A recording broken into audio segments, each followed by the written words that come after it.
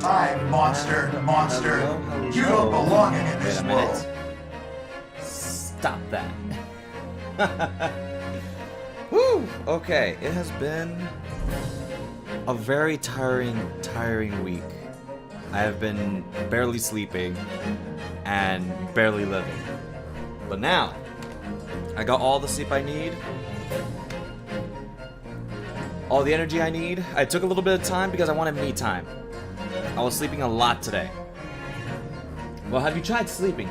Yes, after not dealing with work. Hey Danny, yo Biggie. And hey Shortcake, how's it going? I have tried sleeping. Biggie, do you want to do the thing before we even start the Great Ace Attorneys? Because if we do, we can do it right now. Prologue Sholmes! It's so funny still. To this freaking day. Wait a minute.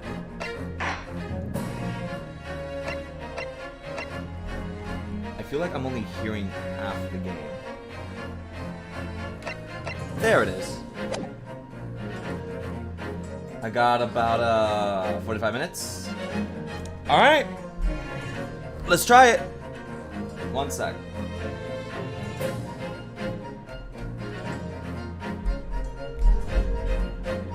Before we even start the road of Ace Attorney, we're gonna start something funny.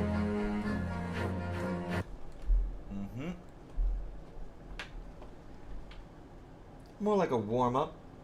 Let me see here. Yep. Yep.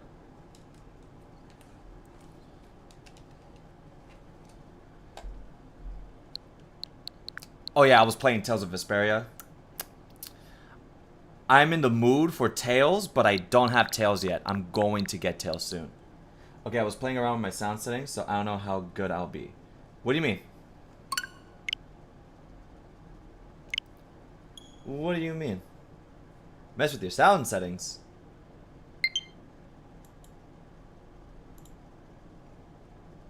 It should be fine no matter what. Yeah, my game. You should be fine. Should 100% be fine. Also, the password is 100-303. Wait, what? There's a password system? I still haven't tried the whole multiplayer thing yet. And I'm gonna get that drumstick. I'm getting it. 100%.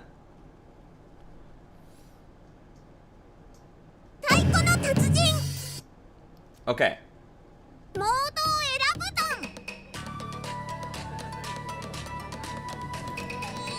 What songs? Wait a minute.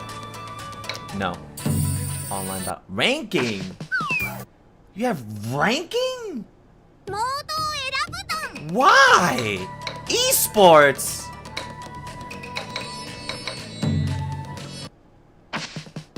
This has esports? I don't get it. But I can see the appeal. Oh, I wish. Yeah, bro, you aren't practicing for the Taiko Evo tourney? I had no idea there was one.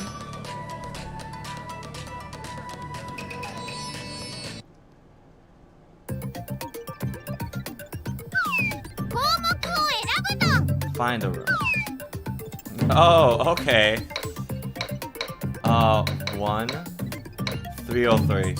Oh, so is that how you found? Dandy! I don't think there is one. I started Heaven Sword! Nice anime! How you doing? Well, you're doing pretty good since you got to Heaven Sword. I need to get to Heaven Sword, actually. I need to play Final Fantasy 14. Oh, you pick Biggie.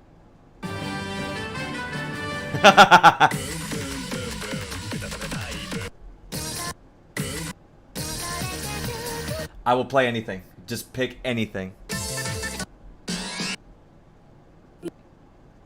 How dare you? scores? Okay. There's items? Oh my god, what? 難しさを選ぶ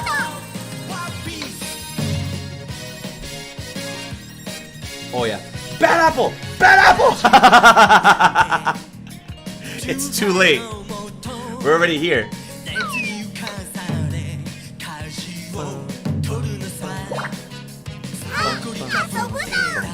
This is my favorite song anyway.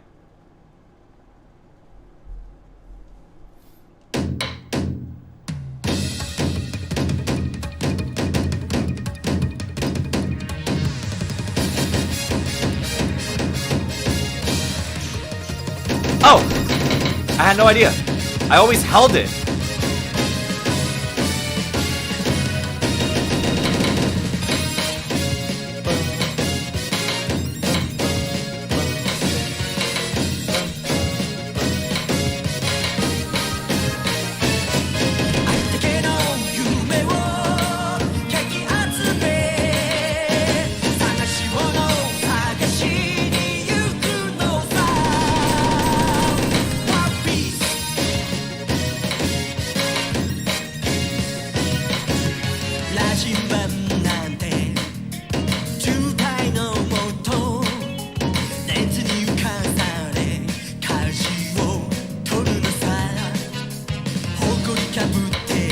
I mixed up.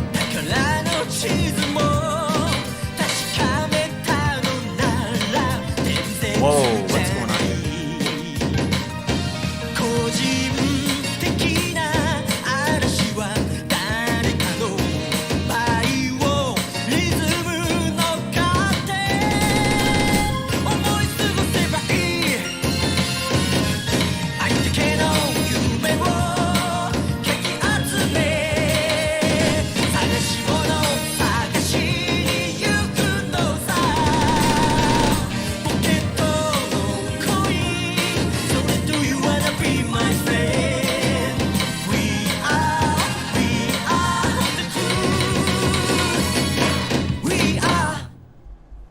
Can't wait for Danny to play games on Girls Go Games? Where is that? I have no idea what that is. What is that? Girls Go Game? What? 曲を選ぶの Can I choose? Oh no, you give control.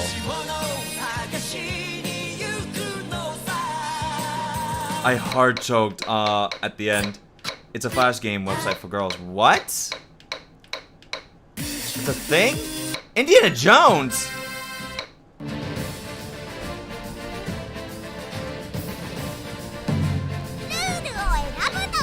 Yes! 難しさを選ぶの 100%.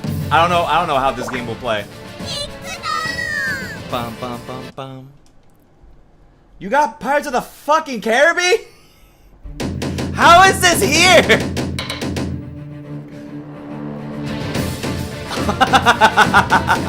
Yes. This is amazing.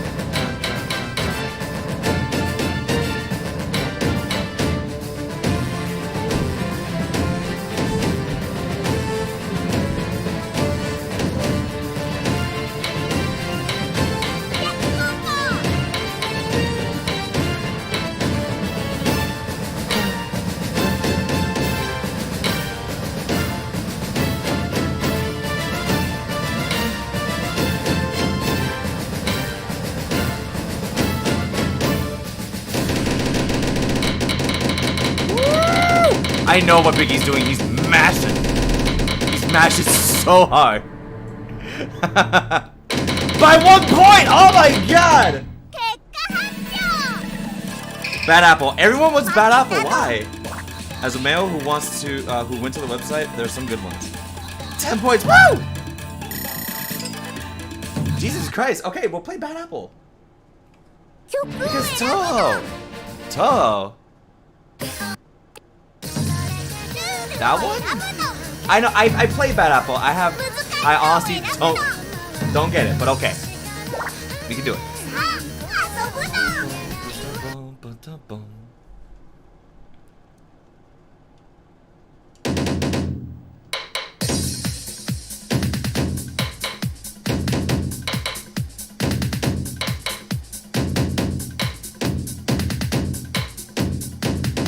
Ah, I messed up.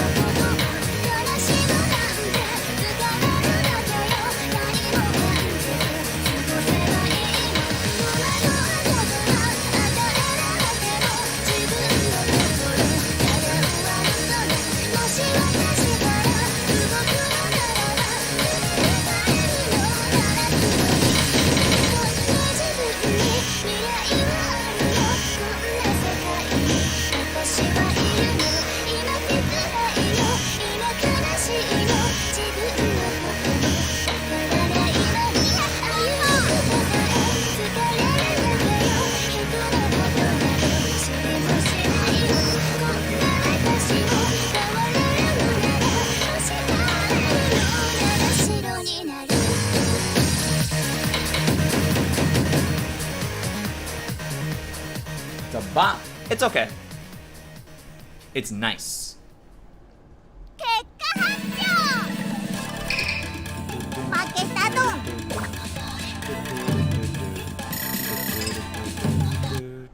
I feel like there's better. 曲を選ぶドン Because Toho song's amazing. Toho is amazing, but there's another song that I really, really like. It's definitely not that one. It's something with... I like this better. No.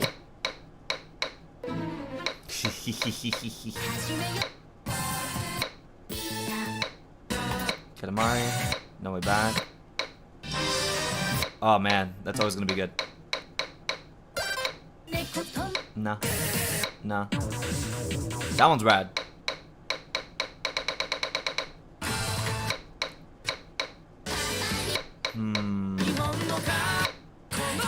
I just listened to something that was really good. I'm trying to figure out what that was. This one's really good too. So I learned if you map the red hits to the D-pad, you can also roll your finger. Yes, you can. You can also use the triggers.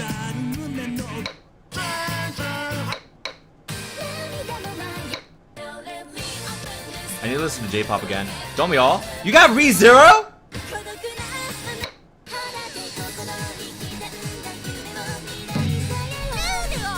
Oh yeah. Oh yeah. Oh, 100%.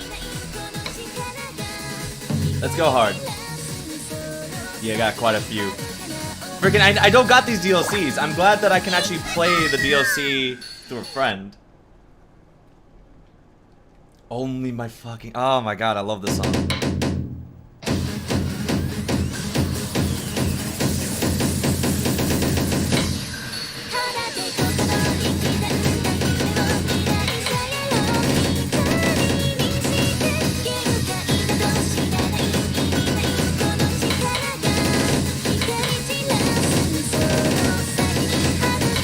Oh, wow. Woo! Jesus Christ! How do you mash that fast?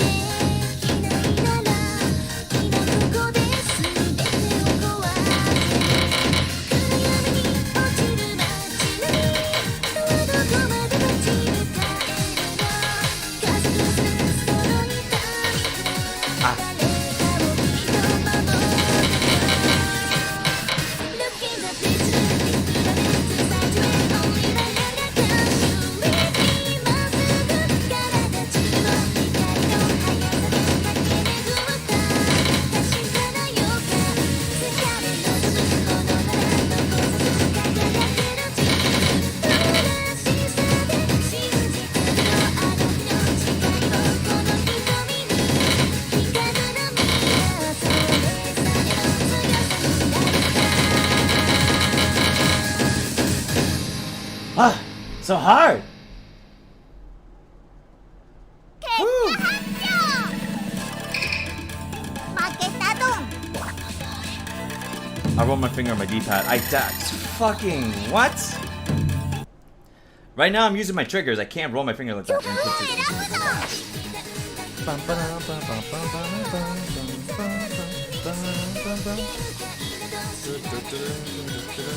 Oh. I think it's your turn. Yeah, you choose.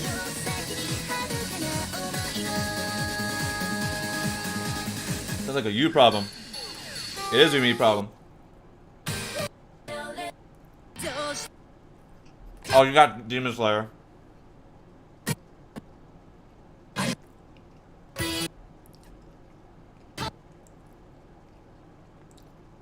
Oh, you got Dragon Ball Z Kai too?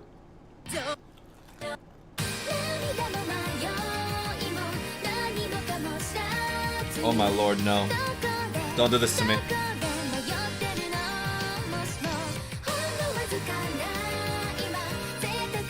I'm missing a song. You're missing a song?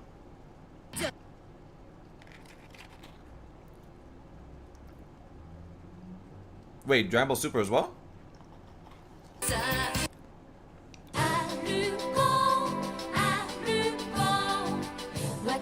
Haha, Madoka. I'm not a fan.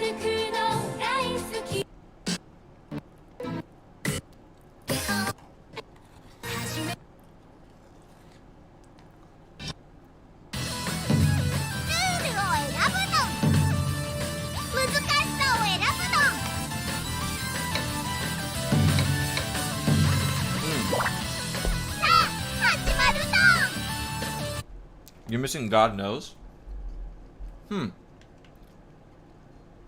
Had you never heard? Whoa!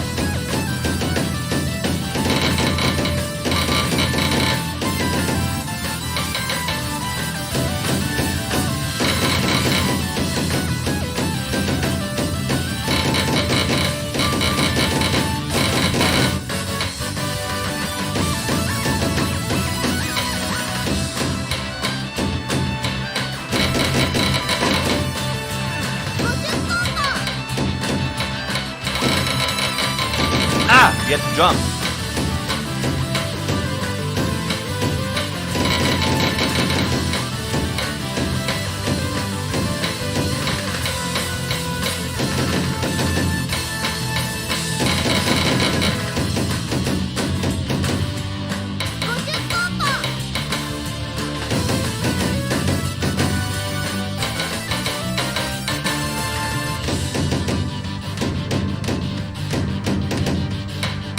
Why does it sound like it reminds me of F-Zero?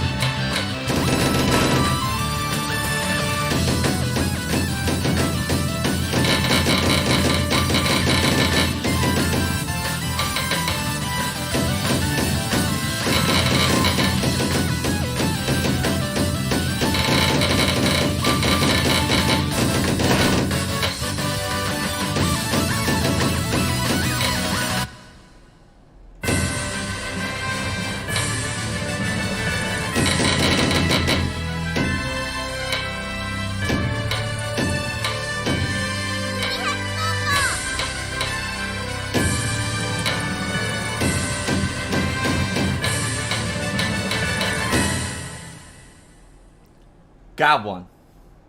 I learned the ways of the mashing. And perfection. So what are the reward points for? 曲を選ぶの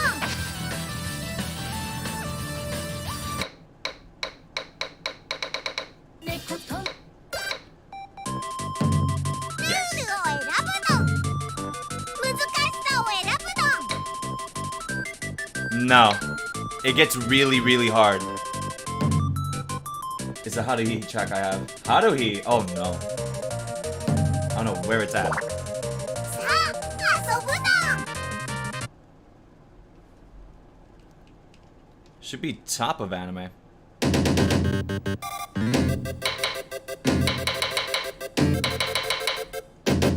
Woo!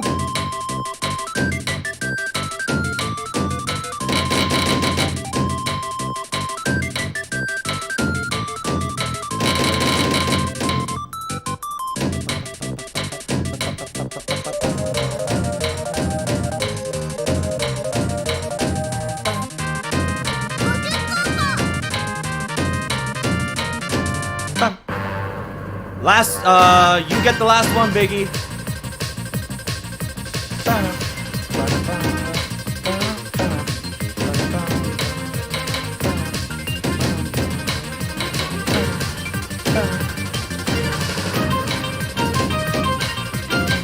Oh man, I messed up.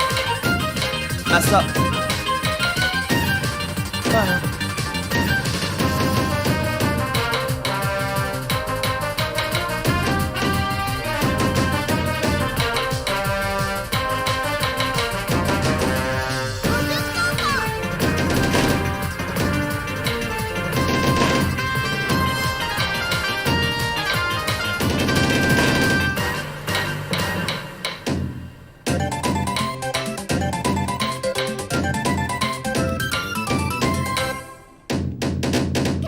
Oh, I see what you do. I see what you 負けたドン do. Massive craziness.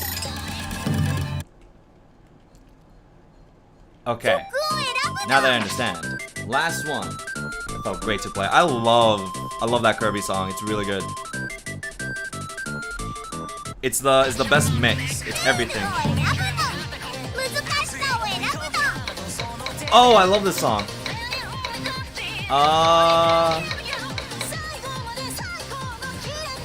Yeah, let's go for it. さあ始まるドン This pop's so hard for an opening. It's way too rad.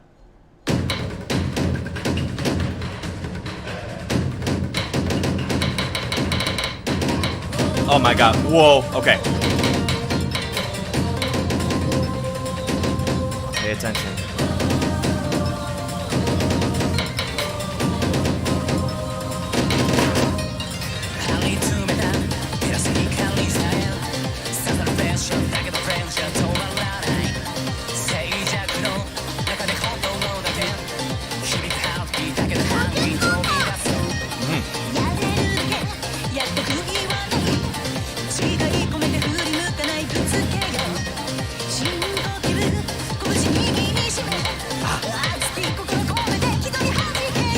Okay.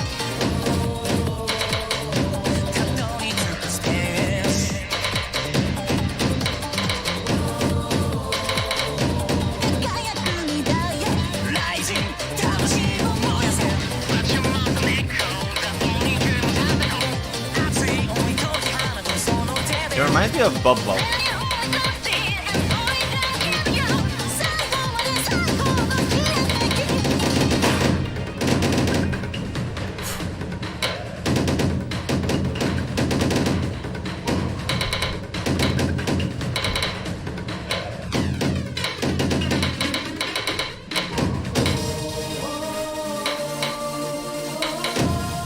Oh man, goosebumps.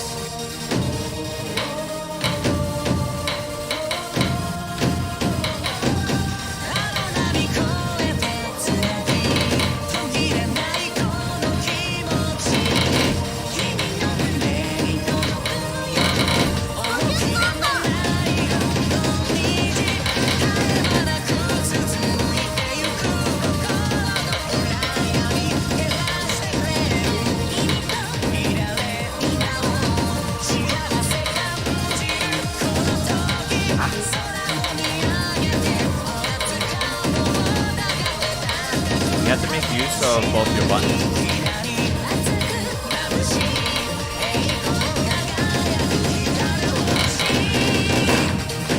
Whew.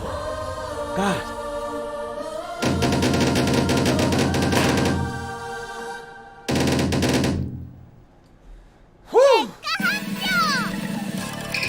That was tough. That was bad. That was pretty rough. But the song was great. 曲を選ぶな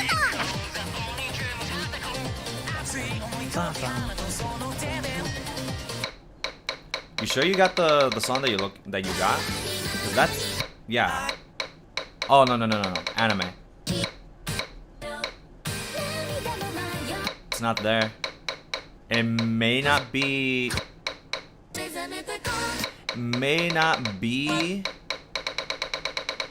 for multiplayer. I'm not sure.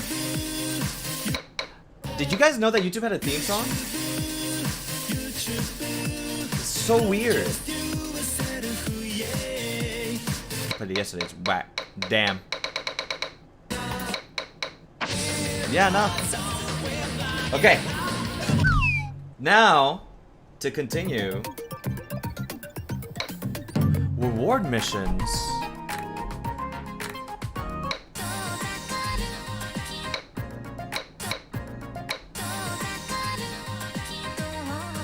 You get a song. You get songs for playing online.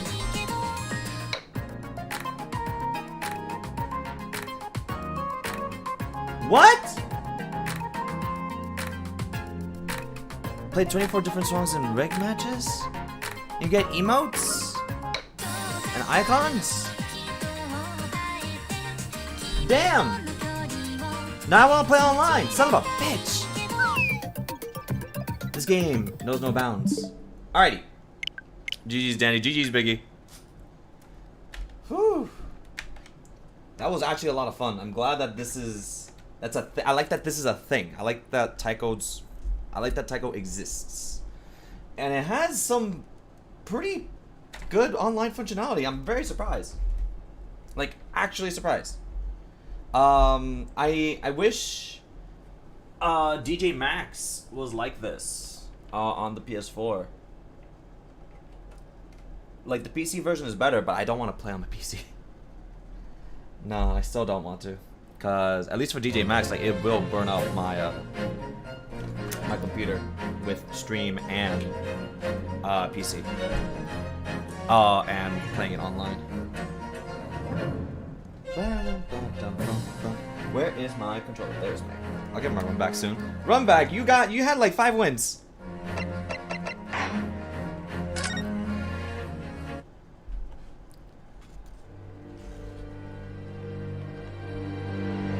Oh, the adventure of the unspeakable story. It's coming! Sholmes's cry pierced through the thick wall of fog around us. Wisps of vapor flowed over the pistol as I cocked it, and I waited, breathlessly, in the stillness. The silence lasted for what seemed an eternity, until, at last, it appeared. From the shadows of the cloud, an enormous beast sprang out upon us. A hound it was, but not such a hound as any mortal has ever seen.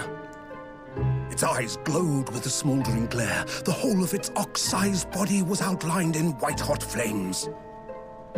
Its rumbling pant and hideous howl, so terrified was I that I began to tremble with fear. "Look well, Wilson," Sholmes declared, gazing upon the mystical beast. "For this is the diabolical hound of the Baskervilles."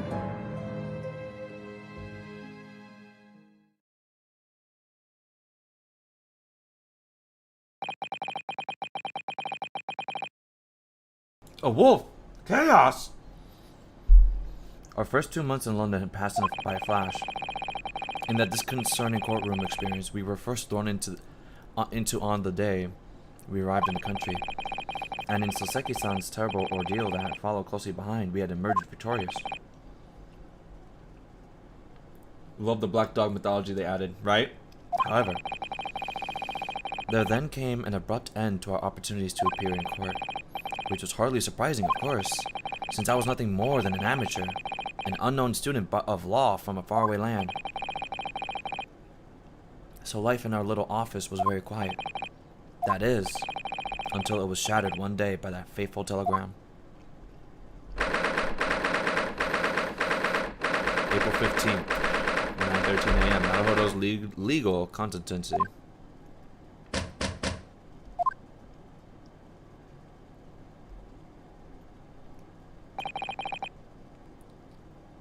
That morning, I was woken by the unreserved knocking on the door by the telegram boy.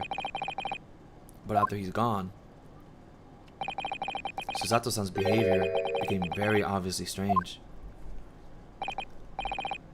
Also, I got like $20 worth of DLC. Jesus Christ. Susato-san. Yes! Is it time to leave for court already? I got all the anime packs and like one Toho pack. Oh my god. Let me see, what case is it today? I don't think I'm scheduled to defend anyone at the moment, am I? Oh no, of course not. How silly of me. But I think Iris said she would make us breakfast this morning. So shall we go down to Mr. Shon's suite? Yes. Iris makes the most delicious breakfast food. She does, doesn't she? And once our bellies are full, we can leave for court in fighting fit form. Yeah, I got carried away. I don't blame you. Let me see, what case is it today? Here we go again. Also, guys, Lost Judgment is coming in 3 days. So, I'm not going to be playing Lost Judgment. I will be playing the first Judgment and then play Lost Judgment because I didn't get to beat it. So, I will be playing it probably either today or next week.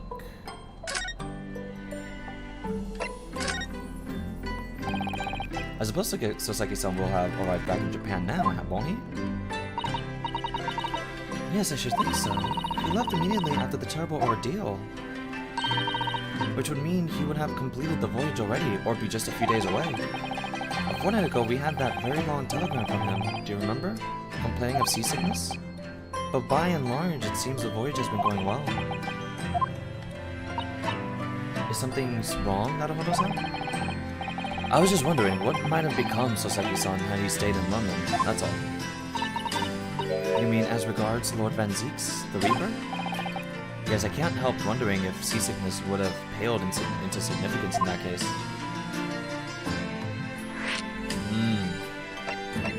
Before that. So what was it about? The telegram that was delivered this morning, I mean. Oh, a telegram? I don't know what you're talking about. Sorry, but you're not gonna get away with that. Well, I don't think I would.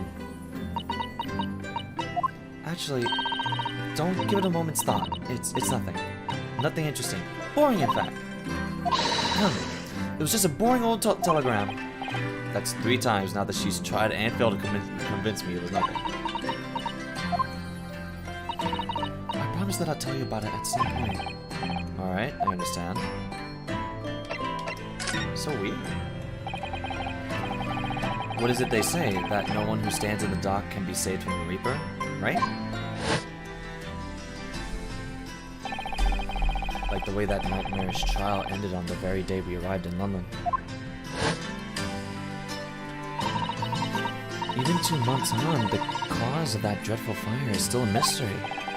Yes, but at least Soseki-san is safely out of the country now. Presumably, that is. That the curse of the Reaper can only take effect within the confines of the city of London, perhaps? Even if that's the case, it's little comfort. I have a terrible sense of foreboding. If the legend of the Reaper is to be believed, it would mean he wields the Sword of Justice himself. Come to think of it, I wonder what he's been up to these past 2 months. Surely not wielding that sword against more acquitted defendants. I don't think so.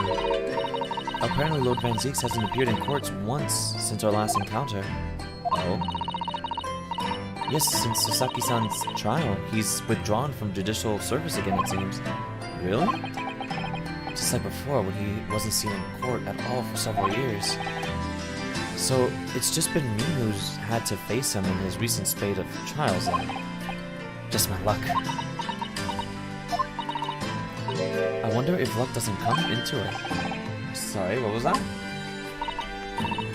Oh, nothing. Never mind.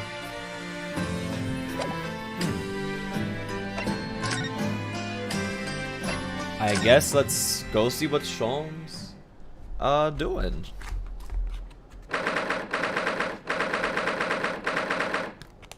Sholmes, sweet. Okay. Morning, Runa. Morning, Susie. Good morning, Iris. What's this music? Iris? Where is Runa? What is that terrible noise? It sounds like a cat being strangled. Ah, yes, you noticed that, did you? Ah, Sholmes, you're awful! Hurley isn't in the best form this morning, it seems.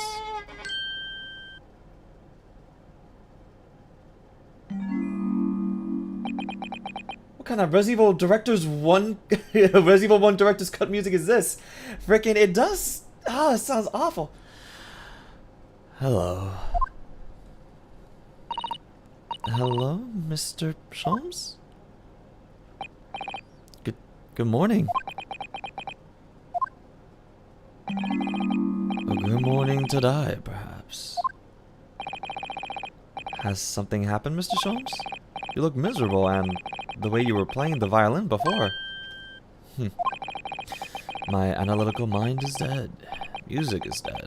The world is dead. Damn this blunt's existence! That's all it is, my dear fellow. Nothing of consequence. I'm afraid I don't understand. Sholmes depressed. Yeah, he's down and out. Well, Iris, isn't it time we ate?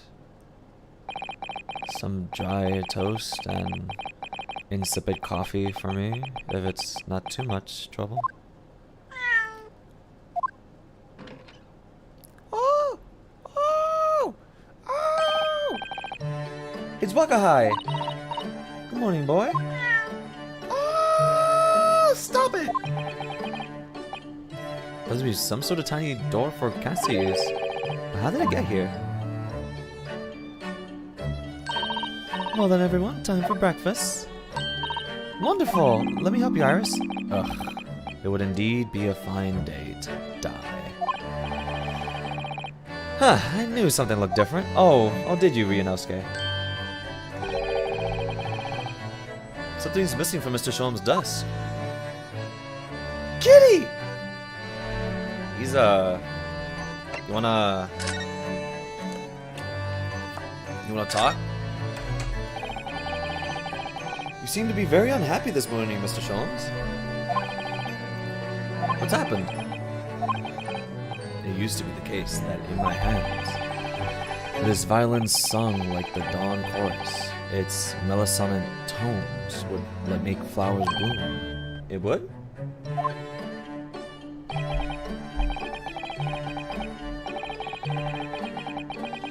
But now the muses are unamused with me.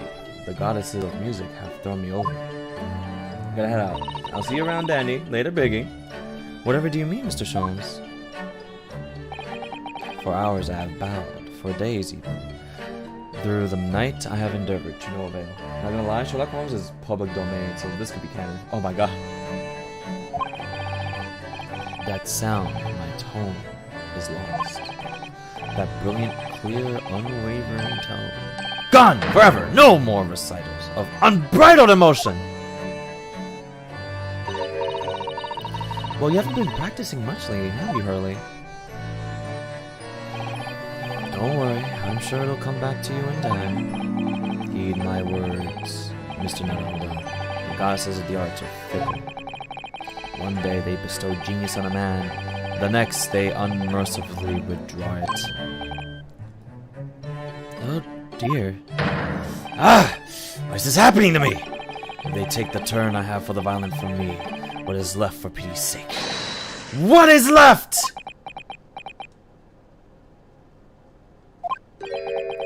Deduction, perhaps? Isn't that what you're known for? The missing machine. Mr. Sholmes, I don't like to pry, but your desk looks rather empty today. Ah, well done, Mr. Sato. Your observational skills do you credit. Oh no, Mr. Sholmes, they pale in insignificance when compared to yours. You'd struggle not to notice, wouldn't you?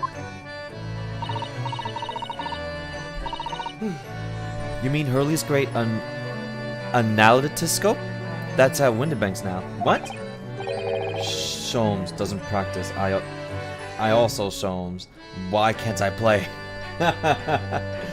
Sorry, it's at Windibank? No, Windibanks. The pawnbrokery. Pawn? What? You mean you've pawned that enormous machine of yours? It has some considerable value, you see. Quite undeservingly.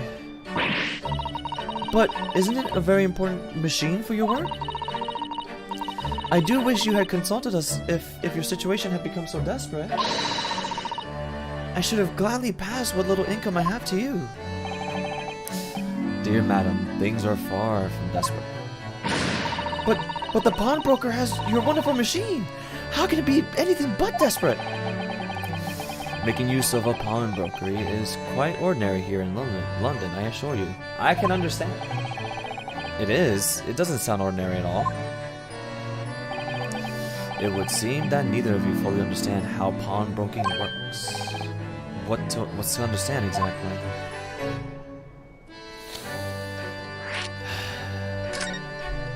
I think we're talking to a broke man that just saved himself from bills. What do you mean when you said we didn't fully understand how pawnbroking works? To the people of London, pawnbrokeries are akin to banks. Banks? On Mondays, merchants relinquish their finest jackets and trappings to their pawnbroker of choice. With the money they receive in return, they are able to trade happily through the week. And then on Saturdays, they go to recover their things using the money they earned. I had no idea. This has been a fascinating lesson for us. Everyone does it, you see, especially people in inner London. And should they have money to spare, they would purchase another fine jacket. Not to wear, obviously, but to pawn, should the need arise. How ingenious. So whenever we have something that's getting in the way, we leave it at Windibanks, you see? A pawnbrokery can be thought of as an extremely secure vault. Who would have thought that even pawnbrokers are different in Britain?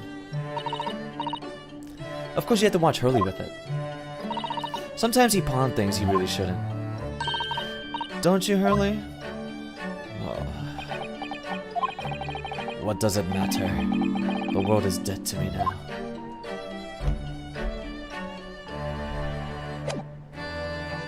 Sholmes. Sholmes, come on.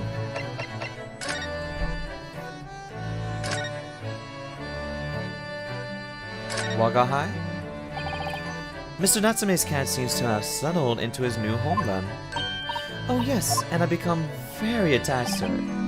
It would appear his previous owner has completely forgotten about him. Cats are unfeeling creatures, their mews as empty as the hearts of the muses.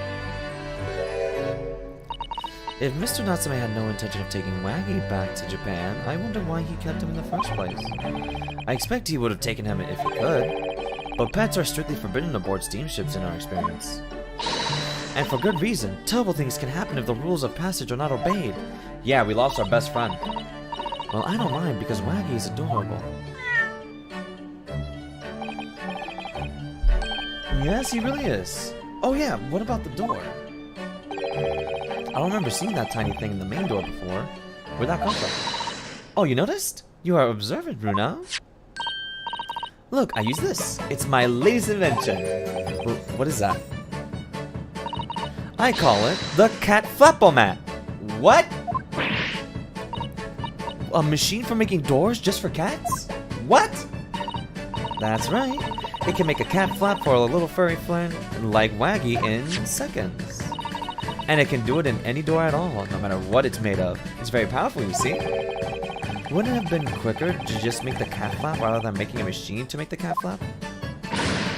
Well, yes, maybe, but now I can make cat flaps anywhere I like. Oh, I think it's wonderful. You must make one for us in the door of our office upstairs, Iris. She really knows how to come up with unconventional inventions, this girl. She's 10 years old, by the way.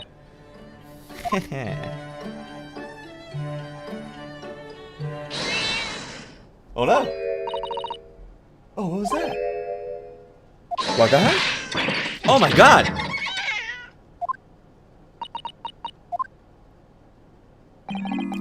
What was that? Oh no! Wagai is tangled up in your violin! I think he thinks it's a toy! No! What's he doing with it? Oh dear, Mr. Sholmes' precious violin. Why should I care? What? I shouldn't be surprised. If the cat is a more accomplished musician than I am. Sholmes! Did the cat die? No. It's just tangled. Mr. Sholmes really is in poor spirits, isn't he? Well, anyway, I'll put it back where it lives. Shall I, Hurley? Out of the cat's reach if possible. Maybe we should assess the damage. Sholmes? Buddy? Do you want to talk?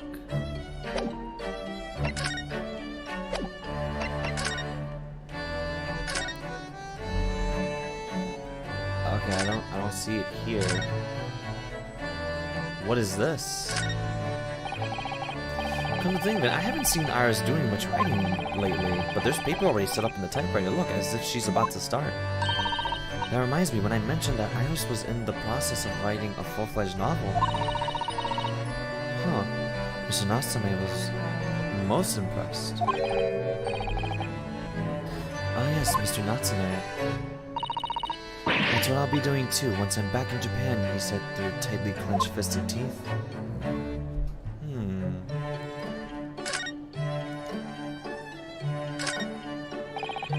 Fire's burning comfortably in the grate again today. It's a very different feeling to a Japanese hibachi somehow. Look at the photographic print of a lady displayed in a mantelpiece. Could it be? Yes, it must be! It's the woman! Oh, how exciting! Is that supposed to mean something to me? What woman? The woman? The what? Okay. I'm not sure what that meant. So this is the violin, is it? It's a Stradivarius, one of the finest violins in the world, made by the renowned Italian luthier, Antonio Stradivari. Oh, I see. It doesn't really look like anything special to me. I happened upon it, covered in dust, languishing in a pawn shop down a nondescript back alley. The broker had no idea of its value, so I was able to purchase it for a mere 55 shillings. How honorable. And until today has been my faithful companion in every great Paganini-inspired performance I have made. I ask you, is there a reason to live in a world devoid of music? To tolerate this blanche existence? No! There is none! Whew. Boy. Mr. Sholmes? What, dear madam? What? My thoughts are preoccupied with fancies of release from this dull routine. Well, it's about the violin. It looks very different to normal, don't you think? Huh? What do you mean, Mr. Sato? Oh, Susie's right. Yes, the tone of wood is completely different. And that's not all. I'm sure there was no crack here before.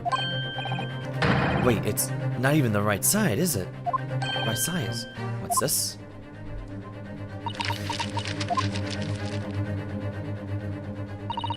I'm terribly sorry to tell you this, Mr. Sholmes, but that instrument isn't a violin at all. Then what? I believe it's an entirely different instrument called a viola. What? What? Oh, Mr. Sholmes, are you alright? You're right! You are quite right! This isn't my faithful Stradivarius. So what, pray, is this piece of stringed flotsam? Not your faithful performing partner, then? I see what must have happened. You do, Iris? This is just a simple mix-up. It sounds like Iris might be able to tell us exactly what's happened if we ask her. Okay? Let's ask Viola. What's the mix-up? I mean, Iris. What do you mean by a mix-up, Iris?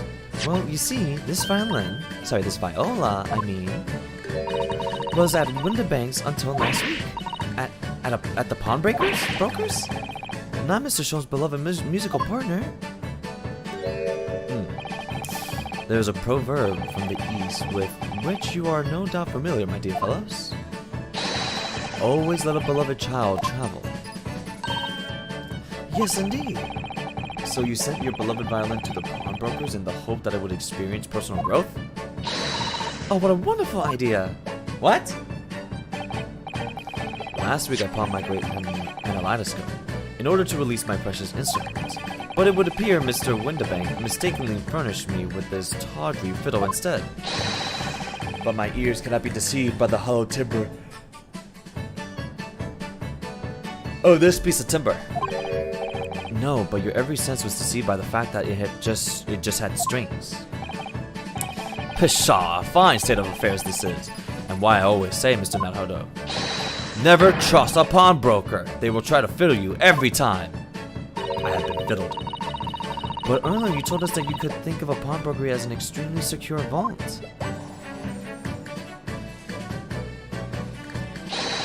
Come, Mr. Naruto, dilly-dallying will get you nowhere. Sorry?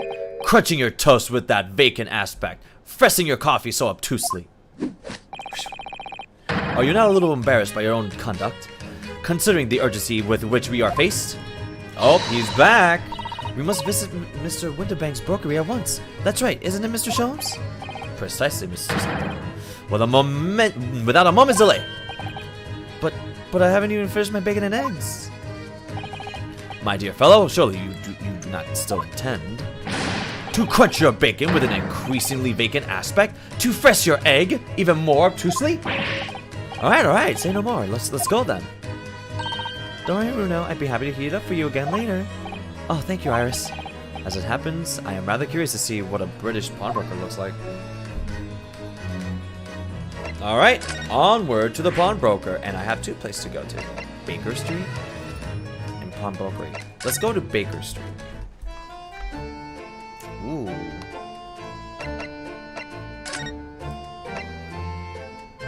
To pawnbroker it is. Get to see the outside and then the inside.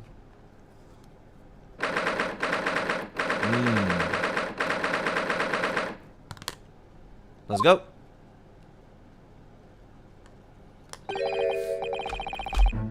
So this is a British pawnbrokery. Oh my, there are all sorts of tools and contraptions in here that I've never laid eyes on before. Ah, Susato-san, that spark of wonder in your eyes. You can't wait to scour the shelves, can you? I get the impression you enjoy places like this. Oh yes, I don't know why, but seeing such a lot of things I don't understand is a real thrill for me. My dear fellows, let us not forget why we are here. Oh, Mr. Sholmes.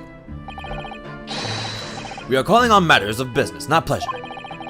And clearly Mr. Sholmes means business too, judging from the spark of fury in his eyes. Ah, Mr. Sholmes, sir, welcome back. Did you hear that brazen welcome? Well, yes, we are potential customers after all. We are disgruntled customers, Mr. Naruto. And it's time to inform Mr. Windibank of our ire. Come! The fight is afoot. Oh. Hello, distinguished, broker. Naturally, you will recall this, which I retrieved from you some days ago. Yes? This second-rate fiddle is not my faithful instrument, Mr. Windibank. The color of the wood is different. It has holes in it, and it's not even the same size. A wonderful summary of our observation, Mr. Sholmes. I'm so very sorry, sir. How utterly unforgivable of me. An inexcusable mistake for a pawnbroker. There's only one way to make amends. Where are you going? What? Whoa! No, wait! I shall have to take my own life. Wait, hold on! Wait a minute! I don't think that would be necessary, do you? Put the gun down! If I may just say one thing before I pop off. Stop it! Ah, yes? It was you, Sir Mr. Sholmes, who took it upon himself to remove the item the other day, I believe. Sorry?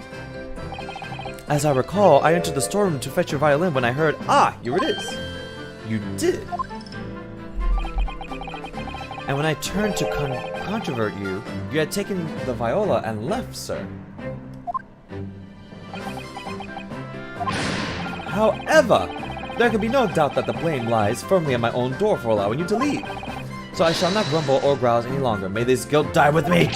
No, no, no, no, no! Stop it, Kiddo! The phone is mine! Oh my god. Oh my god. Whew. It would appear that the fight is over. I do humbly apologize, Mr. Winterbank. Evidently, my questionable disposition precipitated this tragedy.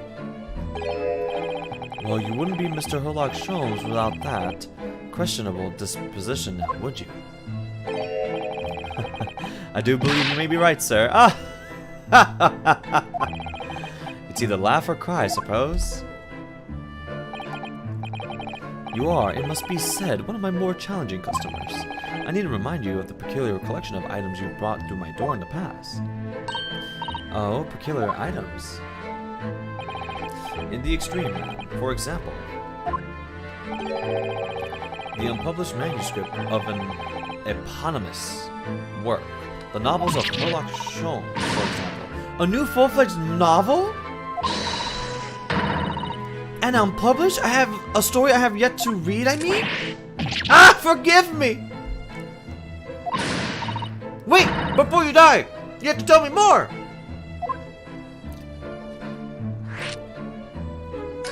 He just wants to kill himself.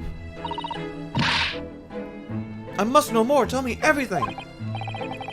Wow, Susato is really fired up now. Is there really an unpublished story under this very roof? Well, one day, the gentleman here brought in an old metal chest, you see? I should like to entrust this to your care for a while, Mr. Winterbank. How you doing? Yo, Eva! For a chest like that, 1 shilling, sir. Not a farthing more. It houses something of very great value indeed. The latest manuscript recounting the adventures of one Mr. Herlock Sholmes. I beg your pardon, a manuscript? You wish to deposit a manuscript? Indeed I do, for I am confident it will be quite safe here. How are you doing, Eva? I'm doing pretty good. And that was that. As such, Mr. Sholmes' latest tales of otherworldly mystery lies dormant in my storeroom.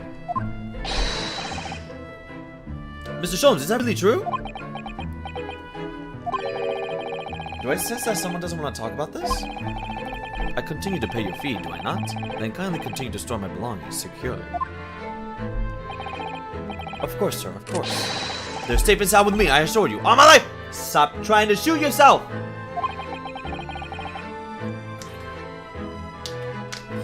This is all very strange.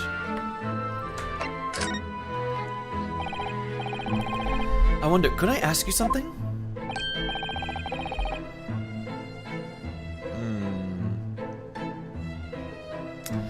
A gentleman from the east, I see.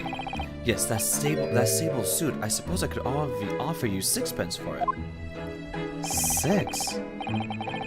Without wishing to offend, the tone is somewhat dull. Sorry? Aha! Wait for your splendid attire, ma'am. 5 guineas, no less. The colors are exquisite. The design exotic. Eastern artistry at its finest, may I say. Oh my, 5 guineas, you say? How interesting. Why do I feel as though I've suffered some sort of defeat here?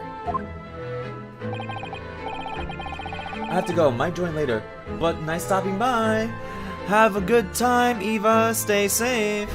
I'ma be here all day. I heard it said that pawnbrokeries are used rather like banks here in London.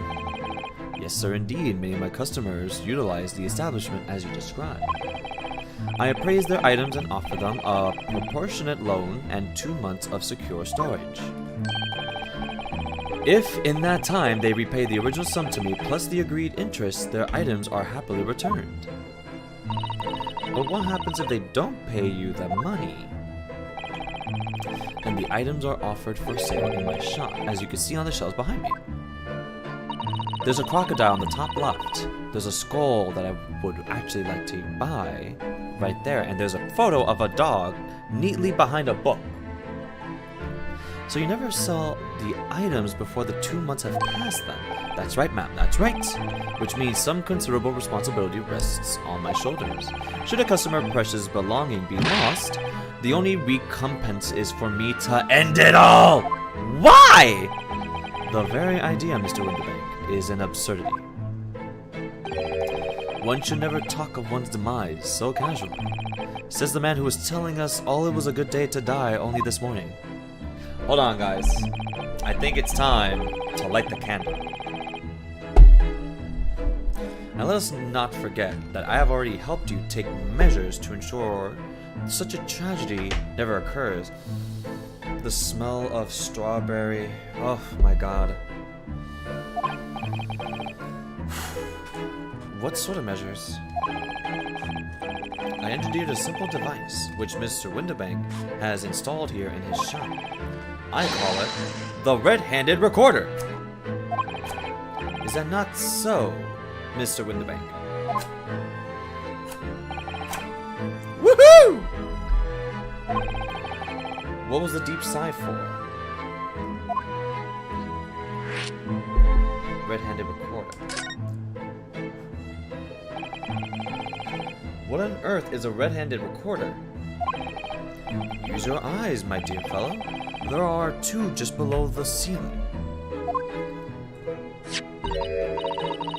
I can see what appears to be a camera attached to some sort of timing device. Very astute.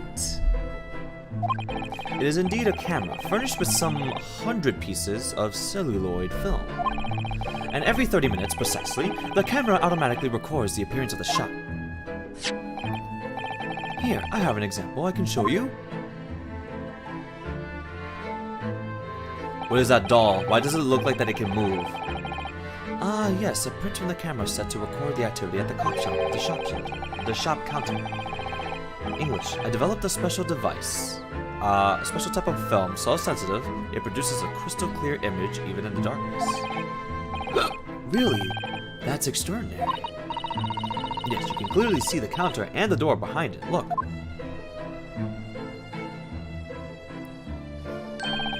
So you see, were someone to enter the premises with ill intent, his identity would be summarily exposed. But did you not say that the photographic prints were taken at 30-minute intervals? Indeed, as you say, my dear madam. Then what if the incident were to occur in between times? One could only say that would be a cruel twist of fate.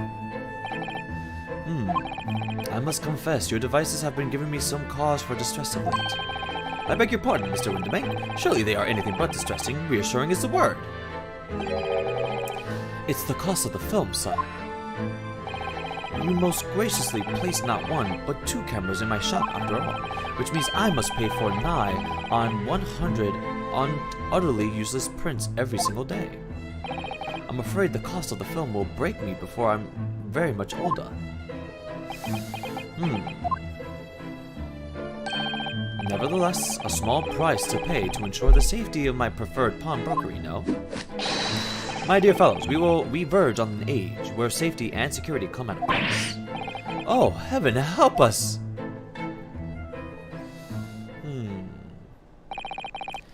Now then, Mr. Sholmes, allow me to return your precious violin. Ah, the very thing! Thank you, Mr. Winterbank.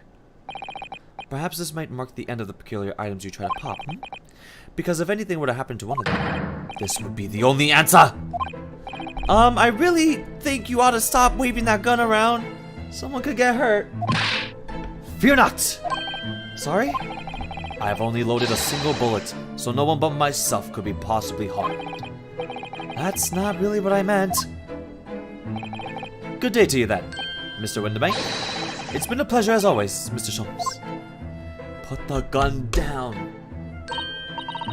So, Mr. Naruhodo, now we can explore at last. Finally, we have been dealing with people and people for the last 4 chapters. I mean, are we supposed to explore here or explore here? What is this?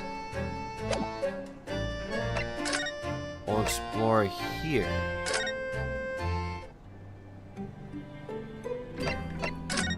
No. Sholm Suite?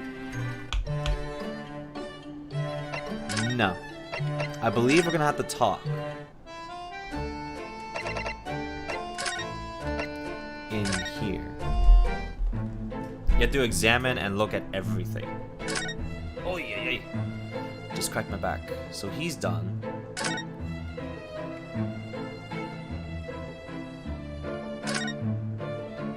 What is that? There seems to be a little door hidden behind that curtain there.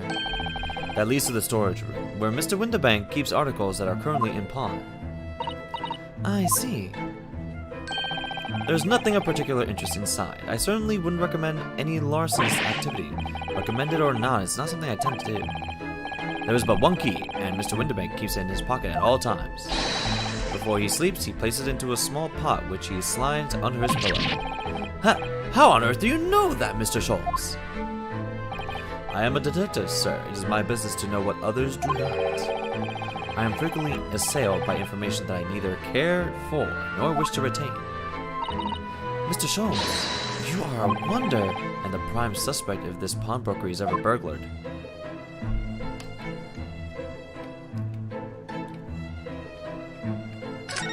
Let's get the items here. What an assortment of things there are on these shelves here. Crockery, footwear, clocks, and watches, and almost anything you care to imagine. Those are forfeited items, offered for the sale by the pawnbroker. What does that really mean then? When you pawn, or colloquially pop, an item, the broker loans you money against his worth. He stores the item for an agreed period of time, after which the loan must be repaid. If not, he is free to display it in his shop for sale at a price of his choosing. Oh yes, now that you explained it, I'm noticing a little price tag on everything. Of course, simply by paying the agreed interest on the loan, one can extend the period of safekeeping. I like this loan system. So you may pawn that black garb of yours without fear, my dear fellow. My treasured university uniform? Never! It embodies my student spirit. Aw, that's cute. Nothing else here. Okay. What is this? Now, what do you suppose this rather enormous machine does? It seems to have 2 little windows for looking through. Allow me to enlighten you, my dear fellows. What you are looking at is a stereoscope. A stereo, fascinating. It is aptly named, I assure you. Look through the eyepieces and see for yourself. I should be delighted to. Excuse me for a moment while I just have a look. Just before you do, there's something I should point out. My dear fellows, in order to see the image properly, stereoscopically, as it were, you will need to be cross-eyed. However, if that is beyond you, it is of little consequence today. Cross-eyed. Alright, then I'm going to try it.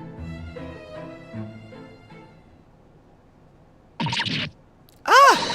Mr. Naruhodo, you must see! At once! Alright then. So I need to be cross-eyed like I'm trying to look at my own nose. Yes. Yes.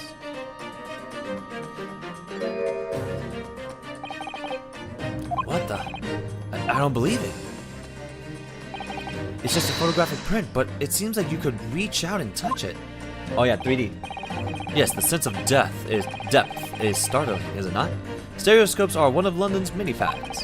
They are often found in little stalls in the park. People queue for hours to see them.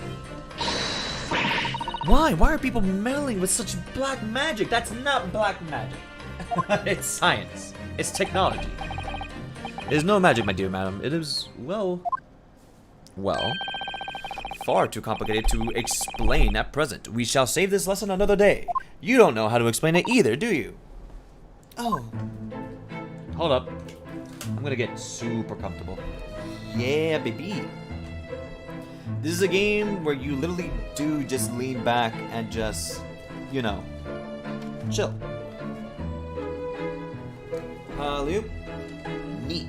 And then, bam. Cool.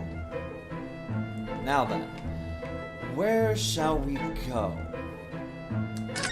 Look at the date, I guess. That's not a calendar you could easily miss, is it? 15th April, today's date.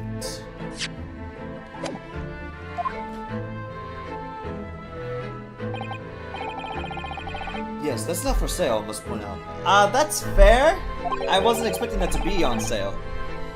It is an Eastern style page-a-day calendar. Every night at midnight, I tear off the front page to reveal the following day's date. The perfect calendar for a tearaway fellow, as such as yourself, Mr. Winterbank. And who is it who walked out of here with the wrong violin before? Well, when the agreed storage period has passed without repayment, articles are forfeited, you see? So I have to keep a close eye on the date. It's something of a pawnbroker's obsession, you might say. Oh yes, I can see you're very dedicated to your job.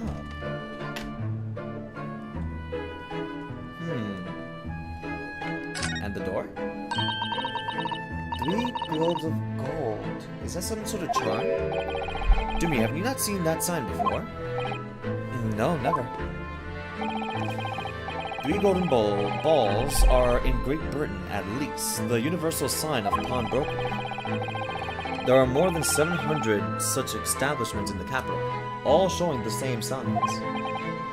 I see. I had not imagined your ignorance was so profound. I am in Japan with my things. I haven't traveled. Also, I'm a student. Oh, well, what is the significance of the 3 golden balls then? Does it have some special meaning? That is entirely unimportant here, dear madam. You don't even know! Irrelevant, even. How dare you? You mean you don't know? Freaking treating me like an idiot. How dare you? Time to move. Let's look at the outside place of here. Close. Pawnbroker. Look at all the different things in the window of this shop. That's Winterbank's, the pawnbrokery. It looks much smarter than the pawnbrokers in Japan, doesn't it? Yes, you're right. I find pawnbrokers at home rather inapproachable, personally. It reminds me of tearfully parting with my favorite fountain pen. I felt so miserable. What doesn't kill us makes us stronger, Mr. Naruhodo. That is very fair. So what's this about? It's already been 2 months since we started taking lodgings here above Mr. Sholm's office. Whoa. I still can't quite believe it. I never expected things to turn out like this. Oh, I know. To actually be sharing accommodation with the world's greatest detective. If I ever find myself before a court of law now, I will have not one regret. I don't know what you're talking about, but I'd be happy to defend you, of course.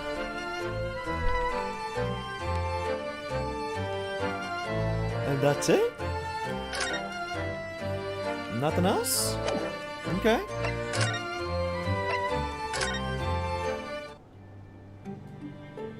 I guess talk to her. Yeah, what to do? What can I do? Can it really be that we've been in Great Britain for 2 months already? Yes, it's gone by in a flash, hasn't it? And what an English gentleman You trailed off there, Susato-san. You wanted to say something? I'm so sorry, when I thought it through, I realized that's not at all true, actually. I simply don't feel any Britishness has really rubbed off on you. That's not really how that works.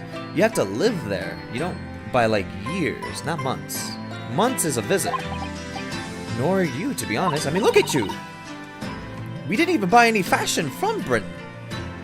Well, that's obvious because, yes, I know. Without a doubt, it's your kimono. It most certainly stands out. I do adore the attire of English ladies. It's quite delightful. But somehow I just don't feel ready to abandon my Japanese dress just yet. I wonder how Susato-san would look in Eastern clothes. That would be interesting to see. That would be interesting. I want to know.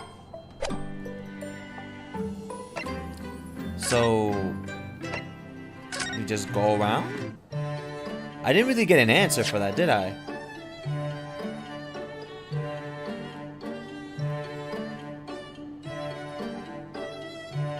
Yeah, no, we just sidetrack on what to do.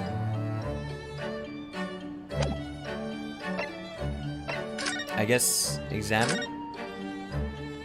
Around? What's this? No, this. Look at Mr. Sholm's desk, it's completely clear. Isn't that enormous machine usually on it? We can never hope to understand what goes on the great detective's mind, Mr. Naruhodo. Why, next time we're invited, we may find he's vacated the entire suite. Huh. That's scarily plausible, actually. What's this? Why are there holes on the top? It says VR or something like that. There's all sorts on these shelves. Chemistry apparatus, books, papers, and lots of things I've never seen before. It's all heaped up so high, I can't help feeling that the whole lot... Hold up. There we go. But the whole lot is going to topple at any moment. It's such a charmingly untidy collection of paraphernalia. It just looks messy to me, like my desk. But you, Mr. Naruhodo, must learn to tidy up after yourself. No favoritism there, then. Sarcasm. What's this? These are all mementos of Mr. Sholm's past cases, I think. If he'd been involved in my case, I wonder if the beefsteak, like from La Carnival, would be displayed on there. A mystery shoe, a curious hammer, some mysterious dancing men, a bust of Napoleon. What an entrancing collection! It looks like an untidy assortment junk to me. Rather like what's on my shelves. Well, you ought to learn... Oh, come on, don't tell him to be tidy again. You ought to learn to keep your things in order, Mr. Naruhodo. He said it again. Repeated lines.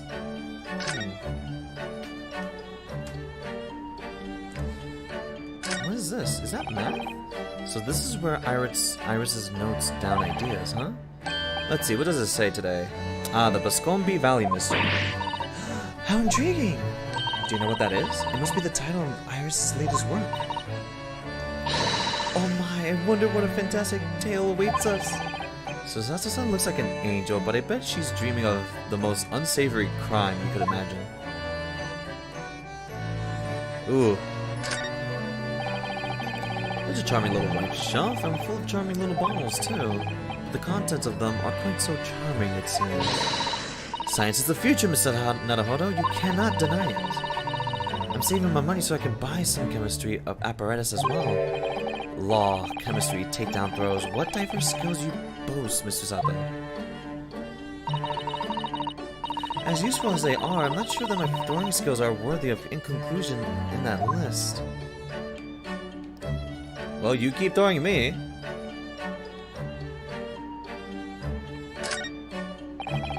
Iris' beautiful tea set is there on the table as usual.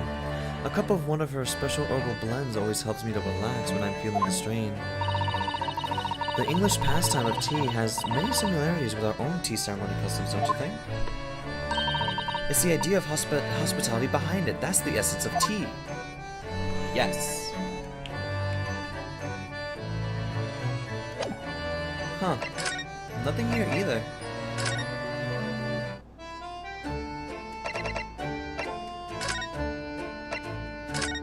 Do I have to present something? Like, what's happening here? No, I'm done with him.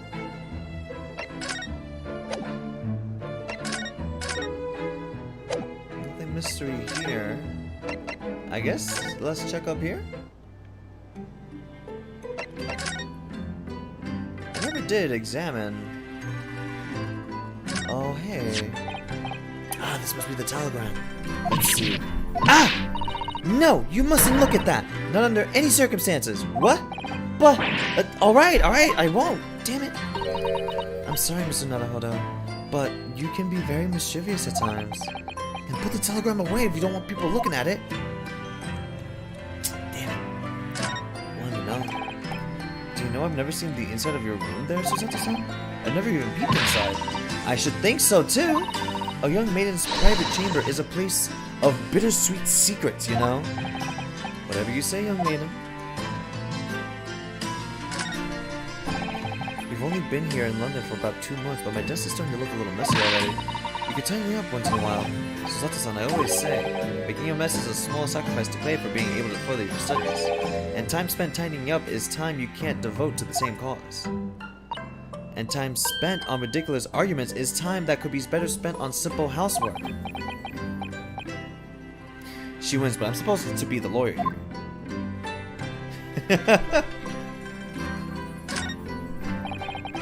It's spring at last, and the weather is warmer too. But I love the smell of the fire and the steam rising from the kettle.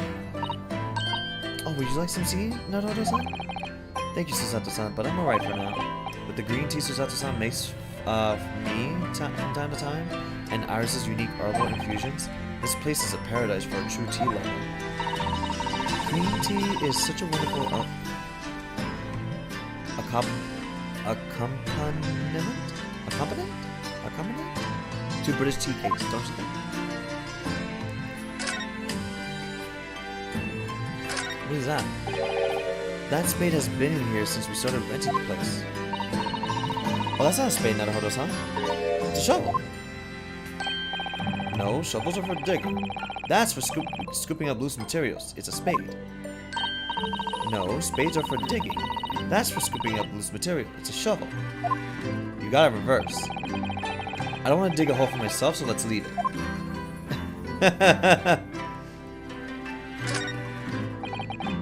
So this is the tea set that Susato-san brought with her from Japan. Let's hope she hasn't noticed me slipping sugar and milk into my cup when she makes it. It's just so bitter.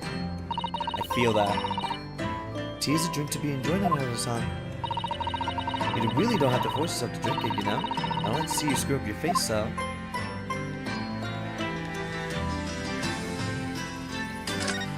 Beautiful room. We were rather lucky to find an old aquarium left behind here. The prawns we put in there are doing rather well. And the anemones, too. It's a wonderful invention, isn't it? The sea behind glass inside your room. Another example of Great Britain's greatness. Having to clean it out and change the water isn't so great though, is it?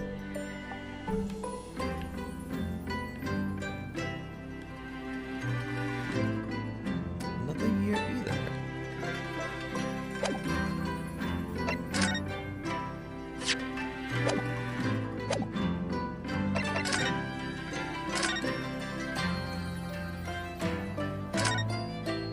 Kazuma.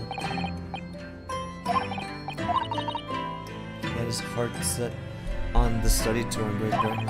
I'm sure he would have found the truth he longed for here, but he lost his life before he even had the chance to see the place. I have such a strong sense of his hopes and dreams when I look at this armband, though.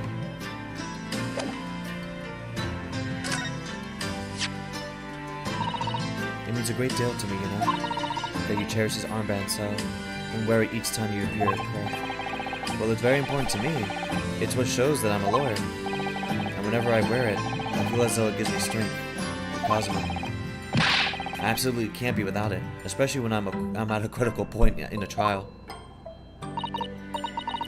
But just the other day, I noticed you were wearing it when we went to visit that farm. Sometimes I forget to take it off.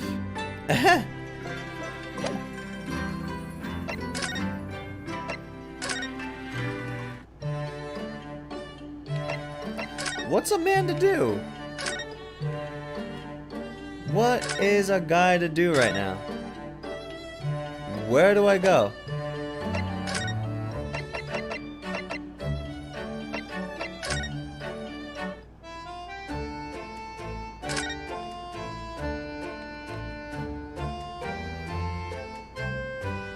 nothing's here.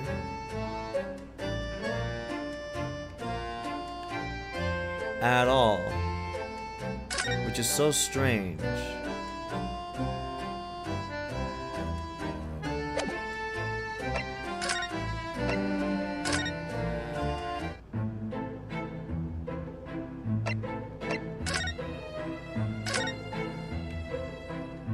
Am I missing something?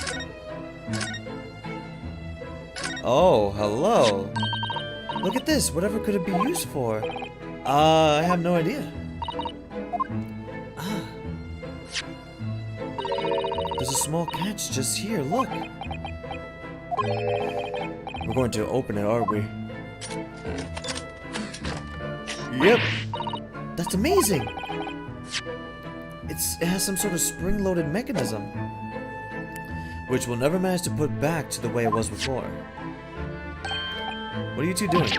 What? Us? Nothing. No, nothing at all. Whatever this device is, it seems to have a pair of little windows to look through. I feel as though I've seen something rather similar to this elsewhere.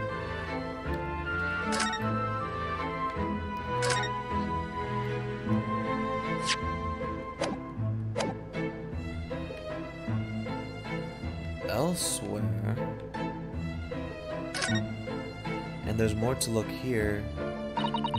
Look at that enormous ledger open on the counter here. Mr. Windibank is, if nothing else, very particular about recording the items he accepts. He'd have to be, otherwise he'd give himself into all sorts of trouble, which might explain the thing that catches my eye far more than the ledger.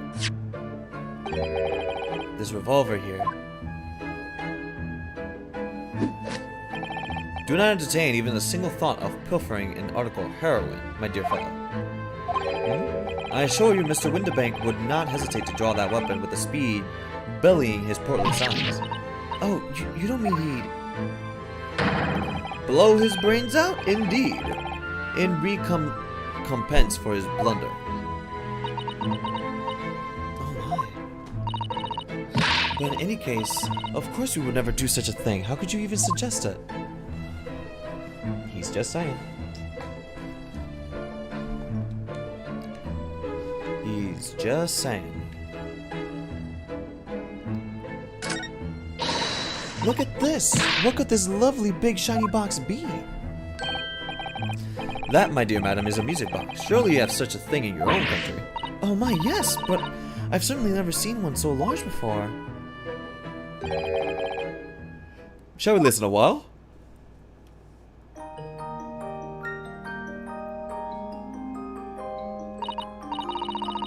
What a sublime sound. It's like the music of angels. I've never heard anything like it before in my life. This particular specimen is of the larger variety, commonly found in public houses and restaurants. There is a metal disc inside on which the notes to be played are recorded. Simply by replacing the disc with another, any music you care to imagine can be played. My goodness, what a simply delightful machine! Indeed, though their popularity has waned recently with the development of the gramophone, of course. Science and technology advance at such an overwhelmingly pace. It does. What? Only tuppence for it? That ain't fair, and you know it. The article is barely worth a penny, miss. I cannot offer more. Sounds like there's an argument brewing over by the counter. Finally! Come on, that can't be right. Have you even had a proper butcher's at it? I've seen all I need to see, young girl. You! Wait, don't we know? I'm sure I recognize her. Yes, it's the young lady from Mr. McGilda's trial 2 months ago. Ah. Her name is Gina Lestrade, my lord. She's a chancer, earns her crust among large crowds, relieving people of their purses. What's commonly called a pickpocket.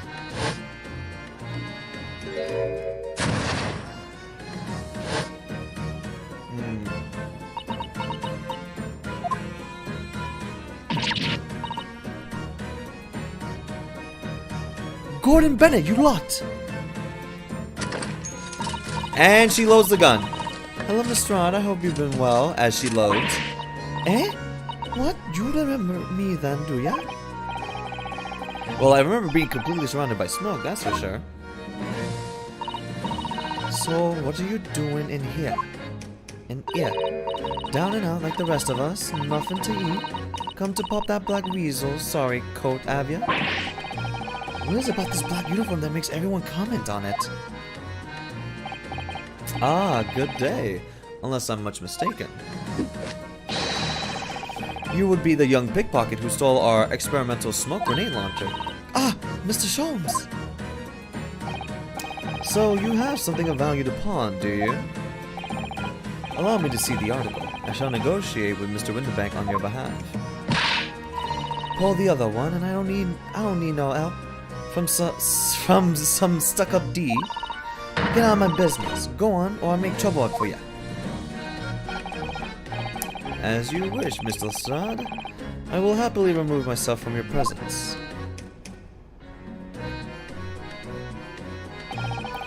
He's really done it. He's gone.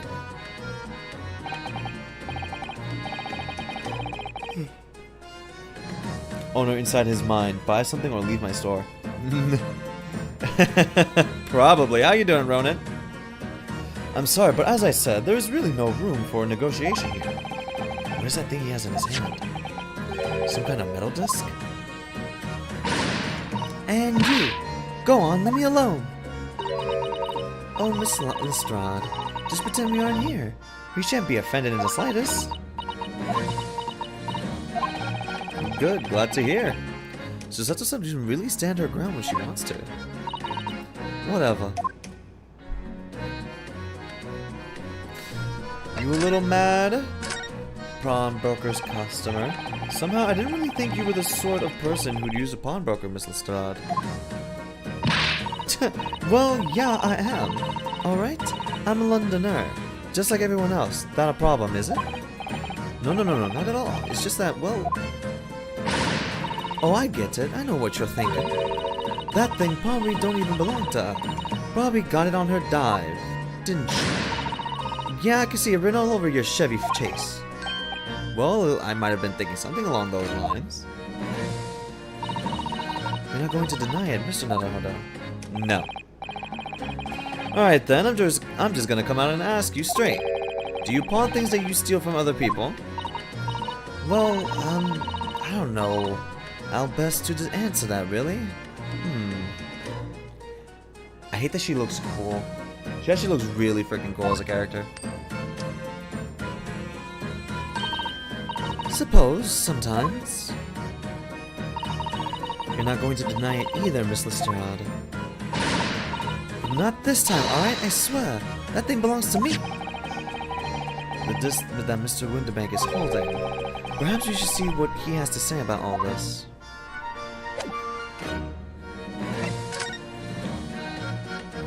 Yo.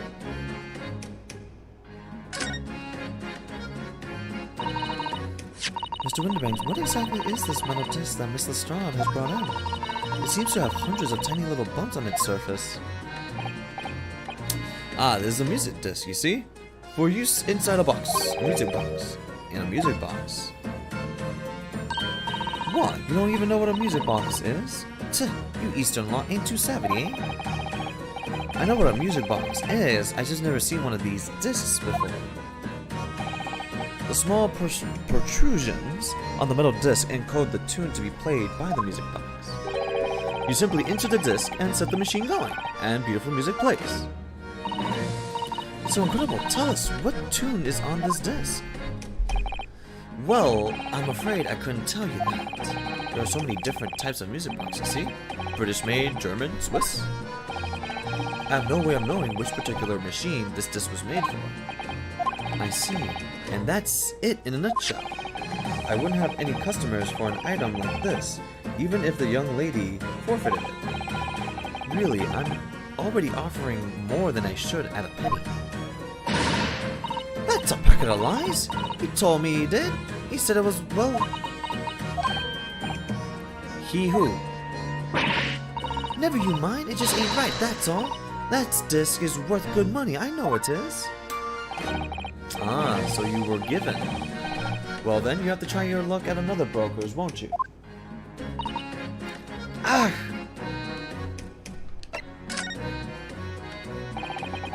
She's been here before, of course. This little tater-demalion. That's a new word. And brought some dubious article, or rather with her every single time, I might add. Dubious? What are you trying to say? I'm an honest customer, me. You honest? So is there something dubious about the disc you brought in today? Well, if only it were that simple. Sorry, what do you mean? What she actually brought in was a storage ticket. A storage ticket? So, Miss Lestrade has actually come to redeem an article from you today? Is that right? Yeah, that's right. A girl like me has a lot of stuff one needs stored. Alright, yes, that's definitely dubious. The article in question would have been forfeited at midnight tonight. You know she has a gun, right? She does have a gun. But he can also kill himself. He also has a revolver. The article in question would have been forfeited at midnight tonight. But as she gave me the ticket for it, and repaid both the loan and interest, I was obliged to return the article to her. But what was the article? Do tell us, Mr. Winterbank. The little scamp is wearing it, man. The scarf? It's the overcoat that she redeemed. Oh. What? What's wrong with that? It fits, don't it? I mean, it's mine, so of course it does. What about the disc then? How does that come into all this? Ah, the disc is something else. A new article to pawn. Huh. If the girl and I can agree on a price.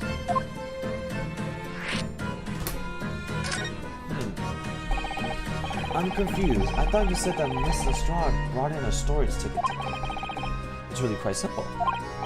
Yes, the child brought me a storage ticket and the money owed on it, as you say. For this heavy black coat, which you returned to her care, as I'd understood it. That's right, yes. And rather unsurprisingly, as soon as the little ragamuffin put the thing on, she went rifling through the pockets. Oh, you mean those pockets? What? Don't you know it's rude to stare at a lady? Ah, I see. So it came from the pocket of the overcoat, did it? If you mean this disc, then yes, exactly, ma'am. And she immediately tried to pawn it for quite a high price as well. This is all rather suspicious, I think. Give it up. I'm just trying to pawn something like anyone else would. Miss Lestrade, may I ask who deposited the overcoat here in the first place? Well, me. It doesn't really appear to be your size. Me, old man. It's me old man's, ain't it? Is it, Miss Lestrade? Yes, this is definitely all rather suspicious.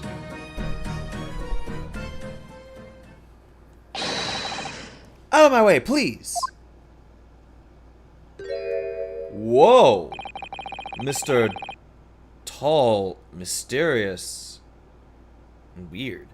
Who's this picture postcard English gentleman? Jesus Christ, man. Good day to you, ladies and gentlemen. What's your problem, eh? There is no problem.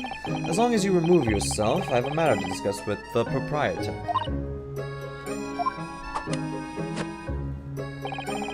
And if you intend to make a problem off of it, I shall see you outside, little girl, for hiding you deserve. Look, ain't it obvious? I ain't done talking with him yet. If you think you're such a gent, you should know how to wait in line. Well, you are an impudent little brat, aren't you? As well as a pickpocket. Eh? Who are you? How'd you know who I am? The question is, how do you not know who I am? You haven't the courtesy even to remember the faces of your victims, it seems. What? You mean from you? Broker! Yes, sir. I believe this filthy pocket thief has just redeemed an article from you, no? Yes, The article in question belongs to me. I demand for it to be returned at once. Oh my. Now that's a lie. What are you trying to pull? Give me back my overcoat, you wastrel, and needless to say. He has a JoJo pose! Any music box disc too. No, you can't have it. You just can't. It's me old band, or it was, now it's mine. Goodness, Mr. Naruhodo. This is a very awkward situation. Yes. I think perhaps we should hear both sides of the story in a little more detail. At this, I don't trust him.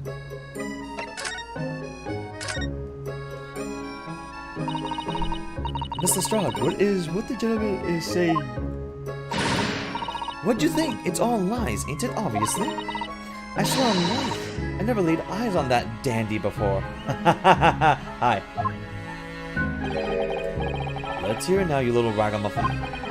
You stole it, didn't you? That ticket you brought in here just now. No, I swear it. I swear to God.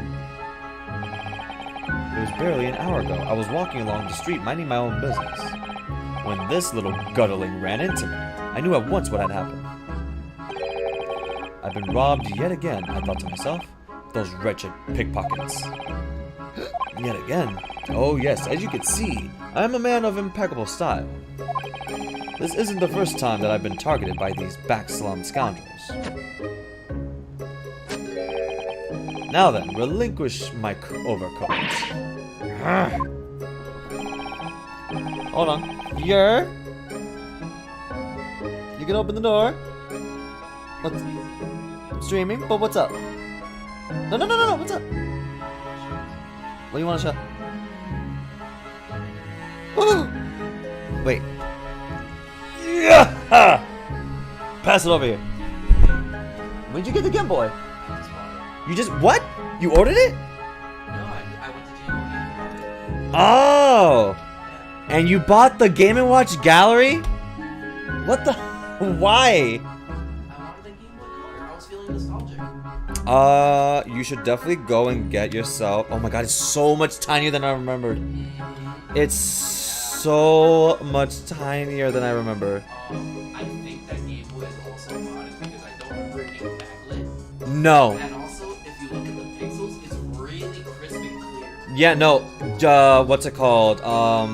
Video Games New York has it like this. This is definitely modded. It was never supposed to have like this. But why is it wait? No, this is definitely tinier. No, I double checked that is the size of the Game Boy Color specifically. The original Game Boy Pocket has a bigger screen. What? Yeah. It's just so tiny. It's just way too tiny. I mean, this is no. It's the Game Boy Color Light. The Game Boy Light is a Jet Pen only Game Boy. Yeah. The Game Boy Color was what they were modded supposed to be. That's what confirmed to me that that's modded because Game Boy Color Light isn't a thing. Yeah, no, it isn't. Well, shit. Here you go. I'm gonna get Pokemon and play it on this. Oh god. Have fun, man. Wah. Wah. Freaking, that was super neat. That was actually really freaking neat. Come along now, Mr. Strahd. Give the good gentleman his coat back. If you're going to cause trouble, I shall have no choice but to call the police. Hold on. Why does everyone think it's me? Because you stole. You steal. Just look at this dandy coat. And you think I'm the dodgy one? I mean, he does look like a villain. I'm sorry, but no one's going to believe you. Well, what about evidence? Yeah. Where's your evidence that I've stolen something, eh? Come on, let's see it. Oh, I have evidence, naturally. You what?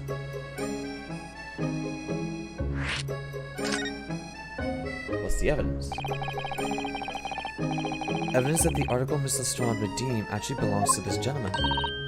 Of course, we need only consult with Mr. Windibank's ledger to know the truth. We'll be able to look up the name of the person who just deposited the article in the first place. Yes, brilliant!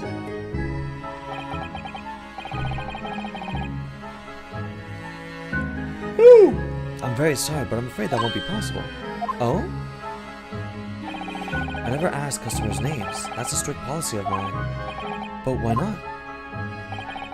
Well now, as you can imagine, some of my customers have circumstances to consider.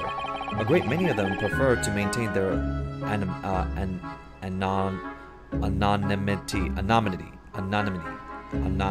Got it. Learning English today. Jesus Christmas.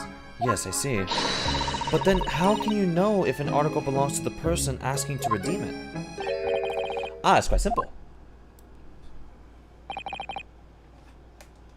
Good sir. Might I trouble you for the watchword associated with the article in question? Of course, it's... Professor.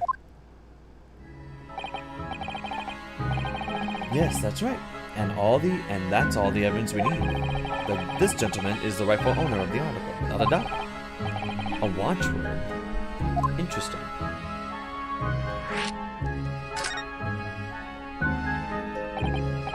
So about these watchwords, Mr. Windibank. As I just explained, I never ask customers' name when they deposited items with me. There are many reasons why. Customers would like to keep their activities secret. As we look at Mr. Sholmes. That wasn't exactly a sort of glance at Mr. Sholmes now, was it? Great detectives have no dark secrets, none at all. Yes, they do. Yes, well, anyway, that's why I always ask for a watchword whenever I accept new articles. In many ways, it's like the secret combination of words used to unlock a vault. The date of deposit, a description, and a watchword uniquely identify each item. And of course, then I give the storage key to the customer. When someone comes to redeem something, I ask for the ticket and the watchword. And if that someone tells you the correct watchword, you return the article? That's right, sir, yes, just as soon as the requisite fee is paid. And I have supplied you with the information you require already, but for the avoidance of doubt, the article in question is an overcoat deposited 2 months ago on 15th of February. With the watchword of Professor. All perfectly correct information, sir. But how? Really, this is beyond a joke now. There is no further room for doubt. Ugh.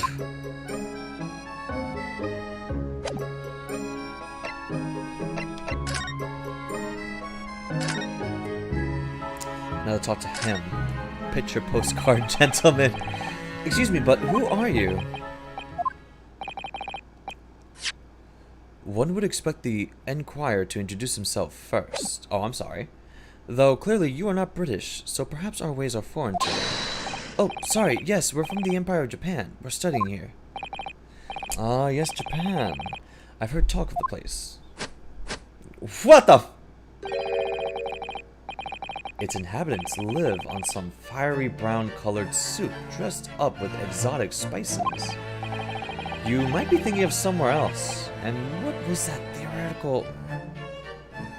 theatrical gesticulation about?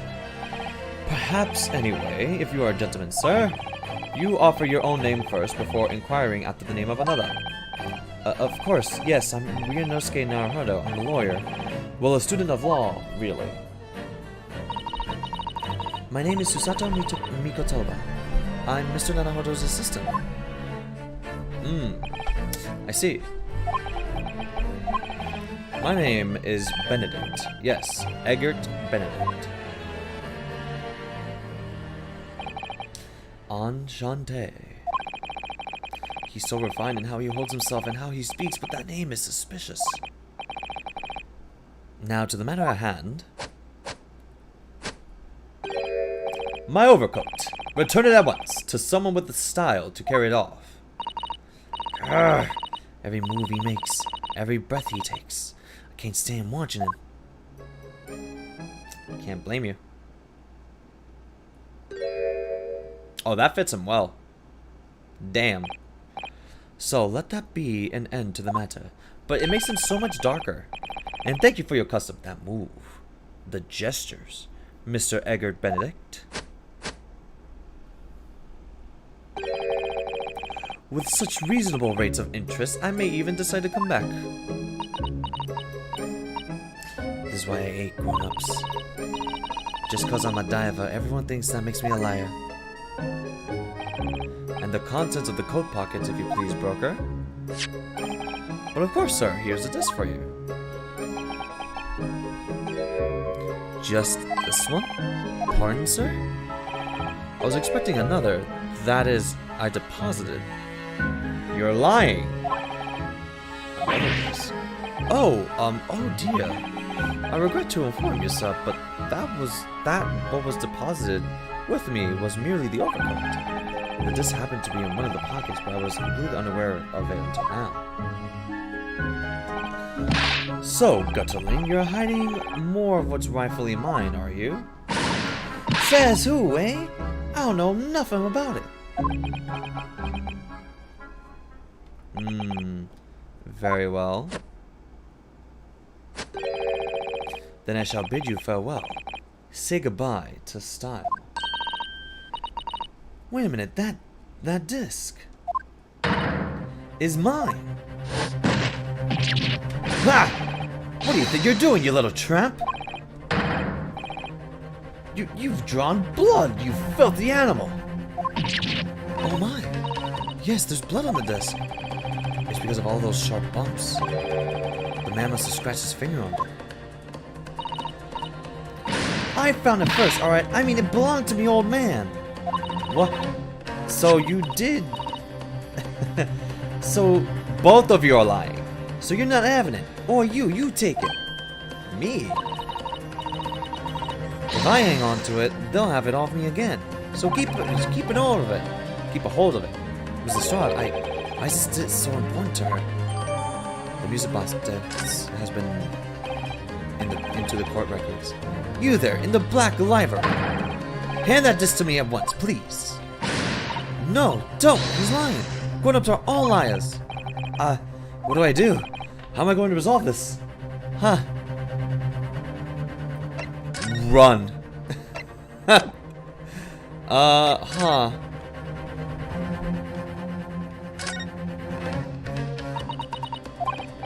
Wow, Mr. Strahd is really looking daggers at that mysterious gentleman. We really need to do something to calm things down before she loses control and attacks him again.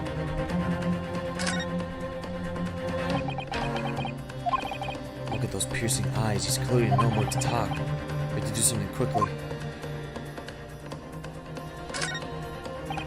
Look at Mr. Winterbank watching diligently over his shop. There are still so many things I'm curious about, but somehow I don't really feel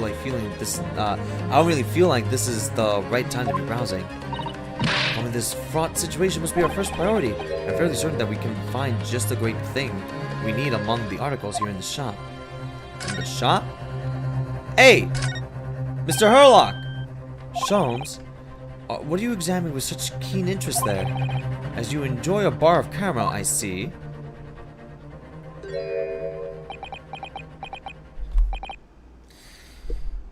So, you found me at last, Mr. Naruhodo. Sorry? After that young pickpocket sent me on my way, I was forced to lurk in the shadows, cruelly ostracized, as the rest of you partook in the jovial atmosphere of fellowship. I had nothing to occupy my mind, but was too ashamed to let society see what my downfall had done to me. So, feigning mock interest, I pretended to examine the tedious trinkets in this desolate place, whilst, as you shrewdly observed, gnawing on the only friend I have left, this 7% solution of caramel. Pray, do you claim to understand the depths of my despair, Mr. Naruhodo? But how could you? I was so lonely. So desperately lonely. Then why on earth didn't you rejoin the conversation? Things have gone from bad to worse here, you know? Yes, I overheard much of your conversation. Or rather, in my craving for human contact, my ears devoured every word that was uttered. You were really sad, weren't you? Oh, Mr. Sholmes, I feel simply awful for you. It would seem that my inferences are correct. Oh? Surely you're not about to tell us that you've solved the entire case once again. It's exactly what he's going to tell us. My dear madam, sometimes I wonder, were my genius for deduction to be commoditized? Commoditized? How much could I pawn for it? It seems Mr. Sholmes has had another of his flashes of inspiration. But who knows if it'll help to resolve the situation between Miss Lestrade and the mysterious gentleman. What's the right thing to do here? Listen to it. Because why wouldn't you? Well, Miss Lestrade, it would appear you find yourself in something of a predicament. Where the blue places have you been, eh? Pardon? When a lady's in trouble, a true gent's supposed to be there to help. Straight away! Not an hour later! Harsh. All these poses. And who, pray tell, are you? Mr. Egbert Benedict. Egbert Benedict. I keep thinking of Egbert. You have in my eyes a veritably encyclopedic array of curiosities about your person. Nevertheless, there are two immovable conclusions I have drawn. I beg your pardon. The first is this. The true reason for your visit to this pawnbrokery today is something you have not yet revealed. And the second is this. A considerable crime is in contemplation, one you will orchestrate with intent to steal a vast sum of money. Well, Mr. Benedict, what say you to my deductions? He's turned as white as a hard-boiled egg. It would seem that once again, Mr. Sholmes has made a flawless deduction. Yes, he has. Just who do you think you are, sir? Ah, yes, as I had hoped. I feel like I'm watching JoJo Part 2 right now. That is precisely the pained expression I was looking for. But this isn't the time period of JoJo Part 1. So shall we begin? The time has come for yet another Herlock Sholmes logic and reasoning spectacular. The Great Deduction. The game is afoot. Mystery Man. Aim. Mystery Man's aim. First of all, we must ask ourselves on what business you ventured to this pawnbrokery today. You claim to have followed this pickpocket here, having had the redemption ticket stolen from you on the street. But that is most certainly a lie. The real truth is something quite different. What is this? As revealed by that which you hold in your hand. Yes, what brought you to this shop? Okay, let's do some big brain. 100% anime. What is this? To this shop in the first place is the staff recruitment letter. Flyer. Bullshit. You're not poor. The piece of paper in your hand is a staff wanted advertisement from this very shop. Yet even the most unobservant would soon realize that a man of your appearance has no need of such employment. In other words, there is some ulterior motive for your actions, as you throw it away. The cane, which you unwittingly clutch to your person, exhibits an uncontrovertible contradiction. What utter rot! I've had this cane for years. Believe it or not, the contradiction of which I speak is, of course, the missing ferrule. The end of any walking cane would be terminated with a metal ferrule to protect the wooden tip. And yet, detailed analysis shows the wooden tip of this stick to be utterly bare. Therefore, there is only one conclusion. The rod that you hold in your hand, which appears to be a walking cane, is in fact no cane at all. So you're poor! You recoil, sir. Is something wrong? Did your jacket just ripped? And in your recoiling, you inadvertently facilitate the answer of the next conundrum to present itself. Namely, what is the truth behind this rod you bear? Yes, your reaction betrays the truth. The handle which you evidently will like to conceal is the key to understanding this riddle, you see. From the moment I saw it, my suspicions were aroused. What walking cane demands such a stout handle, mused I. But of course, as I said, this is no walking cane. No, this rod is the broken handle of a shovel! What? Are you insane? And now, having determined this undeniable truth, everything that Mr. Sherlock Holmes has been saying has actually been more correct than I've ever seen.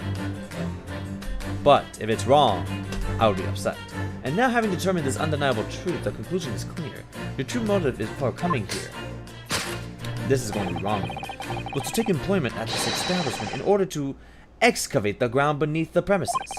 What? What a calculated crime you have conceived, sir. A wickedly calculated crime. No, I don't think that that's it. To tunnel underneath the pawnbroker. No. Great crime. Now, Mr. Benedict, let us continue. For we must expose the details of this elaborate crime you have in the planning. This is utterly absurd. You suggest that I, a gentleman, intend to excavate the ground beneath this pawnbroker with a broken shovel. What on earth do you propose I could expect to find there? Some long-forgotten treasure, I suppose? Save for such a fanciful theory. What possible reason could I have to do as you say? Oh, but there is an ample reason. As you are only too well aware, Mr. Benedict. Ah, and your furtive glance is more telling than I could have hoped. What? Let us consider what would motivate a man to infiltrate a shop such as this and covertly dig beneath its floor.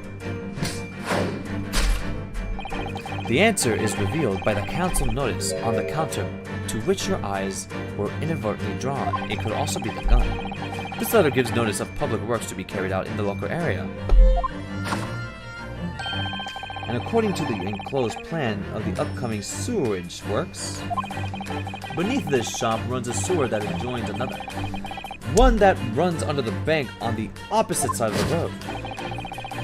This madness has entered to the sewers now, has it? By excavating the ground beneath our feet, you would gain access to the waterway.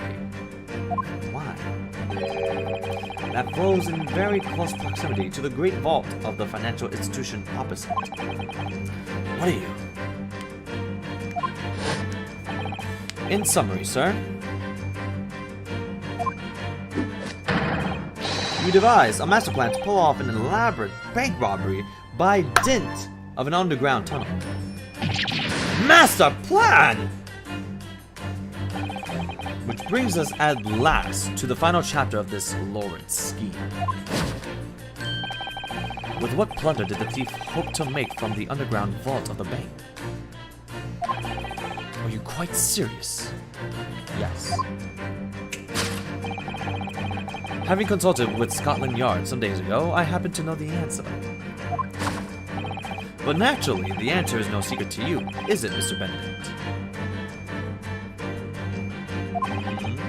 I have no idea what you're talking about. Allow me to present a rather interesting piece of evidence. You see, this picture postcard tells us all we need to know. A postcard of the Great Exhibition, a I'm afraid you've lost me. Currently in the final stages of preparation, the great exhibition will soon be underway, and the government has provided extra funds to complete its centerpiece, the Crystal Tower. Funds that currently sit in the vault of the bank, on the other side of this road. Pardon? Yes, the considerable... One second. The considerable crime you have been contemplating is the theft that which sits in the vault of that bank, the special reserve funds for the great exhibition. Of course, that is top secret police information, so keep that under your hat, please. To steal the great exhibition's reserve funds. I don't think that's it.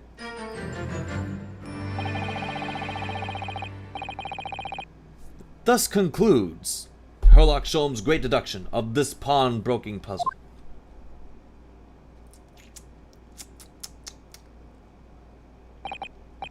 Mr. Sholmes?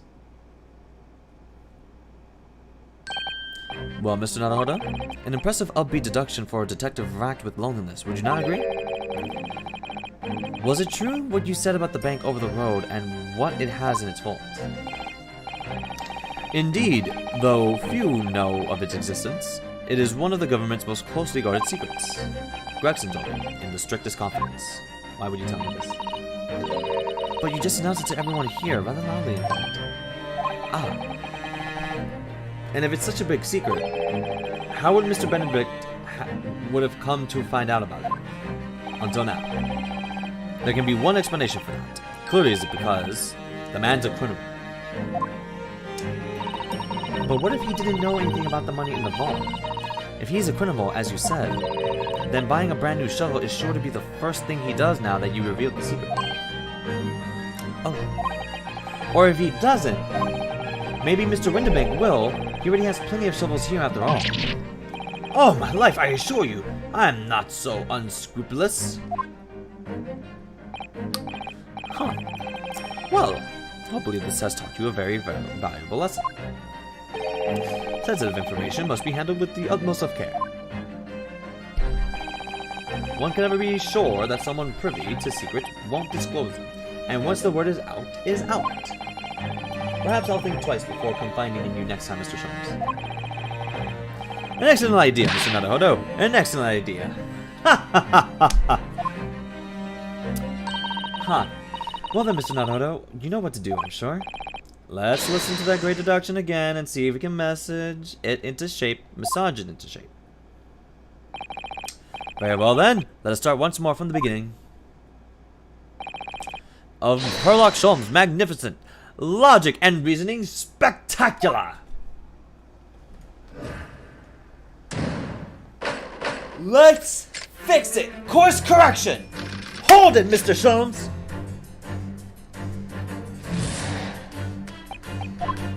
Now then,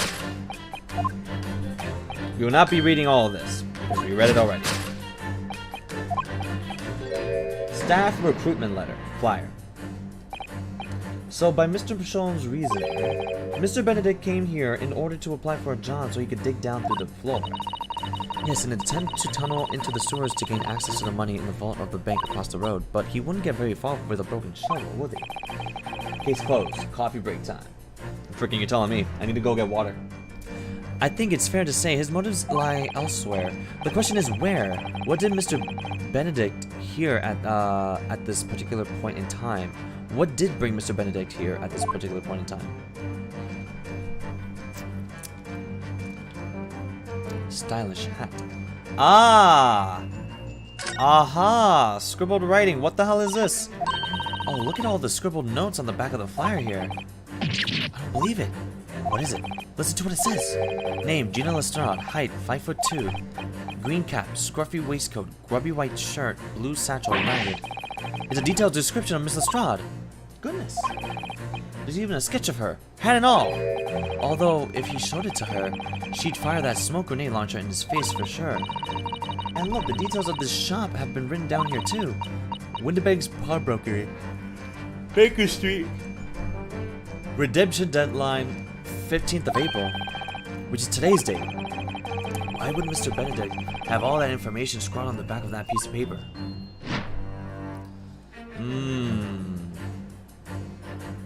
Take that! Is this? Yo! Yes, what brought you to this shop in the first place is the info about Miss Lestrade. Quite so, my dear fellow. It would appear that the writing and sketch on the reverse of the flyer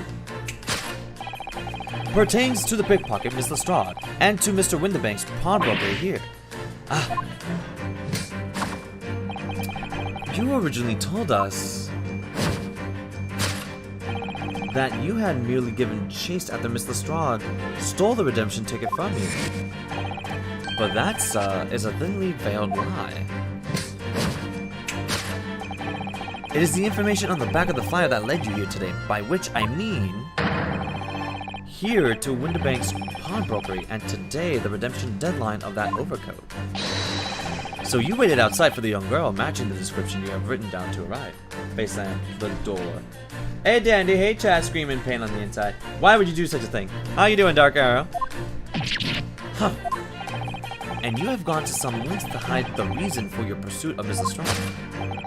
In other words, there is some ulterior motive for your actions. The cane of which you unwittingly clutch to your person exhibits an incontrovertible contradiction. What? I've had this cane for years, though you did not. I don't think it's that. What's a furrow? It's the metal cap commonly found on the end of the cane, Mr. Nanahodo. Ah, the bit that makes the nice clacking sound on the pavement? Yes, exactly. And Mr. Shom is right. It appears to be missing on the cane, but it doesn't exactly look broken, now does it? No, it doesn't. Though the gentleman certainly did recoil when Mr. Sholmes identified the cane as suspicious. In other words, there's some secret about the cane that Mr. Benedict would rather we don't know.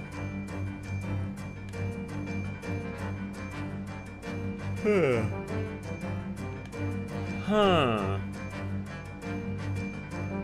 A.G. His real name. Look here, Mr. Sata. There are some letters on the handle. Ah, yes, that must be initials, I think. In the West, it's customary for people to engrave their belongings with the letters of their names. So, Herlock Sholmes would be HS, you mean? High school. That's right. And the initial on this cane, obviously... Oh, AG. Why does it feel as though that's not quite right? Take that! It is definitely initially. Why are you screaming? I am screaming. The contradiction of which I speak is, of course, the initial. A most astute observation, wouldn't you say, Mr. Egbert Benedict? We are led to believe, sir, that your initials are EB. Yet, in a most possessive manner, you have in your grasp a cane bearing the initials AG. An incontrovertible contradiction. Indeed, would you not agree?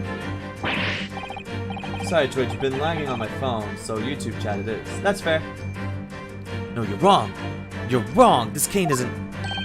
You said before that you had that cane for years. Grr. So don't try to tell us that you borrowed it from a friend or found it in the park. In short, though you hold yourself to be a gentleman, you have withheld your true name. And now, the tearing of the suit. You recoil, sir, is something wrong.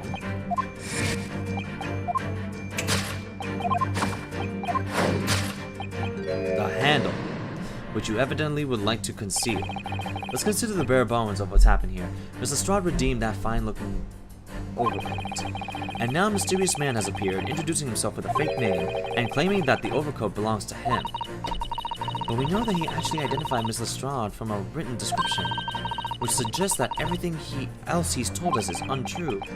So what we need to do here is somehow prove that the overcoat cannot possibly belong to him. The overcoat. How can we tell that the overcoat... Aha! And it's not a mod. So Ruby Heart in Street Fighter 5 as a costume. Yes. And it's not a mod, an official costume. Yes. I was there.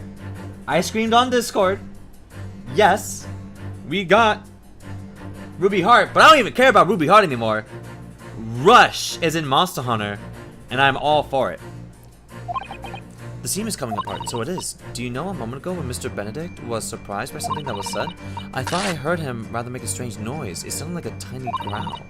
But now that I think, it was probably the sound of the seam ripping open. If you look closely, it does seem to be a very tight fit.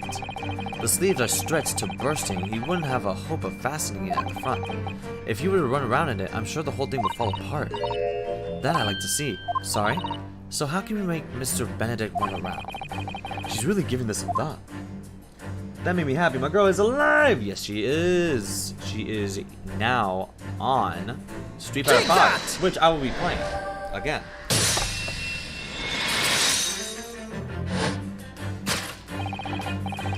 The split seam, which you evidently would like to conceal, is the key to understanding this riddle. You see? Yes, because the overcoat is rather obviously a poor fit. Having forced it over your broad shoulders, the seam is already breaking apart. My suspicions were aroused from the outset. When you so boldly lied about your name and so boldly waylaid this pickpocket. This catalog of untruth has all been for one very specific purpose. To steal the article that the young girl redeemed from Mr. Winterbank.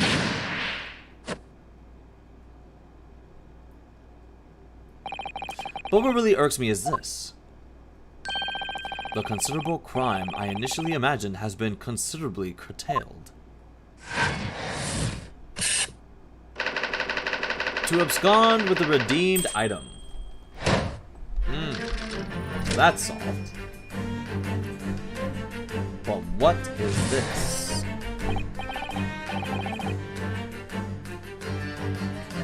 I think you already know Captain Ruby Heart is my first girl that captured my mind.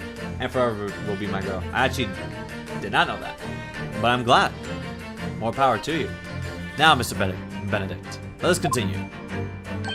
Oh, yeah, we read all this. We read all this.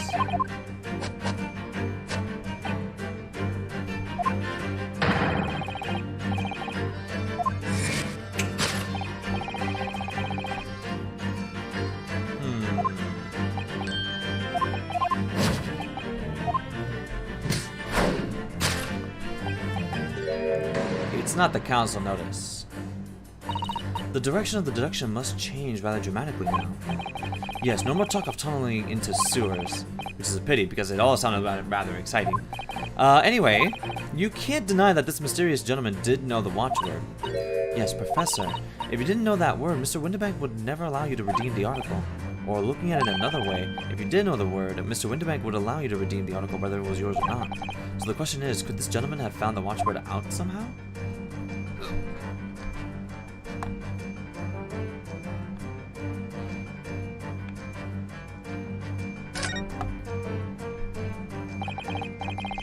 Look at this, Mr. Sata. It appears to be a memo that Mr. Winterbank has scribbled for himself. Let's see, what does it say? Oh, Professor! So who died? No one died! Mr. Winterbank must make a note of the watchwords. We are deducting a lie! His customers give him right before their eyes, and in alarmingly clear script as well. Oh dear, I don't know where to look. Who knows what secrets I might see?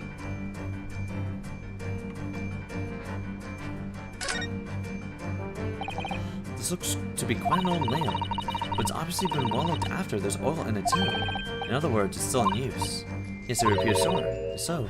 But as for how it could be related to Mr. Benedict knowing the watchword for the pawn article, I have no idea.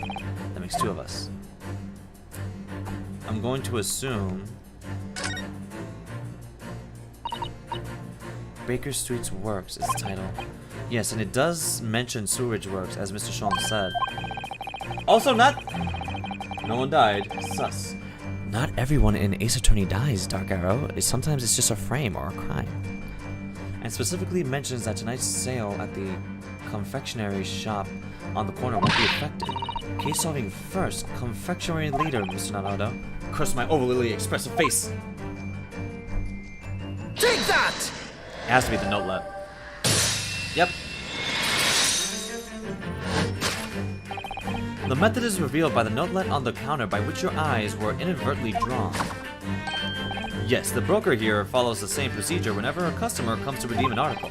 He asks the customers for the watchword and notes down the response uttered on a notelet he has to hand. Then he consults his ledger and confirms whether or not the watchword matches that of the article in question. I should expect nothing less of a diligent pawnbroker. But his diligence clearly has its disadvantages. What are you talking about? It is increasingly apparent that you were present in this shop before your accusation against Miss Lestrade. In all likelihood, you followed her inside and then observed her talking to Mr. Windibank. When the diligent broker made a note of the watchword as his common practice, you observed him writing the word professor on the notelet beside the ledger. And that, sir, was the master plan you devised to steal the pawn article from the young Miss Lestrade. Master plan! Which brings us at the last to the final chapter of this lurid scheme. Why would you go to such lengths to redeem that particular article from this pawnbroker? Are you quite serious? For an ill-fitting overcoat hardly seems to justify the effort, much less a worthless music box disc. But naturally, you had a very good reason to make them yours, didn't you, Mr. Benedict? I have no idea what you're talking about. Allow me to present a rather interesting piece of evidence. You see, the picture postcard tells us all we need to know. Wait. The articles were talking about the overcoat and the music box disc that was in one of the pockets, which according to Mr. Windibank isn't even worth a penny. And yet this man went to such lengths to steal them. Why? I wonder if perhaps we already have the evidence we need to explain it, Mr. Naruto. Could we? Really? I'd better have a thorough look through all the evidence we collected so far.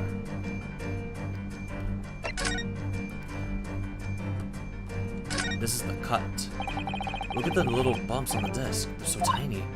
Yes, the protrusions are called pins, and they pluck the teeth of the comb to make notes. And just on the edge, there's a small amount of blood. Yes, the blood of the mysterious Egbert Benedict.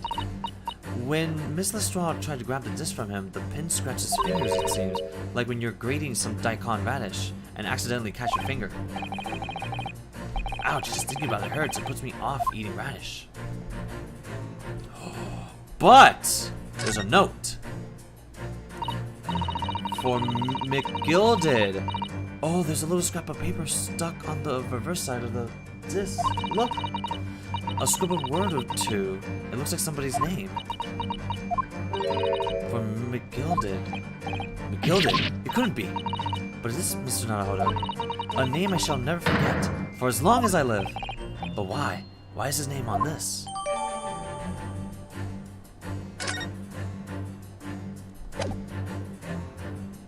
Take that! It was for this.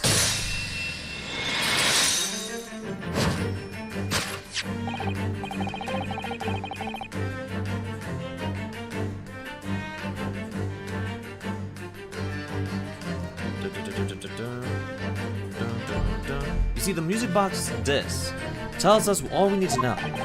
What's that on the back? It reads for McGilded. Mr. Magnus McGilded, the unfortunate philanthropist who perished in curious circumstances at the Old Bailey 2 months ago, a prominent man in London, though his lone maundering demonstrated a distinct lack of scruples. So you're an associate of his, are you? Or perhaps a subordinate? Mr. McGilded was a man of unusually small stature, in fact. He was precisely the right size for that overcoat that you squeezed yourself into.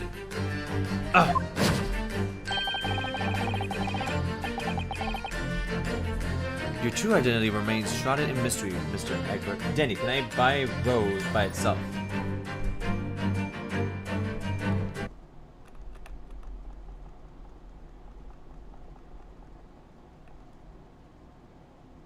I think so.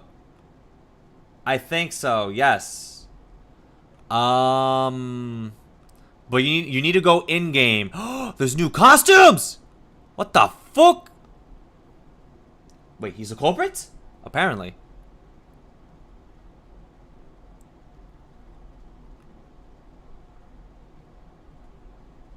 Ah, I see, I see. There's more costumes in the game right now, so I'm gonna check that later. Anyways, your true identity remains shrouded in mystery, Mr. Egbert Benedict. But the final conclusion here is crystal clear. The reason you came to this pawnbrokery today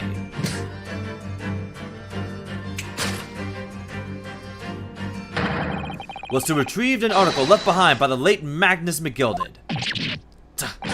Ah!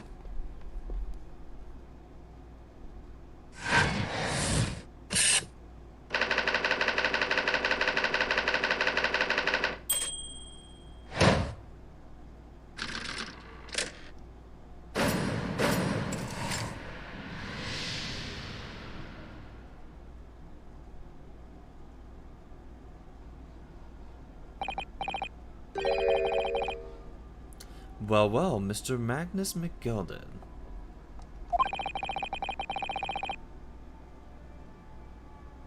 Not a name I expect to hear in these circumstances.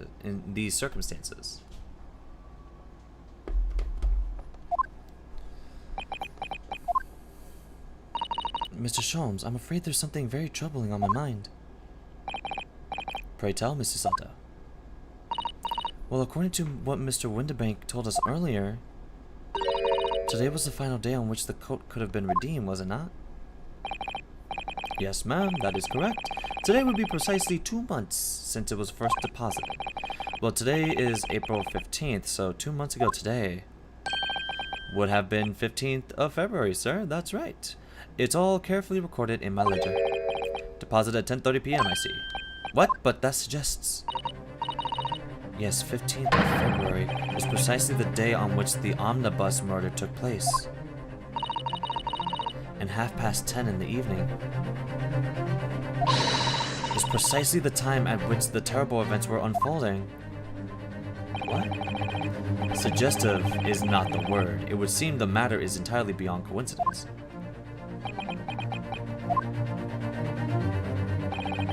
You are, of course, at liberty to make whatever outlandish deductions you choose. However, I must insist you hand over the music box disc now. It would be a terrible shame for you to return to your native land in a box. What do I do?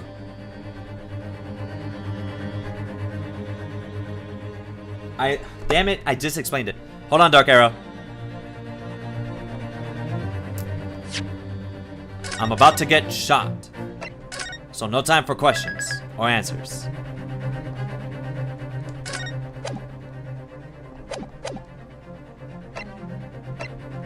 Should I hand over the disc? Or not?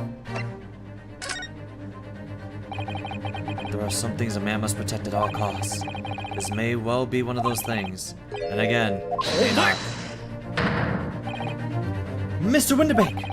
This is my shop! I can't allow any harm to come to my customers. If that were to happen, I should have to take my own life! Mr. Winterbank, no! Shoot him! Alright, that's enough. Oh, thank you. Inspector Gregson! Inspector? That's right, Sunshine. The alarm was raised on one of our dedicated emergency lines. So we got here as fast as we could. Now, what's all this about, eh? Oh, praise be, you're here at last! I was moments away from forfeiting my own life in my very own establishment.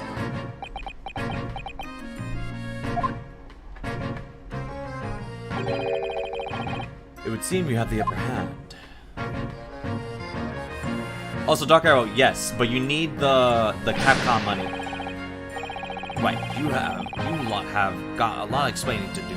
I don't appreciate being bothered with some petty argy-bargy. Petty? Mr. Winterbank barely nearly met with his end. Yeah, by his own gun, as far as I can tell. Oh dear. And the whole Britain could meet with its end if I don't get to the bottom of the case I'm supposed to be working on. But what on earth is the case, Inspector? Spare no detail, Gregson. I might have said a little too much. No matter. It's nothing to do with you lot. Anyway, sir, you're gonna have to come with me down to the station. But of course, Inspector. Whoa! What, can I buy the Capcom money? I don't care how much. Dark Arrow, get in the game! They will show you in the game! I don't have the answers, because I don't know how much it is. You don't get Capcom money, you play the game. To get the fucking coins. Get in the game, look at it. He's getting away. Gather him, lads. Whistle the beat officer, too. Sir! Oh no. He escaped. Fine! There you go.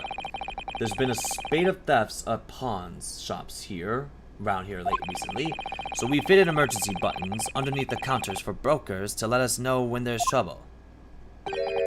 Oh, Inspector, I was very worried there for a while. Very worried indeed. Now then, Mr. Permanently in Mourning. Oh, yes? I'll be taking whatever it is of McGilded down to the yard, thank you very much. So hand it over. But I need this. Oh, yes, of course.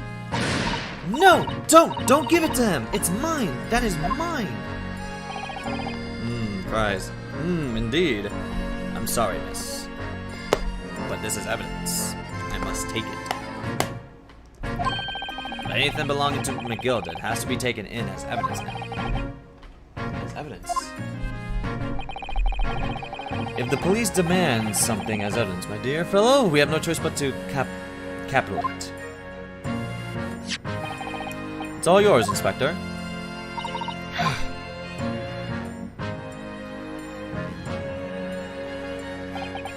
And so we handed Mr. McGilded's disc over to Inspector Gregson, and were summarily turfed out of the shop and onto the street.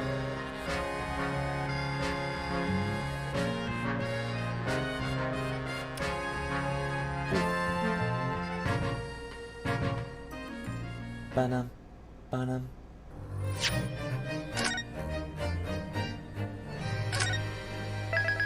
Let's go.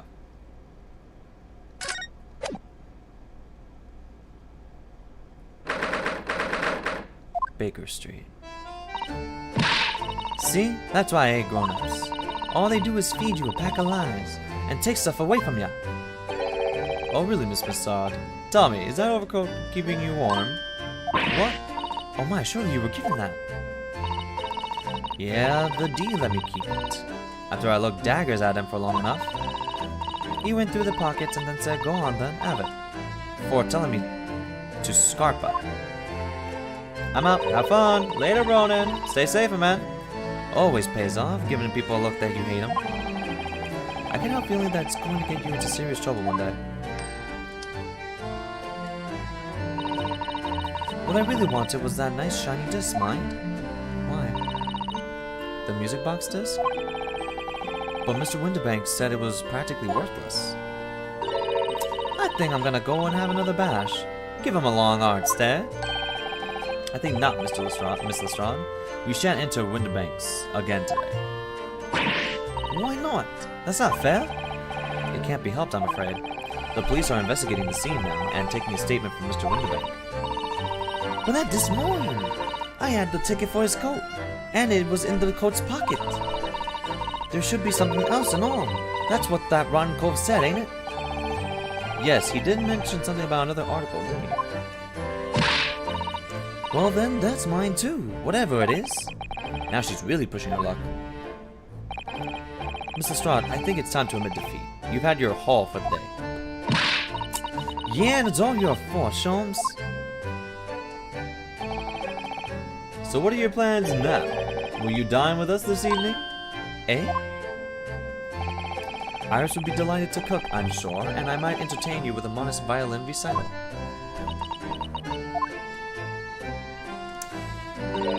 No time. Oh? Why would I come around your place, eh? Have you lost your head or something?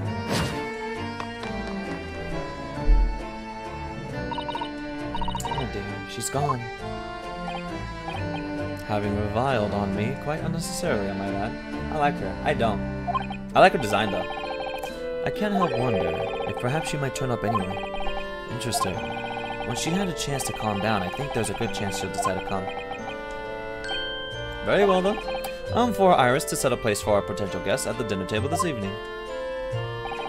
And one more thing. I should be glad of your company later, too. Sorry?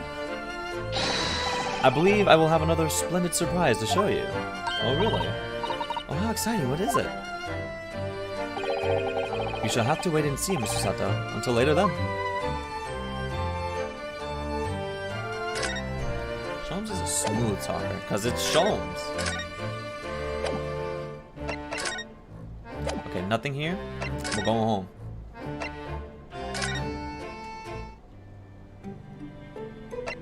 Okay, nothing here either.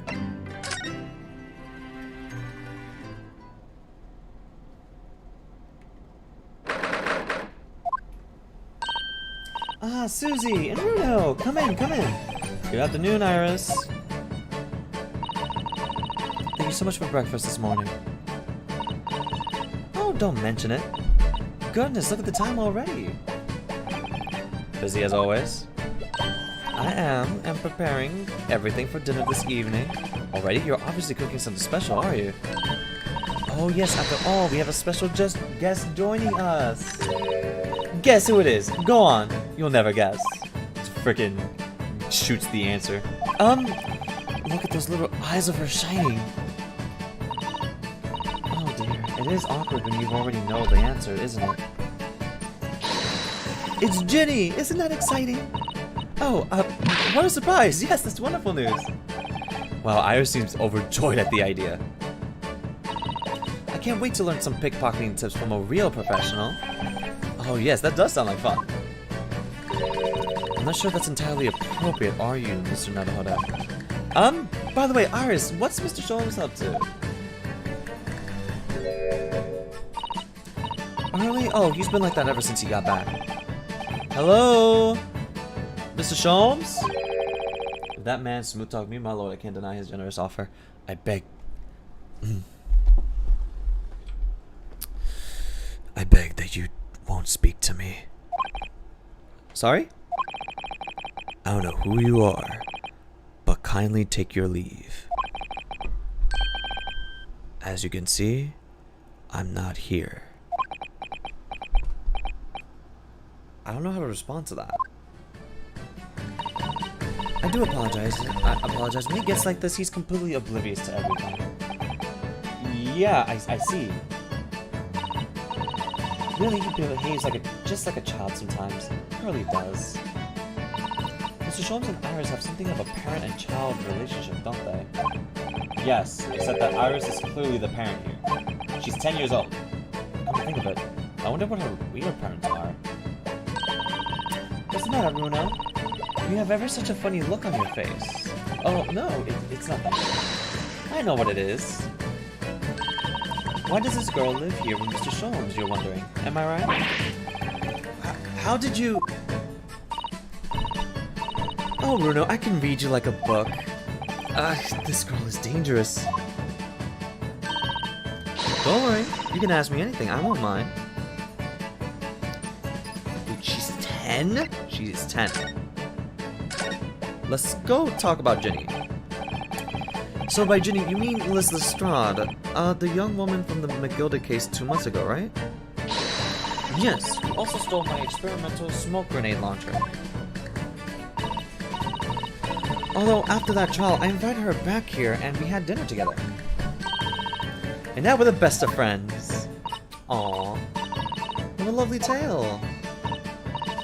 Yes, now if I bump into her on the street, she runs away as fast as she can. Oh. And I chased after her down into the back alleys. Interesting idea of friendship. And then I let her have the latest color of smoke grenade I developed. Oh. There are so many beautiful colors in the world. Ginny wants to make me a whole rainbow. I suppose this means you've let Miss Lestrade keep the smoke grenade launcher, have you? Yes, that's right. got bored of it anyway. Hurley always reacts the same way when I shoot him with it now. Poor Hurley. Oh, I can't wait for Ginny to arrive. It's been too long since she last came over. Huh. Dina and Iris are friends that... some JoJo ways to make friends. I have no idea. I'm so excited.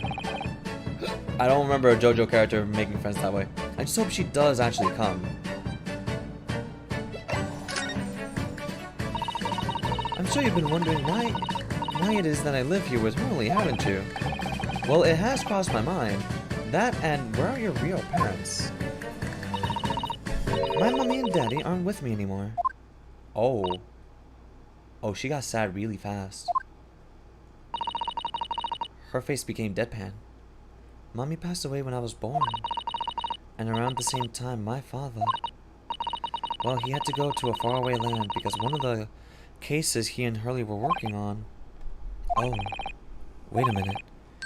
Did you say he and Hurley? Yes. Daddy and Hurley were always solving mysterious cases together. She didn't mention that before.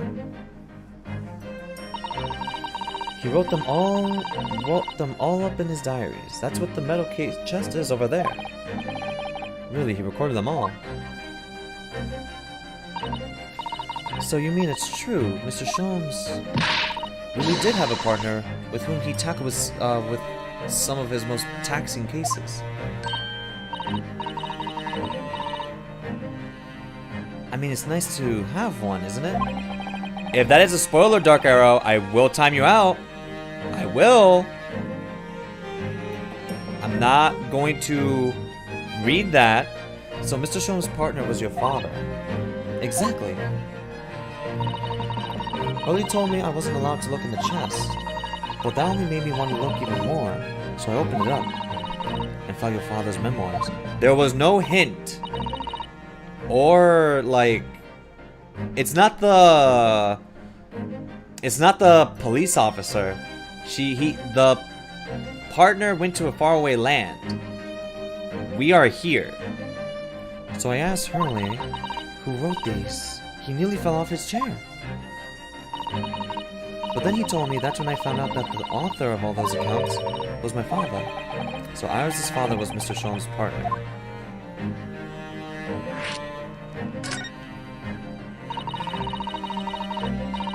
I've practically lived with Hurley all my life. I was tiny when he took me in. So it came as quite as a shock when Hurley told me he wasn't really my daddy, I mean. It must have done. I wonder why Mr. Sholmes chose to tell you at such a young age. Hurley says it's because he wouldn't have been able to hide it from me. Oh? Well, having lived with Hurley all these years, you might say that his ways have rubbed off on me. There are some things I can just see. Especially lies. I almost know when people are lying before they open their mouths sometimes. Right. Anyways, I was so fascinated when I read Daddy's diaries. That's what inspired me to write. The Adventures of Herlock Sholmes, actually. I'd always assumed Mr. Sholmes simply told you all those thrilling stories. Oh no, Hurley's hopeless like that. He forgets everything as soon as he solved the case. It all but vanishes from his mind. I see. The other day it was so embarrassing, as usual, he totally forgot about the case he just solved. So the very next day he gathered together all the people involved and proceeded to solve the case again. It was quite a shock for everyone. You can say that again. You share your father's surname, don't you, Iris? That's right. Wilson. Daddy is Dr. John H. Wilson. I learned from his diaries that he's a doctor of medicine, you see? Also, look at the toy that she has on the bottom right. It's a bunny and herself. That's what prompted me to study so that I could earn a doctorate as well. Iris' father, who went to some distant land, and is a doctor... Wilson, you see? Who is a doctor by the name of Dr. John H. Wilson. We don't know. The court will now hear the trial of Ryunosuke Naruhodo. We've seen that name before, though. Kindly state before the court the name of the victim in this case. The victim's name was Dr. John H. Wilson. That was the first case. That's right, visiting professor of medicine at Imperial Yume University, and the man who, in the most bizarre of circumstances, lost his life just before we left Japan.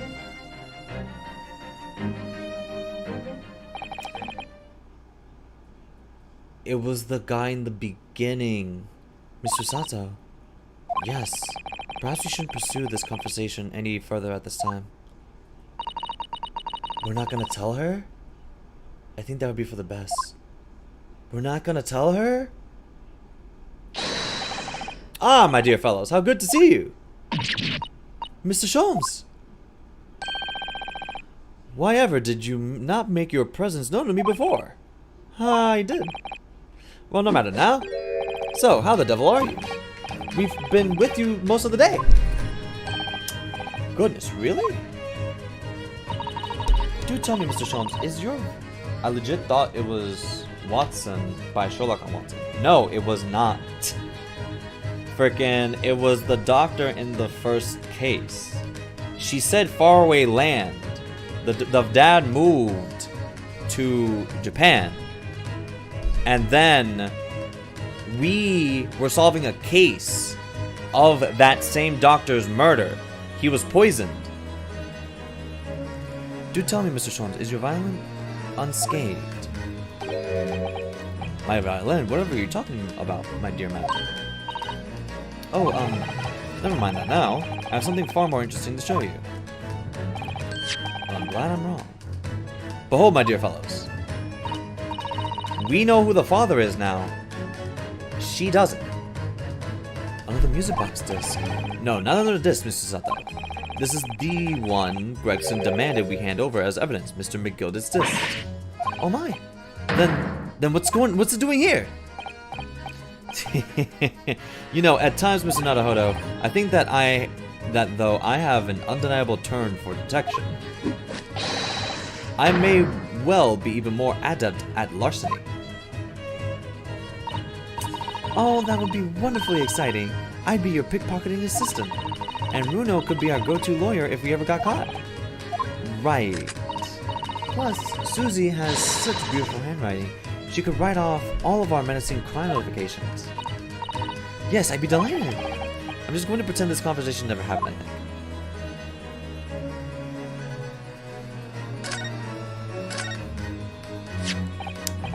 I don't understand. How did that disc come to be in your possession? I thought Inspector Gregson took it back to Gregson Yard. Correct. And that sort of uncompromising attitude is precisely why I always carry some of this. That's a bar of caramel, Mr. Sholmes. Your one and only friend in time of loneliness, if I'm not mistaken. If you will humor me, my dear fellows, cast your minds back to when the good detective confiscated the disc. I'll be taking that whatever it is of Mr. McGilded's down to the... Wait, who the hell is Watson? Who's Watson? No. I thought you were talking about Gregson. This guy. That guy. To be the father of Iris. I do not know who the hell Watson is. I do not look at Sherlock Holmes stories. So hand it over. Yes, of course. If the police demand something as evidence, my dear fellow, we have no choice but to comply. It's all yours, Inspector. For the briefest of moments, I had the disc in my hand, did I not? Yes, you did, but I still don't understand. It was precisely at that moment that I summoned my one and only friend into action. I pressed the disc into the pair of bars, like this. That's amazing! The disc and all the minuscule protrusions have made an image in the caramel. Indeed, this caramel is quite exceptional. I developed it myself, you know? Suitably soft for making impressions, but resistant to melting. The result of a precisely controlled solution. How extraordinary. Carrying a pair of those on one person frequently proves very useful indeed. Take a house key, for example. A simple press and its unique form is duplicated. I can enter anyone's property at will, and never without high circus nourishment. Yes, it sounds illegal. From the image, I was able to create this. I confess I was most curious to know what manner of music would issue from the disc when played.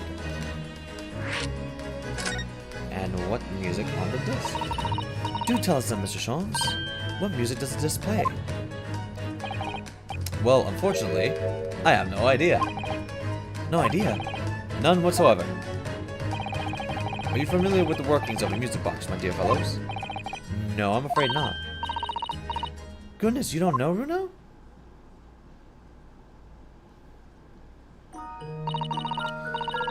Inside a music box, there's a special metal piece called a comb. That's what produces the sound. Small protuberances pluck the different teeth of the comb as they rotate past this. I know what this is. Making the different notes. The first music box to be invented used a rotating cylinder with protuberances on it. But over time, a new type of player was produced, which uses discs such as these. With that development, the popularity of music boxes spread far and wide, all around the globe. Why exactly? Because the discs are easy to produce and can be interchanged to facilitate the playing of different tunes. There are great many firms in Europe now manufacturing music boxes as a result. It is wonderful to be able to enjoy music even when no performer is present. Yeah, it is. But it is the very success of the invention that means we are now presented with an insurmountable problem. What do you mean? As you may imagine, the construction of one's firm music box does not match that of another. And we have no way of knowing in which music box this particular disc was designed to be played. There is no resolution for this problem, I'm afraid. It's quite intractable. I see, so that's why... Naturally, I tested the disc in those few music boxes I have at my disposal. But as you can hear, to no avail...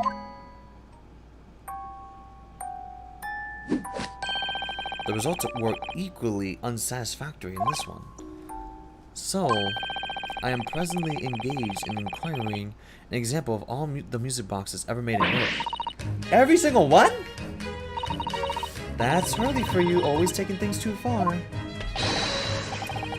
But my dear girl, an unsolved riddle is quite repugnant to my constitution. But surely all the different types in Europe will amount to a huge volume of music boxes, won't it? Yes, that is certainly true in the worst case. I shall just have to ask you to vacate the attic room.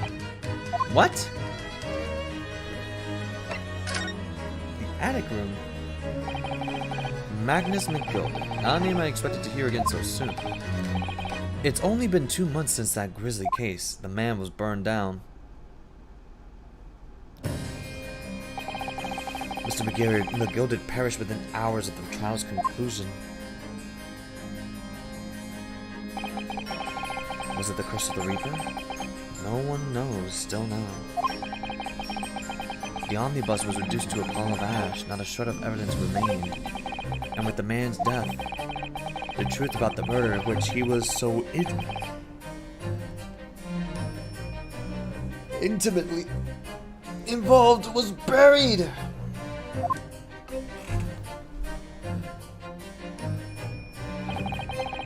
Even though we successfully established Mr. McGilded's innocence in the trial, the newspapers are still claiming that it remains an unsolved case.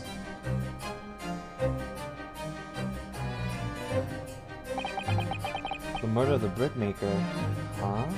Mr. Thrice-Fired Mason.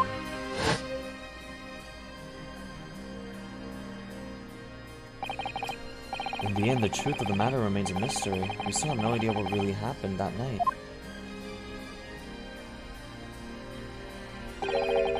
although Mr. McGilda was found not guilty through my defense, I still don't know if that was the right judgment or not.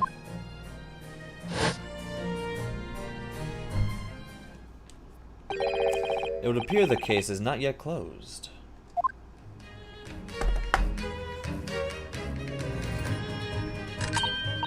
Well, it's time I started getting things ready for dinner, I think.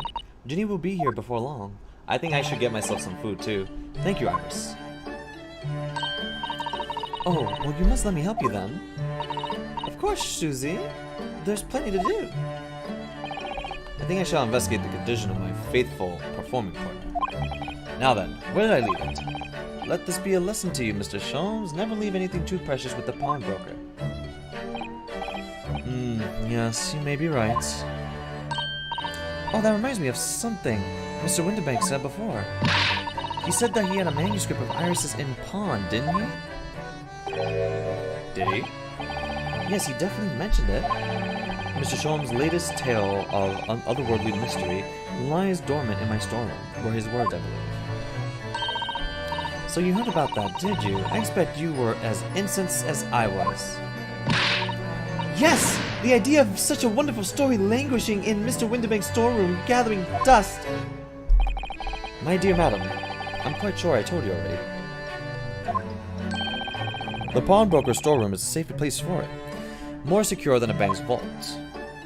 And what about your Stradivarius, Hurley? Was that safe and secure? Well, there may be the occasional mix-up, caused by a certain impetuous someone not too far from me now. Do you have any idea how long it took me to write that Baskerville story, Hurley? Oh, it sounds so exciting! The Hound of the Baskervilles. I should love to read it. Oh. Uh-oh. Guys? But... what? What's going on here? Why does it feel like an icy chill just swept through the room? Susie, what did you just say? You said the Hound of the Baskervilles. But how could you know the full title? Well, that's because Mr. Sato is such a great fan of all the stories about Mr. Sholmes, of course. Bruno, the Hound of the Baskervilles has never been published. What?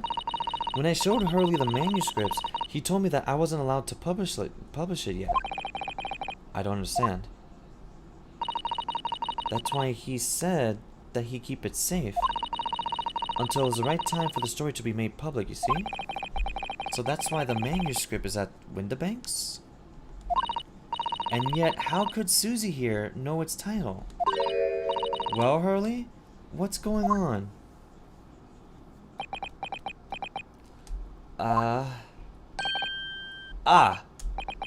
What is it, Mr. Sholmes?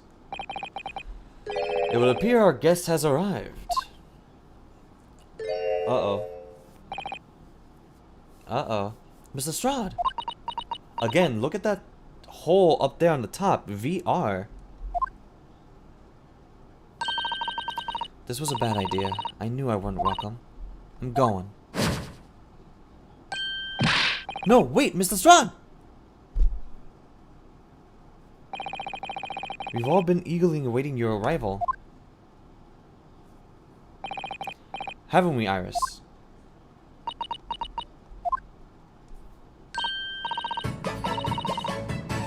She was really sad there. Oh yes, just wait there, Ginny. We'll have everything ready in a jiffy. Uh-oh. Come along, Susie. Uh-oh. Right, of course. It's a pleasure to see you here, Mr. Strahd. Please make yourself at home. Don't stand in the doorway, my dear girl. Come along in. What say you to some metal song?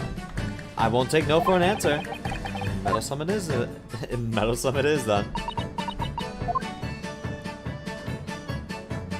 Ah!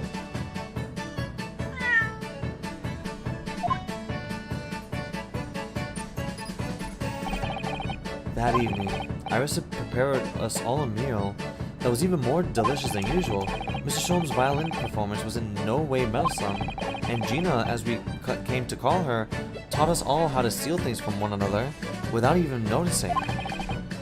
Everyone thoroughly enjoyed themselves well into the night. But there's a but somewhere.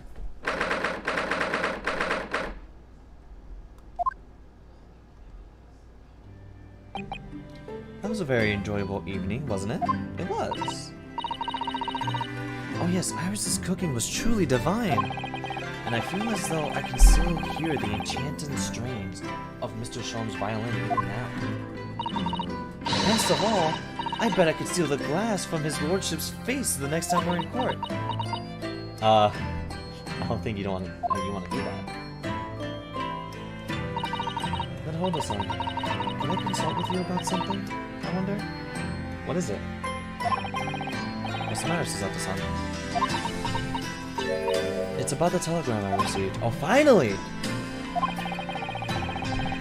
The one that arrived first thing this morning, I suppose. I've been summoned? Summoned? What do you mean?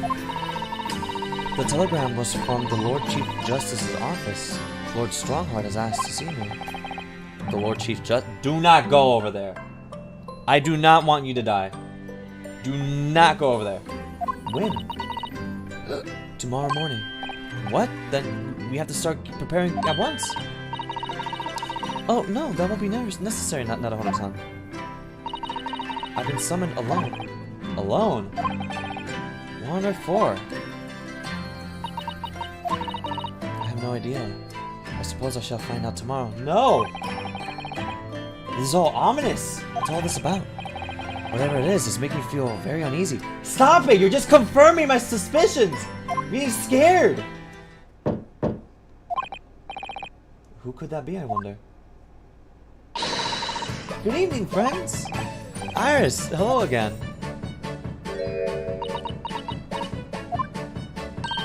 And Gina too. Yes, Ginny's going to stay with us tonight. She's going to sleep in with me. Isn't that right, Jenny? Well, yeah. Oh, lovely. Let me make a pot of tea. I'm actually getting very scared. I feel like this is going to be the last night we ever have fun together. You know, I've learned so much today. What in particular? All those things Ginny showed us, wasn't it wonderful? Ah, you mean all those pickpocketing techniques. We had fun trying them out on each other, didn't we? I think I've awakened a natural talent. I could earn a living from it. You might be getting ahead of yourself a little there. So what brings you up to our humble quarters at this late hour? Well, you see, I came to return this. What? That's mine! Oh my, however did you... I told you, didn't I? I have a natural talent for it.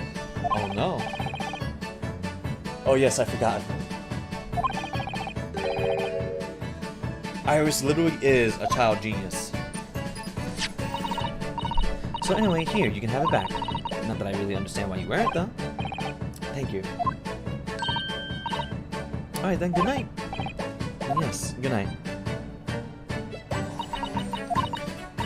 So this is your office, is it? What do you think, Ginny? I think I wouldn't fancy me chances with a lawyer. What lives in a place like this?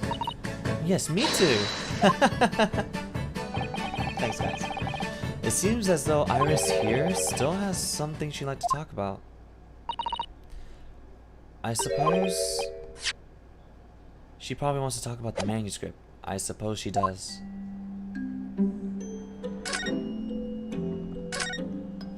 Can we talk about that? I feel it's time for honesty time. Iris, I suppose you're hoping to talk about the manuscript, aren't you? Aren't you going to tell me? Oh, Jesus Christ, dude. I'm sorry.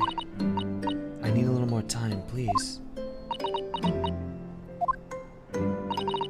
Alright, I understand. I hope I haven't made you feel awkward. You scare me. No, not at all, Iris, not at all.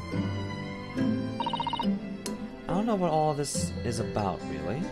But it's a story you made up, is it, Iris? This mantle script, or whatever you call it. It's not exactly a story that I made up. It's something that I read in Daddy's diaries. Daddy's? That's right. I don't suppose I've mentioned it to you before, Jenny, but my daddy was Hurley's assistant once, his partner. Eh? They solved all sorts of strange and mysterious cases together. Is that right, Missa? Apparently so. I was as surprised as you are, though.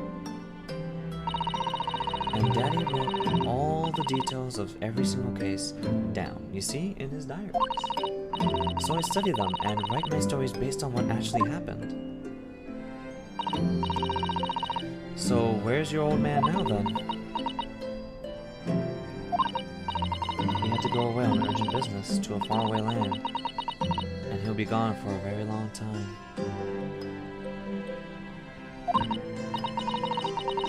So I never really met him. Oh, right. Come to think of it.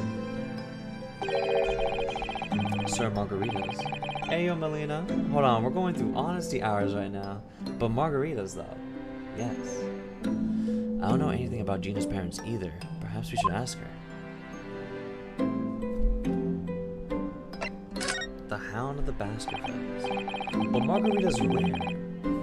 I'm about to cry with the margaritas. Iris, this Hound of the Baskervilles story. I take it that it's another tale inspired by your father's accounts? That's right. I thought it was fascinating. But it's different somehow from the other cases, I mean. How? I don't really know. But it must be special in some way.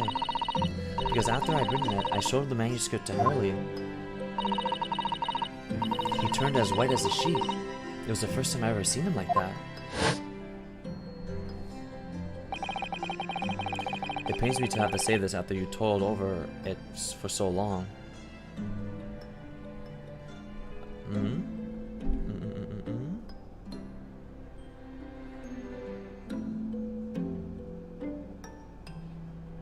Tuesday?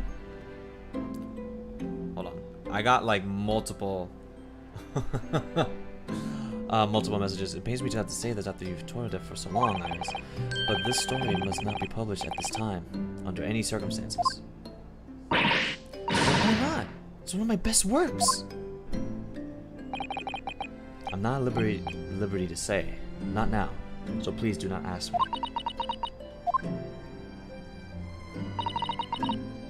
Alright then, I won't.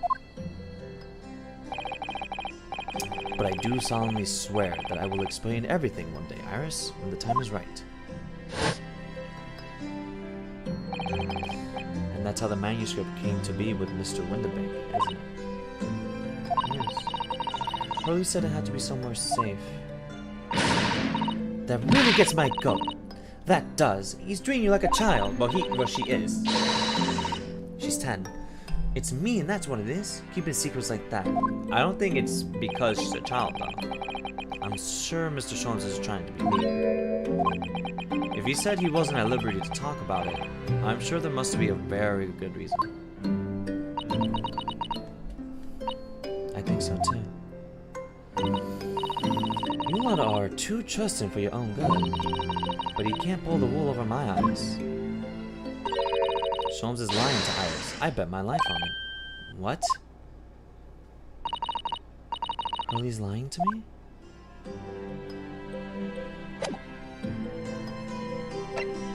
He's not lying to you.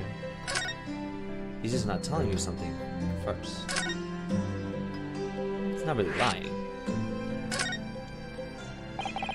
I realized that I don't know anything about your parents, Gina. I ain't gone any, have I? Never did have. Oh? Look, the East's full of orphans like me. No one wants nothing to do with us. From the minute we're born, not even our mums. But we all stick together. The older ones look after the little ones and make sure they get by. So that's why you're a pickpocket. Nah, diving's my life. I love it. I get a kick out of it every time I lift someone's pompous idiot's purse. And that's how we all afford to eat.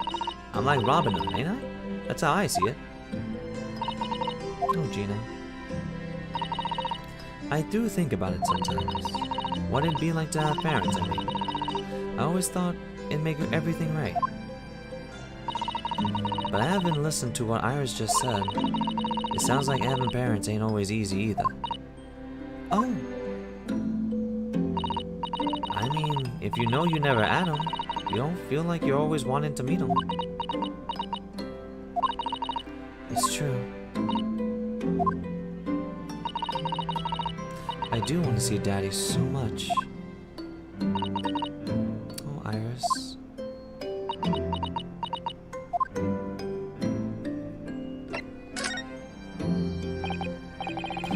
What did you mean when you said, you know, Mr. Sholmes is lying to Iris? Well, he reckons he bought that mantle script or whatever, right? But come on! It's obviously a load of rubbish. Why would you think that, Gina? It's simple. If that story was really in old Winterbank's storeroom, there's no way for someone from halfway around the world, in other words, you, could know about it.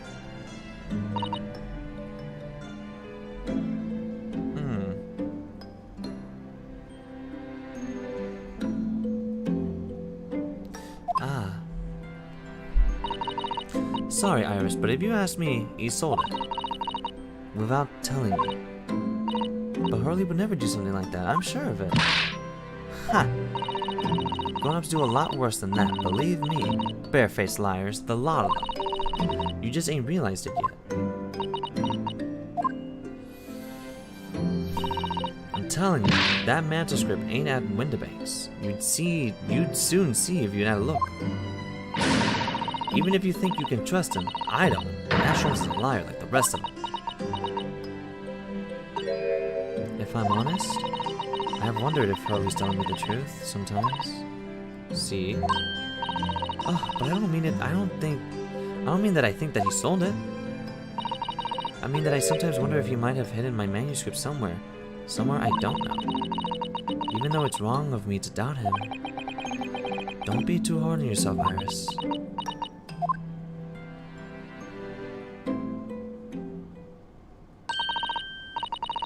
Oh my goodness, look at the time!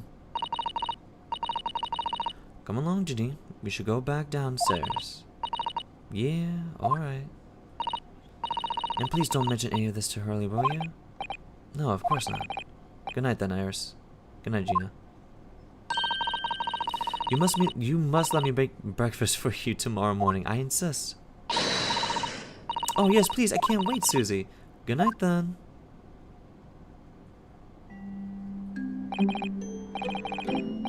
Iris is sure easy to forget, isn't it? Sometimes she speaks just like an adult, but deep down, she's still just a child. Well, I think it's time that I turn in for the night too, Naruhodo-san.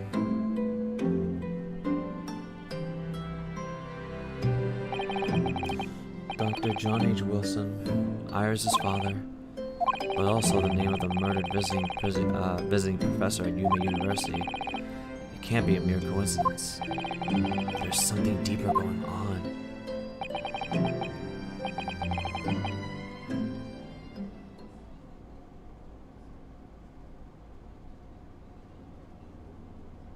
Naruhodo?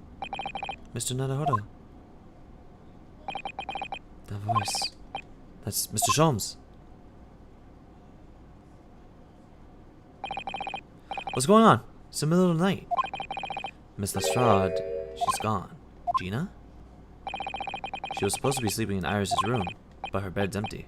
Well, she's an independently young woman. She probably decided to go home, no? I think not. From speaking to her before she retired, I received the distinct impression that she was looking forward to breakfasting with Mr. Sato. No, I don't believe the girl has gone home, but I've been waiting for an hour now. Over an hour? Oh. If you'll indulge me, look out the window, my dear fellow. What's this about?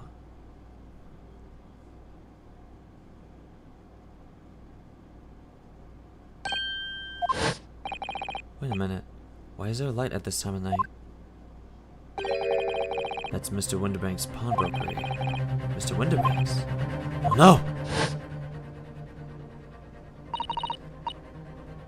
If that street was really an old Winterbank storeroom, there's no way someone halfway around the world, in other words you, could know about it. But if you ask me, he sold it. Without telling you. Could Gina have gone? It seems you have some knowledge of the situation, Mr. Naruto. Sorry?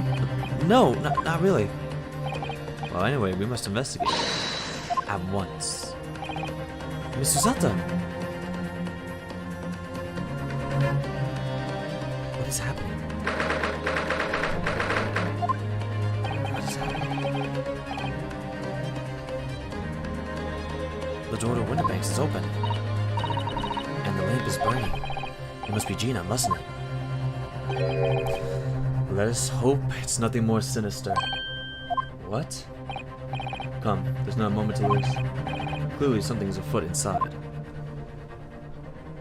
He has a whole different tone now. There's no one here. Oh yes, there is. Ah! Mr. Sholmes! Mr. Sholmes! What the? Is Sholmes been shot? Leave me, Mr. Naruto. What? After them! Right!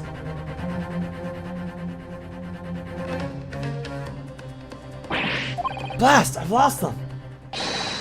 Hello, hello, what have we here? The alarm was just raised from this pawnbroker, sir. Would you know something about that? Officer, come with me! It's my friend, Mr. Sholmes. He's been shot! Shot? With the policeman close behind me, I ran back into Winterbank's.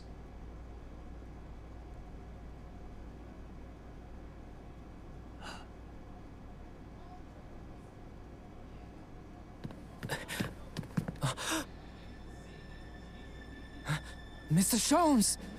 Mr. Naruto, How bad is it? Never mind me, but there's much at stake. Behind that door. In the storeroom. Hurry!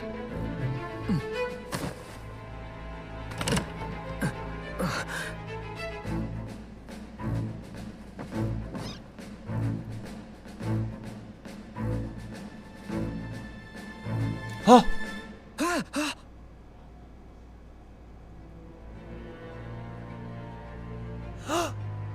Gina!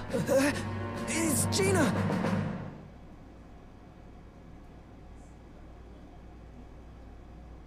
No! What? What? Huh. Go! Gina! No!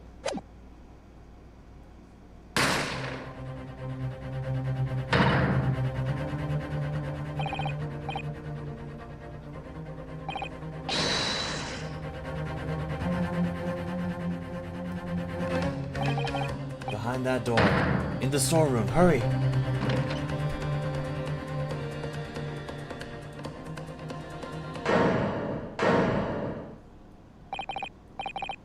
Wait.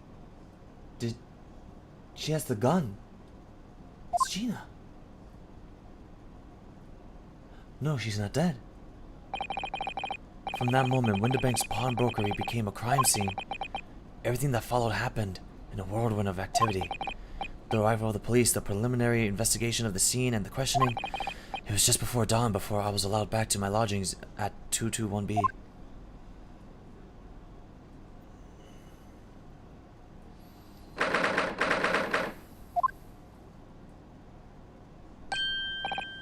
Iris! A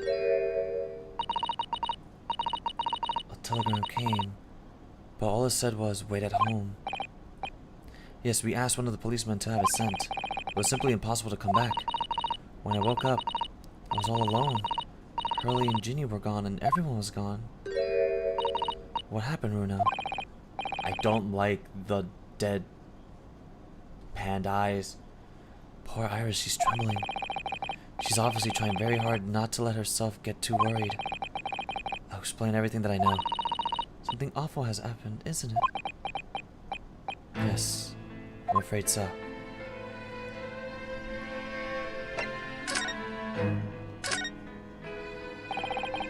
I'm sorry to have to tell you this, Iris, but Mr. Winterbank is dead. He was shot. We discovered it in the early hours of the morning. Oh, yes, I had a feeling.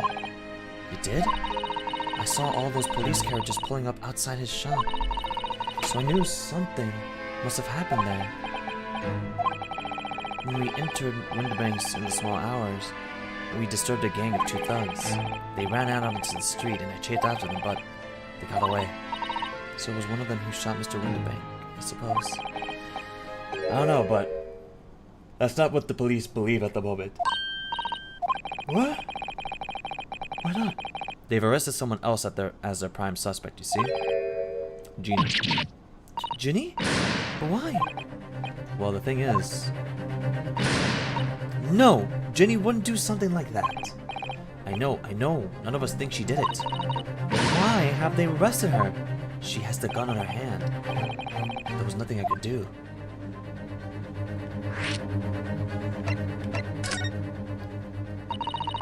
So where's Hurley then? Is he still investigating the scene? He really ought to have some breakfast. It's not good for him to miss meals. I don't want you to worry, Iris, but I have some news about Sholmes too. He was taken to the hospital this morning. What? Well, when we entered Winterbanks, a gun was fired, and he took a bullet. Hurley? Was shot? No. It's alright. His life isn't in danger. Really? Are you sure? Where is he? Which hospital? He's at St. Siner's. They're tending to him there. I must see him at once. I'm sorry, Iris, but you can't. Why not? That's not fair. I'm a family member. I should be allowed. Oh, thank God she's alive. I thought she died. I thought so too. No, I mean nobody can see him at the moment. He's not allowed any visitors. They're preparing to operate, you see. To operate? Oh, poor Hurley.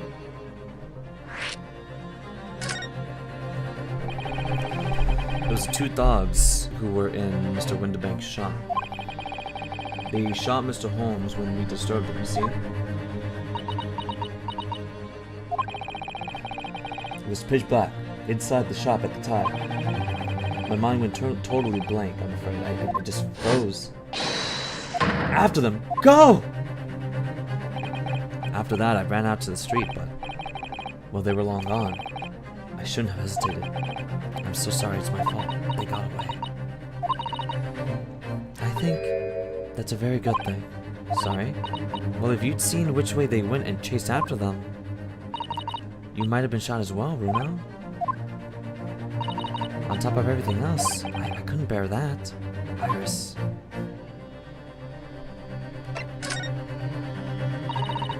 Where's Susie, Runa? She's still at the police station.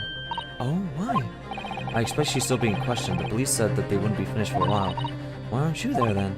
Well, I didn't get a good look at the criminals anyway, so they weren't questioning me for long. And Mr. Sato stayed behind at the scene to tend to Mr. Sholmes, so they didn't get started until later. I see. Besides, one of us had to come back to be with Iris at least. I'm glad Inspector Gregson agreed to me leaving early. You should have let me know, and I would have come to the station.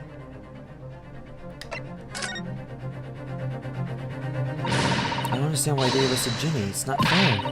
What about the 2 thugs that were at the scene? Why aren't they the prime suspects? After all, they shot Hurley dead, didn't they? No. I mean, Mr. Sholmes isn't dead, Iris. Ugh, it's so horrible. The thing is, Mr. Winterbank was found on the floor, in the storeroom where he keeps all the deposited articles. And the storeroom door was locked from the inside. I see. But he wasn't alone in there. Gina was found next to him on the floor as well. Oh no. And according to the detectives who investigated afterwards, Don't tell me there was no one else in the room? Exactly. How'd you know? It's the only explanation. Yes. The only explanation indeed. What do you mean by that, Bruno? Well? What can I say? I'm damned if I agree and damned if I don't.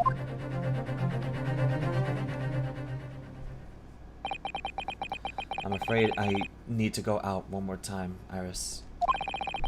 There's not much I can do at the moment. But I can at least try to find out how Mr. Sholmes and Gina are getting on. I want to go too. Take me with you, Bruno. I can't stand just sitting around here waiting. I get it. I'm not sure how I feel about taking a 10-year-old child to the scene of a murder. But I don't want to leave her all alone here either. Alright then, Iris. Perhaps you can help me? Yes, I'd love to! Gina's at the prison, and Mr. Sholmes is probably in his hospital bed. And don't forget we have to visit the crime scene! We need to conduct a thorough investigation. I can see you're ready for action. I imagine Iris would appreciate going to the hospital sooner rather than later. We could go to the hospital.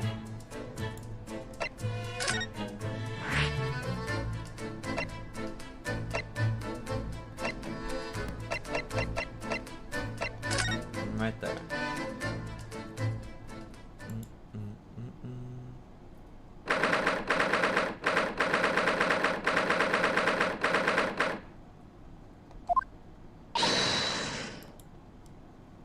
Hurley! Oh! He's not here. No, that's strange. The nurse definitely said he was in bed by the window, didn't she? Oh, I know what's probably happened. Hurley was being a big baby, and the bullet wound wasn't that bad after all, so he's been sent home. I'm not sure about that, baby or not. There's no question that it was fairly serious injury that Mr. Sholmes have suffered. Oh. Hello, hello, what have we here? This ward is off limits, no visiting. So what are you doing in here, eh? Well, I'll have you know, we're Hurley's next of kin. Eh? Oh! Well, begging your pardon then, madam. Sir. A little lady and a curious Eastern gentleman, the great mystery solvers, as a mysterious family, eh? That's how you see us. Sure. Where is he, Constable? Where's Hurley? I believe he is currently in the operating theater, ma'am, undergoing an extensive operation. Extensive? It has been several hours since we went in. Oh dear, is he going to be alright? Well, it doesn't appear to be working, you see. The anesthetic, that is. Oh! I have heard a report that the gentleman claims he may have had a little too much to drink last night. Coffee, that is. Oh man. Anyway, I think it would be fair to assume that he won't be back here for several hours yet. I see. Thank you, Constable. Perhaps we should leave and come back later. Oh, poor Hurley. Well, if he's gonna be busy, might as well go to prison.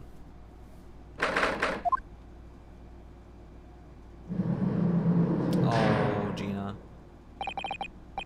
Hello, Gina. They leave you with a gun? How? Oh, you still have the grenade launcher Hurley and I made? I wish she wouldn't point it at me all the time, though. What are you here for? Ginny, I have a feeling it's because of us that you ended up in trouble. So we were thinking that we might be able to help you. Well, you can't. Sorry. You heard. Get lost. Don't be like that, Ginny. I know you didn't do it. You never shoot someone. I just know you would. You think you know me? Pull the other one. You ain't got the first idea about the likes of me. I'm a thief. I pinch people's purses when they're walking down the street. That's how I get by. And if I saw me chance, I'd sneak into a pawn shop any day of the week. She's trying to defend herself. Just to see what I could lay my hands on. Get it? That's the kind of person I am. Ginny, I'll be in the court tomorrow, they said. some cove came by before and said he'd be a lawyer for me or the like, and said it was my right or something. But I told him to get stuffed. I don't need no lawyer. I don't need no one. She couldn't be staring at me more obviously if she tried. Why are you being like this, Jenny? Come on. I don't understand, Gina. Why did you send the public defender away? He wanted me to sign some papers, representation papers or something like that. It's all gonna be rigged anyway, the whole trial. They'll pin it on me because I'm a kid. That's what grown-ups always do. Why do you think that? Because that's how it always been for me, growing up in the back slums. Me whole life. If you do what the grown-ups tell ya, it'll get your mates dragged off by the coppers, or worse. I've had it happen to me before and all. Been sold out and nearly snaffled on the back of it. You can't trust no one, that's the point. Soon as you do, you're gone to grass. Dead. Gina, listen. If you're like in tomorrow's trial, I could... Forget it! Ginny! Don't you trust Runa? Nah, I don't. Look, I'll ask you nicely now. Just leave me alone. What happened? Will you just tell us what happened, Gina? Last night at the pawnbrokers.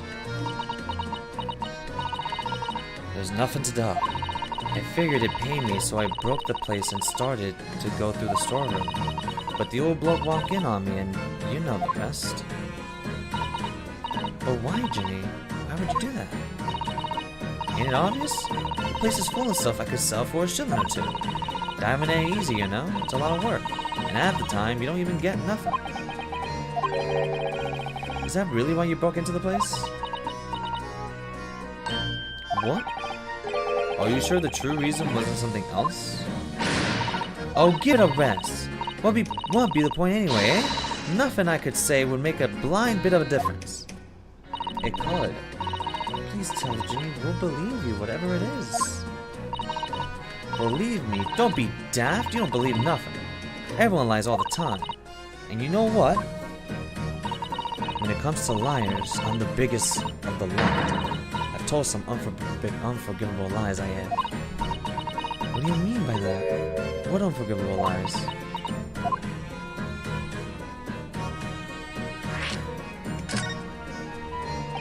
You're telling me you're lying, but you're also telling me plenty of stuff. What did you mean before, Gina, when you said you were the biggest liar of the lot? Why don't you tell us what these unforgivable lies you've told are? Maybe we can help. Sorry. We're out of time. They're gonna want to question you now. Ginny, please. Oh yeah. I wanted to give you this. Something to remember me by. What? A photographic print of a really adorable cat? It looks like the same cat from before. I found it in one of the pockets of this coat, and ain't no point of me having it. I wonder what a little photograph like that was doing in the pocket of that overcoat. Anyway, don't bother coming again. Bye. Jenny. I'm gonna defend her whether she likes it or not. I don't give a damn. Nothing here for now. So let's go. Wait a minute. Is there something that I can say to her?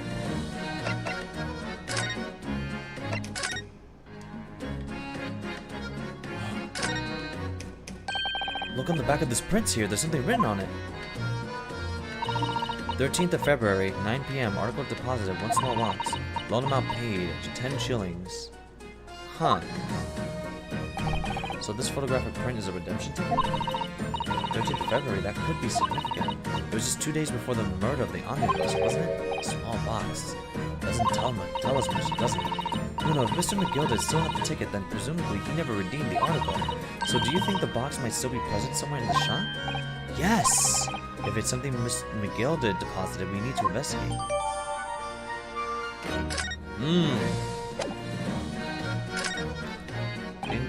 Here, Gina, look at this. Melta. I wasn't saying you could have it. Oh, weren't you? Well, when someone says I can't have stuff, it makes me want to see it, see?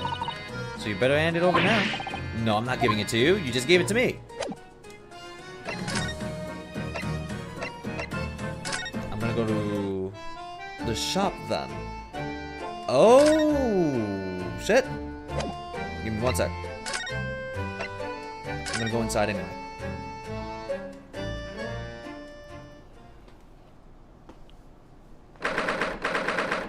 Oh, Lord.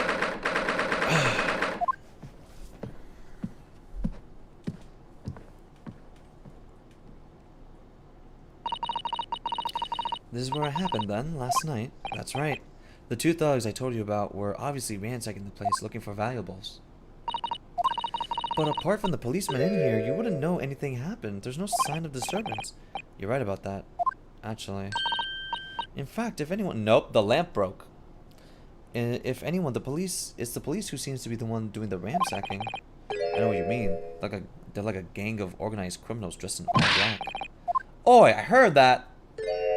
Oops. Oh, Inspector, good morning. I suppose I ought to thank you for your vigilance last night. We got to the scene before it was disturbed, at least. Shame you let the two rogues get away, mind. Yes, I am sorry about that. I thought you assigned extra men to beat around here, Gregsy. Now look what's happened. Police been injured because there wasn't enough police on duty. Ah! Your ladyship! No one told me you were coming. I expect you to take full responsibility for what happened at Hurley and see he has the very best medical care. Of course, your ladyship. The very best doctors in the capital are tending to him as we speak.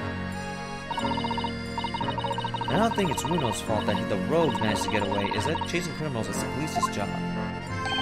Absolutely, your ladyship. As you say, ma'am, as you say. The gent in black is totally blameless. Everyone in agreement about that. Would you believe it? He's like a completely different person with Iris. Talk about personality change. Oh, where are we matters? Are you thirsty, your ladyship? Perhaps you'd like some juice? Some nice refreshing fruit juice? What is all this? Oh, why? Are you thirsty, Gregsy? I have some of my special herbal tea with me, if you like some. Ooh. Oh my goodness. Ah, lovely. Ta, very much. That really hit the spot. Your ladyship. I don't even recognize him like this. Damn.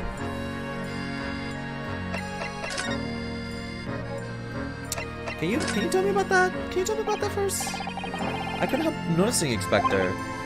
What? Out with it, sunshine. Well, there seems to be a marked difference between the way you talk to me and Iris. Watch the sauce, Sonny. I'm a copper. We don't go in with court favoritism. Yeah, you do. But he's right. You do treat us different. It's because of those Adventures of Herlock Sholmes stories. That's why. Oh? I crop up in them, don't I? Inspector Tobias Gregson. Oh, well, yes, because you're an acquaintance of Hurley's. What did you write about the inspector, Iris? I don't remember, really.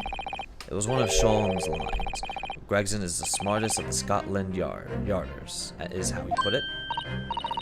Oh, did I write that? And you know what that one line did for me, eh? The very next month, my pay doubled. Doubled, I tell you. Oh, that's amazing. All because everyone at the yard reads them.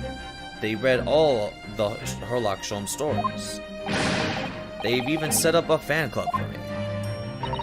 Of course, that explains everything. It was around that time that you became such a toady to me. Can you blame me? All it takes was one bad word from you and Sholmes could change his tune about me. Gregson? No, the great detective will say. He's getting quite overrated these days. Think what would happen to my salary if that came out of my print, huh? The whole thing gives me the willies. can't tell you how many nights of sleep I lost worrying about her. But that would never happen, Gregsy. Every month when the new Rants magazine comes out, my hands are trembling as I turn the pages. Oh, how awful for you. Here, have some of my tea to settle your nerves.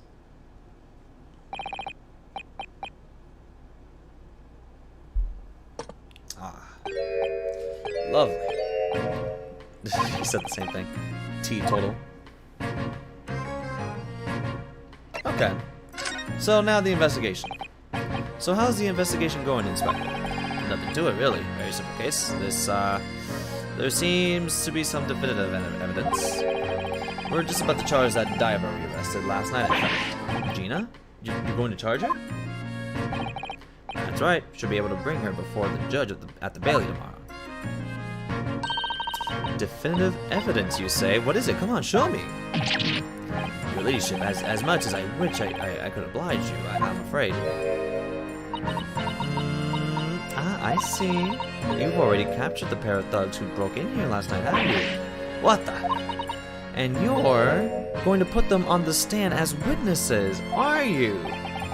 How could you? How? How could you possibly know that? I had a feeling, that's all. Why me never to try to keep a secret from Iris? So you've arrested the two men who shot Mr. Sholmes, have you? Well, yes, they were rounded up pretty quickly by the lads in the meet. And Mrs. Strahd is being held at the prison? She should be. That's assuming she hasn't lifted the key from the jailer, of course. I feel like this is wrong. Can you tell us anything about Mr. Sholmes? What's his condition? Sorry, I'm not at liberty to divulge that information. Scotland Yard matters are strictly confidential. Well, I know he's being operated on at St. Simon's. Why can't I see him? I'm family, you know? I'm terribly sorry, your ladyship. It's the hospital policy. No visiting at all. Oh.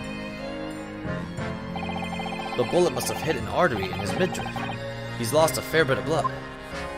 Oh no. He didn't seem too bad in the first hour or so. But a hemorrhage like that is enough to make even the one and only Sholmes pipe down. Mr. Sholmes is a human like the rest of us, you know? Well, anyway, he's having emergency surgery right now. They've got to stop that bleeding. But he will be alright, won't he? They'll be able to make him better? Of course, your ladyship. He'll be right as rain before you know it. Really? How you know? How do I know? Well, because, of course.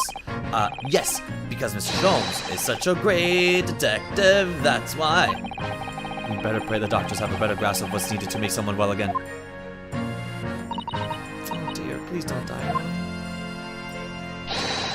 I'll report to your ladyship the moment I hear he's out of the operating theater.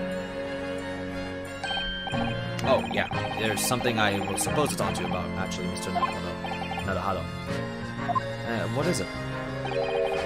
I have gotten an important message for you. I clean forgot about it till now. Important message? I wonder what it could be.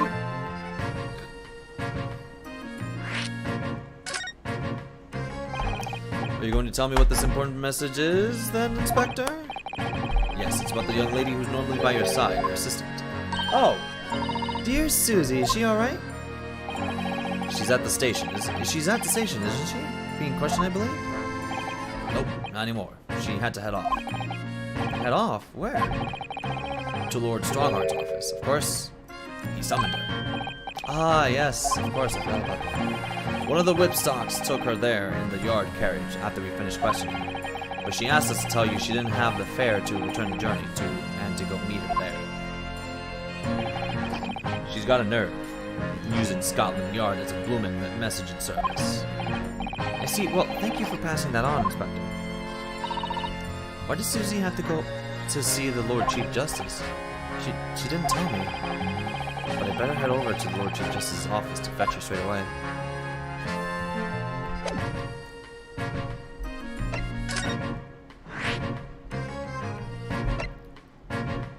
It's time.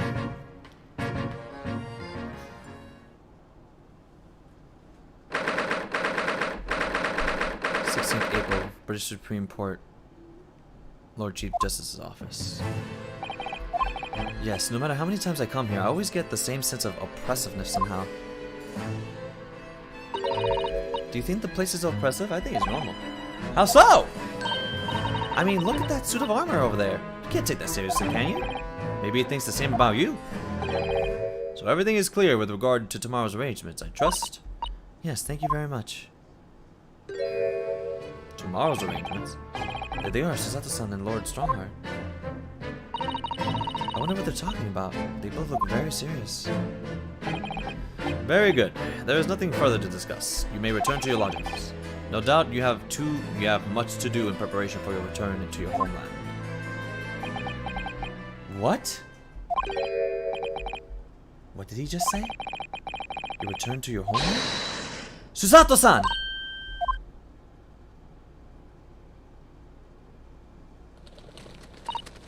Oh, Naruhodo. What was that about? Ah, Mr. Naruhodo. Thank you for calling me to collect your colleague. What's this all about? Why are we talking about Mr. Sato's return to her homeland? And tomorrow? Tomorrow? But what about Ginny's trial? You mean she's been formally charged now? Oh dear.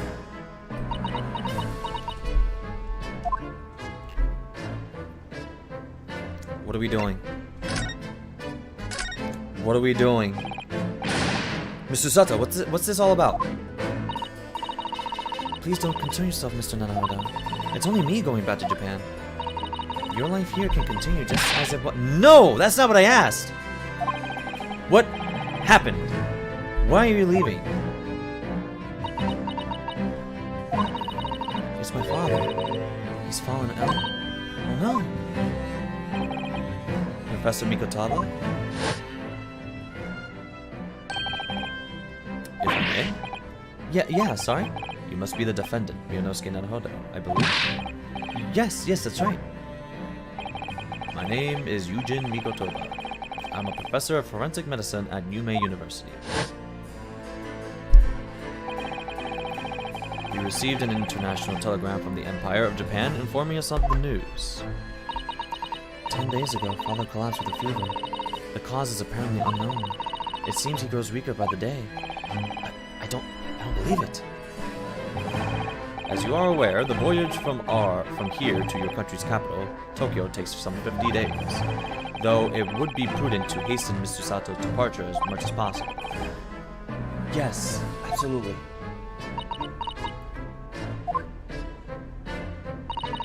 I will leave London first thing tomorrow morning. I can't believe this is happening. I need you. But Gina's child. So Gina has been charged. She'll have to appear in court. Yeah, she was formally charged a few hours ago, and the date of the trial has already been set for tomorrow. No, not even 24 hours later? Gina. Ah, the Lestrade girl. And the murder of the Baker Street pawnbroker. Yes. An all too conspicuous case. The pickpocket was clearly disturbed mid-robbery and shot the man in panic. No, the yard is overstretched as it is. Without wasting time on those open and shut cases. It's not wasting time. Jenny would never do something like that. Mr. Naruhodo. Yes, Lord Strongheart? In deference of your fine services to date, I shall overlook this young girl's insolence. But I have no recollection of admitting a child into my office. Leave now. Of course, Strongheart. Criminals will tell the most palpable lies in order to evade justice.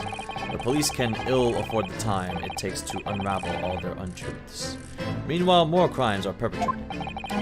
We have far more serious matters with which to contend. Serious matters? Didn't Gregson mention something like that yesterday? Yes, Gregson made a similar remark yesterday. It's no concern of yours, though I'm sure I need not remind you of that.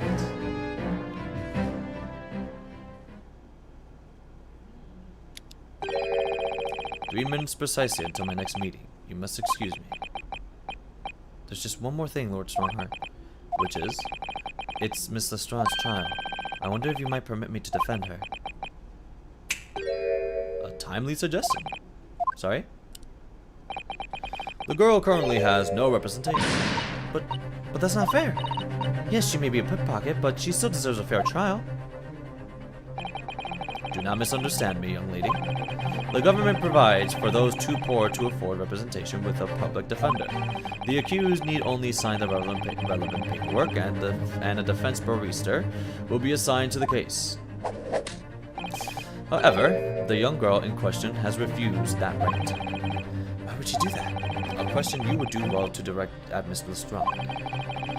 You will find her at the local prison. Yes, thank you. Now then, it's time I was leaving. Good day to you.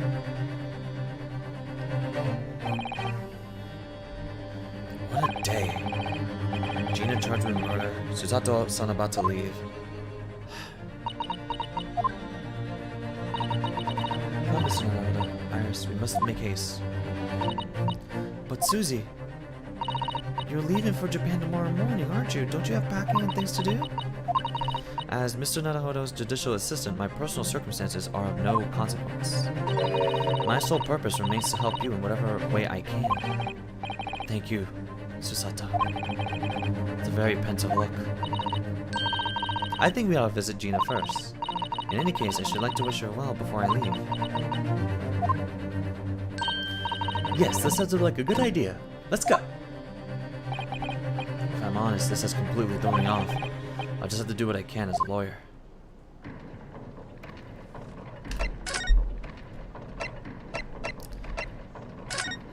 Alright. In 10 minutes, I'm gonna go on break and get myself something to eat. And then, and drink, and get back here and we continue. Ah! Hello again, Gina. Before you load your fucking gun, what are you lot here for now? To have the muzzle of that grenade launcher shoved in our faces yet again, obviously. I think I need to improve the way you load ammunition into that thing, don't I? Look! You can come as many times as you like, but I ain't got nothing more to say to you. We got things to say to you. Gina, I wonder if you might hear me out. There's something I'd like to say. What? I'm sorry to say that I must reluctantly bid you farewell. Eh? Farewell? Tomorrow I must begin my journey back home to Japan. I fear we may never meet again. Oh, right. I've had the pleasure of meeting so many lovely people here in London. I have so many wonderful memories. And yet, as things stand now, it will be a glum parting indeed. Poor Iris is so miserable. Susie. Well, that ain't my business. Both Iris and Mr. Naruto believe you to be innocent, Gina. They've put their faith in you. But somehow you can't find it in your heart to put your faith in them. Yeah, that's right, I can't. What of it? It grieves me too greatly to have to say goodbye to my friends when they are so clearly unhappy. Because of you. What? It's my fault? Yes, so I have one final request, Gina. Before our paths never cross again. Right here and now. I want you to show both of them that you don't deserve the faith they've invested in you. Only by doing that will you truly be as alone as you claim to be. What are you talking about? What'd you expect me to do, eh? You told us that everyone lies. So prove it by admitting one of your own untruths. What about you said before, Ginny? You said something about unforgivable lies? You must tell Mr. Naruto and Iris the truth now. That's my last request before I leave. My last request as a judicial assistant. No, I can't. Whatever these lies are, they're obviously weighing very heavily on Gina's mind. Gina, I could be wrong, but is it something to do with what happened 2 months ago? Something about that trial? The one in which Magnus McGilded was acquitted.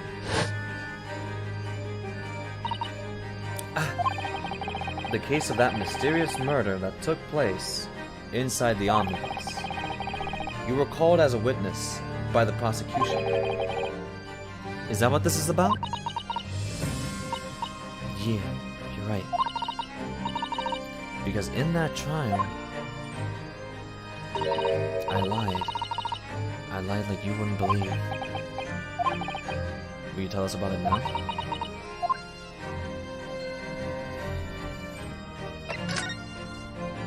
Two months ago. Like you said, it all happened 2 months ago. The coppers got hold of me and showed me in the witness stand. And based on your testimony, Mr. McGilded was declared innocent. Yeah, well, the thing is, I lied about the whole bunch of stuff. I knew it. What sort of thing did you lie about? I was hiding under the seat that night. That was the truth. It was pitch black in that little cubbyhole. I couldn't see a thing. And then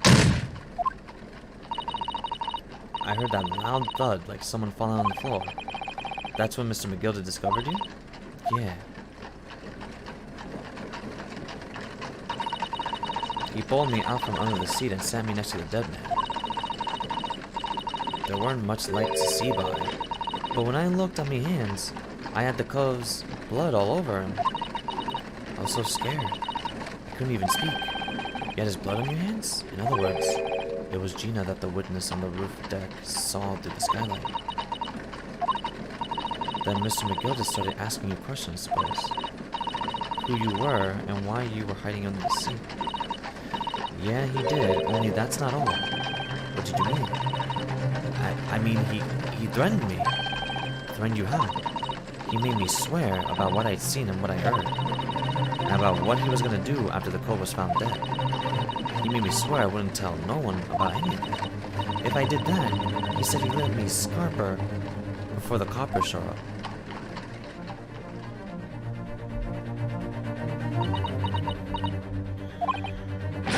Gina, you must tell me what he swore to you to secrecy about. What you saw, what you heard, everything.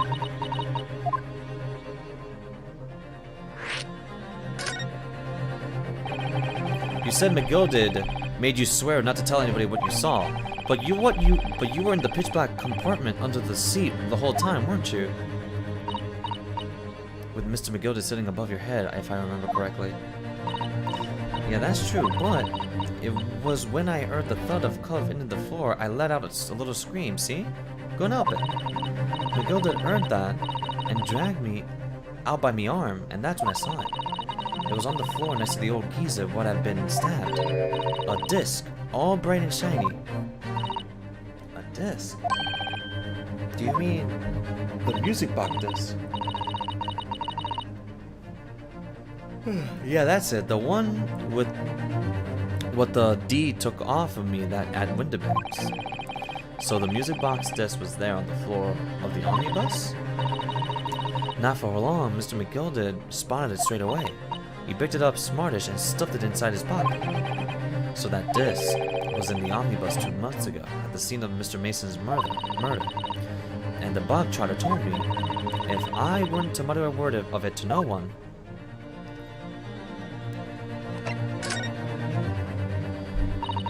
because it was so dark under that seat in the cab, I was straining my ears the whole time. After a while, I heard the door and the footsteps inside the cabin. Presumably, that was Mr. McGilded getting on board. Nah, not only him. Oh? Because I definitely make out the footsteps of 2 people. In that case, it would seem that it was Mr. McGilded and the victim, Mr. Thrice-Fired Mason. Whoa. We're redoing the unsolved case? Yes. In his testimony during the trial, Mr. McGilded claimed that he slept during the carriage ride. But whenever I'm in a carriage, I'm taken with a fierce tiredness, and I always succumb to it. And your own testimony, Gina, supported his. All I could hear was the Irishman snoring. Yeah, that wasn't exactly true. Neither of them was asleep. I could hear him talking the whole time in low voices. What? What were they talking about? Low voices. Sorry, I don't know. The sound of the horses and the wheels was too loud. But that still tells us something. Mr. McGilded and the victim knew each other. They did.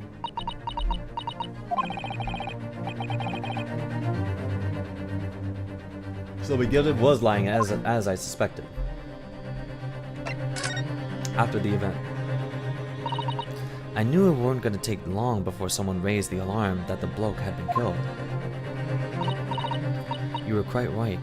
The other passengers on the roof deck noticed very quickly. So when the cab came to a stop, McGilded told me to hide back under the seat again. I climbed in and waited. The two coves from up top ran off to get the coppers. Yes, I'm Mr. Fairplay and Mr. First. Right. And after they'd gone, Miss McGilded asked the driver to do him a favor. A favor? Now then, fella, what I need you to do is take this coat of mine and deposit it with the nearby pawnbroker. And for your troubles, let's see now. I'll give you 10 guineas. Oh. A nearby pawnbroker. You mean on Baker Street? Yep, you got it. It was Windibanks.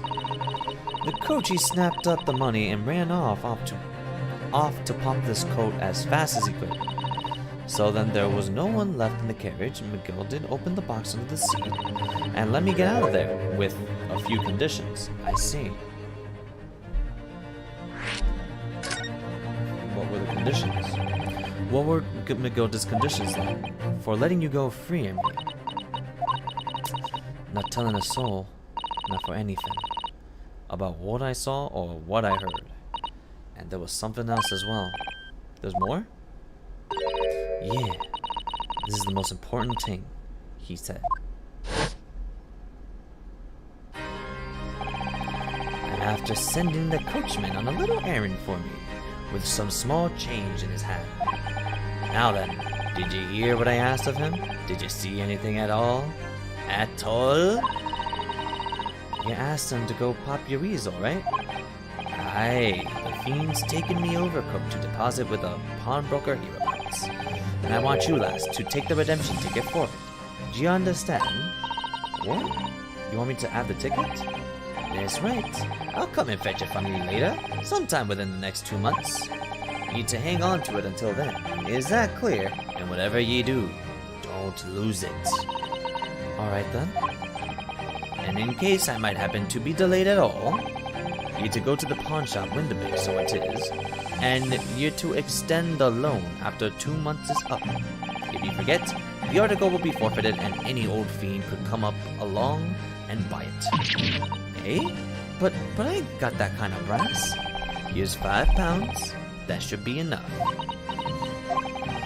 Do we understand each other, lass? Don't try anything funny now. If you go against me... Yeah, I get it. Good, and one more thing. In a few days from now, you'll be visited by the police, no doubt. The coppers? Aye. They'll come asking ye to take the stand in court and testify as a witness. So let's just have a wee chat about that, shall we? What it is that ye might say and what it is that ye won't.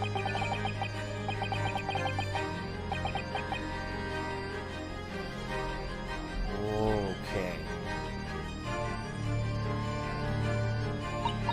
After he'd gone over it all, I piked it. Got as far away from there as I could. He hid from the pawnbroker's ticket in some bushes near the scene. I went to fetch it the next day once it got dark, so McGilded planned it and coerced Gina into giving false testimony.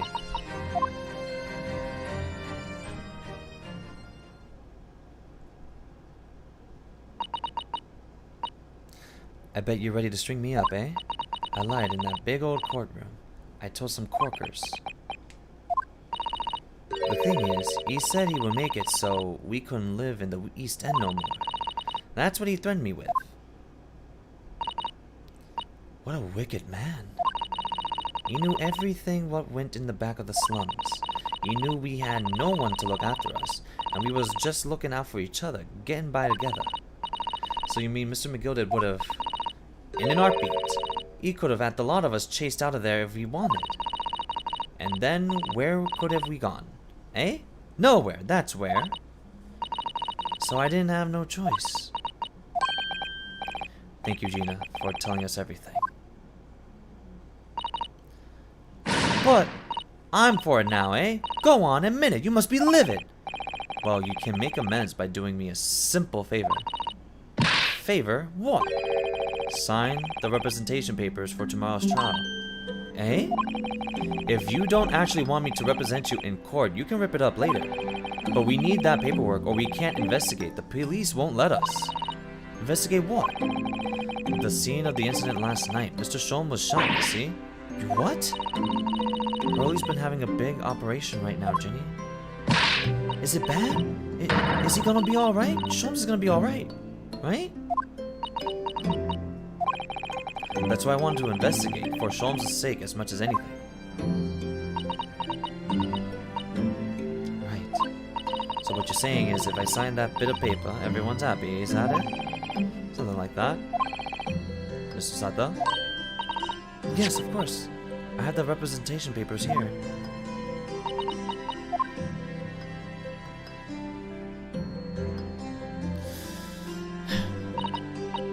I don't need no one to stick up for me, though. No lawyer or nothing. Come on. Poor Ginny. She seems so lonely. Well, at least this should mean we can investigate the scene at Winterbanks now. And perhaps we can come back to visit Ginny when we're done here. I feel like we finally cracked Gina. She's opened up to us at least. And now I have her representation papers. No one else knows just what a responsibility that is. Anyway, for now, it means Inspector Gregson can't stop us investigating at Winterbanks. Although, something tells me he's not going to be happy about it.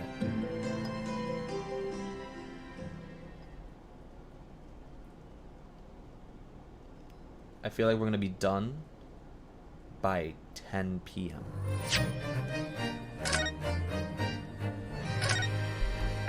Alright, I'm going to be right back. I want to get food. Let me see if there's any music that comes in right now.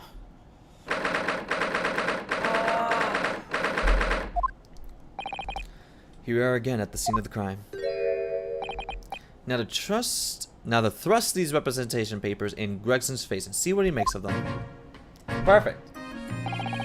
Hello again, Inspector. Do you have a minute? Oh no, hello again, Inspector. Do you have a minute, please? BRB.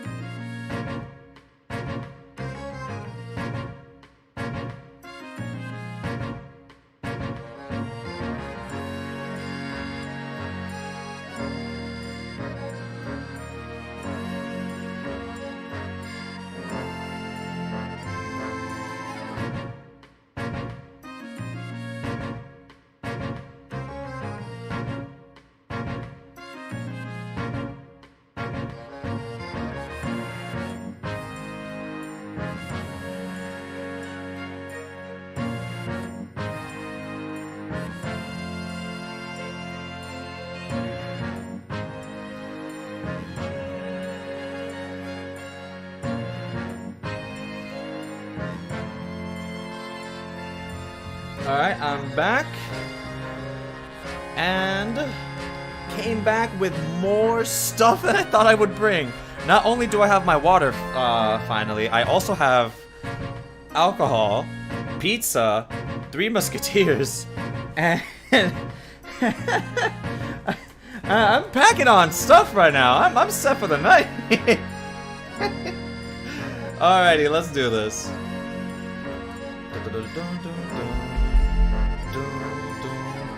Alrighty, welcome back, Yo-Yo. Hello again, Inspector. Hello again, Inspector. Do you have a minute, please? What is it now? You should go home and get some rest. Here you are, Gregsy. Here's the representation papers. Oh no. Your ladyship! Ow! I don't believe it. How the devil did you get that stubborn little ragabash to sign that? I salute you. That is good work, that is. Thank you. Well, I'm gonna be putting myself in the ponytail here. I can see you've been very busy here as well. How about some tea? It's a special blend designed to relieve fatigue.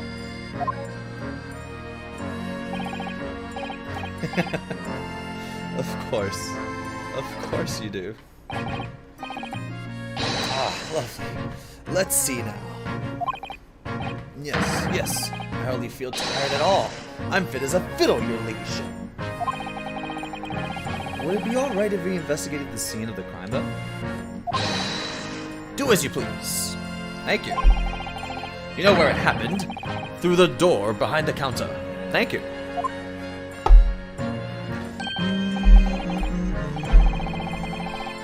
Yes, the storeroom. That's where I discovered Mr. Winterberg and Gina.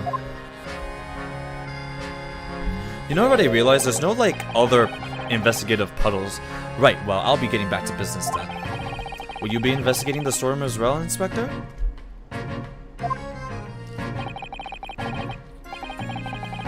If I'm perfectly honest, we need to wrap this up before long. Can't afford to spend too much time on it.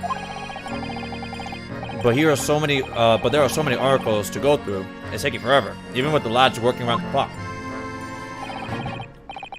Which is a problem, because there's another case the Yard needs to investigate urgently. That must be what Lord Strongheart meant by far more serious matters before. That's what I'm saying. So what I'm saying is, don't get under my feet, sunshine. Come then, let us not waste any time. Let's go. Oh, I like this new theme.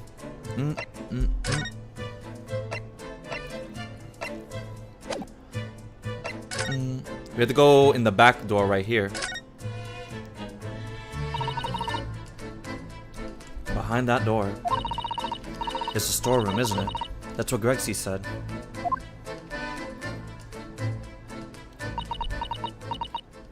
Susato?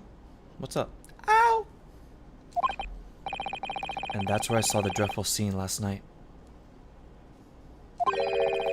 Through the little window in the door.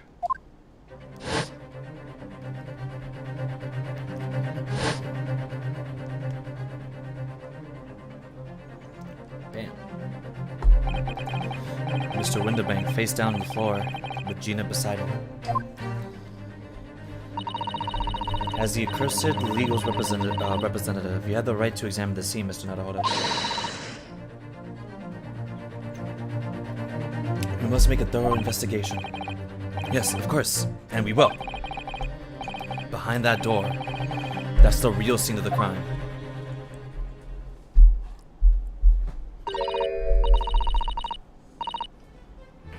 Don't worry, if there are some clues in there, I'll find them. I know you will. Whoa! Look there!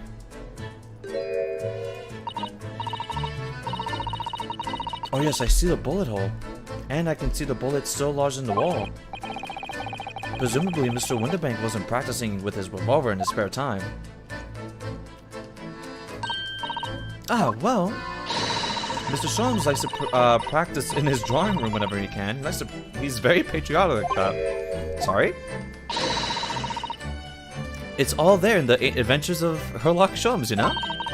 Isn't that right, Iris? Ah, did I write something like that? Partly in jest, perhaps. In jest? Oh! He doesn't do it often. It is quite dangerous pastime. He doesn't do it often. He shouldn't even do it once. Forget that now, Runo. Let's examine this bullet. What's that around the bullet hole? Is it blood? Suspicious red stain on the calendar. Yeah, no, that's blood. Aha! I may well be able to help with that. What? There's nothing like the sight of blood to get the blood pumping, is there, Runo? Oh, I have a feeling I'm not as bloody-minded as you, Iris.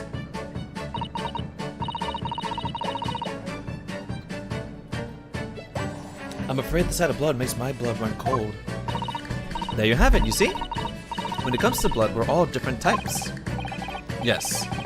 What a scientific observation. So you need this? Oh, no. What is that scary looking thing? Hurley and I haven't actually come up with a name for it yet. But as soon as you see it in action, you understand what it does. Watch. What did you just do? What? Oh, the color of the bloodstain has changed. It's green. There, does it make sense now? Yeah, I'm starting to understand. I actually don't understand. Good. It works on the principle that different people have different types of blood, you see? How wonderful. Why? The chemical it fires combines with the blood and makes it change color. So you can identify whose blood it is that you're looking at in a flash. What a fabulous invention, Iris. Isn't it? Oh, isn't it? I bet Ginny would say it's bleeding great. So whose blood are we looking at then? All the chemical does is turn the blood into a different color, so just find someone whose blood turns the same color and you'll know who it belongs to in a flash. It's more like 2 flashes, really, isn't it? 1 flash or 2, this could well turn out to be a very valuable clue. So you must make note of it in the court record. Alright. Taking the blood sample. Let's keep testing and adding the results of any other blood analysis to the portfolio. As long as I have region left to be sure.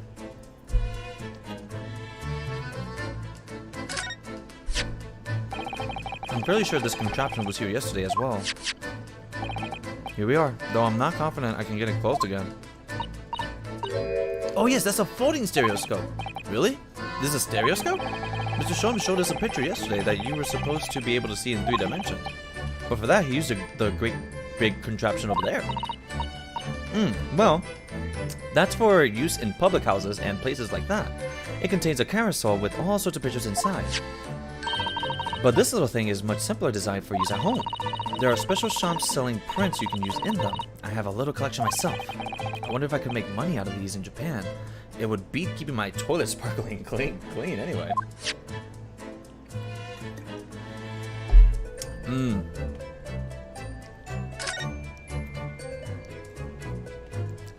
This. I've investigated Dory. Oh, man! The lamp! There's the article ledger here and Mr. Winterbank's notes and... Huh? What's this? This looks like as though someone has left a little photographic print. It's the same cat, too. Look on the back. There's some writing. Is there? Ooh, show us, Susie. Show us. 15th of February, 10:38 p.m. Article deposited 1 gentleman's overcoat. Loan amount paid £1. A gentleman's overcoat pawned for £1? Clearly it was a very fine coat, in fact, I think. Yes, this must be the ticket for the overcoat that Ginny redeemed yesterday. And is still wearing, which belonged to McGilden. I would never have expected the redemption ticket to be handwritten on the back of the photograph, though. It seems Mr. Winterbank just used whatever piece of paper he happened to have. But this photograph of a cat, it was very familiar, doesn't it? I'm sure I've seen this exact same picture somewhere else recently. Yes, you're right, very recently. It's the same one as Ginny gave us earlier. Of course, I was forgetting that she gave us that print. But what are you waiting for then, Haruharu? Get it out! Alright, the cog's turn. It's the exact same picture. Yes, they are exactly the same. Wait.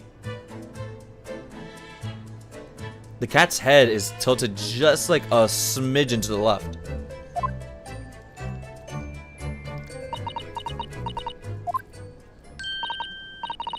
I've got it.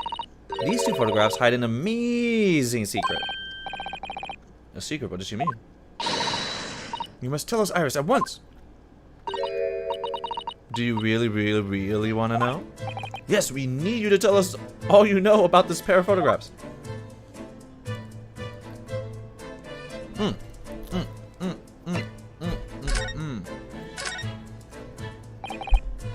So, Iris, about these two photographic prints, the one we found here on Mr. Winterbank's counter, and the one Gina gave us before.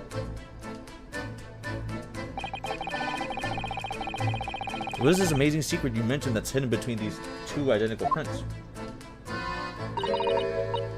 Actually, that's not quite right. Sorry. If you look carefully, the two prints aren't the same. Not exactly. They're not? Have another look at them now. The cat turned just a little bit to the left. Can you see that they're just slightly different from each other? I think so. It's very subtle though. Yeah, it is. But what's the reason for the subtle difference between the two prints? Ah, it's because they're a set, you see? No, I don't.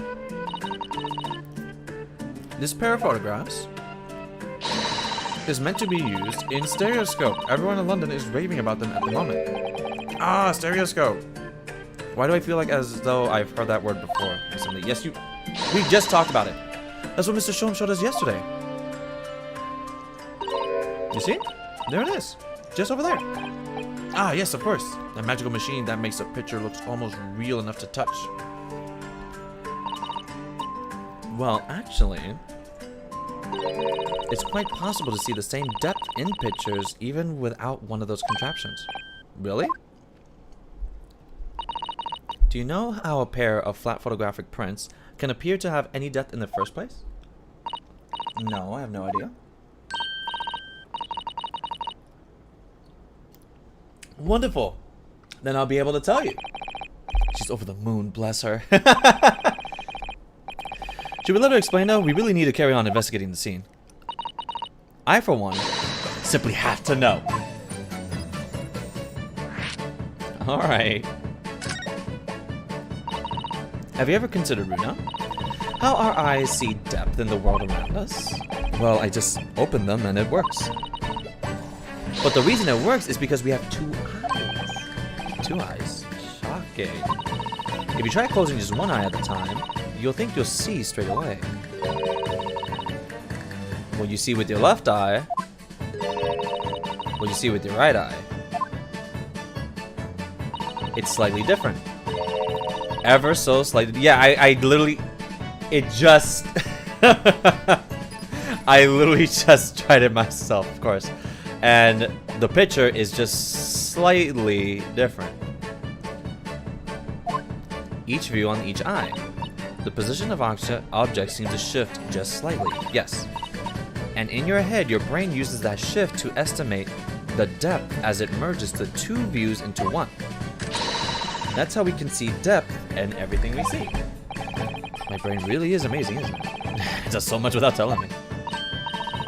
I think I see. So the pair of photographs consists of a left eye view and a right eye view. Is that right? Yes. Well done, Susie. You're so quick. So if you can persuade your brain to merge the two pictures together in your head, you'll be able to see depth in these prints. Yes, Runo, you're beginning to understand. And a stereoscope's function is to act as your brain and allow you to do just that. Yes, but as long as you have two images, two eyes, and one brain, you can actually do it yourself without needing a stereoscope at all. You can? Really?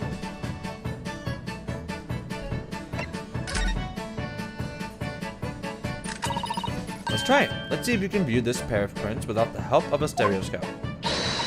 Yes, I'm dying to have to go. This is how some really love this kind of thing. You need to be able to cross your eyes. That's the main thing. Can you both do that? Cross my eyes. I think I can. Watch me. And see if you can copy.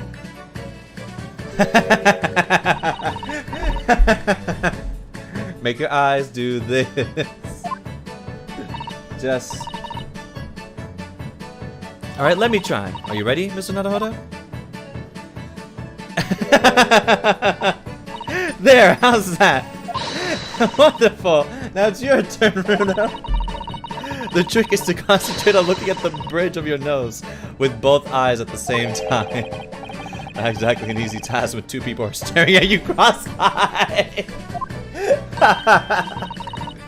Alright, that's enough practice. Let's try looking at the prints. This is so cute. Start by staring at one print and slowly crossing your eyes. Okay?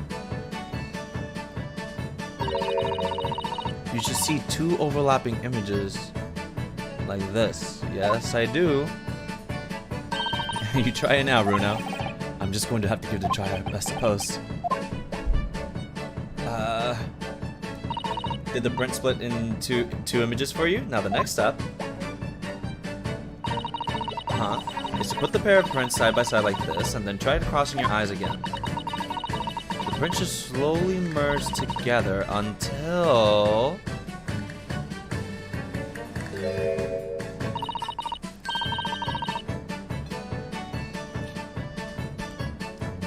they form a new single image in the center. Oh, yes! Mr. Naruhodo, it works! I can see it in the middle now! It looks so real! Ha! I can look at it all day! No! Susato, stop! I wouldn't advise that. Your eyes might start to hurt. Your turn, Runo. Okay. Pretend you're looking through the pictures and slowly cross your eyes. Keep adjusting the position of your eyes until the two images overlap exactly in the middle. Like this. Is it?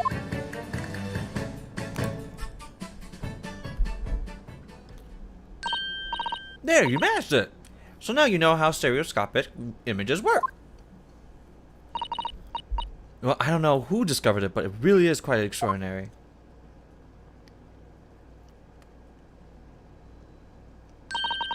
So what do you think of these stereoscopic prints then, Runo? They're certainly amazing, but isn't it easy to get the knack of viewing them properly? Now, some people find it easier than others, but that's why contraptions like this exist, for people who find it tricky. Oh, I recognize that. We saw one over there yesterday, didn't we? We literally just talked about it. If I remember correctly, you press this little knob here, and then set the pair of photographs in this stand at the back end. Bam! It's still amazing, even though I know roughly how it works now. Well, London seems to agree with you. Stereoscopes are very popular at the moment. You can find one of these folding contraptions in lots of households in the capital currently. But if these little machines are so affordable, surely there's no need to go around staring cross-eyed at pictures like you hate them. But it's much more satisfying to be able to see the effect with your own eyes. Well, I think so in many cases. Stereoscopic pictures. I never even heard of them until yesterday. We certainly learned a lot about them, but I wonder if it's knowledge that I'll ever actually need.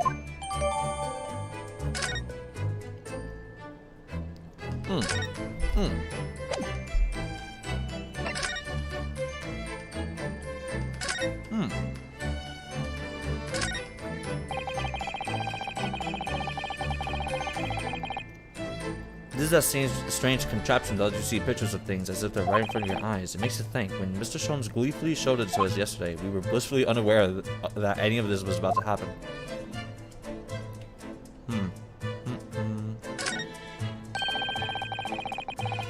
This officer has been staring intently at the wall since before we came here.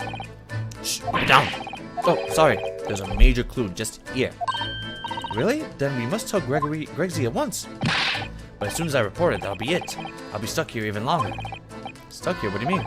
I haven't been home in 2 days already. I need another constable to relieve me and take over my shift. Ah, they really have a tough time, the British police. Jesus. That doesn't stop us from investigating though, does it? No, I suppose not. I'm fairly sure it was a calendar he was peering at. Hmm? Green blood. It seems strong somehow. Oh, there are all sorts of different colors. There are pretty pinks and purples too, you know? Like I said, everyone's blood is different. I wonder what color my blood would turn out. Actually, I don't want to know.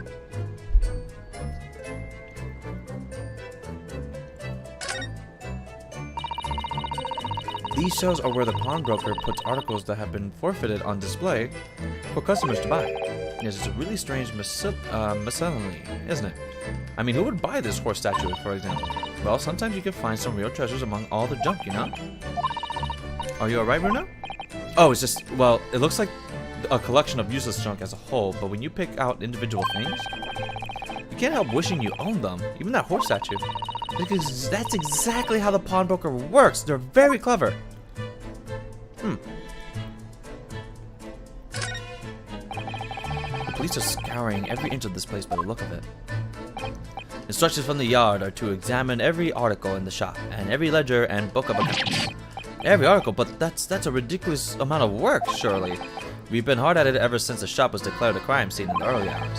We are sifting through it all, in shifts at least. So, we'll be working through the night, that's for sure, and even then we'll barely have scratched the surface. A crime in a pawnbroker's must be every policeman's nightmare, and every copper's worst nightmare. You know, a crime in a pawnbroker's. Well, he called it. It's a music box. Do you have them where you come from, Bruno? Yes, but I've never seen one as large as this in Japan. Oh, well, this will be a treat. Shall we have a listen? Yes, we shall.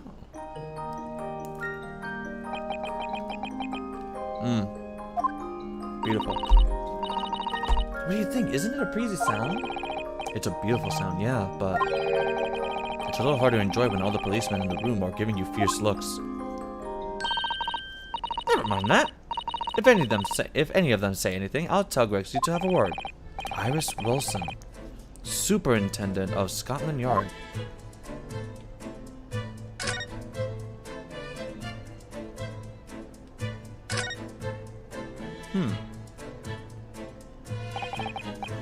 That ledger that's open on the counter there really is enormous, isn't it? It must be an awful lot of work to keep track of all these hundreds of items and pawns. It's too much to think about. Better to sell it all and have a clear head if you ask me. But clearly Mr. Windbreak was very careful when it came to articles in his care. A pawn's job is not easy.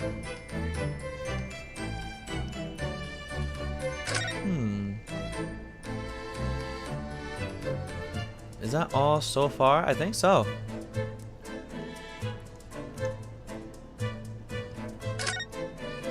Yep.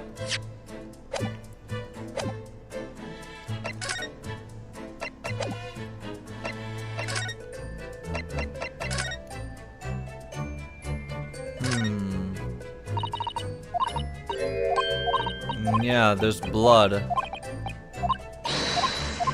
We need Iris. Alright, Iris, here. Oh, that looks like blood! It does! I would say it's from a gloved finger. Almost certainly a glove made of leather. Well, don't worry, Bruno. You can leave the rest to me. Oh, well, here we go! Purple. It's not green. Look at that. Yes, that's a color we haven't seen before, isn't it? We simply must add it to the portfolio of blood samples. It could be an important clue. It could be. Although, it would be nice to find out whose blood these different colors correspond at some point. Well, this particular stain of blood. Oh, you have an idea, have you? Do you know whose blood this is? I think I do. I have an idea whose blood it is. Not from the color it turned, but with a little deduction. That's right. I think it's clear. Iris, you know as well? You first, Bruno. Who do you think it belongs to? I think this is the blood of... It's not Mason. It's not Pop Windebank. I think it's McGilda. Mr. McGilda? Yes, after all, this redemption ticket belonged to him. Oh, you don't think... You mean that during the incident of the omnibus? I expect so. It's a very clear print and no small amount of blood. It must have been resulted from a fairly serious accident, such as he might have sustained on the omnibus. Wait, but if I remember rightly, no sign of injury was found on Mr. McGill at all. Oh. We're trying to work out who the blood came from, so we can rule out anyone who hadn't been bleeding straight away. Yes, I suppose we can. I have to think through this. Who do we know was bleeding at the time? Oh! Thrice fired? It's not Gina. Thrice fired Mason? You don't sound very sure of yourself the way you trailed off there. Well, it was 2 months ago now, that case. And of course I never met the victim, so I'm struggling to remember his name. He was definitely thrice fired, though. The victim of the omnibus case?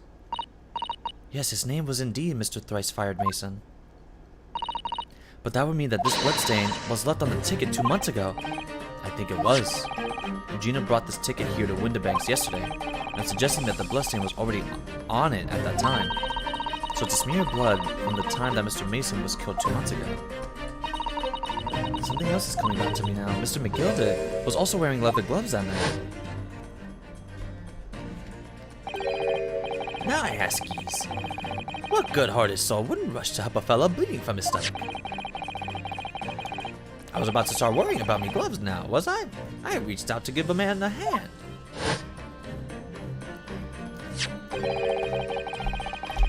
It certainly does look like a leather glove thumbprint this mark. But we know that Mr. McGill had no injuries at the time anywhere his body, from which we can conclude that any blood of the glove belonged to the victim, Mr. Mason. Mr. Naruhodo, you sound just like Mr. Sholmes! Minus the quirky slip-ups, I suppose. I hope. I think you're right, Bruno. Very well. Let's make note of this.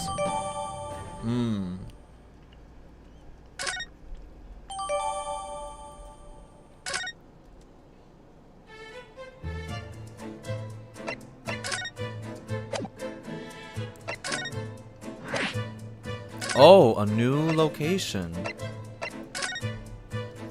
We can finally go into the storeroom. Oh, it's really bad. Jesus Christ. Poor Iris. She's clammed up completely. This is not for 10-year-olds. Iris is bound to find this difficult. After all, Mr. Windibrake's life was taken in this very room only last night.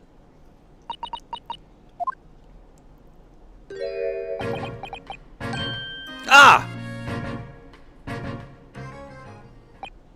Wait, Inspector, get back here! What is it now, Sunshine?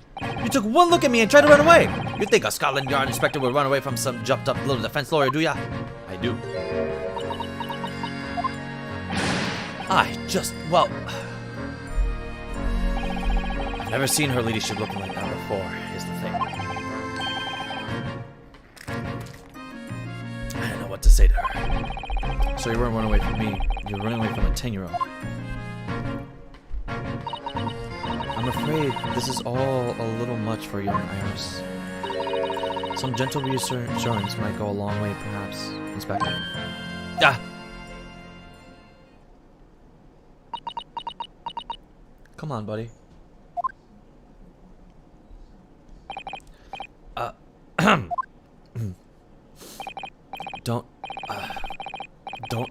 Don't trouble yourself unduly, your ladyship. I mean, at least you're not dead, are you? Oh, you're awful at this. I don't think that went very well.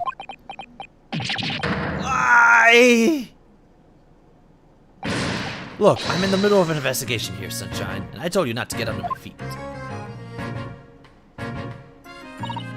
We have investigating to do ourselves.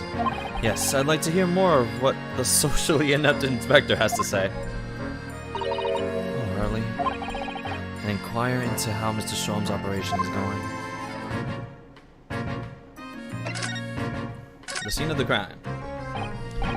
So, Inspector, what do you make of the crime scene here? Pshaw, you got eyes, haven't you? You It is what it looks like. Nothing more, nothing less. It's not that black and white, man. Iris, could you lend me a hand? So, Grexy, what do you make of the crime scene here? Oh, yes, your ladyship. Do allow me to humbly explain. Last night, shortly after the hour of 1 o'clock in the morning, Scotland Yard police attended the scene. The one and only door to this room, storeroom, was found locked from the inside. So it was locked from the inside. The lock appears to be broken now, though. Was that the police officer doing? Quite right, ma'am. Quite right. We took the liberty of smashing the door in. As humbly as possible. Oh.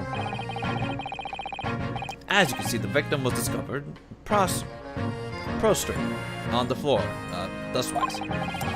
And next to the aforementioned body, we discovered the vile gutter child. Are you talking about Ginny? She's my friend, you know, Inspector. Miss Lestrade, the hapless girl, was curled up on the floor, dead to the world. She's still alive, you know. Yeah, when I saw her, she appeared to be unconscious. And I'm afraid to say she had the gun that was used in her hand. No! Presumably, it's the gun that's still down there on the floor right now. In her pocket, we found the key to the door as well. What? The key to the storeroom? And you say the storeroom had been locked from the inside, Inspector? Correct. All of which leaves her ladyship's friend in something of a sticky situation, I'm afraid.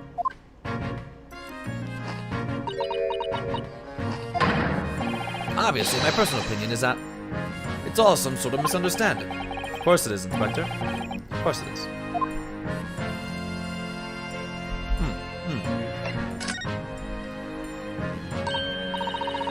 Gregsy, do you know anything about Hurley? Is the operation finished? Is Hurley alright? Is he? The thing is... Don't mince your words, Inspector, please! You don't mean to say that Mr. Sholmes is... No. The operation's done and dusted. It's just that, well...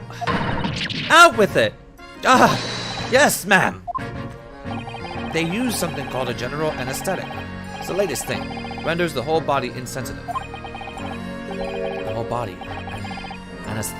Anesthetized? Is that even possible? It means the operation can be completed while the patient is fast asleep. Goodness, in the Empire of Japan, we can just manage to provide laughing gas for a tooth extraction. The trouble is, the latest thing isn't the always greatest thing, if you follow my meaning. They couldn't get the medication to work at first, so it took hours for him to nod off, or so I hear. And now that the op's finished, they can't get him to wake up, apparently. Oh my! No one knows if it's the anesthetic still in the system, or if the bloke just plain exhausted. But anyway, all they can do is stand back and watch until he comes around again. Hurley. The moment he opens his eyes, ladyship, I swear I shall get the word to him. I was surprised, even in matters of life and death, Mr. Sholmes had to do things his way. Okay. Search around, shall we? The police has marked the position of the body with the chalk line.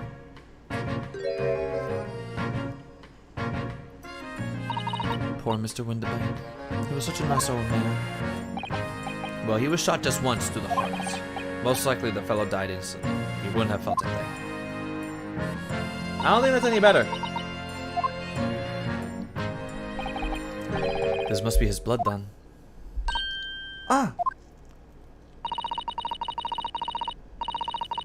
I don't like to ask at such a wretched time, Iris, but I wonder if perhaps... Don't worry, Susie. I'm ready for action.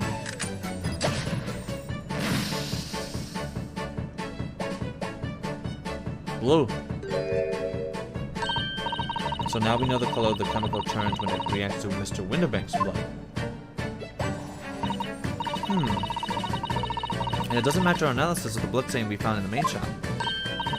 No, but let's add this sample to the others we've already collected anyway.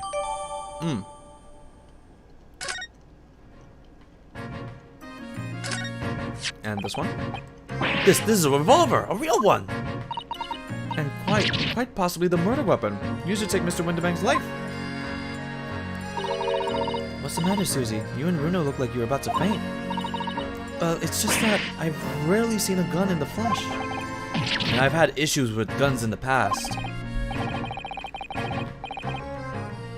But anyway, we saw Mr. Winterbank with this yesterday, didn't we? Yeah.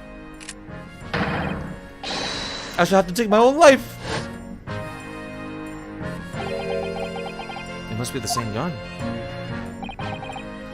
Yeah, last night when I looked through the spy hole in the door to the storeroom here, that was the same gun I saw in Gina's hand.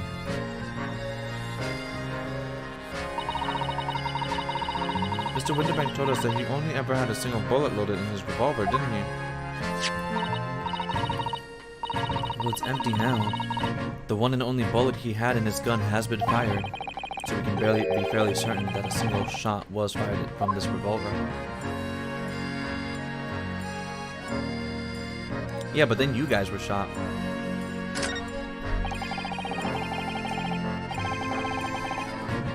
Look at all these articles that have been deposited. The room is stuffed full of them. I can't believe how many there are. A bicycle, a gramophone, musical instruments, even some enormous paintings. Look. Pieces of different people's lives quietly gathering dust in here. There's something very peaceful about the atmosphere in here. Or at least it would be, if not for the chalk outline on the floor and the police are playing out. Not much I can do about that, Sunshine. Out of all the articles in the storeroom, this is the only thing that shows any sign of being ransacked. Ah! What is it, Iris? That's the box file that my manuscript was being kept in. Oh! Iris's unpublished story, The Hound of the Baskervilles? Surely that's not all this. Sorry, Iris, but if you ask me, we sold it. Without telling you. You must check inside the box at once. Yes. Ah! It was there! Iris' story was there! Really? It was? Well, that's good news, isn't it, Iris? Yes. I mean, of course, I believed Hurley when he said he deposited here, but still. It's a relief to actually see it. Really? Because that's not a very well hidden frown.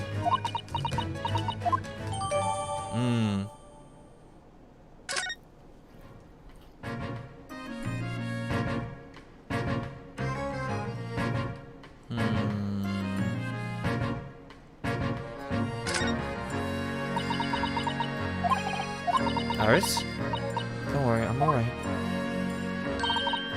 But we must find the true culprit. Yes, absolutely.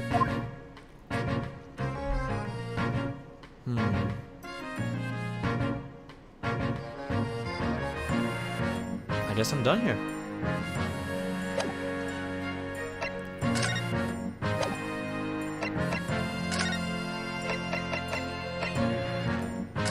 What do you think of this? Is that what I think it is? Your ladyship's latest? Yes, my latest story is called The Hound of the Baskervilles. Oh, most fascinating title, your ladyship. Fascinating. And I don't suppose would there be any mention of my humble self in the tale this time? Good question. I can't really remember. I see. Well, why would you, your ladyship? I'll just await its publication with eager anticipation. You weren't an inspector. I'm sure if you do appear, you won't be doing anything particularly remarkable.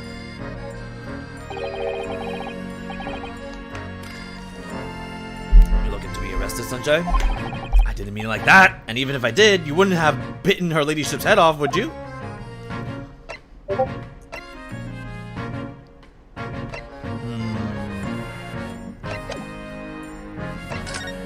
I guess I'm done here. Am I? Yes, I am. Never mind. I guess let's look at the hospital. No. I might have to come back here. Hold on. Maybe present him some stuff? No. I, the undersigned, agreed to the legal representation by the lawyer named hereunder in regard to the following incident: Gina, murder of the Baker Street pawnbroker, 17, Ryunosuke Naruhodo.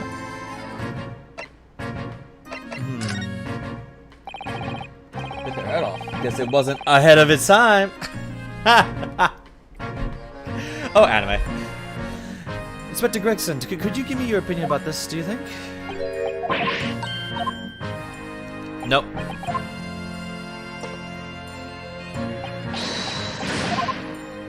Nothing.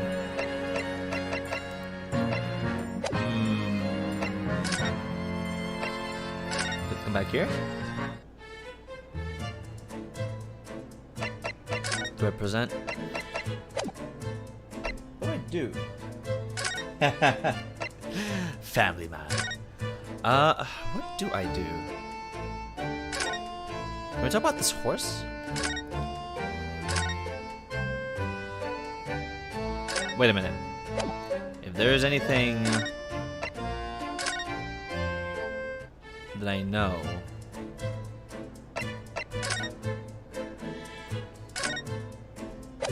it would be funny. It would be funny if I just found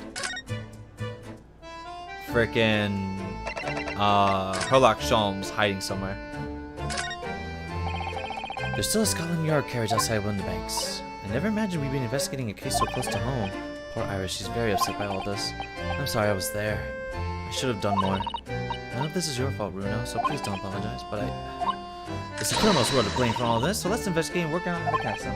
Quit horsing around and find clues! Trying! It's very hard!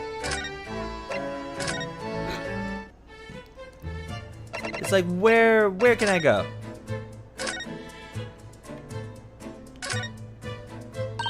Oh, that looks like a telegram. It is, but you mustn't open, not under any circumstances. Alright, I won't. Now then, let's see. What did I just say? You mustn't open it! Don't worry, I won't. With this special concoction I developed, I'll be able to see through the envelope without even opening it. That's not allowed either! Oh, but I'm sure it's something important. Little geniuses can be a little mischievous.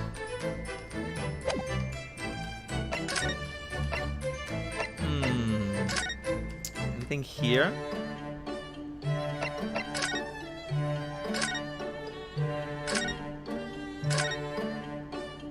No. Prison. Is there anything happening here? Oh, yep. This is where to go. Gina doesn't appear to be here. Where did she go? I believe she must be in questioning at the moment. Oh, okay. Oh, but wait a minute. What is it, Iris? Well, if you examine the scene here carefully, there's another possibility, isn't there? Ginny could have slipped the key from the jailer when he wasn't looking and escaped. Oh my!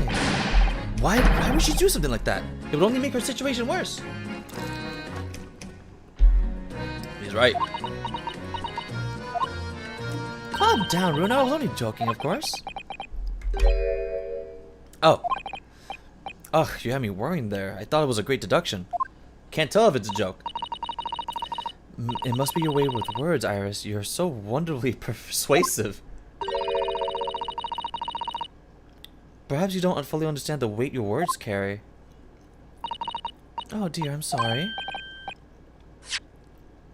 I suppose a lighthearted great detective is a contradiction in terms. Well, in the same situation, I'm sure Mr. Sholmes would have just thrown his head back and guffawed. I'm not entirely sure that's helpful, Miss Naruto. Well, anyway, it looks like we won't be able to talk to Gina for a while. We should try to make progress with our investigation in the meantime. Come along then, Runo. Come along, Susie.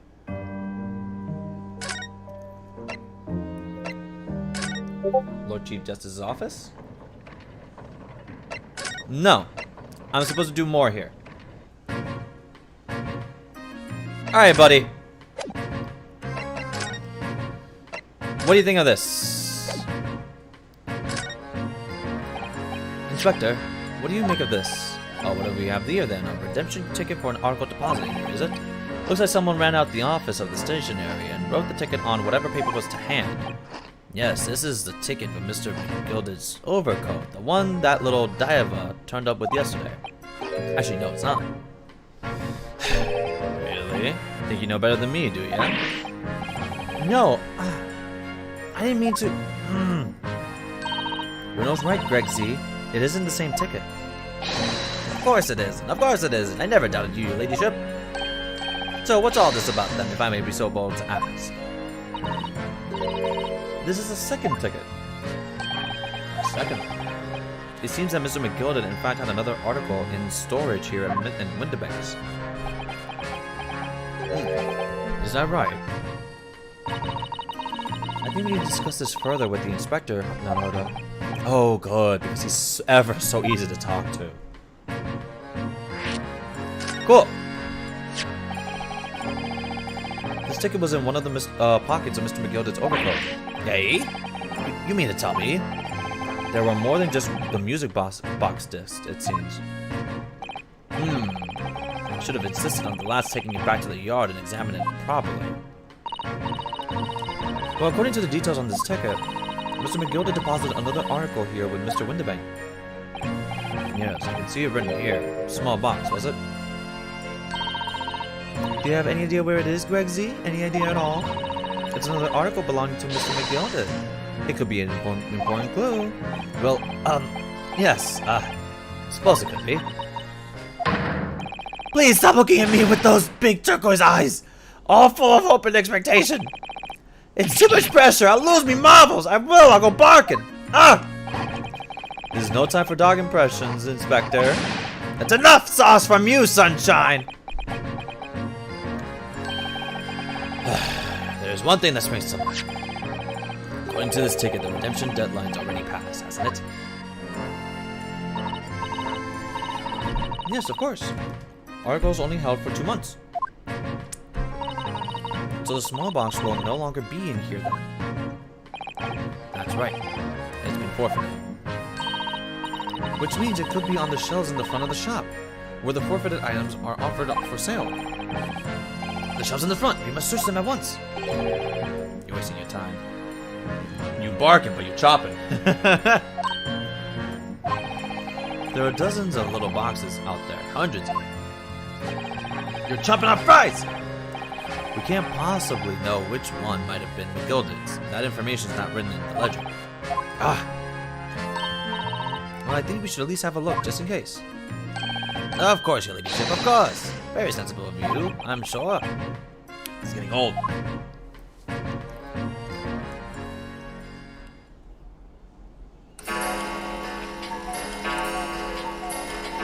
Huh? I nearly jumped out of my skin there. How could Mr. Windibank set such a wicked trap? I doubt he set out to scare anyone. Is that really the time? I think perhaps we should pay Gina another visit soon. Oh? Her trial's tomorrow. We must establish whether or not you'll be defending her. I think we should ask her one more time. She may have changed her mind. Don't you remember, Runa? You told her she could rip up the representation papers if she didn't want you to be her lawyer. Really? Did I say that? I said all that? Yes, you did. Ah, shit. The deadline for submitting the paperwork is fast approaching. In that case, we better hurry back to the prison and talk to Gina again. But we gotta look at the things! Damn it!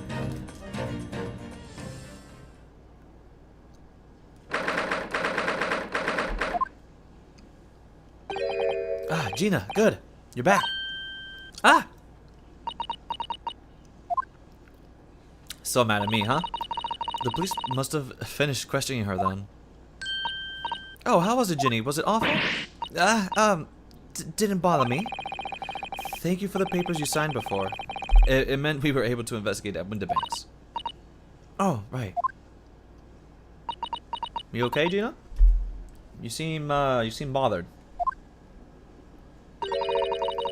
Don't you want to know how we got on? We've ever been so busy. What's the point in asking? Won't change what everyone's saying, that I did it. That's not... Gina, we came to ask for your final decision. What decision? About tomorrow's trial. Will you let me defend you or not? I must submit the paperwork now if you'd like Mr. Naruhodo to represent you. Right, I see. She's really lost her fight all of a sudden. But I know what that feels like. The worry is just so hard to bear. Come on. Damn, this music. What we've uncovered. Oh,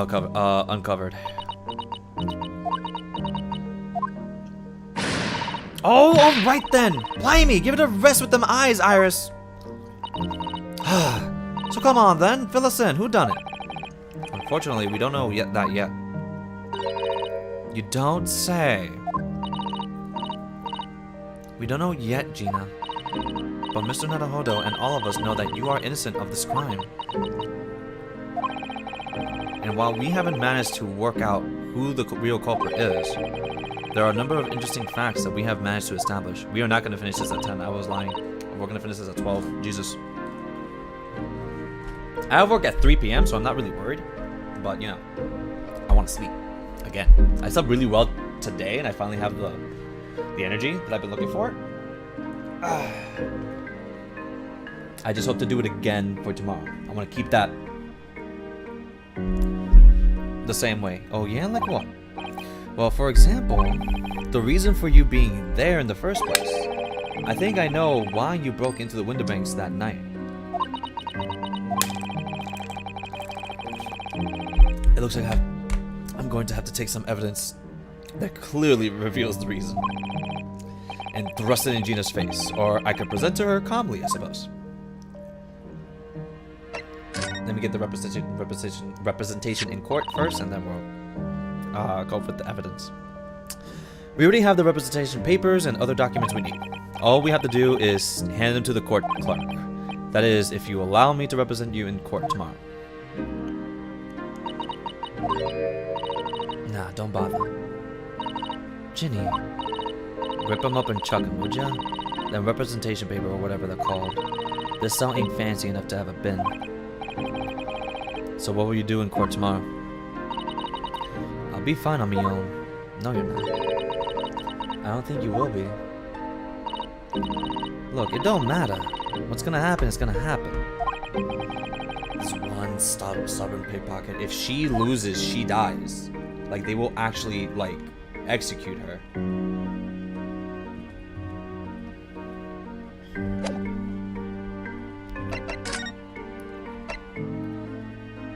This is the one, right? I'm gonna show this one. Here, Gina, look at this. Oh, no! It's not this one. I guess it's this one. Do you see this pawnbroker's ticket, Gina? It's the one you took to Winterbanks, isn't it? The one for the black overcoat that you're wearing now. Eh? What, that? I don't know. They all look the same to me, those tickets. Surely not. Well, this one has a very obvious mark on it that would appear to be blood. Does that ring any bells? I don't know. It all looks the same to me. Blood. And they all sound the same to me, these answers. Suspicious. We found this in Mr. Winterbank's storeroom. You came here to pick up the fucking stories? The manuscript of Iris's latest story. Ah! Alright. Well, that's good then. Curiously, the storeroom at Winterbanks showed no sign of being ransacked for items of value or the like. The one exception, the box file that housed this manuscript. You wanted to give this back to Gina. Well, you wanted to give this back to Iris. It was you, wasn't it, Gina, who broke open the box containing this manuscript last night? Huh? You were determined to find out whether or not the Hound of the Baskervilles was really there. That's the real reason you broke into the storeroom last night, isn't it? Ah! Why don't you tell us what happened, please?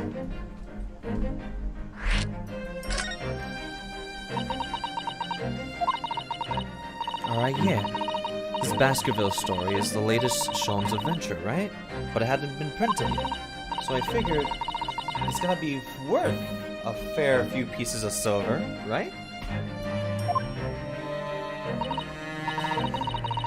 Ah, yes, at least 5,000 pounds. What? So you intended to sell Iris's manuscript, did you? No, Jenny, how could you? What? Wait, no, hang on. Of course I wasn't gonna sell it. All I wanted to do was find out the mantle script or whatever you call it was really there or not. That's the only reason why I was in the place. For Iris' sake. Isn't that right? We knew why you'd done it from the start, Gina. Of course we did. But I knew you wouldn't do anything mean like that, Jenny. I just knew it. Well, when I saw the manuscript in the storeroom, it reminded me of what you'd said the night before. Grown-ups do a lot worse than that, believe me. Barefaced liars, the lot of them. You just ain't realized it yet. I'm telling you, that mantle script ain't like Windibanks. You'd soon see if you had a look. If I'm honest, I have wondered if Hurley's telling me the truth sometimes. I mean, that I sometimes wonder if he might have hidden my manuscript somewhere. Somewhere I don't know. Even though it's wrong of me to doubt him. Oh, Ginny, that was so sweet of you. Alright. I'll tell you why I did it. Just stop looking at me like that, Iris. You have a soft heart, you just refuse to open up. It weren't because of Iris, that's not why I did it. I just wanted to know the truth, that's all. Yeah? You wanted to know if Mr. Sholmes was being honest? If he'd really deposited the manuscript at Windibanks? It's like I told you the night before. I never had a father. But Iris's lot ain't like mine. She's got her dad, only she can't see him. And I reckon that's gonna be harder. That's why she writes her stories. They're about her dad, really. That's what it sounded like to me, anyway. Last night when I was listening to what you were saying, stories about Daddy? You mean they're not the adventures of a great detective? So much as the adventures of a great detective and his trusty partner? Well, that's how I see it, yeah. You're so thoughtful and so kind, Ginny. Yes, and we never thought any differently, did we? Look! Give it a rest, will ya? I hate all this chummy nonsense. Do you hear? I hate it. I don't trust no one, right? That's how I work. Because if you don't trust no one can let you down. So leave me alone. Go on, Scarpa!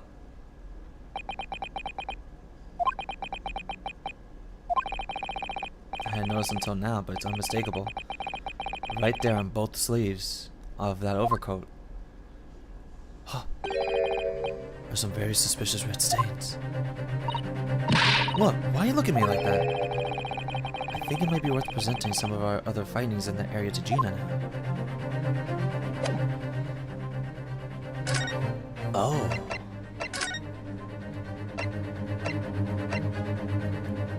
We only know the two. Those stains on the sleeves of your new coat, Gina. They're blood, aren't they? What? Blood, Mr. Naruhodo? Not that I know whose blood yet. You don't appear to have any obvious wounds yourself, though. So could it be blood that splattered from Mr. Windibank when he was shot last night? Let's not beat around the bush here. This trusty friend of mine will get results much faster than anything else. Take it easy, Iris. Don't move, Ginny. I'm going to shoot.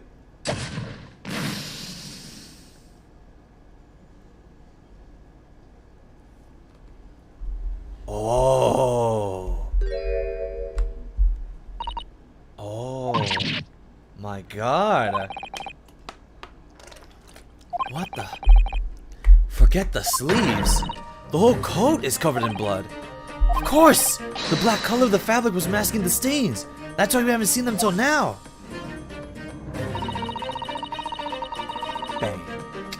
Da-da-da-da-da-da-da.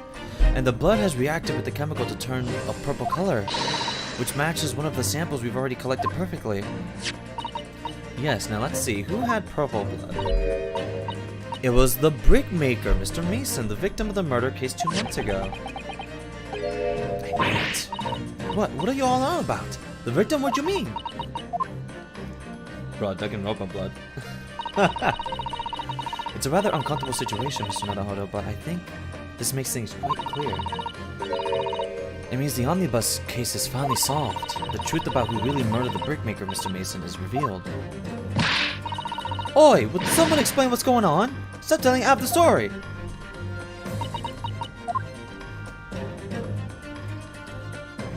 We saved a criminal.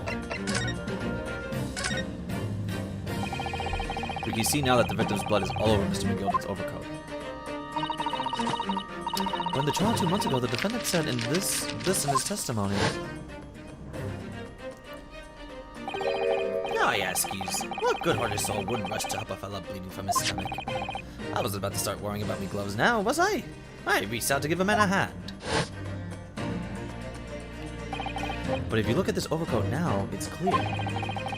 These stains couldn't have arisen from McGilden trying to pull the victim to his feet. No, if that was what really happened, the blood wouldn't have splashed all over the front of the coat. The only explanation for this pattern of blood is that it splattered over McGilden's coat when he stabbed the victim in the stomach. I've tried to run from the truth for long enough, but there's no escaping it now. The true culprit in the case is Mr. Mason's killer. Was Magnus McGilden. I mean, come on! That one was obvious. You knew. You 100% knew. That's why you and the Reaper worked together to solve that case. Mr. Naruhodo. That horrible case is solved at last. And I helped the man walk free from that trial. I used all that twisted testimony and all that sham evidence to prove his innocence. How could I have let that happen?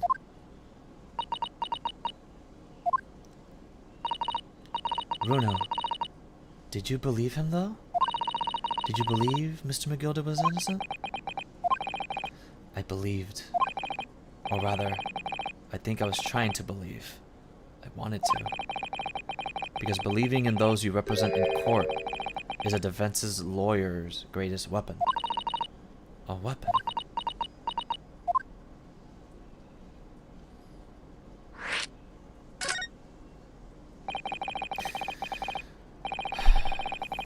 Before we came to Great Britain, a great friend of mine taught me a valuable lesson. You mean Kazuma-sama?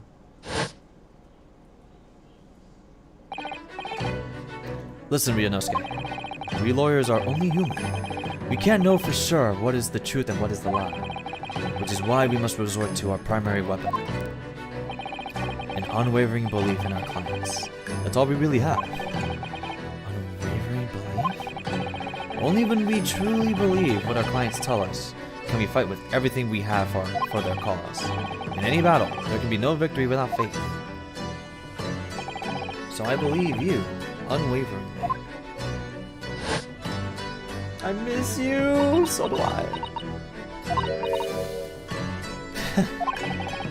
What's funny, Gina? Core. Sounds like in this empire of Japan you come from, everyone must be solved. Well, come on. Look at the mess you got into, believing in that bog trotter. Yes, I inadvertently helped a murderer walk free. Well, at least you've learned your lesson now, eh? Believing in people's never worth it. Someone's always stab you in the back in the end. As soon as you let down your guard, you had it. Take a leaf out of my book. Believe no one. Get hurt by no one. Gina, may I ask you something? What? I'd just like to make absolutely sure. What would you like us to do with these representation papers for tomorrow's trial? How many times do I have to say it? Rip them up and chuck it away. Are you really really sure that's what you want? I bet that's what he wants. And all now, Mr. I'm a believer lawyer over there. Don't forget it was me in the trial 2 months ago. I led everything up in the garden path, didn't I? And you're telling me that you can believe me after that? Not likely.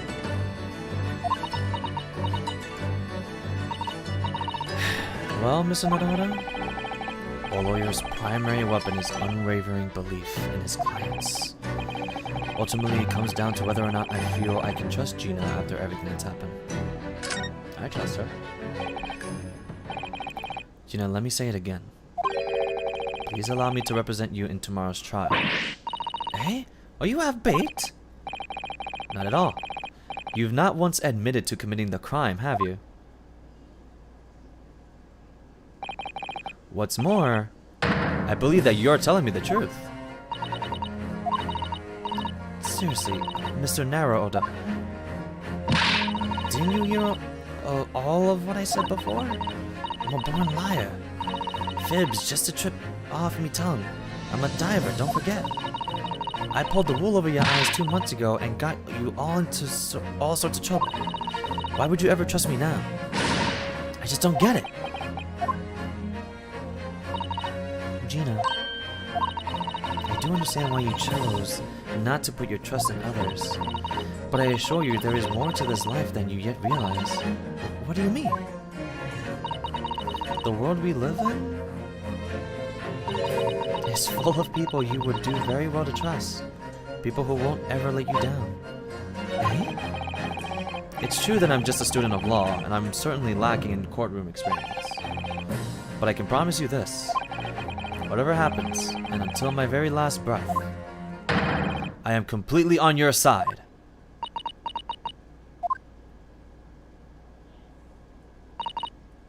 What do you expect me to say after that? Aww, she's crying.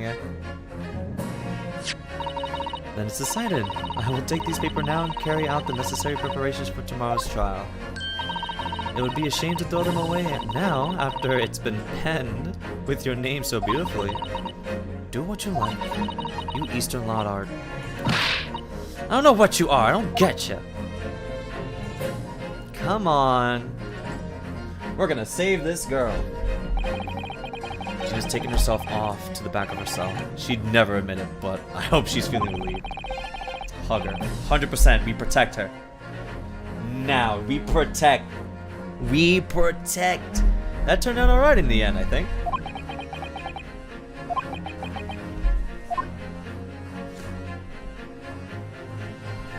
It took a lot of time.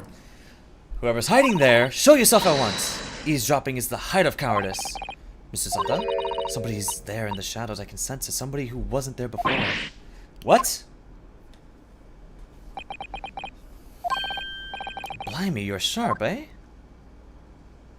Ah! Inspector! I suppose you were using one of those mystic Japanese arts, like the art of stealth I've heard so much about. If anyone was being stealthy, it was you, Inspector.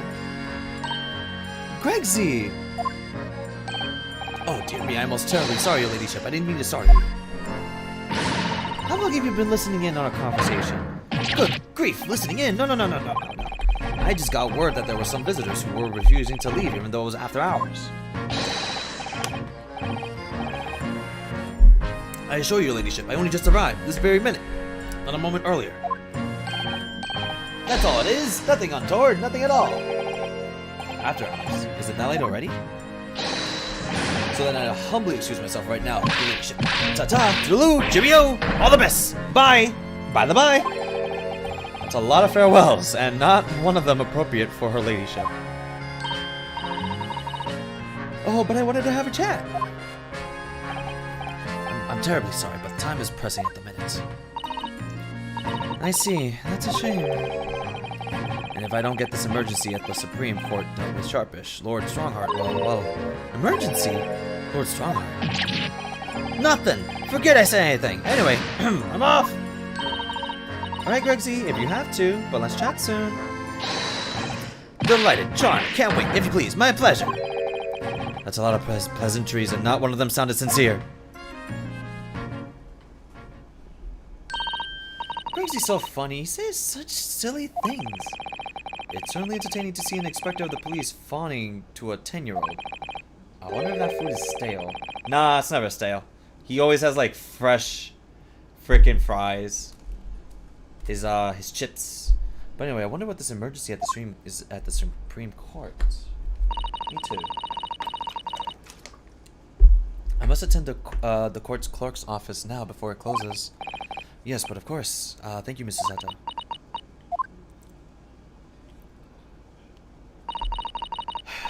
Kindly escort Iris home now, Mr. Naruhodo. I shall meet you there later. What are you gonna do? Oh, she has to... Every day, though. Every day. And so, our investigation came to an end. Susato-san went to file the necessary papers for my defense of Gina the following day, and then it hit me. I could no longer suppress the wretched feeling that had been gnawing away at my insides. Tomorrow, Susato-san would be leaving Britain and making her way back to Japan.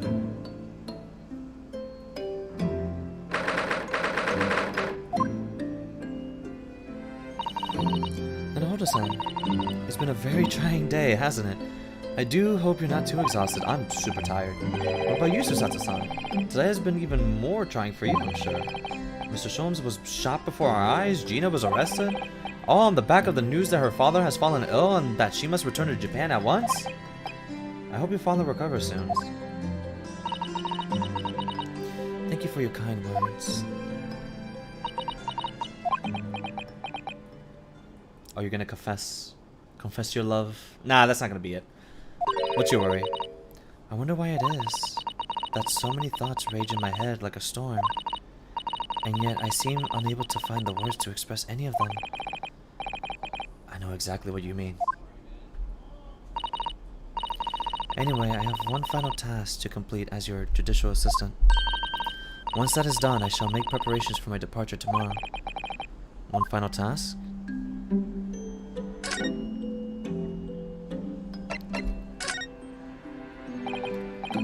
You mentioned one final task a moment ago. What do you mean? Oh, my, I nearly forgot. Please, I want you to have this. What is that? Some huge bundle of documents? It's my notes from the case 2 months ago. Oh! The murder was committed on the omnibus. The McGilded case. It seems to me that this case of Mr. Winterbank's murder, of which Gina is accused, is very much tied up with the omnibus case in ways that are not yet completely apparent.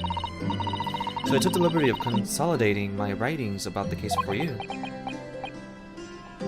With everything else she's had to think about, Susato-san still managed to do this, and all neatly laid out for me in her beautiful handwriting. It was my pleasure. I only hope that it will bolster your case tomorrow for Gina. Thank you so much, Susato-san. I will do my best to use it wisely. You really are the best judicial assistant in the world. Well, that's extremely flattering. But I'm sorry to say that I've been a complete failure. What are you talking about? Sorry, I didn't quite catch what you said before. Oh, ignore me. I was just mumbling to myself. No. No. What are you talking about? You have never been a failure to me. You have been helping me, believing in me the entire ride. What are you talking about? No! I'm upset!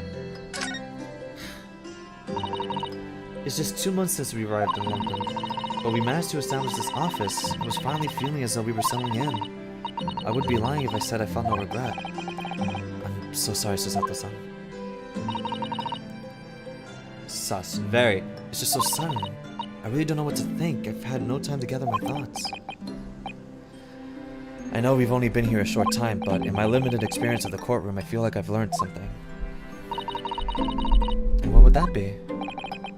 It seems to me that there are many facets to people's personalities. Facets?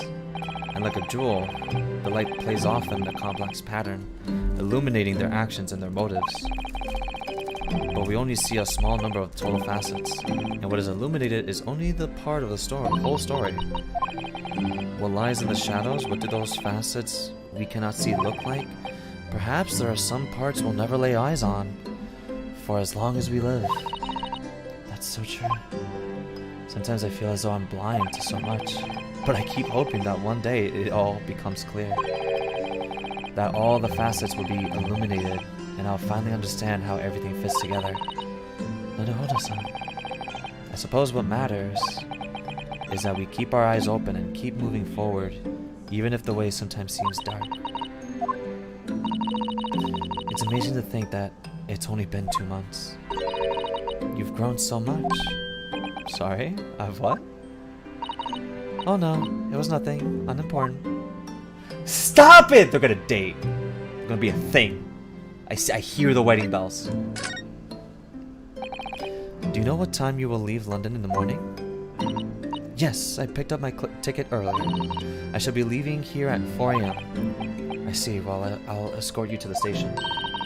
Absolutely not. Sorry. I'm sure you realize why I couldn't possibly let you do that. You have a very important day ahead of you tomorrow. Gina's child. I know, but every word you utter will have the potential to determine Gina's fate. You must get as much as rest as possible. Even though, like me, I'm sure you will find it hard to sleep. But please, for me, do try. No! I can't say goodbye? It's getting rather late. I think you should go to bed now, Naruhodo-san. But when I wake up, you won't be there! I love the music. It was so fitting. I must finish packing up my things in my room. Susato-san, I wish you the very best luck of tomorrow. Good night. No! Wait! There's something I need to say. Whoa! Wait! I wanted to say it! I know what he wants to say! What? What was that? A secret technique of mine. The Susato shutdown. Shutdown?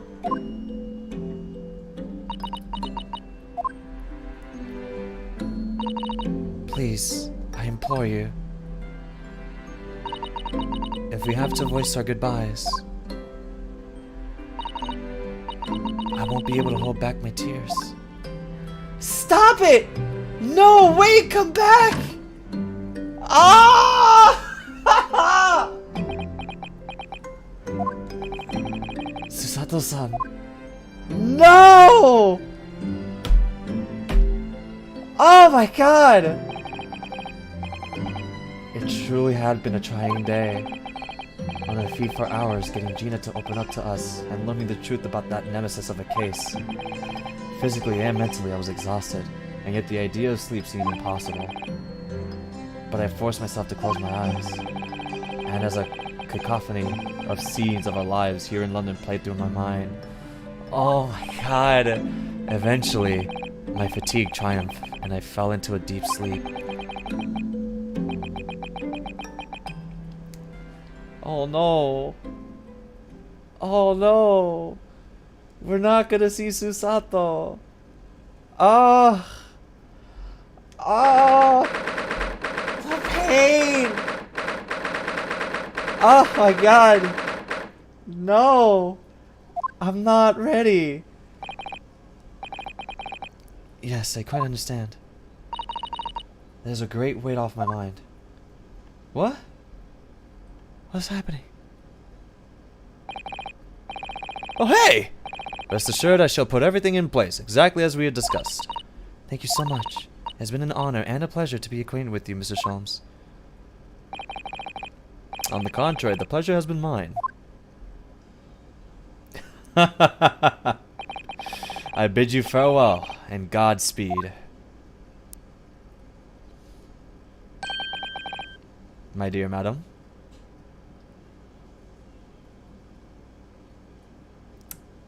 She gets what she wanted. She gets what he wanted. She gets what she wanted. Just one time with Sholmes, one time with everybody. Ah, man! Ah! Pain! Oh, Jesus. No, don't wake up. When I awoke the following morning, Susato was already gone. Ah! Outside the window, the rain came down in sheets. Don't end it here. I'm not ending it here. What do you think I am? A chump? We're going! And so began an even longer day than the last. We're finishing this! 100%! One that I would remember for the rest of my days. Ah! Stop it! I'm breaking down, yeah?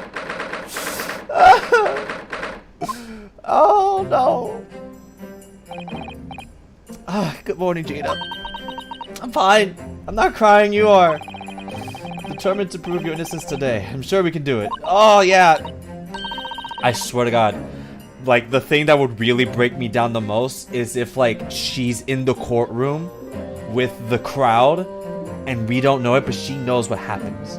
And right there, I would legit, like, be on the floor crying. So where's your friend, then? Sorry? You know, her in the fancy dress. Susato, however you say it. I don't know. Oh, Miss Susato had to leave early this morning. She was already gone by the time I woke up. You alright with that, are you? No! Forget about me if you like. Go and see her off. How could you be so nice? You're going to die! No! I'm here for you. This was for you. It's fine. I'm okay. Ha! So that's though Mr. Sato and I won't meet again one day. Oh my god. Even so. But you, Gina, you only get one chance. This trial today is all we have. I'm not okay anymore. I'm not okay either. Good morning, you two. It's not good. How are you feeling, Jenny? Did you manage to sleep? No! Cry. Hey. Oh, one guy. Iris, what are you doing here? What do you mean? When a friend is in need, we show our support. Isn't that right, Raggy? Waga hi. Ah, Waggy! Great way to show your support, kitty. Let him have a nose around. What harm can it do? Oh, that reminds me. I bought a paper on the way here. That cat's gonna be like the most pivotal point of the case. Now, would you like the good news or bad news? Both. The cat doesn't help. What do you say, Bruno and Jenny? Well, I think I would like the bad news first. Just... Yeah, I think I'd rather get the bad news first out of the way. No, always take the good news first. You might not live to hear the bad. Yes, that question always gives away people's personalities. Let's not go there. Alright then, I'll give you the bad news first. A record amount of rain has fallen this morning and carriages all over the capital are struggling to move. The bad news was a weather report? So I hope that Susie made her train to Dover and that the train wasn't delayed on its way to the port. You all care so much! It means a lot! Ah! Gosh, yes, actually. Alright then, so what's the good news? Oh, well the rain is forecast to subside this afternoon. So even if the train is delayed, it would be able to make up the time later. Well, that is good news, isn't it? Does that mean Susato is here? Panic! I couldn't give up monkeys, really? If only all the good news canceled out the bad. And look, this trial has made the headlines too. Pawnbroker perishes in pick purses plunder. See? Oh, God damn. I didn't like that. Well, let them say what they want. See if I care. I can't because you're covering your face. You're crying. We're all crying! Don't worry, Runa will soon show everyone that this headline is nonsense. I will? I'm still crying! And then in tomorrow's papers, the headlines will be... Discharged diver is dauntless do-gooder. Isn't that right, Bruno? Yes, let's hope so. Damn, I feel it. I feel Ryunosuke's pain right now. It's hard for him to take everything normal. Of course they will. I have absolute faith in you. How was that? I was trying to sound like Susie. Did it work? Did it? Looks like she was still here. Ah! Ah! God! Come on! Ah! He's so in pain. Good luck then, Runo. I'll do what I can do. Obviously, I don't know the law like Susie does, but still. She makes like a Susato robot. I'll be by your side the whole time, giving you moral support and encouragement. Thank you. I'm not sure. They're teasing us. They know. They know. He has feelings. I'm not sure that big thing is as comforting as you think it is, to be honest. But thank you, Iris. It's very kind of you. Oh yeah, Iris. Yes, Jenny? Well, I was wondering is all about Sholmes. Did they fix him up alright? Yes. The operation was a great success. Why do you look sad? But Hurley still hasn't come around yet. Oh no, he's fine. He's 100% fine. Huh? I've asked a friend of mine at Scotland Yard to send a telegram as soon as he wakes up. I'm sure Gregson will let us know the moment there's news. Unless Herlock Sholmes just told Greggs, do not tell you anything. Alright, no Susato-san and no Mr. Sholmes. Pain! It's all down to me today, to prove that Gina is innocent of this crime. Miss Gina Lestrade, counsel for the defense, the trial is about to begin. Please make your way to the courtroom. It's time, then. Yes, let's go, Gina. Iris. Lead the way, Bruno. We're going all the way. We're doing this for Susato, and we're doing this for Gina. Poor Gina. She's trying to put on a brave face, but I can tell she's worried and scared. I had to believe in her from start to finish. That's the weapon that will secure our victory here. Not only do you have to believe in her, but you have to believe in yourself. You cannot waver. If I learned anything from my great friend, it's that. Can't wait to see Van again. Oh, me neither.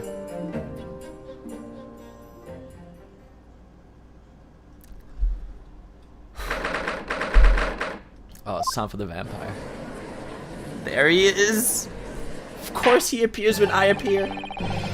In the name of Her Majesty the Queen, I hereby declare this court to be in session. This trial shall determine the guilt or innocence of Miss Gina Lestrade.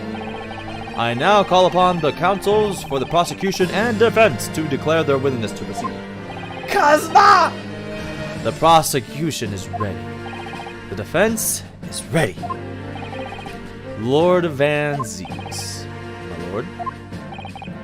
Remind me, how many years ago was it that you withdrew from the public prosecution service? It was some 5 years ago, my lord. Yes, and then 2 months ago, you resurfaced somewhat unexpectedly, and here you are again today. Are there some circumstances of which the court should be aware that have led to this erratic behavior? In what one might describe as your former life 5 years past, you dealt exclusively in matters concerned with the highest echelons of society and government. Really? Yet today you chose to try a simple case of burglary and murder. I confess I find it more than a little befuddling, counsel.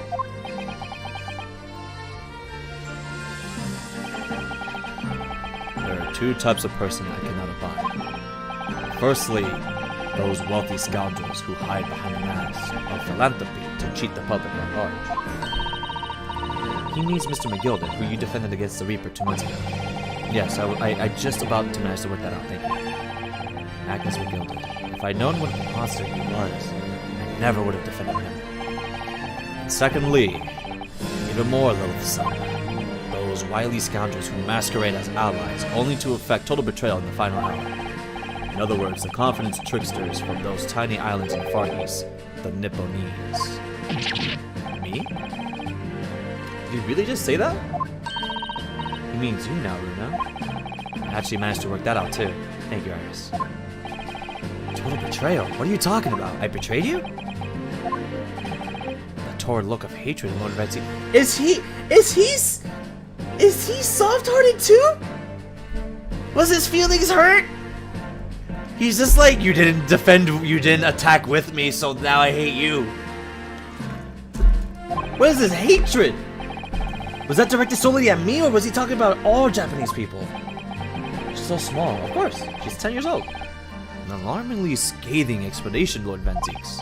Still, the judiciary welcomes the return of the so-called Reaper of Bailey, feared by all of London's malefactors.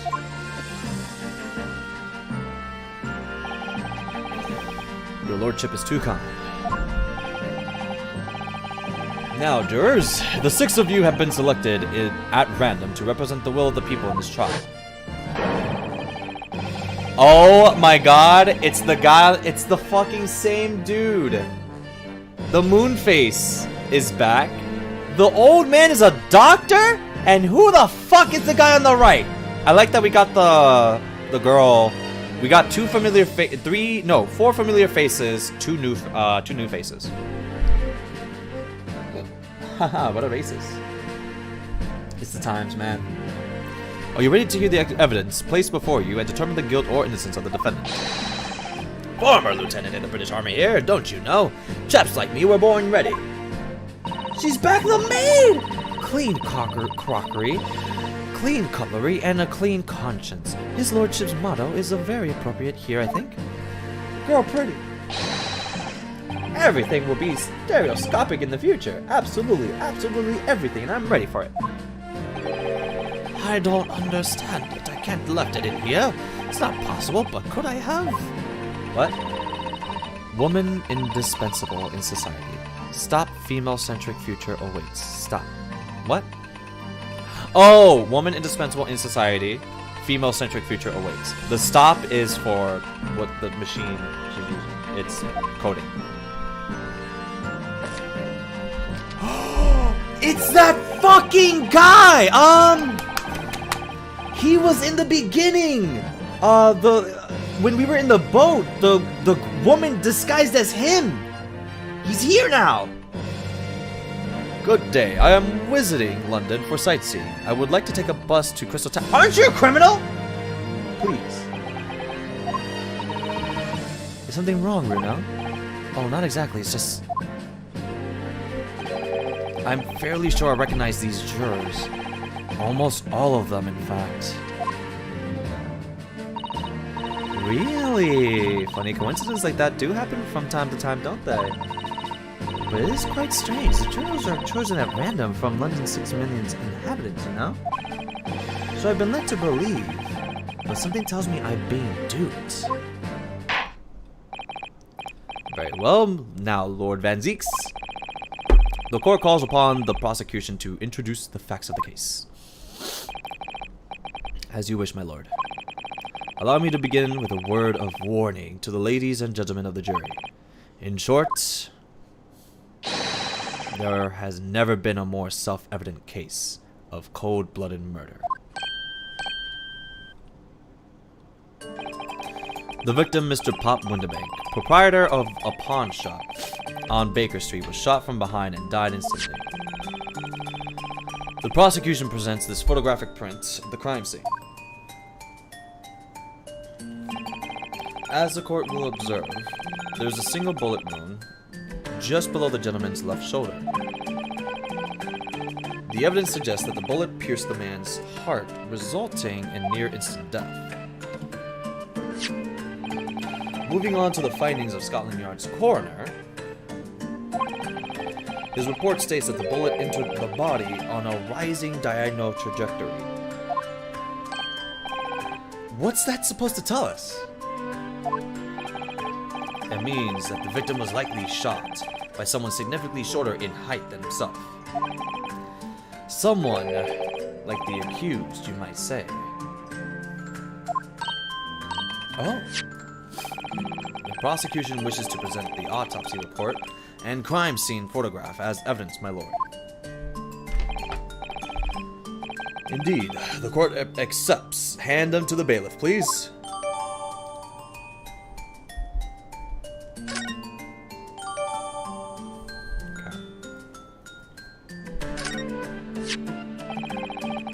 I now ask the court to turn its attention to this plan of the establishment where this incident occurred.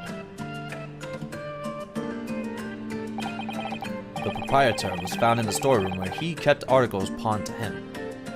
A windowless room with a single point of entry, a door to the main shop that was found locked.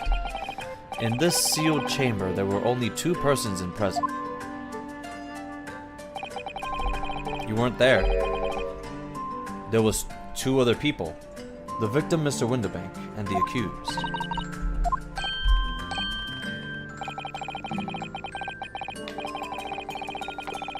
It may further interest the courts to know that when the accused was discovered at the scene, she had in her hand the gun used to fire the fatal bullet. Well, that's that then, isn't it? Nothing more to say. Isn't that grubby little girl a pickpocket anyway? She's one of those filthy drabs that live in the slums of London, of England. Oh well, it was only a matter of time before she got blood on her hands. What are the jurors waiting for? The girl's guilty as hell. We can't jump to conclusions here. We mustn't assume her guilt because of what she has to do to survive.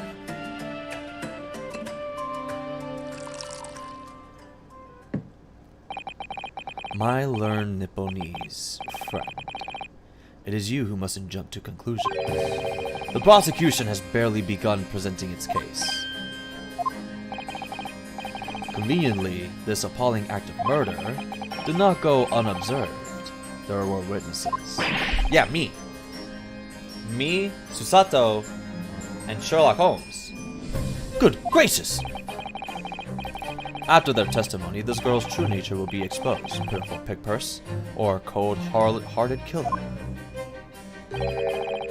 Here's to establishing the truth.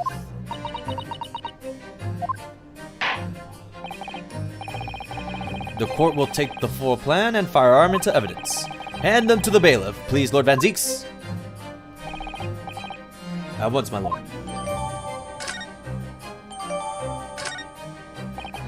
This isn't good. I feel like the mood in here has turned very gloomy all of a sudden, Runa. I think that's because it has. It's okay, Ryunosuke.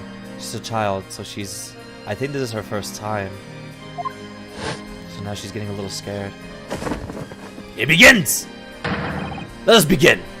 Ha-ha! Bring forth the witnesses to the foul murder of Mr. Pop Winterbank on 16th April of this year.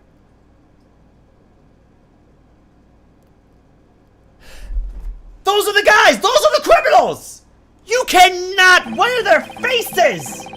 Witnesses, state your names and occupations for the court. Murderers! The both of you!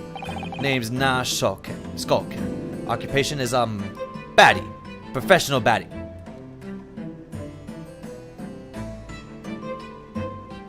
Officer, was those 2? The professional baddies. What does that mean? They're bad guys. Name's Ringo Skulkin. Occupation's, same as him. Tobias Gregson, Scotland Yard Inspector. What? You weren't there? That's right. We're what they call... the 3 Skulkin brothers? What? You're related? No. What are you looking at me for? Don't lump me in with you lot. God blimey, that's cold. Don't you know what we're going through? It's all above. Less contact with them we have. So we're scouring every shady corner of the capital. Then last night we came across you. The very spit of the bloke. Ain't that right, Ringo? He is, Nash, he is. The very spit of it. So we decided there... and then what we was gonna do? We was gonna call you. Big bruv Sulky. Come on, leave it out, you 2. Sulky Skulkin? And that's before he's run out of chips. Well then, Inspector Sulky Gregson. Begging your pardon, my lord, but the name's Tobias. What I would like to know, Inspector, is what you are doing in the witness stand. Apples, pears. The Skulkin brothers are currently under arrest, my lord, on suspicion of theft. These, are they these 3? 2. Oh, my lord, begging your pardon, but please don't let me in with this lot. 2 nights ago, these 2 brothers illegally entered an establishment with intent to burgle. And in the course of their nefarious activities, they became embroiled in a far more sinister crime. By Jove, you mean to say, what an extraordinary coincidence. Indeed.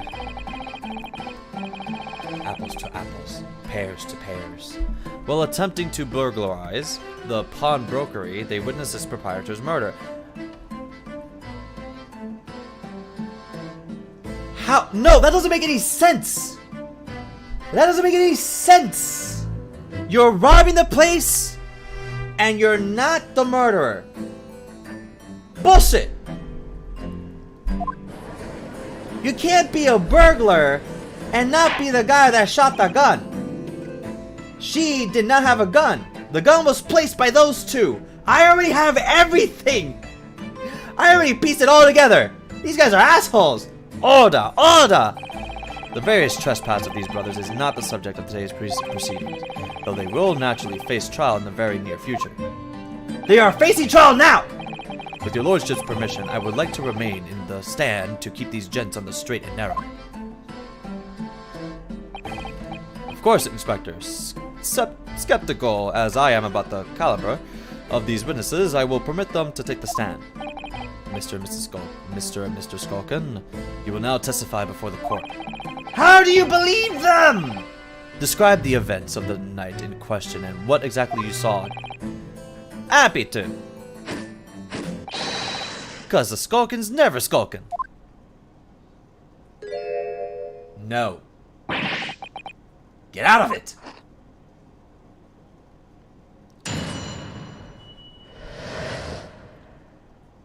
Illegal entry. We was walking down Baker Street in small hours and the Gav's door was ajar, you see? It was like some kind of sign, begging for us to go in, it was. But once we got inside, core blimey lummy, we heard a gunshot from the back room. Bullshit. We wanted to see what was what, but the door was locked from the inside. We never done nothing, Governor. We never took nothing. We just left after that, nice and quiet. Bullshit. A terrible coincidence, it would seem. At the precise moment these miscreants entered the property, an even more sinister crime was afoot. The witness's testimony is consistent with the crime scene in every detail.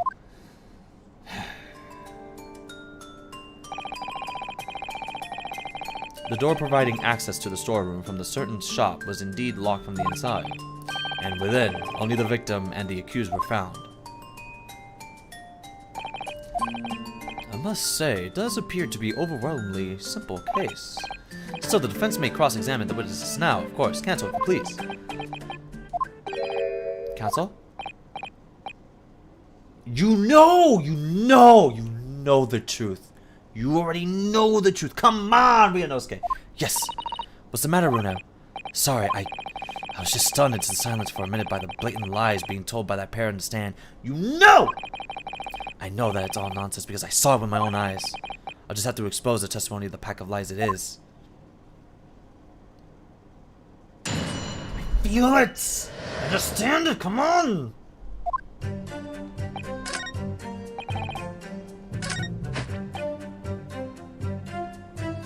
Hold it! This. A gunshot, you say? Just the one, are you sure about that? Yep, just the one, Governor. I can swear to that. There was 2 gunshots, you liar! It was, Nash, it was. Ain't that right, bro? The fireman used belonged to the victim himself. Yes, Mr. Winterbank always used to leave his gun lying around the counter. Right, I remember. When we examined it, we found the revolver was completely out of rounds. Mr. Winterbank always used to say he only ever kept a single bullet loaded. That's true, I remember him saying that as well. So we can say with considerable certainty that only a single round was discharged from the firearm used as a firearm. No, it has not! Yes, my lord, we can. And I should remind the courts that the firearm in question was discovered in the hand of the accused.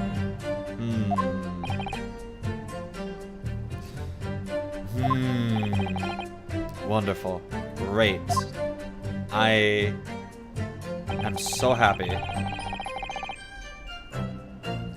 We went to see what was what, but the door was locked from the inside. Hold it! Do you mean the door between the main shop and the storeroom?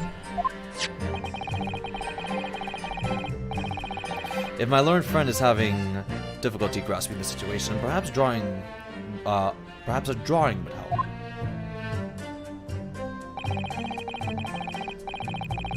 Excluding the shop's entrance from the street, there is only one other door, that of the storeroom. Of course, there was only a little oil lamp burning, not much to see by. And the door was hidden behind a curtain and all? That's right. When we arrived, the door was mostly obscured by the curtain. Tell me, why exactly did you try to open that door? Eh? Any normal petty thief would run at the sound of the gunshot, I should think. Oh, well, your turn to Rabbit Ringo. Well, now, sure, yeah, I suppose you'd have to say we ain't normal, eh? Broadly speaking, humans respond in one of two ways on hearing a gunshot: run or scream. The timid flee, gripped by fear, while the courageous investigate to see if they might help. These gentlemen are of the latter incarnation. My learned Japanese friend, it would seem, is of the former. Alright, somehow I just proved that I was a coward that night. Thank you, counsels. So, I believe we all understand that the door was locked and could not be opened. Proceed, witnesses. Oh, I'm getting pissed.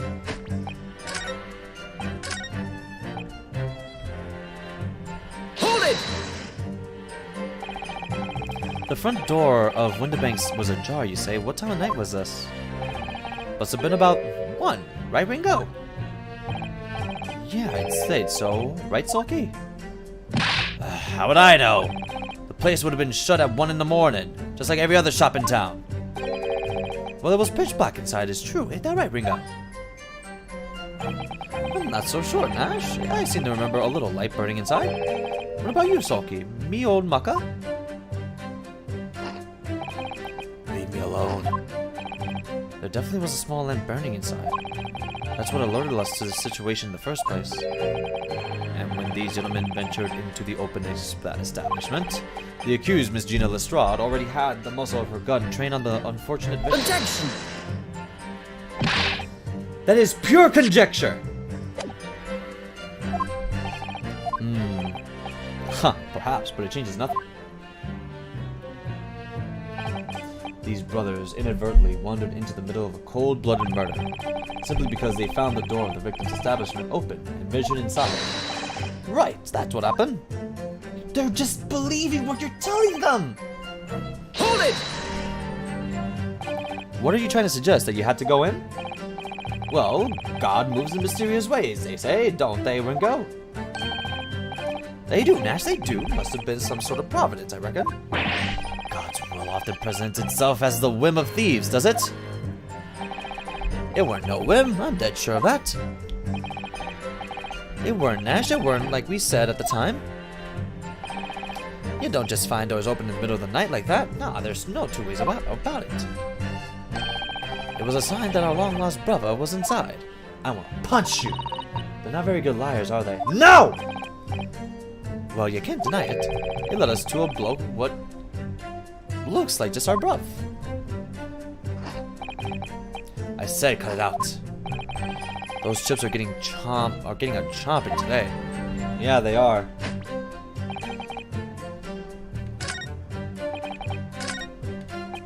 Hold it! You didn't do or take anything. Is that your story? Well, it was Bedlam soon as weren't it? It was, Nash, it was. Didn't even have the time to pour me dukes out me Lucy lockets. So with no time to take your hands out of your pockets, you just left nice and quietly, you say. That's right, Governor. Nothing we hate more than violence. Peace-loving nibblers we are, not bludgers. We are, Nash, we are. You shot Sherlock Holmes. Everyone pulled me dukes out, me Lucy Lockets. You said that before. So you clearly like us to believe. Eh? Come again? As you fled from the pawnbrokers that night, did you not run into anyone else? And did you not fire a gun at that person? Saints alive, they fired a gun, you say? Ah! Blimey, Governor. You ain't telling us it was you in the doorway, and you already ratted yourself out. It was. Why the bleeding Nora? Didn't you mention that before? You were armed with a gun! And as you fled the scene, you fired that gun at London's greatest detective, Sherlock Sholmes! They shot the great Mr. Sholmes? I did hear that, actually. There was a rumor he'd been rushed into the hospital. Great Sholmes? That's beyond the pale! On the night in question, this pair were arrested by the police within minutes of the discovery of the crime scene. Their suspicious countenance rapidly gave them away. And when searched, a firearm was indeed found in their possession. Furthermore, the barrel shows signs of a shot having been fired from it. The prosecution invites his lordship to examine the firearm recovered from these brothers. Yes, indeed, remnants of powder around the muzzle, as you say, counsel. The court will hold this weapon as evidence. Gimme.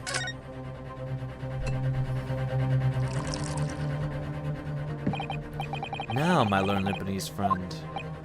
Yes? Here's to you successfully presenting the evidence.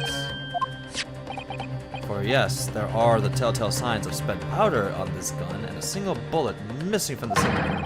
But the prosecution demands evidence that was fired at the scene of the crime under scrutiny in this trial. Well, I don't need evidence, because I was there! Objection! However, the rest of us in this courtroom were not.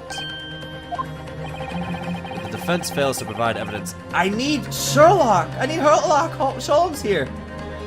If the defense fails to provide evidence in support of its rash claim, we shall have no choice but to toast your incompetence and move on. Evidence that these two fired that gun before they left Winterbanks that night. They're already guilty! The court demands that all claims are affirmed with clear proof. What evidence shows that these witnesses unloaded a firearm in the pawnbroker shop that night?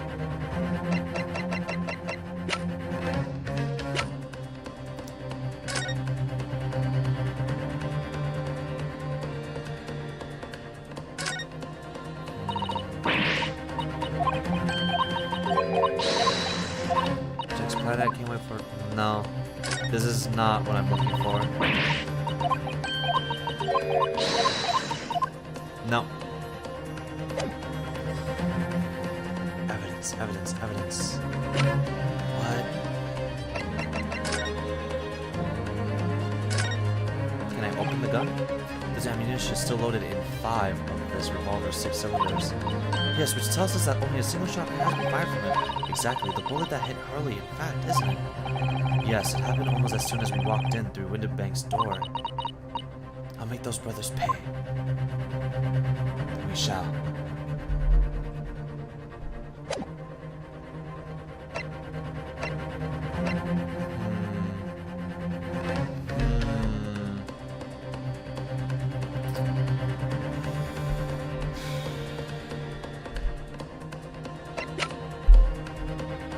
Actually, don't know.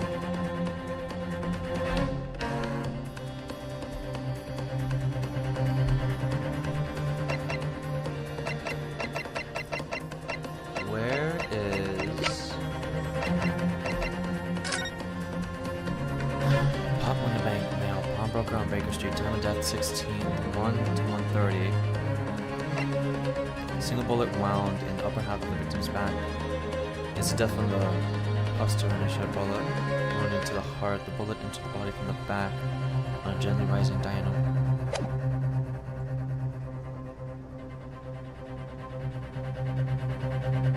Huh.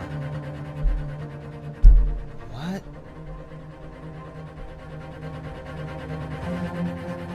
What can we...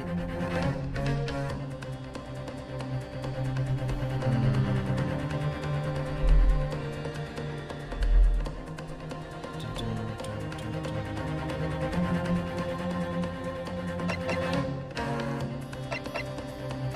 It's not like I can present the gun.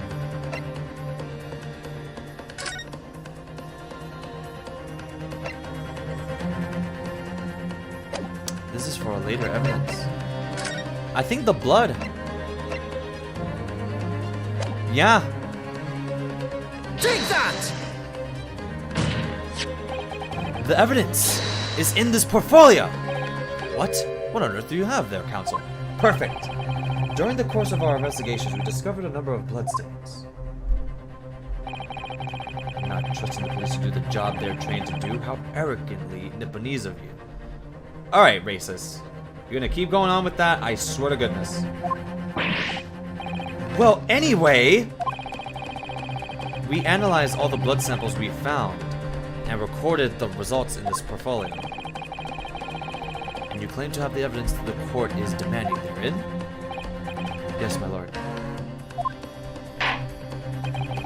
No more dallying then, Counsel. Present the pertinent evidence at once. What do you have in your portfolio that proves these witnesses unloaded a firearm at the scene? It's this. Take that! What is that? Explain. It's a photographic print taken at Windibank's pawnbrokery on the day of the incident. From the scene of the crime, is it? Is that a bullet hole? And if my eyes do not deceive me, it appears the bullet is still lodged there. It is. Yes, as your lordship noticed, the bullet pierced Mr. Windibank's calendar.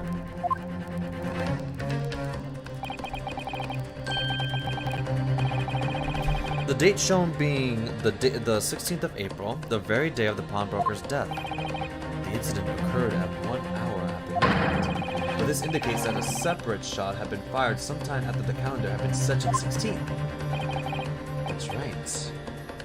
And while it wasn't irrefutable, the defense believes this is credible evidence that the witnesses did fire a round from their gun in the pawnbrokers that night. Nah!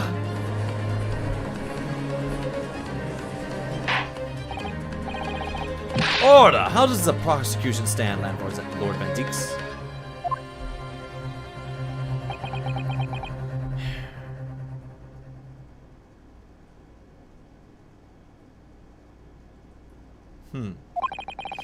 If that is the direction my learned friend wishes to take, the prosecution has no objection.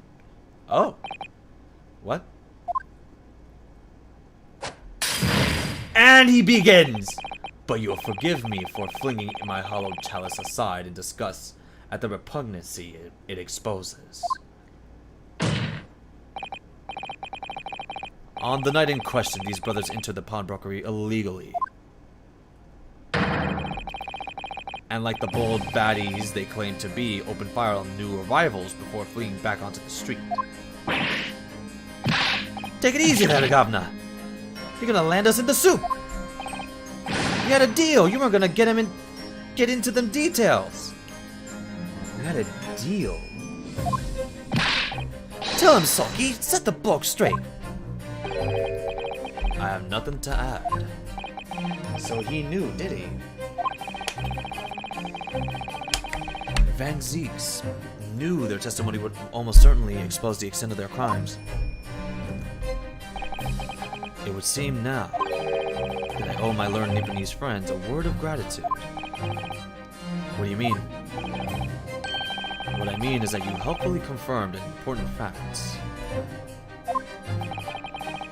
To what fact do you refer, Lord Ventique?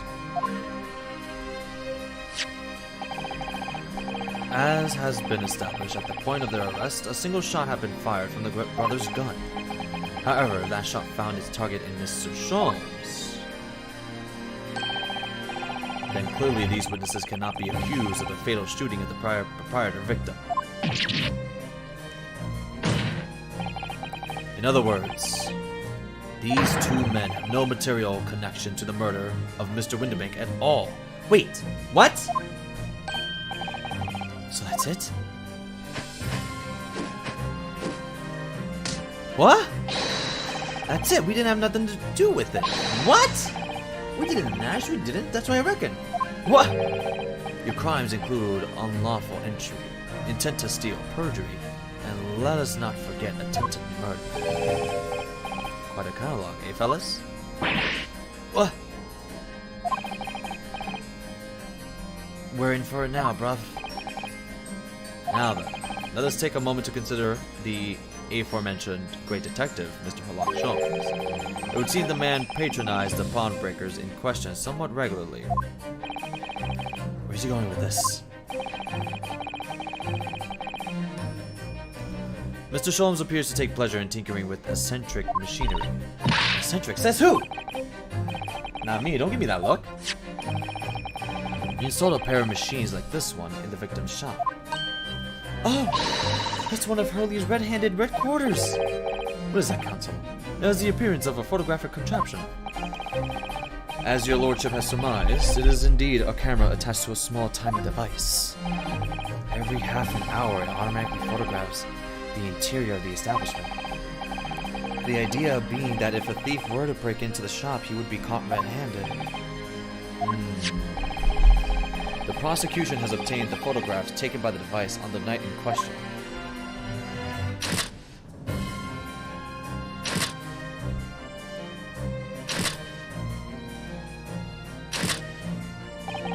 As the court will observe, the copious identical prints are produced in a quite desultory fashion. Rather prodigal, I feel. In fact, there are two such devices in the victim's shops, my lord. If I may refer to the court to the plan of the premises. Their respective positions were here and here. You say these cameras produce a print every half hour. I'm afraid I fail to see how that would help if the anticipated thief conducted his activities in any one of the many 30-minute intervals. One can only pray that the would-be criminal lingers, my lord. On the night in question, the witnesses currently in the stand were not caught in camera. That's a bit of friar tuck, eh, bruh? Lady Luck loves a skulkin'. Witnesses, at what time did your trespassing begin? Must have been just after 1. Right, bud? Must have been, Nash, must have been. Yeah, just gone 1. In which case, minutes before these brothers entered the establishment, what scene might we expect to see within the shop? Let us examine the evidence. What? Good lord! It's a defendant! Miss Gina Lestrade!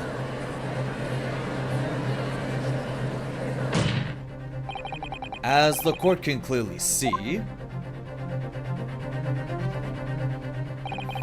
the accused is pictured, gun in hand, facing the victim over the shop counter. No doubt coercing the proprietor to open the door to his storeroom. Quite, one can only too easily imagine the events that unfolded. The court will take this photographic print as evidence, if you please, counsel.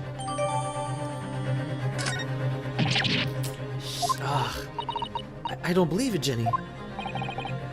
In short, the accused is the only person who could possibly have killed Mr. Windibank. Ah! I say, my lord. Is that Mr. Sherlock? Oh, no, never mind. Wonder if I might put a word in it, in a word at this point. Go ahead, Mr. Foreman. Took a bally bullet to the knee in the Battle of Maiwand, 1880, don't you know? Decorated for it and all that, but forced to retire from service, sadly. Of course, a medal can never outshine the exploits of chaps like us in the battlefield. Yes, Mr. Foreman, and what exactly is your point? carried on the battle after retirement, you see? The battle of daily life, if you like. And here I am now, leading the small squadron, 6 men, all good and true. And we all go down together. You mark my words, one for all and all for one.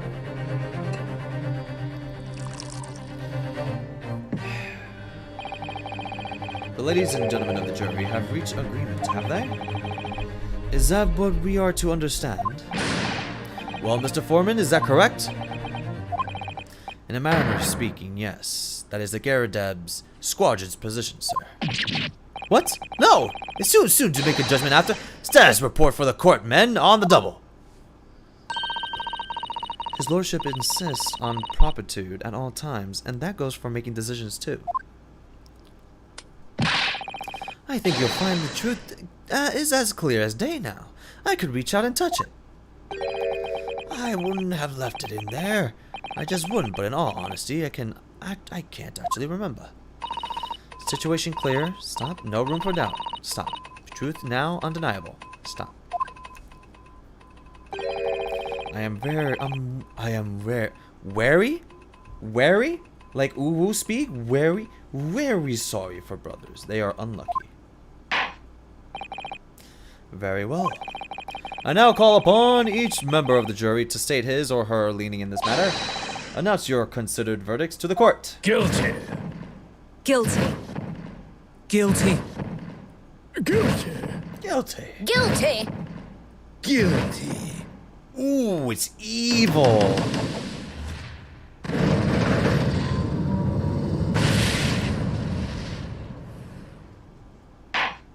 Guilty.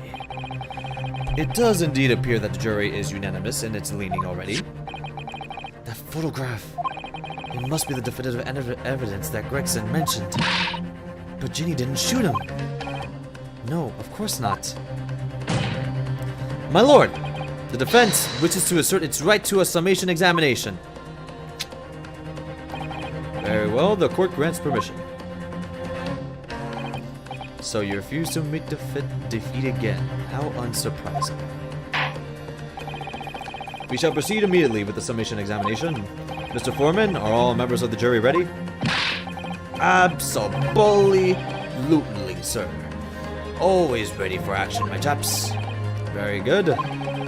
Ladies and gentlemen of the jury, if you will each explain on what grounds you have determined the defendant to be guilty.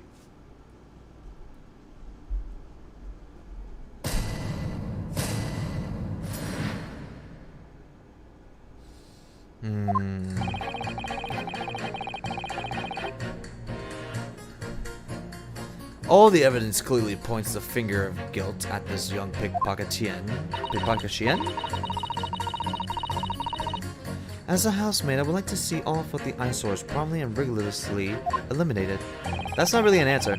I think you'll find that if you look at that photograph in stereo, the truth will just pop out. If I have left it in there, I should think there'll be repercussions by now. Mind made up. Stop. Global radio transmissions of verdict to follow. Stop. In motherland, we say never judge by clothes. Judge by head. I am convinced brothers are innocent.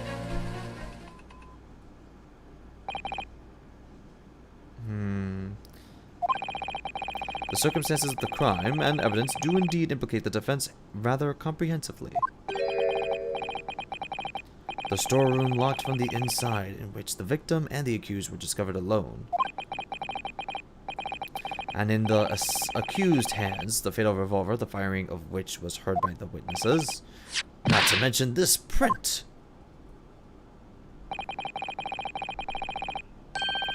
Take it from the chap who's seen action on the battlefield. That young girl's on the verge of pulling that bally trigger. Thanks a lot, Mr. Sholmes. Oh dear, Hurley's cameras were supposed to help, not hinder.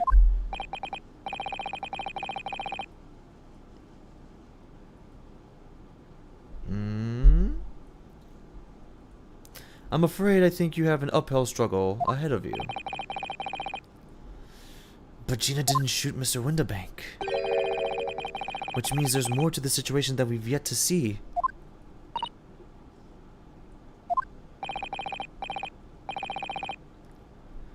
You have the floor, Council. Proceed with the summation examination. Okay.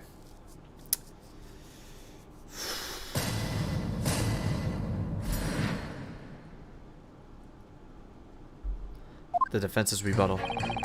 All the evidence clearly points the finger of guilt at this young pickpocket Xian.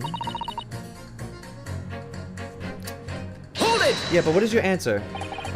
Polishing the bench, I see again.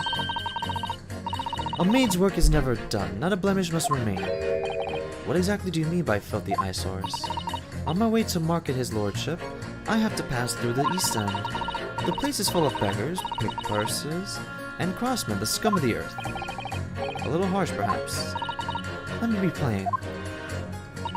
If it were up to me, all those black slums would be made spick and span or eradicated.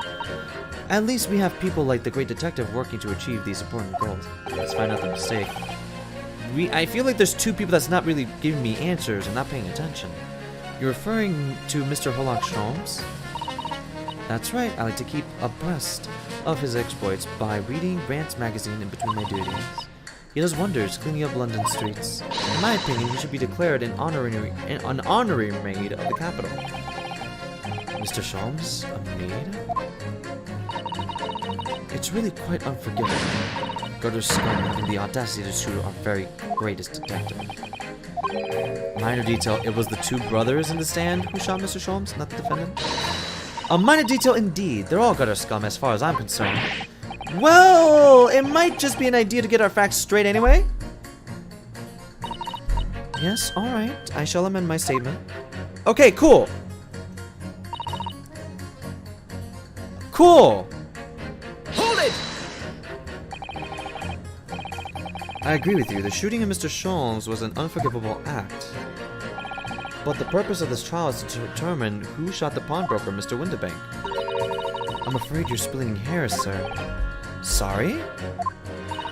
Whether it was the thieves or the pig purse, it was still gutter trash that shot the pawnbroker in the end. Oh my gosh, she's awful! She's awful! Filth that should be cleaned up and eradicated, in my considered opinion. Thanks so much for sharing. Changing this maid's mind isn't going to be easy. Bruno was one of those two brothers that shot Hurley, wasn't it? Yes, without question.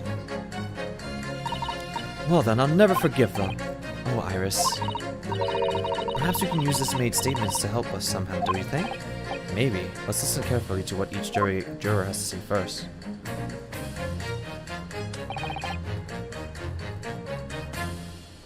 Yeah, I don't really care for him. Yes, Jesus Christ, he doesn't care either. We never say judge by clothes, judge by head. Hold it! No, they're not innocent. Please tell me you're not Villain Bolshevik? Yeah, the Russian revolutionary! Revolutionary? Ah, I believe there is such a rumor. It's just a rumor. It's on the papers.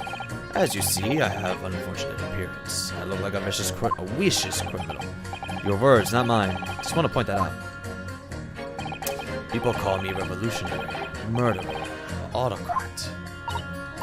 And which glove fits? Good day. I am visiting London for sightseeing. I would like to take bus to Crystal Tower, please. Right, that didn't sound staged at all. You'll forgive me for having my doubts. To be treated like a vicious criminal all the time, it was very painful. People do not realize. So I have much sympathies for these brothers. People say they are criminals only because of how they look. The Skulkin brothers. Ah, maybe they went out inside pawnbroker's shop. But they have done nothing wrong. That is all I have to say. The Skulkin brothers did nothing wrong that night? They shot a guy! Alright, well, first of all, that's one not so little misunderstanding I'll need to clear up straight away. Tell me something, Iris. What is it, Runa? The jurors are chosen at random from the inhabitants of London town, aren't they? Yes, it's amazing, isn't it? In that case, how is that there's a Russian tourist sitting among them, who looks for all the world like a revolutionary? I wish I knew. This is a stage. If I can't change the minds of more than half of these 6 jurors, the trial will be over. But we know that Ginny would never shoot anyone. Yes, so we need to find contradictions in what these jurors are saying and put them against each other. I must be ready to go to whatever links I have to. Okay, so obviously she's saying that thing and he thinks the other ways. Objection! Those two statements clearly contradict each other. They really do. Good lord, counsel, explain yourself. Oh my statement? Contradictory.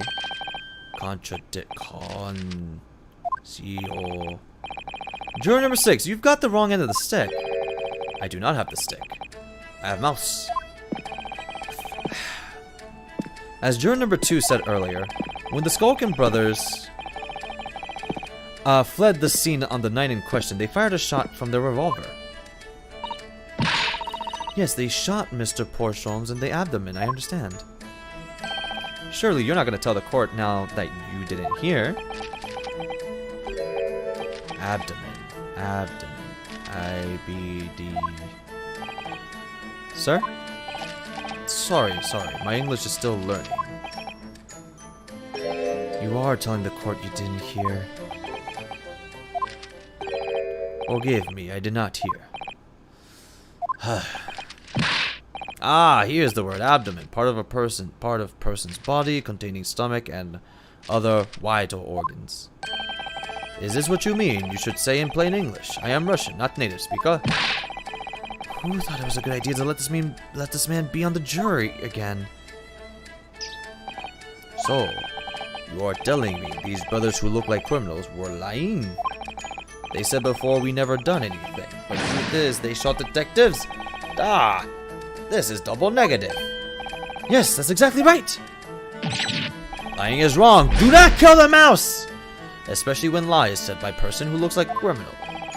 Coming from you, that seems surprisingly prejudiced. This means, when they said we never took nothing, maybe it was also a big fat lie. Is this true? Well, according to the police report, no stolen goods were found, so... Enough! I trust no one now. It's not the mouse's fault though, sir. I must see with own eyes. I must investigate crime scene myself. I'm afraid that won't be Yes, it is, Bruno. Easily. Sorry?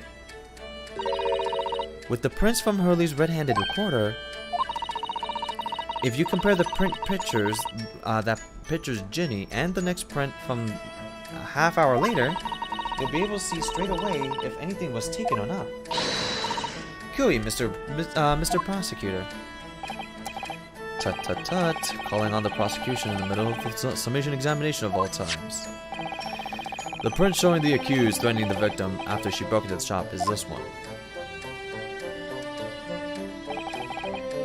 Following this, the victim and the accused moved into the storeroom. Meanwhile, the Skulkin brothers entered the shop and summarily heard the fatal gunshot ring out. Sadly, none of these events were captured on film. This is the print produced by the camera a half hour later, after the brothers' flight. So this was taken after Hurley was shot then. As far as I can tell, nothing has been taken. That does seem to be a case. I can't notice anything that's obviously missing in the second print. So the brothers who look like criminals told only one lie. They shot man, but they stole nothing. It would seem so, yes. Okay. Ooh. No, not good! You were right, I did not understand the situation. Now I know brothers have lied. I think it is very, very important to continue with trial. Oh! Well, thank you! Yay, well done, Bruno. The balance is shifting. Well, it's a start, I suppose. But there must be more in what these jurors are saying that I can use to expose the truth. And if I can do that, we might turn the situation in our favor still. Thank you, counsel. Continue with the summation examination. And kindly hand the new photographic print to the bailiff to be filed as evidence. Another print in the court record. I wonder if we can use that. That was easy. That was easy. Court record.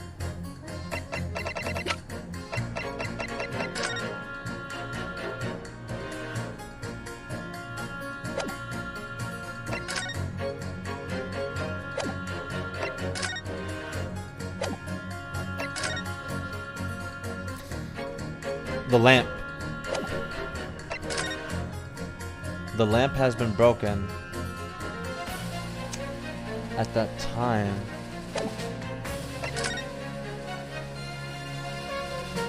Is there any other irregularities?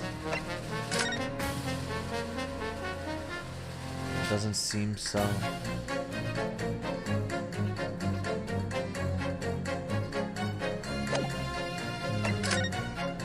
Other than this. But you know. In Lake of Lies are many dead fish. We must find truth. Therefore, I say not guilty. Ah. Okay. Hold it! Sorry, radio transmissions? What do you mean? Are you from the Far East? Stop. Yes, from the Empire of Japan. All communication with Far Eastern nations used to take place by mail. Woo! Royal Mail steamers take more than a month to complete the journey. Ah, but now we have the electric telegraph, so we can send message using electrical signals. Thousands of miles of cables have been laid along the ocean beds, connecting the entire world. Thousands of miles of cable on the ocean bed? Makes my head hurt just thinking about it. You are well informed, young lady. Aww. But cables will soon become a thing of the past. Stop. And just when I was starting to catch up, radio transmission is the future. Messages carried over airwaves to four corners of the globe. Excitement growing. Atmosphere electric. Right. Try not to wear out your fingers. Era of wireless telegraphy. Driving technological revolution. And people say inventions like the stereoscope are the height of technology. What other purple? I can't understand it. I really can't. They're just silly toys. Oh. Excuse me. You gotta say. Juror number 3. Sorry to interrupt when you're obviously fuming, but... What? Do you perhaps have something to say about juror number 5's last remark? As if I couldn't guess. Oh, you bet I do. Say that again. Go on. I dare you. Ooh. Ooh, ooh, ooh. Goodness, are you talking to me? I think he might just be, yes. You think stereoscopes are just toys, do you? Huh? Absolutely. I mean, really, a machine to view photographs in 3 dimensions? Why on earth would you not just use your eyes to look at the world around you? It's all 3-dimensional already. What a great way to appease the man. No, I'm sorry. Stereoscopes are of no practical use at all. Uh-oh. You just don't know! Pardon? I think you'll find that viewing a photograph through a stereoscope can unlock all sorts of possibilities. I'm obviously going to have to demonstrate. No, you do not! What sort of possibilities? Well, take a crime scene, for example. If you had a pair photograph from a crime scene that you could view through a stereoscope, it could reveal hidden clues you never noticed before. What? Have you got any, Bruno? Any prints that we could look at the stereoscope? Yes, we do! We just got it. How about this print here? It should do the trick, I think. Yeah, we have the 2 pictures here. Take that! Alright then, juror number 3. Are you saying that you could do this with any 2 suitable photographic prints? Of course I can. Very well, I'd like you to demonstrate. I'd be delighted to. Just give me one more print and I'll amaze you all. Take that! Alright, these 2 prints were both taken with the same camera in Windibanks on the night in question. Yes, I see. Tell me more, Mr. Lawyer. Do you know how stereographic images work? Do you understand the principle? I literally just had the lesson. Please don't explain it to me. Well, I think so. I did have a lesson only yesterday. The left and right eye images needs to be the same, only with a slight shift in the positions of some objects. Then when your brain merges the two images together inside your head, it notices the shift as if it were depth. Yes, exactly. It's that small shift between certain objects in the two pictures that's really important. So what happens if you use two photographs that are exactly the same then? No, obviously that wouldn't work at all. Not for seeing the scene three-dimensionally anyway. Oh! Of course, now I see! I think the young girl has discovered the secret! I have! Oh my god! Stop it! Can you uncross your eyes before you tell me? Have another look at these two pictures from Hurley's camera. Renault, go on. Time to cross our eyes, guys. Oh, that's weird. Anyways. I don't need to cross my eyes for this. Okay.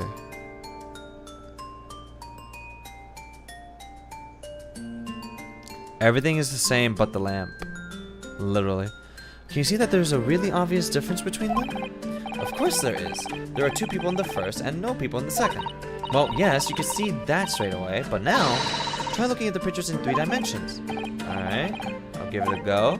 So to start with, you have to cross your eyes and then try to make the two pictures overlap exactly. Let's see if by crossing my eyes I can make the quill pens from each picture overlap in the middle. Wait. Well, did you manage to see it properly? Yes. Ah! What's going on with these two pictures? Some of the things on the counter sort of jump out at you. He has a device. Yes! That's it, you see!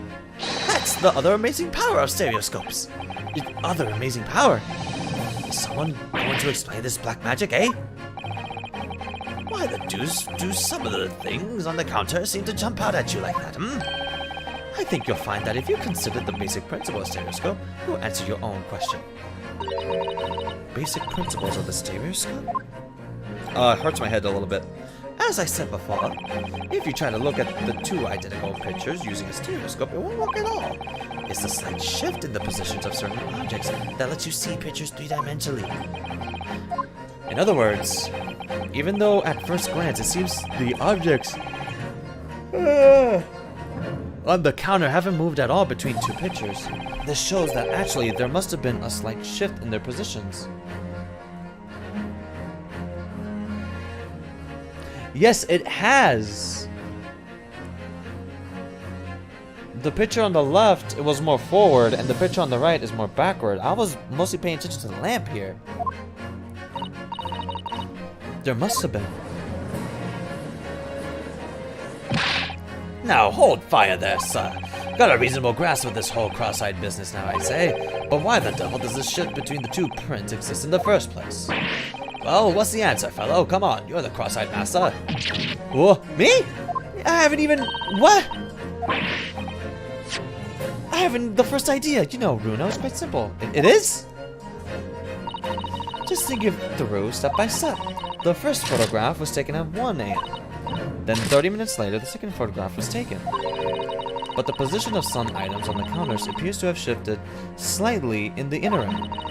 So that means that sometime in the half-hour interval, someone must have tampered with the things on the counter. Zukas! Someone tampered? New information? Not mentioned in testimony so far? Yes. We've had to go around in circles a little here, it seems. But I'm starting to see what I should be aiming at in this summation examination now. Ladies and gentlemen, the question now is clear. We know the items on the countertop were moved, but by whom? Are you suggesting you might know? Of course. I can tell you right now who is responsible for the almost imperceptible shift in the items in the counter. I want to say it's these two. I hate their designs so much.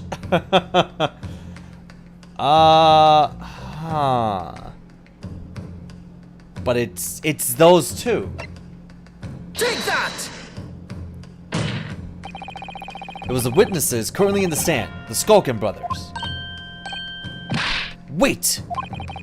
This does not agree with what brothers said in testimony before. They said they did not even have time to pull dukes from Lucy Lockets. My phrasebook says dukes is meaning hands, and Lucy Lockets is meaning pockets. But is this another lie? Is this what you are saying? Yes, I'm afraid so. Now hold on a minute. You can't be sure of that.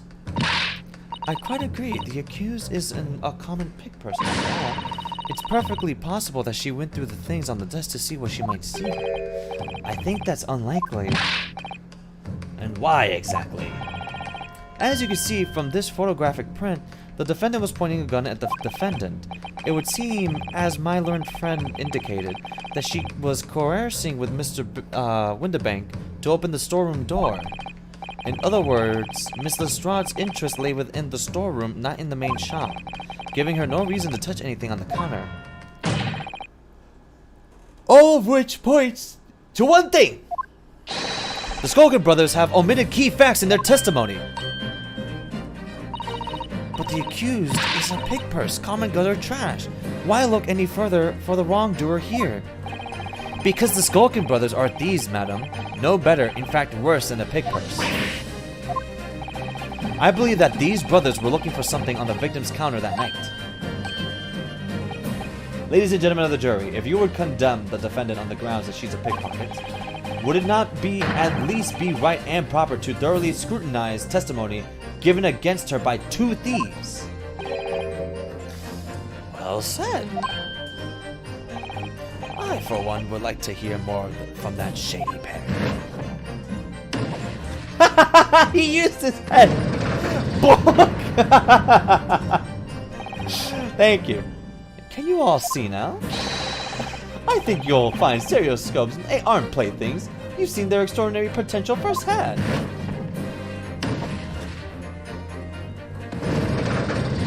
The tips have been balanced. Wholeheartedly agree. Must purchase after trial. We'll return home via Regent Street.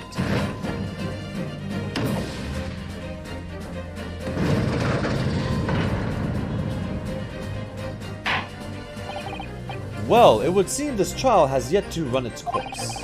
The ladies and gentlemen of the jury have declared their inclinations via the mighty scales of justice. I hereby call the summation examination to conclusion, with the balance altered in the defendant's favor. 2 lean guilty, 4 lean not guilty. Accordingly, the jury is without consensus, and I order this trial to continue. Well done! Oh, and by the way, what?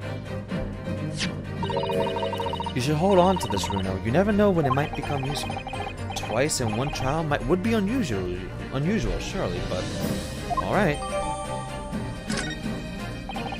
Lord Van Zeeks, you will instruct the witness that the court demands additional testimony from him. I'm sure it won't spoil the bouquet to do so, my lord.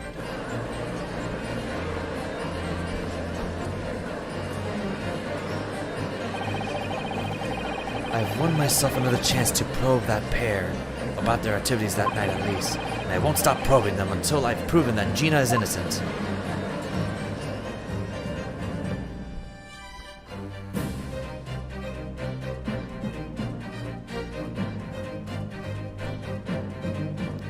Alright guys, this is a long one. This is a really long one. We have 8 parts to go through.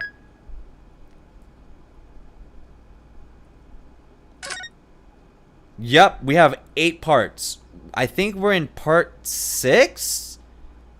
How many times have we saved today?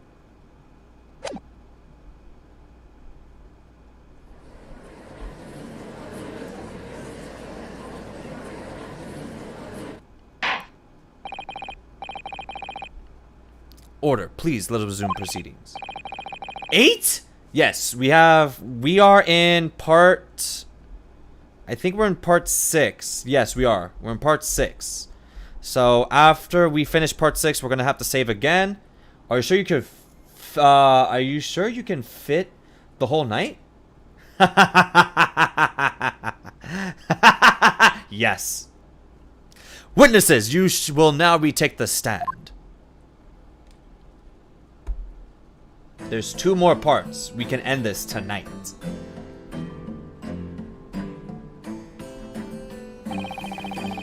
I should have started earlier, but I will be finishing this tonight. I presume you heard the defense counsel summation examination. Oh, yeah, Governor. I did, Gov, I did. Mr. and Mr. Skulkin. I keep thinking I should say Mrs. Skulkin right after, but you don't. Cool, blimey! This is going to be hard work. Alright. Let's wrap up our geniuses. Let's wrap up our minds. We're gonna get this right. Earlier in this trial, you gave the following testimony about your actions after you entered Windibanks. Well, it was a bedlam soon as, weren't it? It was, Nash, it was. Wait, what did he say? Didn't even have time to pull me dukes out of me Lucy lockets. However, that was a lie. You brothers. Oh, blimey. On the night in question, you rifled through the items on the victim's counter. We never done nothing of the sort. How'd you figure that out? You just told me now.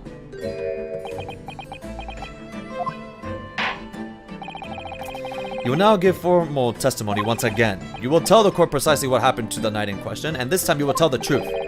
Each lie that passes your lips serves to increase the severity of your punishment.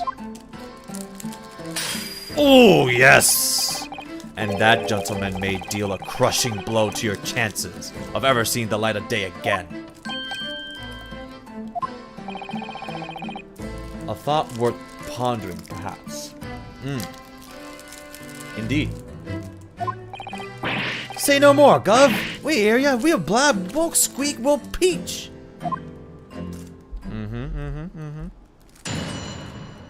Testimony.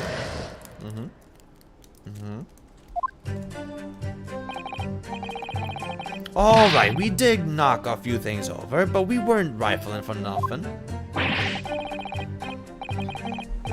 It was when we heard the gunshot, see? Made us both jump and all that stuff when flying.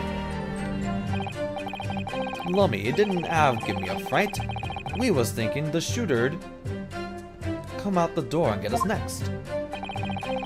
We stuck everything back where we found it and scarpered straight into him in the back.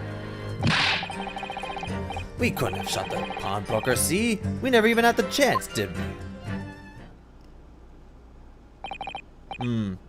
So you admit the defense's accusation. You did indeed ransack Mr. Windibank's countertop on the night in question. Not ransack, Governor, no. That's right, Nash, that's right. It's more like we tied it up, yeah. Sorry.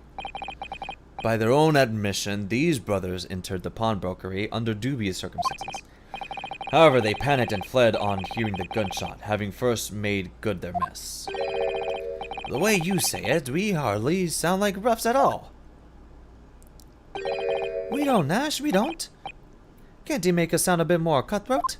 It can't just be a coincidence that these men showed up at Windibanks at night. There's more to the testimonies that meets the eye, and I'm sure of it.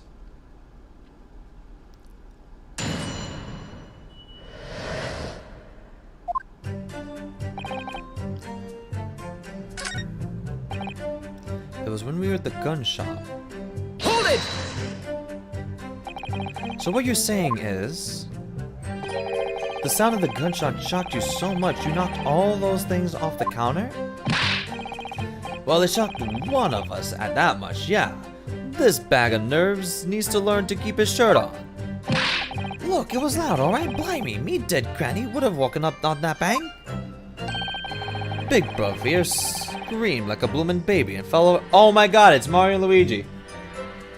That's the little brother. The small one's the big brother. I would not have known.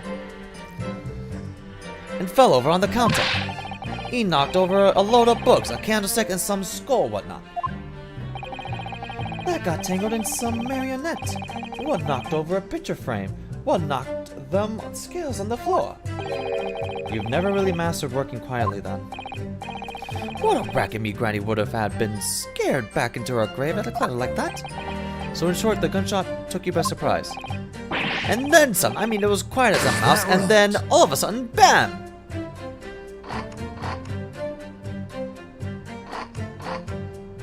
Excuse me! What do you have to say? Inspector Gregson, do you have something to add?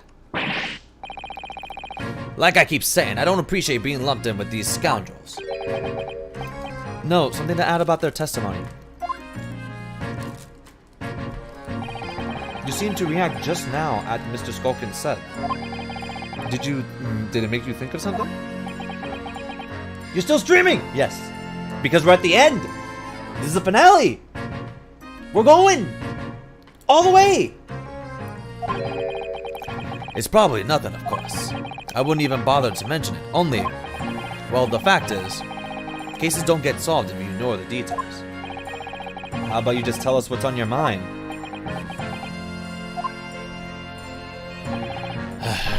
As you know, we brought these fellas in for the to the yard for questioning last night, and the statement they gave then told a slightly different story to what they're saying now. Did it? You claimed you heard the victim shout something out before the gunshots. Might have, Gov, might have. Does ring a bell now that you mention it. Granted, it's only a minor detail, but still. I can't help feeling like perhaps you've been a bit sloppy with your testimony here, eh, fellas? If I discover the witness's testimony has been any more than sloppy, then it has hitherto proven to be. I was playing Physics North Star, nice. I shall be forced to bring the very harshest punishment to bear against them. Easy, easy. We'll get it right this time. I'm gonna be playing Judgment for the time being. Judgment is coming out in 3 days. I'm not gonna make it in time, but I'm gonna be playing Judgment as Lost Judgment is out. That's it, yep, it's all coming back to me now. Then speak! Supplement your testimony with whatever details have miraculously returned to your questionable minds, sirs. Well, I can say, well, of course. Right you are, Gov.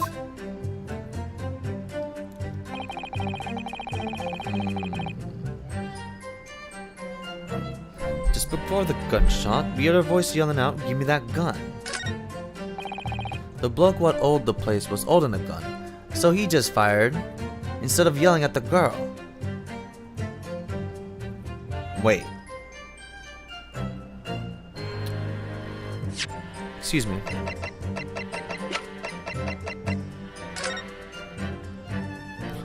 What did he see? The bloke that owned the place was holding a gun, so he should have just fired instead of yelling at the girl. No, he's not. He's not holding the gun. Objection! What are you talking about? You're saying that on the night in question, the victim, Mr. Windibank, was wielding a gun. Is that correct? That's it, Gov. You got the picture. Yes, Nash, he has. No question. And yet the photographic evidence from the time of the incident clearly shows that Mr. Windibank was not in possession of a firearm of any description. Objection! You surprise me. Does the defense really intend to highlight evidence that compromises the position of the accused even more?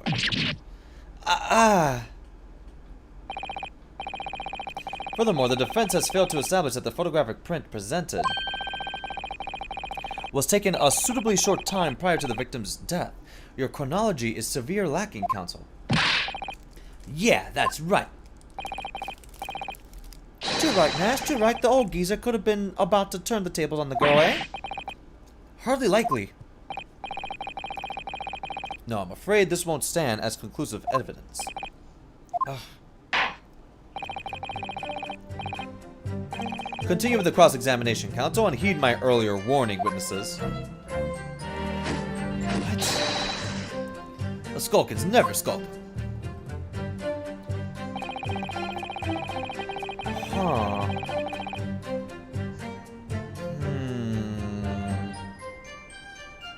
it! You seen that Mr. Winterbank had a gun in his hands? Oh yeah, bet that was a sight, eh? Them two waving them guns at each other must have been pretty heated. That's not what happened at all. I mean, just before he shouted, we heard the geezer say, if you don't want to get shot, you're making up stories. Didn't really sound like he meant any mind. More of an empty threat, you could say. Mr. Winterbank was known to keep a revolver on his shop counter at all times. People say that to protect the articles in his keeping. He'd readily put a bullet in someone's head if required. That someone being himself, of course.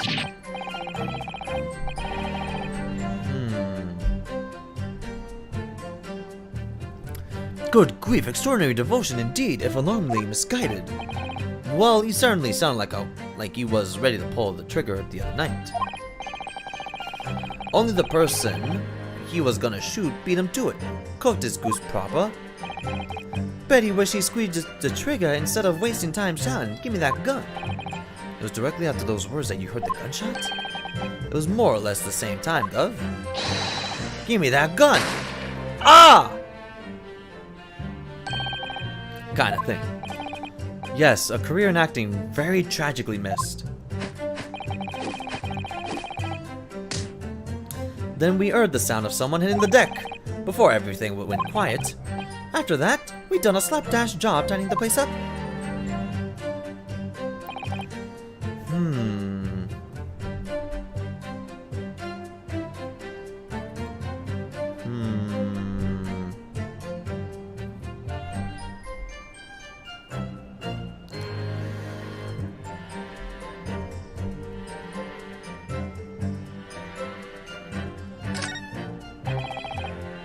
Okay.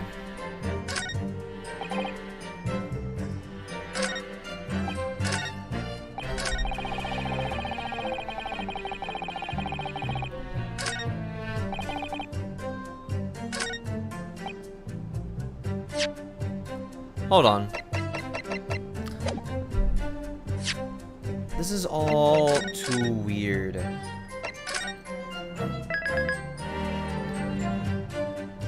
Because there was another thing where, like, he got shot in the back. So should I present this? Because he can't be holding a gun. Objection! No. That's not it.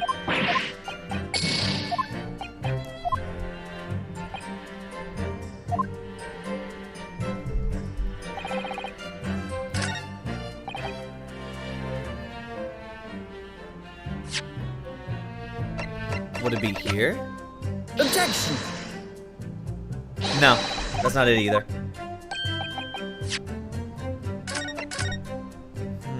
I guess just keep questioning them, right?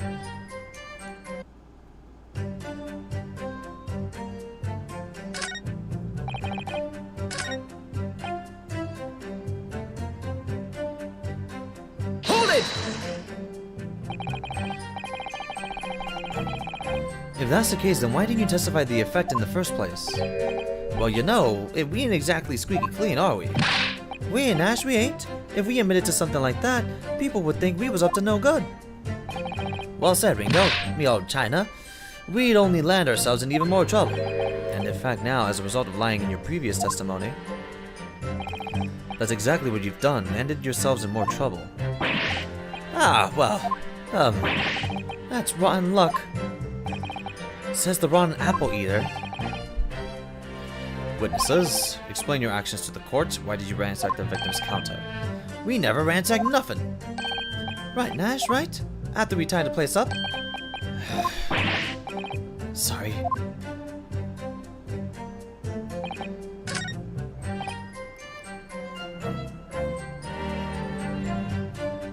Should've just fired instead of yelling at the old girl. Wait a minute. Do I just do it again? Objection! Yeah, I do. You're saying that on the night in question, the victim, Mr. Winterbank, was wielding a gun. Is that correct? That's it, Gov. You got the picture? Wait, what? Are we doing it again? Objection!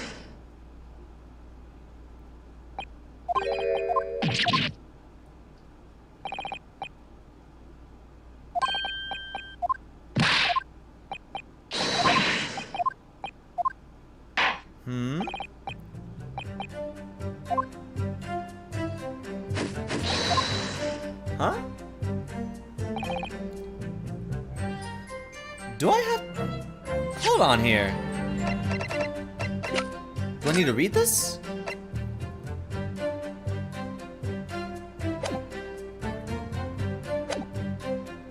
Can I keep doing this? What's going on? Objection!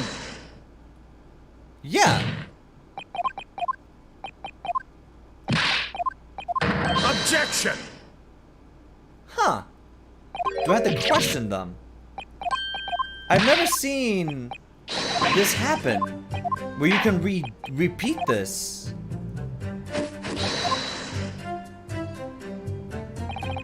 Hold it! And we've already questioned them here. That is so strange.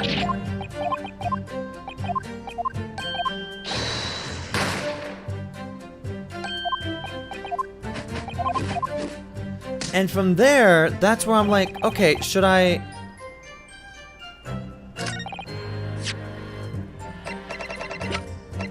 Should I explain that he was shot in the back?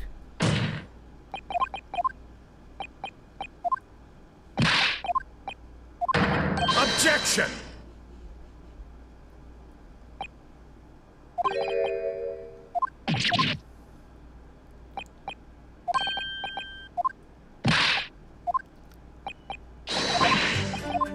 That is so strange. Okay. Good looking. Good looking chin though. You're Ronin. Hold it! I'm gonna just examine the guys. So you didn't try to open the storeroom door, huh? Not in your life. It went definitely quiet after that, it did. Put the wind right up me. But anyway, the door was locked, weren't it? No way that was opening. Yes, of course, it was locked from the inside, so we've been led to believe. It was, Gov, it was, from the inside. Right, so we had no way of knowing what was going on in there, did we? Unless there was another way to get a view of the inside of the storeroom. Like through the keyhole or spy hole. What's up, just passing by? Did you forget to save? No, I didn't. Don't ring no bells, don't light no lights. We had to cut and run before we noticed anything like it. We're cutting our teeth in this game, see? But then... Hold on, do you have to do the statement? I think I might have to do the statement. Wait a minute. Gina was in there unconscious with a gun in her hand. To confirm, would it be correct to say that neither of you set foot inside the storeroom? Oh, nope. That's right, Gov, that's right. Couldn't have even if we wanted to. No, what happened here?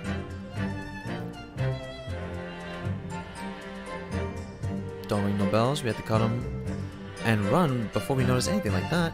We're still cutting our teeth in this game, but one day we really cut the mustard. Please cut it out. But as we know, behind that door, the victim's licensed body was the accused was not 2 feet away. Gina was in there. To confirm, would it be correct that neither of you set a foot inside the room?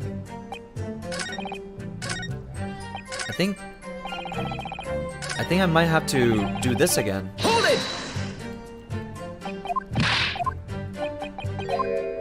Because then...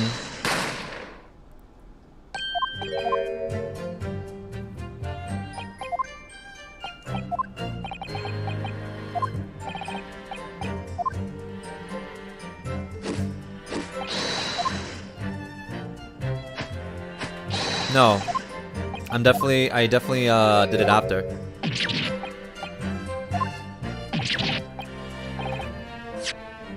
So that would mean that you both knew Mr. Winterbank and the sound of his voice? Eh? So that would mean what? Nash, what? Any ideas? Yes, Counsel, indeed it would. Nah. We didn't know the geezer. We're at the finale. We're very close to the end, but right now I'm very confused on what's going on here. How am I supposed to deny it when the bloke in all the fancy club has given us the evil eye? If you value your lives, you will ensure your testimony is accurate and true. Oh, me Granny's life it is. On its Granny's life, it is. It's a good job its Granny's dead. To summarize then, immediately after hearing the voice of the victim, you hear the gunshots, causing you to stumble and upset the items on the counter, scattering them on the top floor. Okay, I definitely got the testimony here.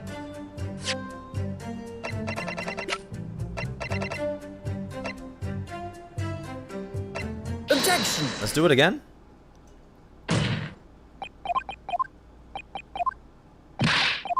Objection!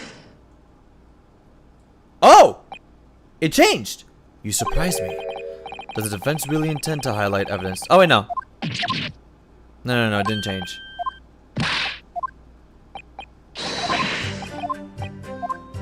Huh.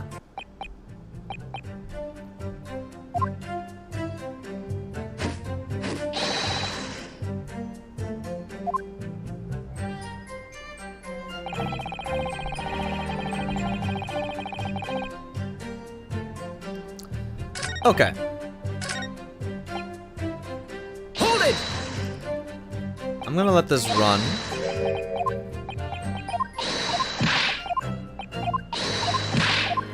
Oh, yeah. Well, yeah. But listen, that proves it, don't it, huh? We couldn't have shot the pawnbroker. And why should we believe that? What? Well, because it's true, ain't it? The place was totally empty when we went in. At that time, the victim was already in the storeroom, having been forced to open the door by the accused who had the gun in his head.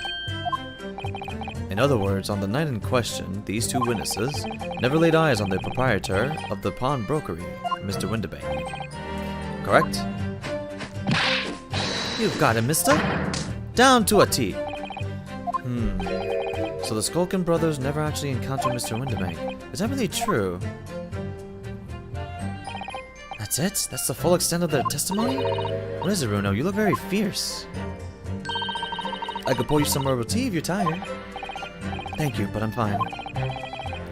Being such a logical thinker, you'll probably laugh, but I feel as though these brothers are still hiding something important. It is nothing more than a feeling, though. I have no proof to support it. Well, feelings can be very logical at times. Sorry? People's expressions, the movement of their eyes, the words they chose. You can take all of that in, and your brain will quietly analyze it to come up with a feeling that you described. You've concluded that there's something suspicious about this testimony without knowing why. That's all. I think you should trust in your instincts. Iris, thank you. Sometimes I think if she's 10 years old, I must be 5.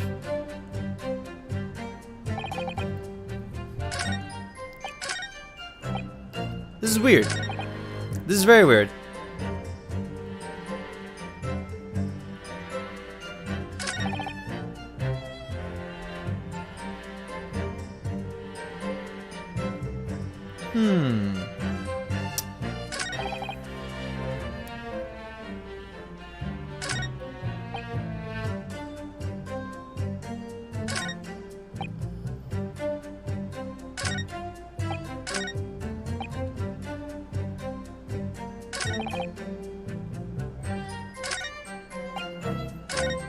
Wait a minute. Wait a minute.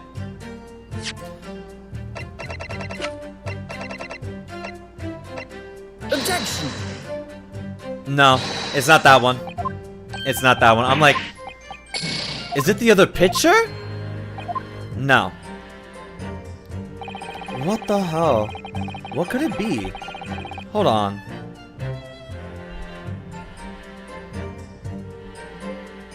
I am so confused on what this is, on what I have to do.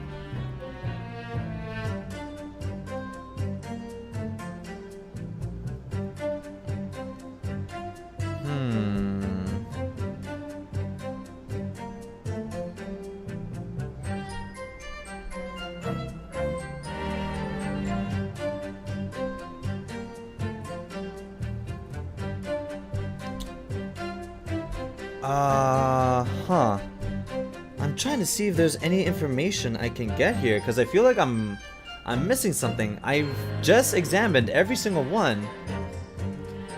And hell, I have proof here that this is wrong, but the game is not letting me do anything about it. Like, why is that?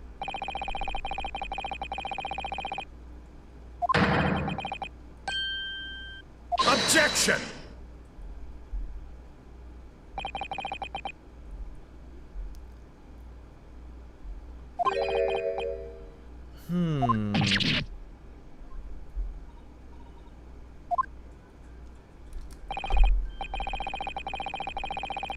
Let me see if I can find the answers here, cause like has failed to establish that the photographic print presented was taken a suitably short time prior to the victim's death.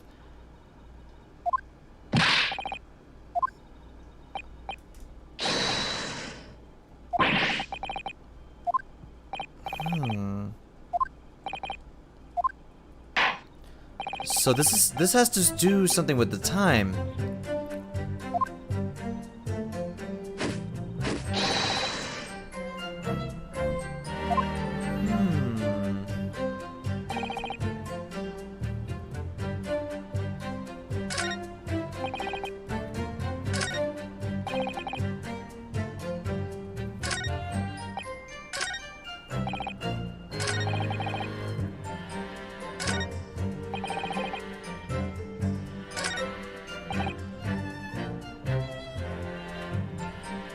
Huh.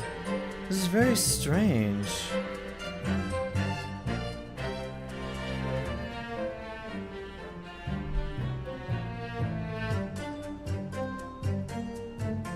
Okay. Looking at a video right now. See if there's anything.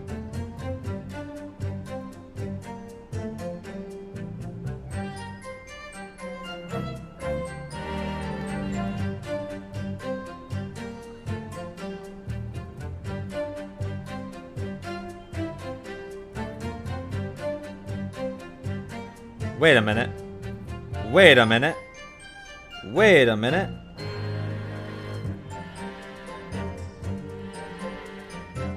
What am I missing?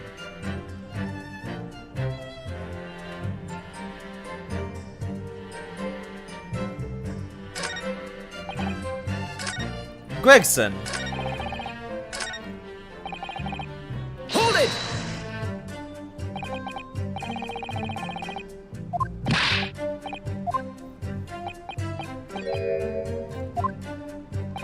Do you have anything to say so?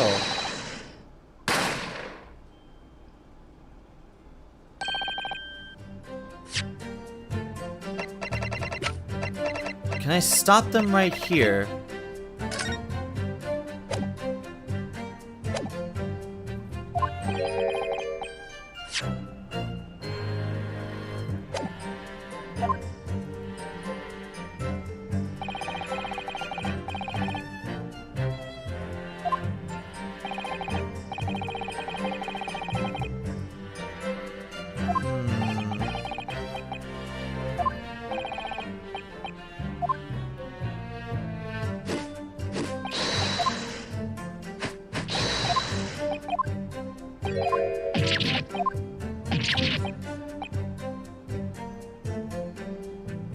I think there might be something that I missed.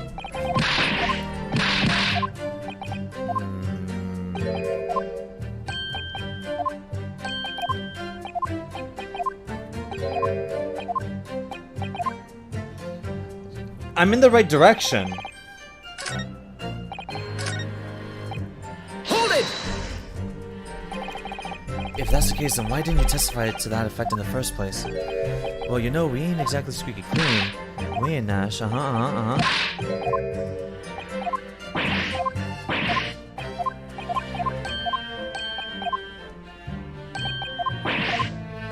think I may need to look at the court record.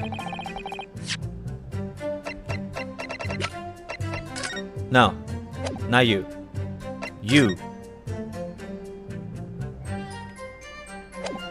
This is the one.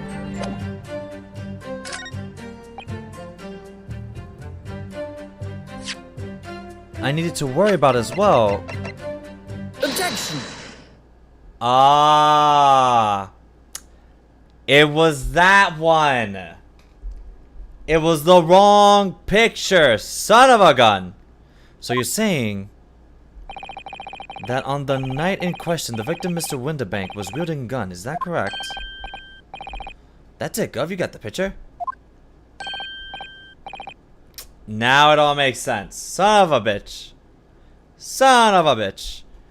He has, Nash. He has, no question. And yet, photographic evidence obtained immediately after the incident clearly shows that Mr. Windibank was not holding a firearm of any description. Eh, you what? Gordon Bennett, that ain't right. Objection! There can be no question that the victim's revolver was used in the incidents. I would remind the court that Mr. Windibank's gun was found at the scene. That was so weird.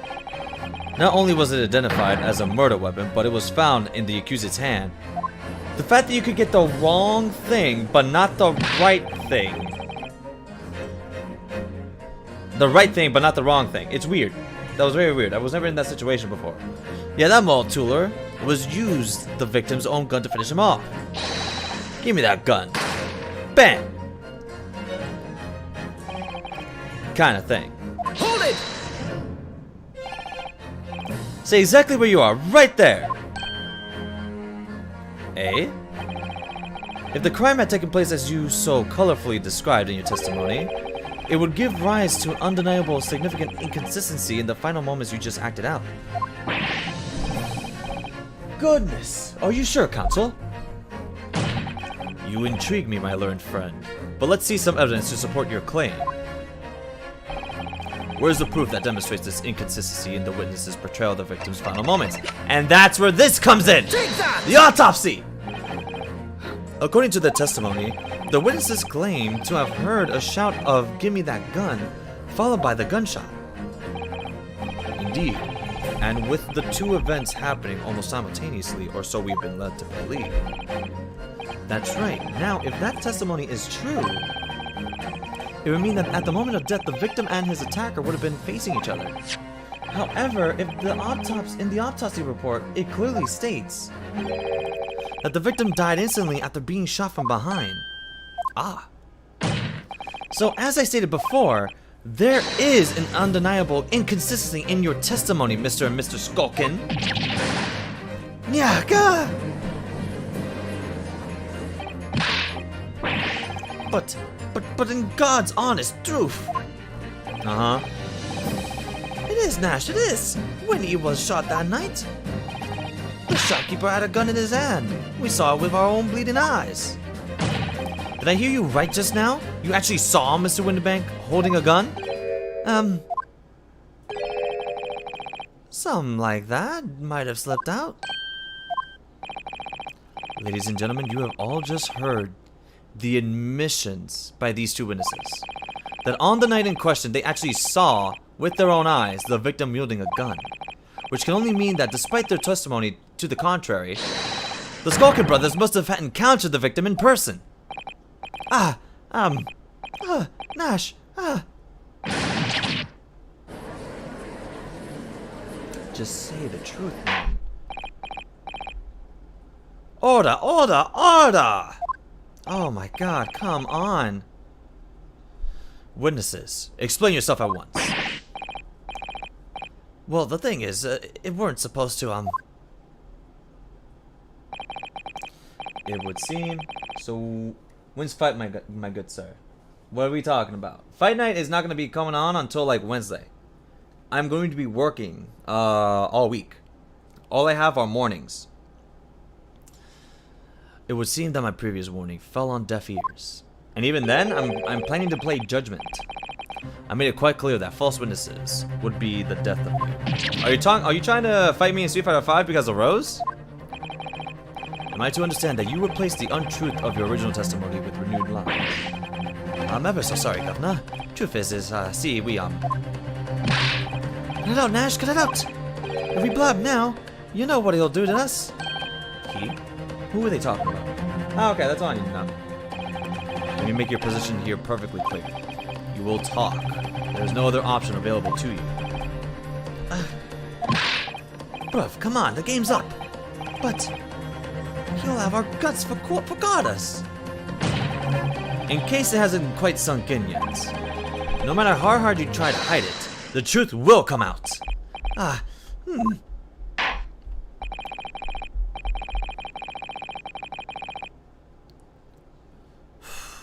On the night in the question, it is now apparent that you brothers met face to face with the victim. No, just asking. Got it. I demand that you testify again to explain the precise circumstances under which this meeting took place. Well, do we have to? On pain of death. Yes. I suggest you make yourselves fully aware that this is your very last chance to tell the truth. Finally. Alright, so we just got inside the gaff and he heaved a sigh of relief when the geezer showed up his mug.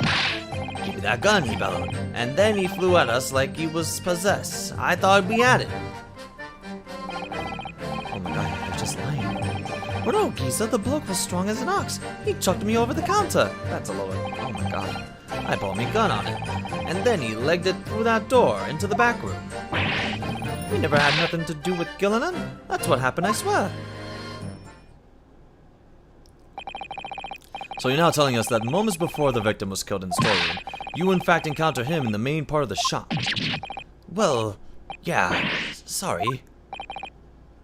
Well, we find ourselves at an interesting juncture.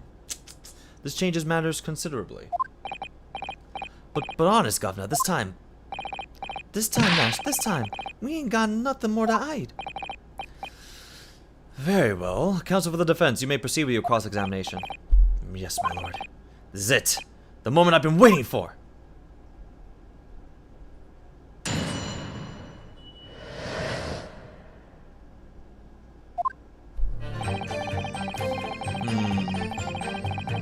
Hold it! I'm just gonna question everything. Since I wasn't really sure about the last one. When you say Giza, I presume you mean the victim and proprietor of the shop, Mr. Winterbank. Who else? Sorry, I mean, that's right. We was keeping a close eye on the entrance to the gaff, obviously. But we never thought no one was gonna come out of the back room like that. The back room being the pawnbrokery's storeroom? Yeah, that must have been where he popped from. Only place he could have been. So it would seem the victim was already in the storeroom when these brothers entered the premises. Which means Ginny must have been there at that point as well. That doesn't make sense, does it? If Gina had threatened Mr. Winterbank in the storeroom with her at gunpoint, then why would he have emerged from the same room all alone when the brothers arrived? I don't know. Did you see the accused at that time? What? Well, go to where? Couldn't tell you. No way, Kappa. We had bigger fish to fry then. I mean, the old geezer just lost it. Give me that gun, he bellowed. Hold it! And he just flew. You mentioned that Mr. Winterbank shouted those words in your previous testimony too. However, you claimed that you heard him yelling them on the other side of the storeroom door. Did we? Oh wow, actually questioning them reveals more.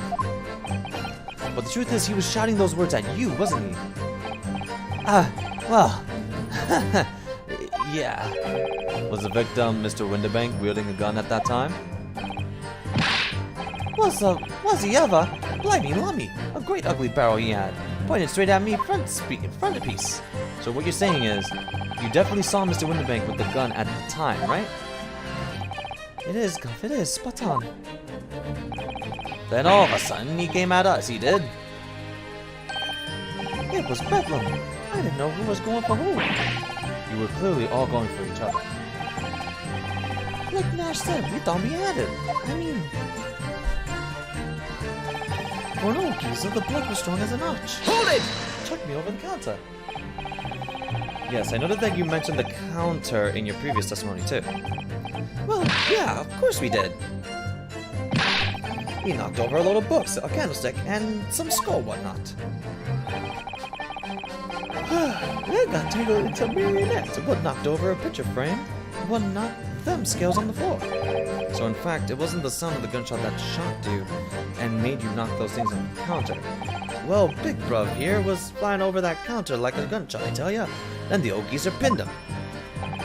He did, Nash, he did. If he hadn't been there, the bloke would have flattened me like a blue pancake in seconds. At the time in question, the alarm was raised at the local police station via a secret cable from the pawnbroker.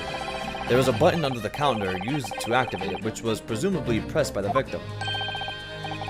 That's right, when the brothers fled the scene and back onto the street, they ran straight into the arriving police, didn't they? Poor Mr. Winterbank. He did everything he could to protect his shop. Hold it!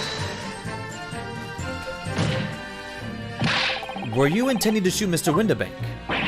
No, never. I was just, you know. You did shoot him. Looking out for me, bruv, weren't I? And he was being flattened, don't forget. By a man whose shop was being burglared, I guess, yes? And then, the man fled into the storeroom when you pointed your gun at him, is that it? Yeah, that's it. He shoved me away, then ran off through that door and shut himself in. Wait a minute. There's something about that last remark, something that doesn't quite ring true. I wonder why Mr. Winterbank ran away into the storeroom. What? Well, according to what everyone's saying, Ginny was in there waiting for him with a gun. Yes, that's right. Gina allegedly used Mr. Winterbank's gun to threaten him and force him to open the storeroom door, in which case, how did the gun end up being in Mr. Winterbank's hands again? I have no idea, but that is strange, isn't it? This little inconsistency could be significant. I should make a mental note of it. Look, the point is, me and Bruv here. That's right, Nash, that's right. Me and the Bruv here. You never had nothing to do with killing her. That's what I swear. Liar. You say you had nothing to do with it. Nothing at all. Nothing, Gov, nothing. The old geezer went and shut himself in the back room, didn't he? Locked it was, from the inside. We know it was, because we tried to open it. But it's a decent door, that one. Good and strong, wouldn't budge an inch. So in the end, the situation remains unchanged. Inside the storeroom with the pawnbroker, there was only one other person. The sole person who could possibly have shot the victim, the accused, Miss Gina Lestrade. It would indeed appear so. So, what say you to that, counsel? I don't know. Was there anyone else apart from Gina who could possibly have shot Mr. Winterbank? There could have been. Mr. and Mr. Skulkin. What? What's that look for? From the moment you admitted that you would encounter the victim face to face that night.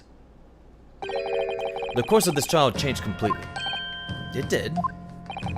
What is your point, my learned friend? The question we must answer is who could have shot Mr. Winterbank? And it is the belief of the defense that the defendant is not only the possible answer at all.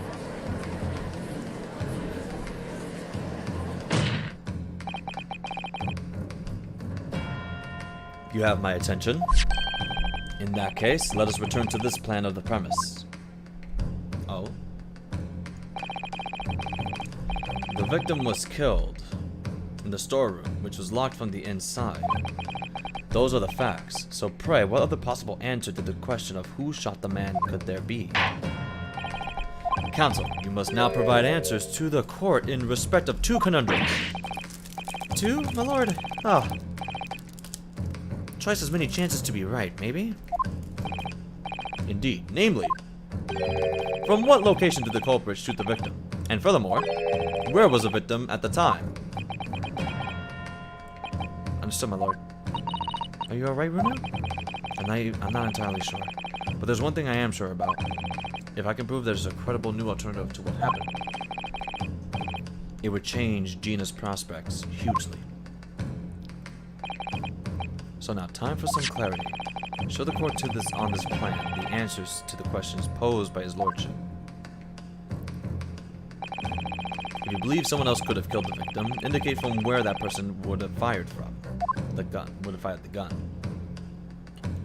It's here only because of that.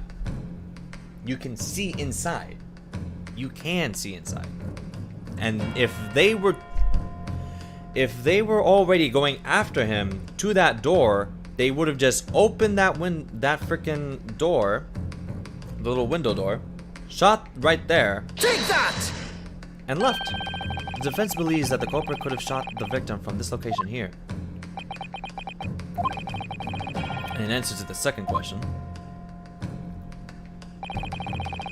assuming the culprit fired from the location indicated, where was the victim at the time? Obviously right in front of the door, like right Take here. that!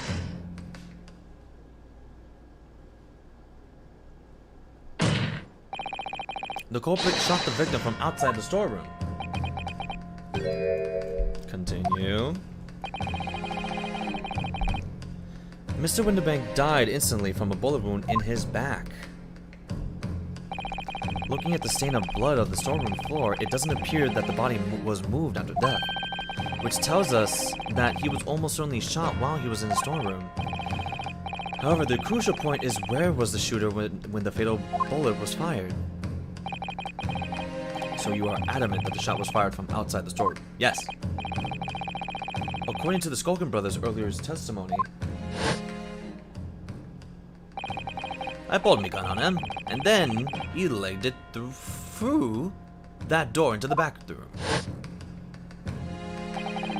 If Mr. Windibank ran away through the door, we have to assume that the door was open at the time. Ah! It was at precisely that moment when the victim was fleeing for his life that these brothers had the perfect opportunity to shoot the man in the back once he was inside the storeroom. Ah! Ah! Come to think of it, do you remember what the prosecutor said at the start of the trial? Moving on to the finding of Scotland Yard's coroner, his report states that the bullet entered the body on a rising diagonal trajectory. It was the little guy. It means the victim was likely shot by someone significantly shorter in height than himself. Poor man. Shot while he was running as fast as he could to safety. Of course! He would have been leaning forward as he was running away. So even if the bullet was fired horizontally, it would still have entered his body on an upward trajectory. So the culprit isn't necessarily someone shorter than Mr. Windibank. Objection! I'm sure my lead friend can't have forgotten that the storeroom door was found closed and locked from the inside. You claim the victim was shot as he fled into the room? Do you also claim his corpse was dexterous enough to turn the key in the lock? But, what if someone else locked the door? Yes, there is someone else who could have locked the storeroom door. Is that so? That was Gina. In the scenario just described, the defense's assertion as the victim was shot from outside the storeroom. In which case, who shut and locked the storeroom door from the inside? Take that! The only one that was there. Obviously, the person who locked the door was the only other person inside the storeroom at the time. The defendant, Miss Gina Lestrade. Objection! That's absurd. You're suggesting that the accused deliberately engineered the sealed room? For what possible reason? Such actions would only serve to tighten the noose around her neck. I am inclined to agree, I must say. Well, counsel? Yes, that's a tricky one, isn't it? Half-baked notions have no place in my courtroom, counsel. Remember that, please. But of course, Ginny would have locked the door. It almost goes without saying, doesn't it? It does. Well, if I was Ginny in that situation, I know I would have locked the door as quickly as I could. I mean, those two burglars had just fired a gun in her direction, hadn't they? Yes, obviously. Before the two brothers have arrived, Miss Lestrade and Mr. Windibank were in the storeroom together. Now, I don't know what went on between them at that time, but at some point, Mr. Windibank must have heard the intruders breaking into his shop and left the storeroom. Intruders, eh? That's us, bruv. If your theory is correct, that would leave the accused alone in the storeroom.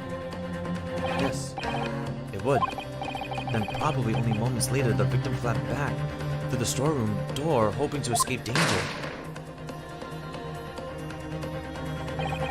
Hit in the back by the bullet, Mr. Windibank fell to the floor where he was, just inside the storeroom. And what we have to ask ourselves now is, what would the defendant have done in that moment? Ah, I see where you're going with this. Outside the storeroom was a terrifying killer who had just murdered Mr. Windibank. As soon as the thought struck Miss Lestrade, she slammed the door shut and locked it, in order to save her own life. Hold it! But I mean, we ain't the ones who done it. We ain't, Gov, we ain't. You gotta believe us. I mean, come on, we never shoot no one. Objection! Lies. That's blatantly untrue. I know for the fact that you would. Because before my own eyes, you shot Mr. Herlock Sholmes. There's only one logical conclusion here. Mr. and Mr. Skulkin, you brothers had every opportunity to have been the true perpetrators of Mr. Windibank's murder. Nah.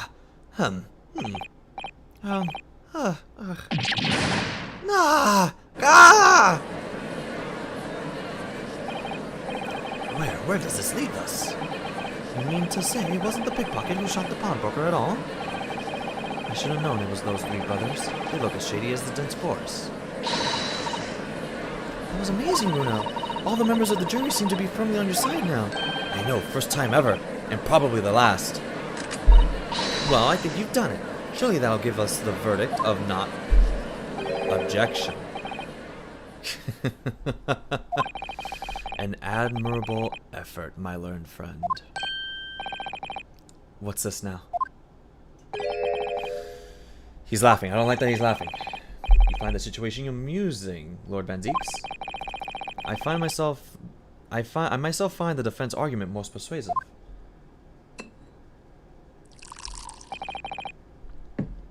I dare say such chickenery is the bread and butter of the street performers in your provincial eastern nation.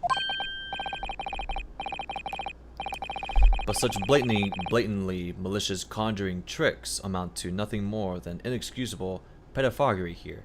You know, I just want you to be straight with me and just like... English. This is advanced English. But hey. Whoo, okay. What? The hypothesis you put forward so ostensibly, credibly cannot and will not stand. What is a man? Because you see, it contains a fatal flaw. A fatal flaw? Do you mean to tell me that you are unaware of your logic's failing? I say, Lord Van Zieks, it might be an idea to explain this bally conjuring trick, or whatever it is, to the troops on the ground, The fatal flaw in my learned friend's argument is really very simple to understand. What a pile of secrets! Assuming you're not too dim-witted to count bullets. By George, count bullets? Oh dear. He noticed them. What's everyone talking about? There's been 2 shots. Counsel! Yes, sir. Tell the court how many bullets were found at the scene of the crime. 2 bullets. What does that have to do with anything? Correct. The first, that which hit the victim in the back, ending his life. The second, which struck the detective, Mr. Herlock Sholmes, on his arrival at the scene. Indeed, the defense presented a picture showing the damage caused by the second bullet earlier in the proceedings. Yes, I did. The bullet which injured Mr. Sholmes appears to have passed through his body to strike the calendar. Your lordship's understanding is correct. Furthermore, we know there are 2 firearms involved in this incident. The revolver belonging to the victim, Mr. Windibank, and the Skulkin brothers' revolver. The evidence shows that a single bullet was fired from each gun. Yes, indeed it does. A single bullet from each. Now then, my learned friend. You yourself told the court only moments ago. No. These 2 brothers shot Mr. Herlock Sholmes right before your eyes. Yes, I did. Oh my goodness. I think you'll find that if the single bullet that was fired from the brothers' gun hit Mr. Sholmes, it means Windibank was not shot by the same gun. Only 1 bullet. Exactly. This Nipponese street performer presented an ostensibly credible argument. However, it was never anything more than a diversionary trick with no hope of standing up to scrutiny.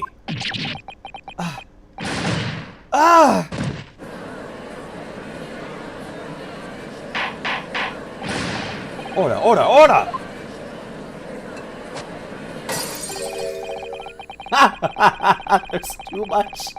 There's too much breaking glass, man.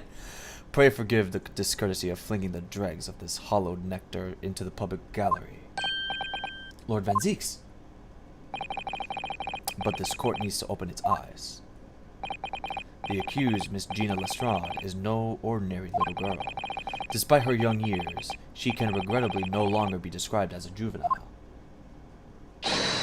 No, the person in the dock is far from a law-abiding citizen. She has a past riddled with criminal conduct.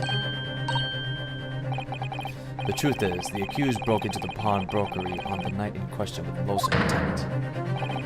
As we can see beyond doubt in this print, which depicts her threatening the victim with the murder weapon. And I have here in my possession one more piece of evidence the prosecution wishes to present. That disc. I'll be taking whatever it is of McGilded's down to the yard, thank you very much. No, don't give it to him. It's mine, that's mine. I'm sorry, miss, but anything belonging to McGilded has to be taken in as evidence now. That music box disc. McGilded's music box disc. The very day before the hateful murder of Mr. Windibank, the accused attempted to make off with this article, which clearly doesn't belong to her. And with none of the subtlety of the pickpocketing, I might add, but by brute force and brazen impudence. Good gracious! Make no mistake, any sympathy for the accused on account of her years is misguided and dangerous. There are no depths to which this girl would not stoop if pushed. No crime she would not commit. The court forgets that fact at its peril. I see. I think it would be prudent to make this music box disc into evidence, counsel. As a grim testament to the defendant's— Wait! Lord Van Deeks, Inspector Gregson, what? Yes, Inspector? We had a meeting yesterday at the yard with the prosecution service, and, I think it was agreed that the disc wouldn't be used as evidence.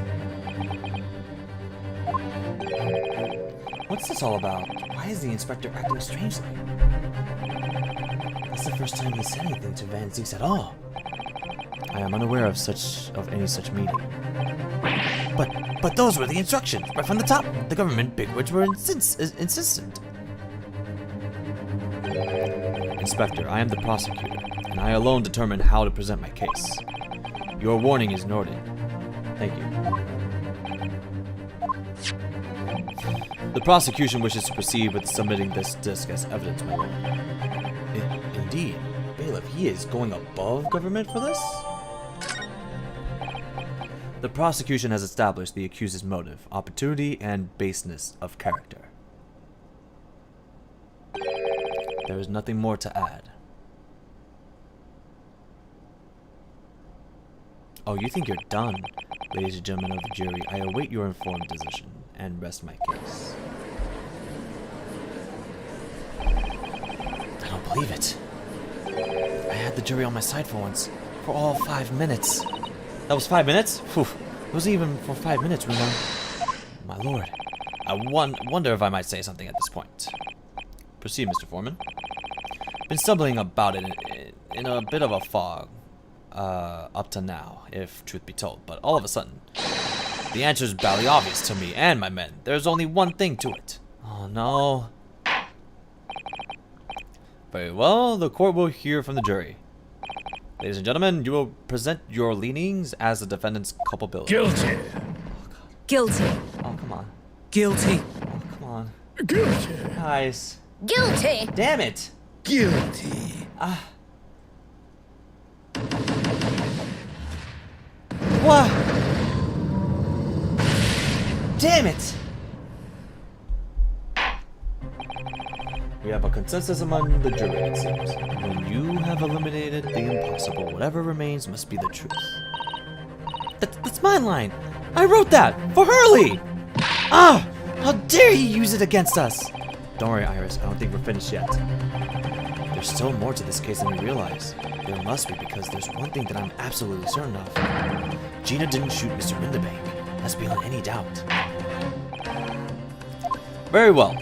We will proceed with the second summation examination of the day. Mr. Foreman, are you and the jurors ready? I didn't even have to ask. Garadeb Squadron is primed and ready for action, sir.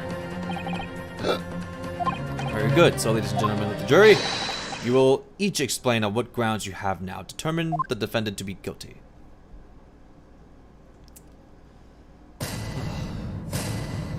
Oh man.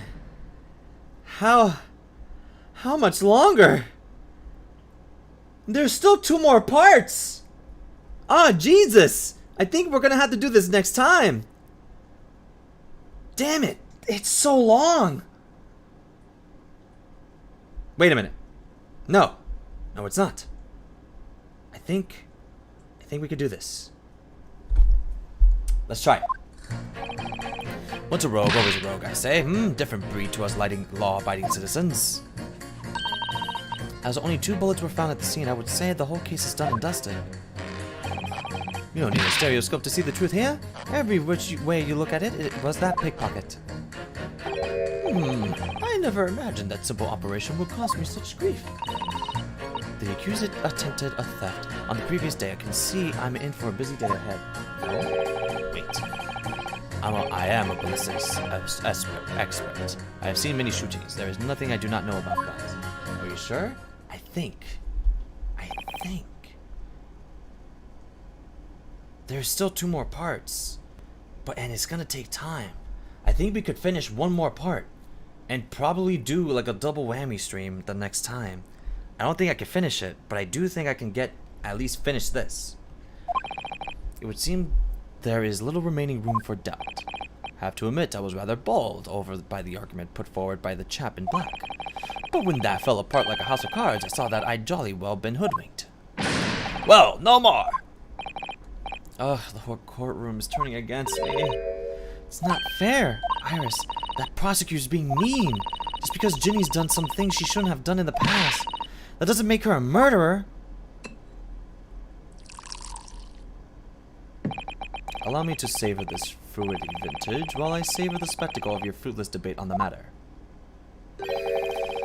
Here's to the truth coming out. Eventually. That's enough preamble. Counsel, proceed with the summation examination. Ooh, I like this. Yes, my lord. I'm pretty sure this is 12 hours long. 10 if you probably know what you're doing.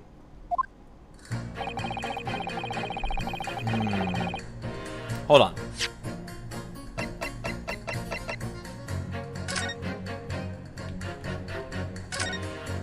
We've already read this before, right? Or did we not?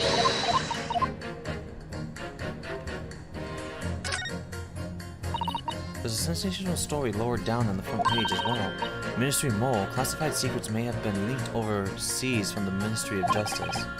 For a 10-year-old, Iris certainly has... What? Ah, it's about a secret communications between Great Britain and its allies. Apparently they're being intercepted by hostile nations. Communications are being intercepted? But how would somebody do that? That's the question, isn't it? I've come up with 3 different possible methods so far. Are you looking for a new career, Runa? No, of course not. I wonder. Perhaps this is what Lord Stronghold was talking about yesterday. Yes, it could be, and it could explain why he has Gregseed running from the pillar to the post at the moment. Oh, what? Huh. Something was in my mind. Like, I knew I didn't... Like, I saw this, and I didn't examine it, but I examined this.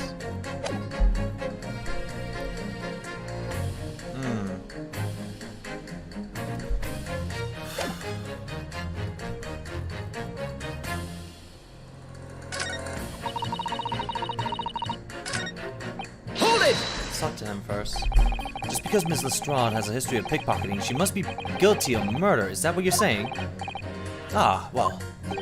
Are all members of the British Army so quick to judge? I beg your pardon? Are you mocking Her Majesty's Armed Forces, the greatest military organization in the world? No. I'm simply illustrating my point. Making assumptions about people because they're a soldier or a pickpocket is wrong. Dangerous. Well, yes, I have a point there, I suppose. But let's not forget the girl had already shown she had it in her from before. She's clearly a criminal sort through and through. Can't deny it. When you say that she'd shown she had it in her, are you referring to this? Exactly. Tried to swipe that only a day earlier, Or Or am I mistaken? Not exactly. Given that I was actually there at the time, it's hard to refute that. I've never actually seen the real thing. I can't wait to have a closer look at it. Oh yes, of course! Mr. Sholmes did use his caramel bars to make a copy of the disc, didn't he? And then ordered every type of music box he could find from across Europe. We still don't know what tune it plays though, do we? But I'd love to see how the original compares to Hurley's copy. McGilded's disc. Could it be a clue somehow? Perhaps we should examine it in more detail. Can we examine it? Can we examine? Oh my god, yes we can. Oh no, I already did this. Yeah. Yeah, I already knew that. And then there's the blood, which was obviously from Gina. Oh!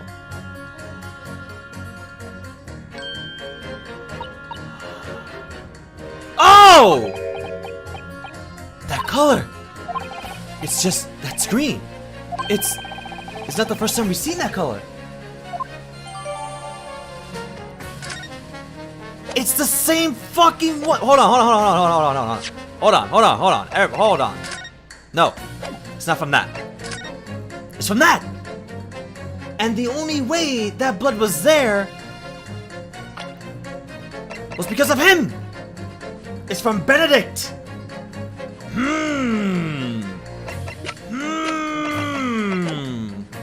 He's involved somehow. Hold it! Is the number of bullets that has you convinced? Only 2 bullets were fired, and the 2 guns that fired them have been examined by the police. When the parlor maid asks me how many are invited for dinner, I always tell her to count the table settings. That's logical, I suppose. Although... Yes? Sometimes after dining, crockery does go missing. 1 or 2 guests rather like fine china. Does your employer dine with these? I suppose... If there was another bullet somewhere of which we were unaware, I'd have to reconsider my position. A 3rd bullet somewhere on the scene. Could that be possible? I don't have proof of that. We have 2 guns. 1 bullet is in him. But 1 bullet is missing.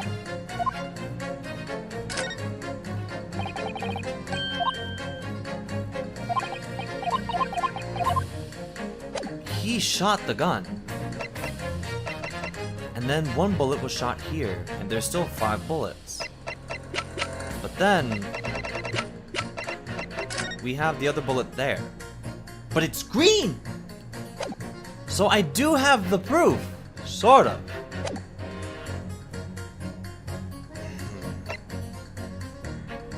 Should I prove it now? I don't think I can prove it. Unfortunately, only 2 bullets were discovered by the police during their investigation. I know. Right. And I don't imagine the good men of Scotland Yard would have overlooked anything. But they can! If I missed a bullet while I was cleaning his lordship's office, well... I should receive a sound scolding, I don't doubt.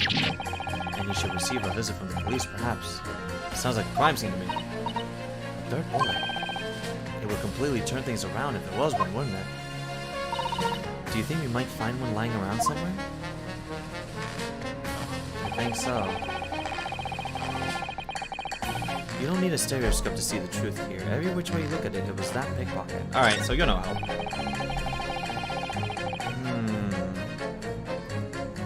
I never imagined that simple operation would cause me such... Hold it! Would you please stop muttering about things that have nothing to do with this trial, sir? The defendant's life is on the line here. Well, the thing is, I couldn't really say that it has nothing to do with this trial, to be honest. Huh? I mean, there's no question that the man was shot, but the bullet had simply vanished from his stomach. Huh? It's quite inexplicable, don't you think? Are you talking about Sholmes? I almost don't want to ask. But the surgery you've been muttering about all this time, you were operating on... What was the fellow's name now? Herlick? Herlock? No, Herlock? Herlock Sholmes, by any chance? Yes, good lord! It was that Herlock fellow! What? You're the surgeon that operated on Sholmes? Why are you here? That's right, using the various latest anesthesia techniques, I might add. Was a fairly major op, I can tell you. This is crazy! Let me see, the fellow was brought in not long after midnight, if I remember correctly. They said he'd been shot by some criminal or another. So I opened him up like a shot. But the funny thing is, I went over his insides with a fine-tooth comb and couldn't find the bullet hole. So I'm afraid I had to throw up my hands and just stitch the fellow back up. I hate to state the obvious, but... Yes. Surely it was because the bullet is still at the scene of the shooting. The counsel for the defense is correct. As is clearly shown in this photographic print. The bullet that the Skulkin brothers fired at Mr. Sholmes hit him in the stomach region, then exited his body and launched into the shop wall where the calendar was hanging by the door. But that might as well be a headshot, not a body shot. Unless it was angled, but that doesn't look like it was angled from the bottom, it was angled from the top. I think you'll find it's really quite simple if you just consider the problem three-dimensionally. Ha! What do you think I am, son? Well, juror number 4 is about the best I could do. As soon as I saw the wound to the man's stomach, I flipped him over. Like a pancake? Are you saying that you checked his back? Of course I did. And there wasn't a trace of injury. No sign that the bullet had left the body at all. What? That's the point! The only logical conclusion was that the bullet was still somewhere in the man's innards. Which is exactly why I was set about slicing him up. And I'm still none the wiser, even now. How many times do I have to say it? Can somebody please explain how it happened? Can someone please solve the mystery? It's almost as much as a mystery as how this jury was put together.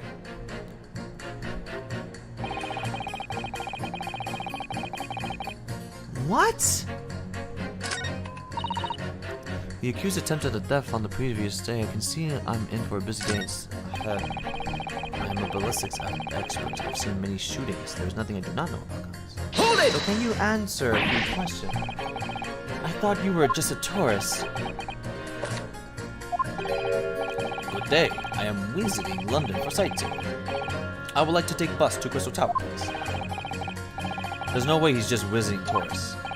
So you're a ballistics expert, huh? Who knew? I have much experience with guns. I have lived through many, how do you say, extreme, violent bath of,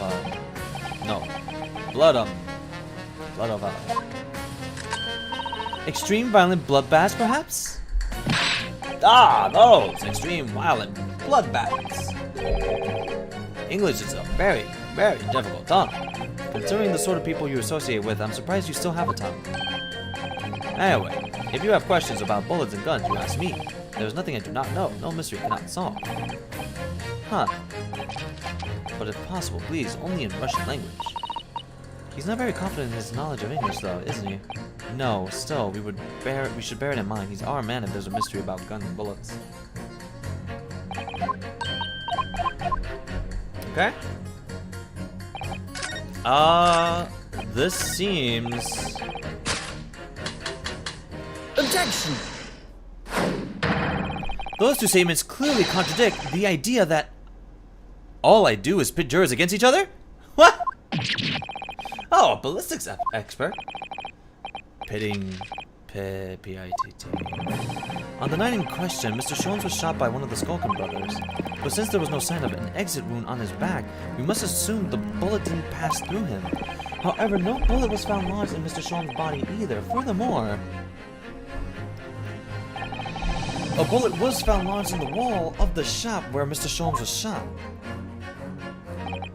Juror number 6. Hello, my name is Villain. Villain?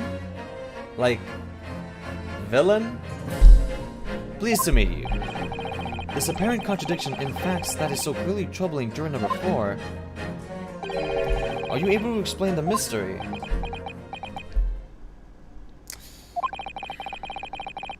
I have seen very similar situations in Motherland. Really? It was night. It was a blizzard. I was running away along a mountain road in freezing cold. Golly. The snow was piling high on both sides of the road. It was very narrow and dangerous. My pursuers had hunting rifles, and they were on a dog sled. So no, don't ask too many questions. I was shot from behind, and I fell down in the snow. And this situation was very similar to what I hear today from Doctor. They could not find bullet in my body, and no sign of, how do you say, exit wound. Then where did the bullet go? Bullet never hit me. Well, if it never hit you, why did you fall down? Bullet hit frozen wall of ice very close to my side. What? One small piece, very sharp, broke away from lump of ice and pierced my body. It made deep wound that looks just like bullet wound. Good gracious. Of course, piece of ice quickly melted inside me. That is solution to mystery of disappearing bullet. Could the chocolate saved Herlock? I feel like the chocolate saved Herlock Sholmes. But that doesn't answer the question at all. The shooting happened in the pawnbroker's shop. Not some snowy mountain road in another country. Just an idea, but we might not be looking at exactly the same scenario here. No, where exactly was Hurley shot again? Well, according to the report in his stomach, sort of this area, I think. Well, that's precisely where he always wears a little pouch on his belt. A pouch? Actually, I might have noticed something like that. Yes, a pouch. It's where he keeps the 3 glass vials of very dangerous chemicals that he uses in his investigations. What? Doctor, where's the pouch Mr. Sholmes was wearing? Well, the fellow had nothing like that on his person when he arrived at the hospital, as far as I remember. If I may, Lord Menzies? While I realize it is forbidden for the prosecution to interject during a summation examination, I should inform the defense that I have the pouch in question in the antechamber outside the courtroom. Sorry? As I understand it, when the police arrived on the scene and found Mr. Sholmes injured, they removed the pouch in order to assess the wound. Ah, thank goodness! I thought I was getting forgetful for a moment.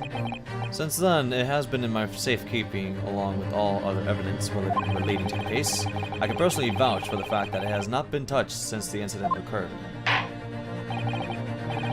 Very well, while extremely unconventional during a summation examination, I must demand the prosecution presents the item in question with all speed. Bring forth Mr. Herlock Sholmes' pouch! I see.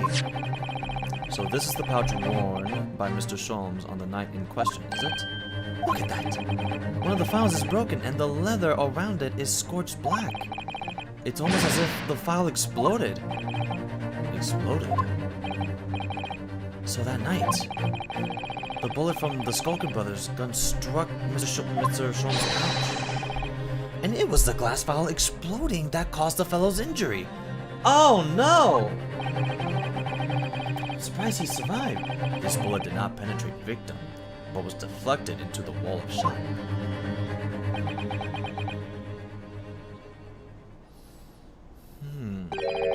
A delightfully complex aroma. Well, it will appear one mystery has been solved at least. Though it has no bearing on the truth of this case.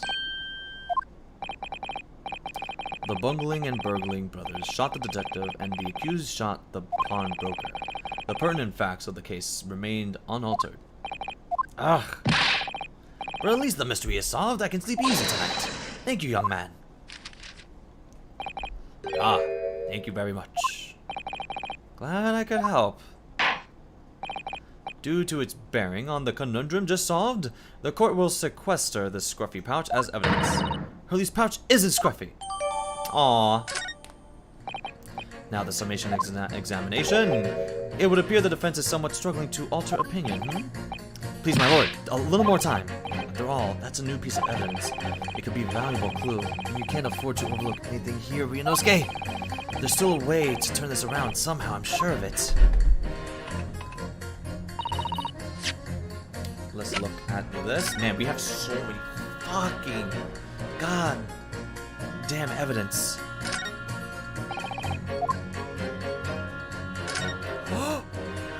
Wait, it's really scorched badly in there. Wait, the strap is broken, but look! This must be where the bullet hit then. Let me see. There it is! The third bullet! What the? Iris, look! Behind where the broken file was, do you see it? That's the Skulkins brothers' bullet! A stroke of luck that it hit his pouch. This is an amazing discovery! What this means is there were 3 bullets fired at Windibanks that night. He found exactly what the juror was talking about. The third bullet. It's time to press that juror again, I think. The second juror. So that saved him. It did. And now I have proof for this little girl. Hold it! Let's cut through the dialogue. Yeah. It's possible, I can prove it. Allow me to show you then. The third bullet. Take that! Here it is. We discovered it just now. Yes, on the night in question in Windibank's pawnbrokery, another bullet was fired. What is this new trickery, you Nipponese conjurer? Where'd you find that bullet? It was lodged inside Mr. Sholm's pouch. What? This pouch was removed from around Mr. Sholm's waist before he was taken to the hospital, and since then it has been touched by no one. Do you mean to say the shot fired by the Skulkin brothers that night? Yes, as your lordship has surmised, it hit this pouch. But that makes no sense whatsoever. We already know the whereabouts of the bullet fired at Mr. Sholmes. That's not it. That is the dandy guy. It's clearly visible in this photographic print. No. Ah! 2 guns from the scene have already been submitted into the court record as evidence. Yes, that of Mr. Windibank, and that belonging to the Skulkin brothers. An examination of both guns revealed that only a single bullet had been fired from each. But that must mean the dandy eye. That's right. We know now that on the night in question, 3 bullets were fired. However, the only 2 bullets were fired from the guns recovered from the crime scene. Until that incontrovertible inconsistency is somehow explained, we cannot and must not pass judgment.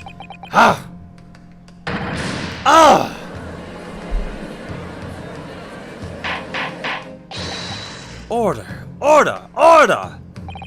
While this summation examination remains incomplete, the court has been presented new facts. Facts that would appear to shake the very foundations upon which the case against the defendant has been built. As is my prerogative in this situation, I hereby temporarily suspend the summation examination. By Jupiter! What? Bailiff, bring the witnesses back to the stand at once. What is...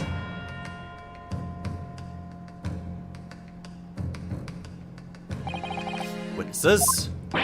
Governor! Were you listening to the proceedings while the defense carried out the summation examination? We was, Governor, we was. Perhaps we can dispense with the tedious preamble. Simply answer this one question.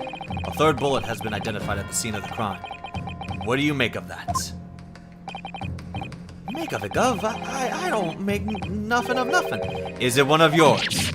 Gore blimey, Gov, gore blimey, not a chance. In that case, did you have an accomplice? What? What? Never. The Skulkin brothers walk alone. It's just the two of us. That's our trademark. How soon we forget poor Sulky. Only 2 of the bullets from the crime scene originated from the firearms we have in evidence. The 3rd bullet was fired from another gun. Where is it? Robbie, that's a head scratcher. Counsel for the defense. Yes? I should like to hear your thoughts regarding these new developments. The 3rd bullet and the mysterious missing firearm, from whence it came. Thinking back over all the testimony we've heard and all the evidence we've seen, I think I'm starting to form a picture of what really happened that night. My lord, I think it's clear this 3rd bullet tells us about the Skulkin brothers.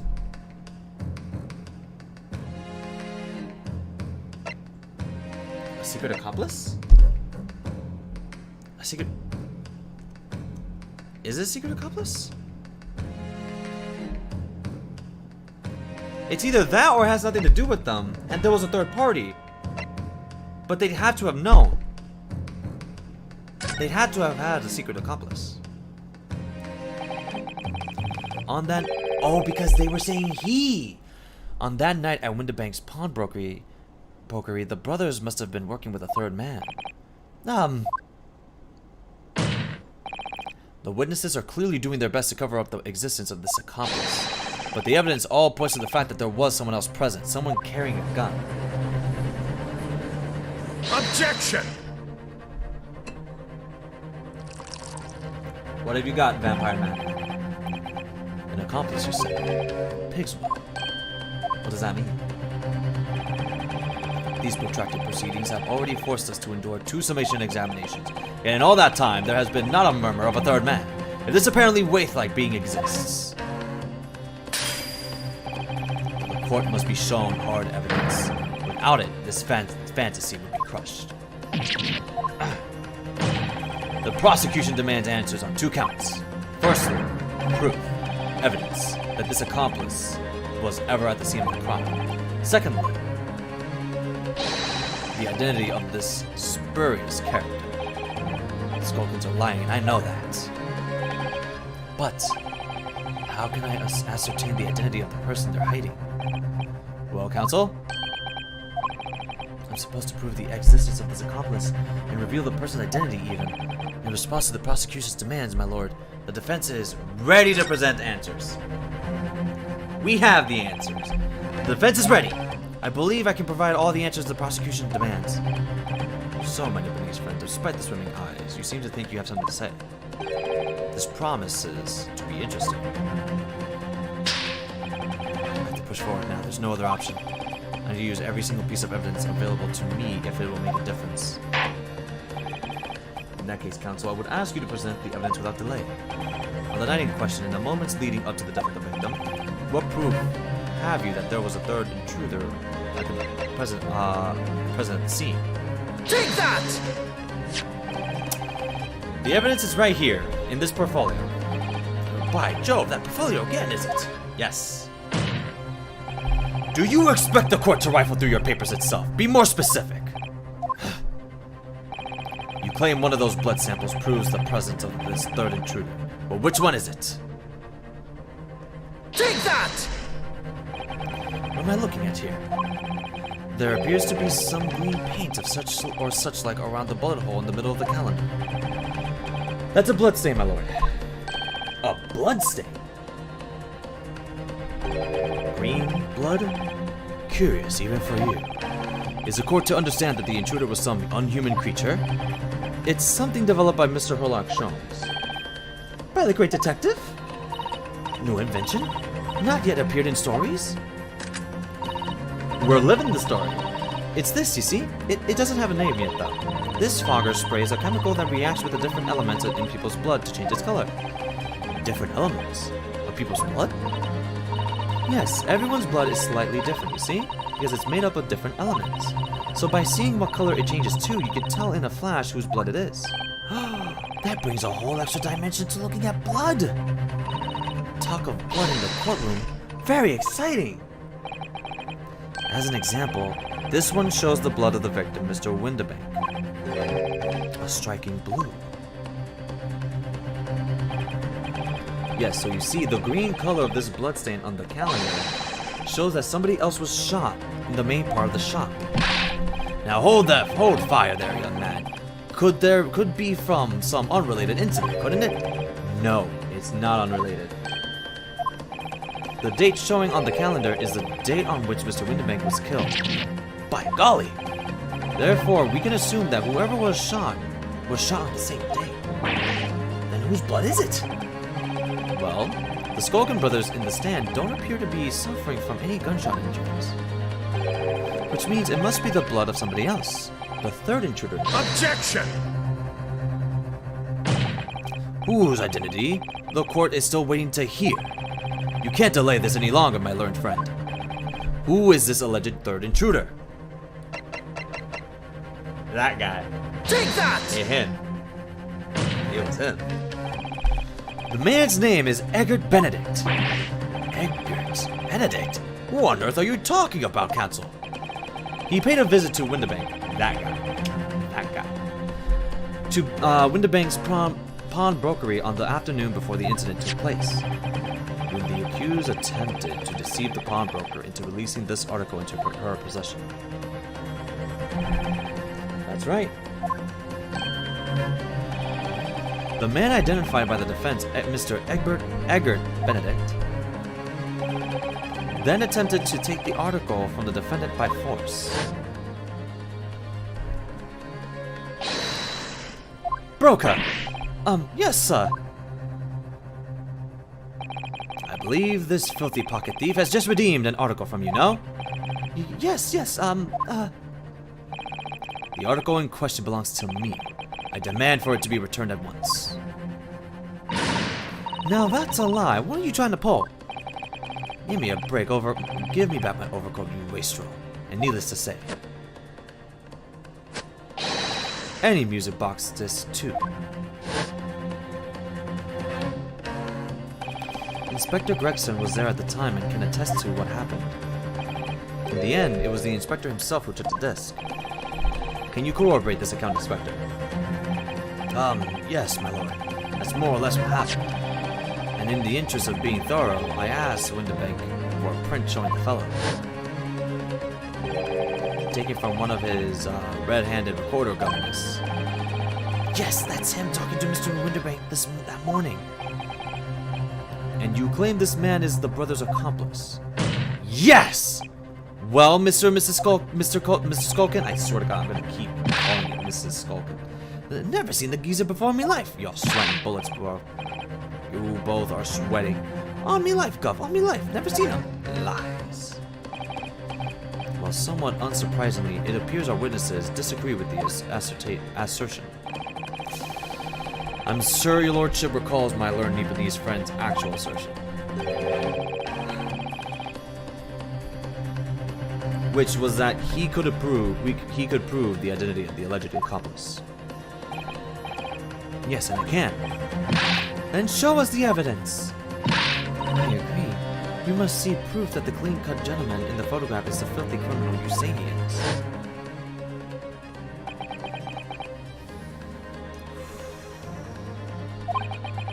This is the last piece of evidence. Is this it? I've had a feeling that something has been missing in this trial from the very start, but now I'm going to drag it kicking and screaming into the courtroom. Are you ready to present your answer to the court then, counsel? Yes, my lord. The defense will present the evidence now. Proof that the man pictured in this photograph print was in fact the person struck by the third bullet. Take that! It was this. As I mentioned before, on the afternoon of the day in question, the defendant attempted deceitfully, admittedly, to reclaim this disc from Windibank's. Which is when the aforementioned Eggert Benedict appeared on the scene, I believe. This man then attempted to purloin the article from the defendant's possession, no? That's correct, my lord. I myself was present at the time.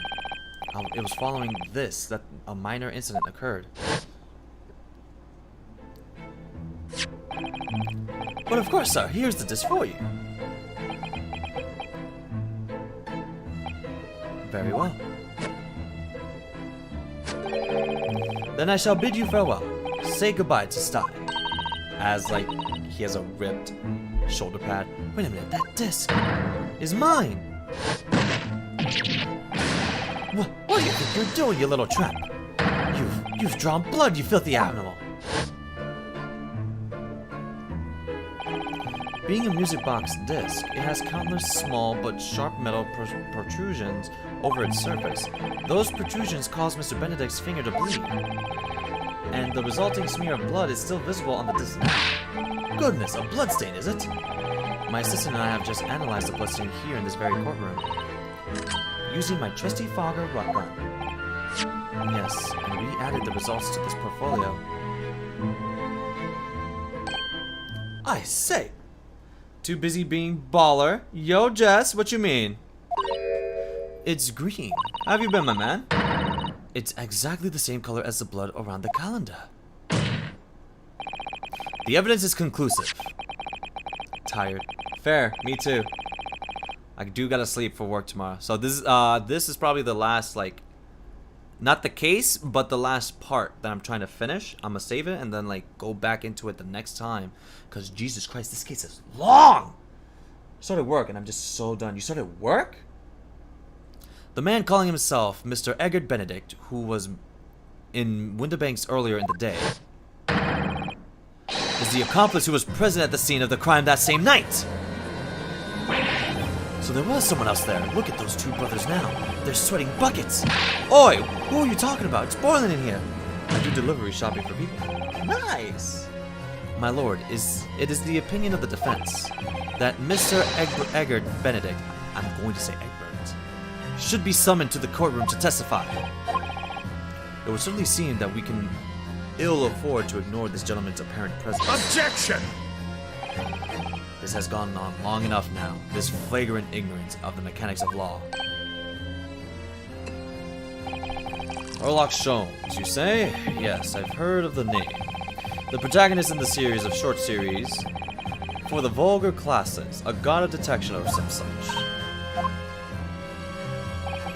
And now you employ chemical substances devised by this fantastical persona in the highest court in the land. Do you expect us to take you seriously? The samples made by this plaything are not fit to be called evidence. Yes, they are. So the bloodstain turned a shade of green. What of it? It's the same one! Here's to successfully proving that no other blood in the world will turn the same color. Well... And pray, do not even think of suggesting that we should take Mr. Sholmes' word for it. Is he right? Is Mr. Sholmes' concoction a load of rubbish? I don't know. I mean, he is a great detective. What are you talking about? We can't let him do that. I knew it would come to this. Of course, Mr. Sholmes' invention is going to be recognized by any official body. But what other choice did I have? I'm just remembering what Father Christmas over there said before about how he was temporarily suspending the summation examination. In other words, the examination isn't over yet, is it? Good grief! What did you just say, young girl? And in a summation examination, the decision as to whether or not the trial continues is in the hands of the 6 jurors, isn't it? Ah. So the way I see it, it doesn't matter what certain people think of Hurley's invention. At least, not for now. Yes, she's right. Young lady, you have quite the devious mind. It really just comes down to one thing. Whether these ladies and gentlemen of the jury are convinced by what you say, Runa. Is that about right, would you say? Or did I misunderstand something? Unbelievable. Mr. Sholmes' partner is a force to be reckoned with. Iris Wilson, sharpshooter. After that shrewd, precise of the situation from an entirely unexpected source. It must be acknowledged that the previous summation examination has yet to reach its conclusion. This is absurd! Ladies and gentlemen of the jury, the court now looks to you for your final leanings in this matter. Final? Can we do it tonight? Can we do it tonight? As proud citizens of Her Majesty's Britain, I'm sure you will come to fair and just conclusions. So then, state your final decisions in turn, please. Not guilty. Not guilty. Not guilty. Yes! Guilty. What? Guilty. Oh, well, damn. Not guilty. Thank you. I'll take 4 out of 6. That's fine. Whew. Okay. We were close. 2 called guilty and 4 called not guilty. Such is the outcome of the summation examination. Objection! Oh, big boy is mad, is he? My lord, with all due respect, this is an outrage. The prosecution refuses to accept this decision. On what grounds? If these jurors are persuaded by some half-baked concoction devised by a pretender to real police work, then they are too ignorant to be trusted with the judgment of anyone's guilt.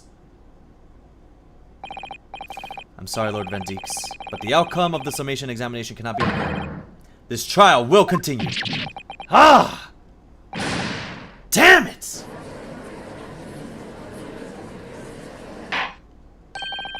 Nevertheless, we find ourselves in a rather awkward situation. The defense has very reasonably requested the subpoena of a new witness. But sadly, I fear that will be impossible. What? The name of the gentleman gave for himself, Egbert Benedict, is quite clearly false. I knew it. Oh no. I don't believe it just when I managed to prove the man was there that night. Could I say something? Who was that? Please, who spoke? It was me, my lord.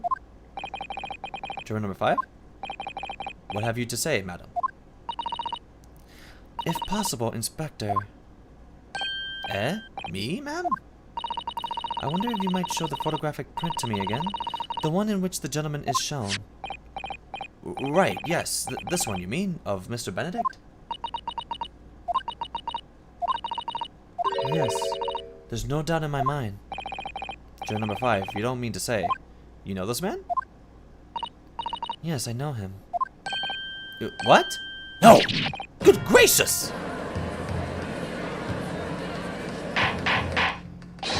Order, order, order! Juror number 5, how on earth? I'm a communications officer. As we can clearly see, the gentleman in the photograph is also a communications officer. He works in my office. A very talented operator, in fact. He should be in the communication station now, tapping away on the telegraph. That doesn't seem right somehow. I can't put my finger on why, but it doesn't feel right. I suppose we all imagined the accomplice would be some sort of hardened criminal. It's a bit unexpected to find out that he has a respectable job by day. Whatever he gets up to at night. I suppose that's it. I suppose that's why I felt something was wrong. If the gentleman is at London's communication station, we should be able to subpoena him within the hour. Lord Van Deeks, if you please. Yes, my lord. Make the necessary arrangements with all haste, as your lordship bids. The court will recess for 1 hour. When the new witness arrives, we shall reconvene to hear the gentleman's testimony. Inspector Gregson. Yes, my lord. I should like to hear from you specifically about events at the pawnbrokery on the day in question. Come to my chambers during the recess. Yes, sir, my lord. Very well. Court is adjourned until 1:40 p.m.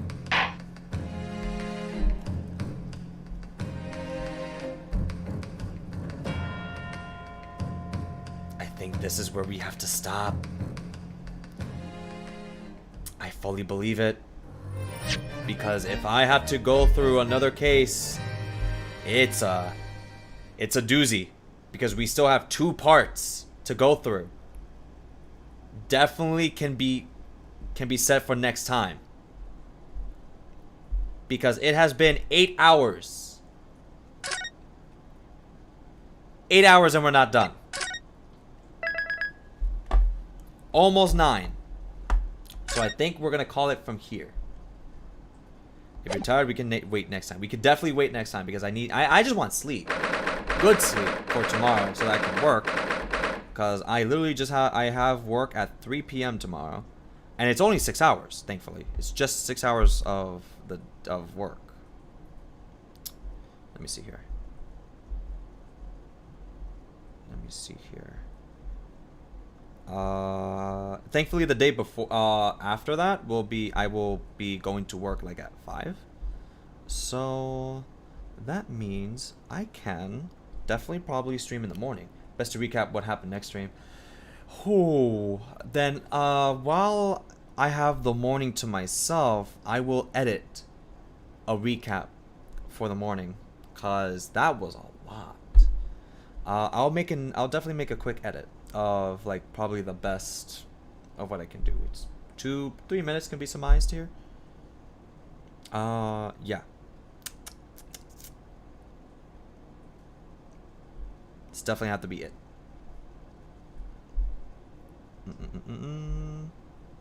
Okay. All I have to do is just download this whole stream. Alrighty. For those that have joined, thank you so much for joining. I will be back tomorrow. Maybe I might stream in the morning. Maybe. If I sleep well enough. Hopefully. Give me 1 sec. Susato. Goodbye.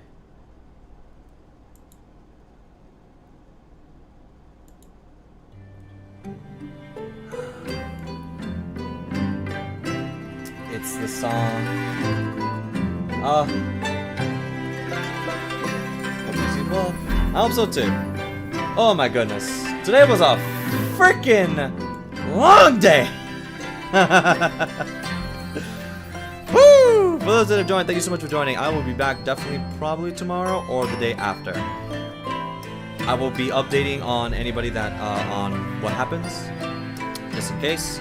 I will definitely not be playing Ace Attorney tomorrow. I'm probably not going to be playing Ace Attorney for a while. I'll probably play it on Wednesday or Thursday, around there, to have a full day. And then I will be playing Judgment. So tomorrow I have different plans for the morning. Other than that, yeah. Until then, everybody. Ciao!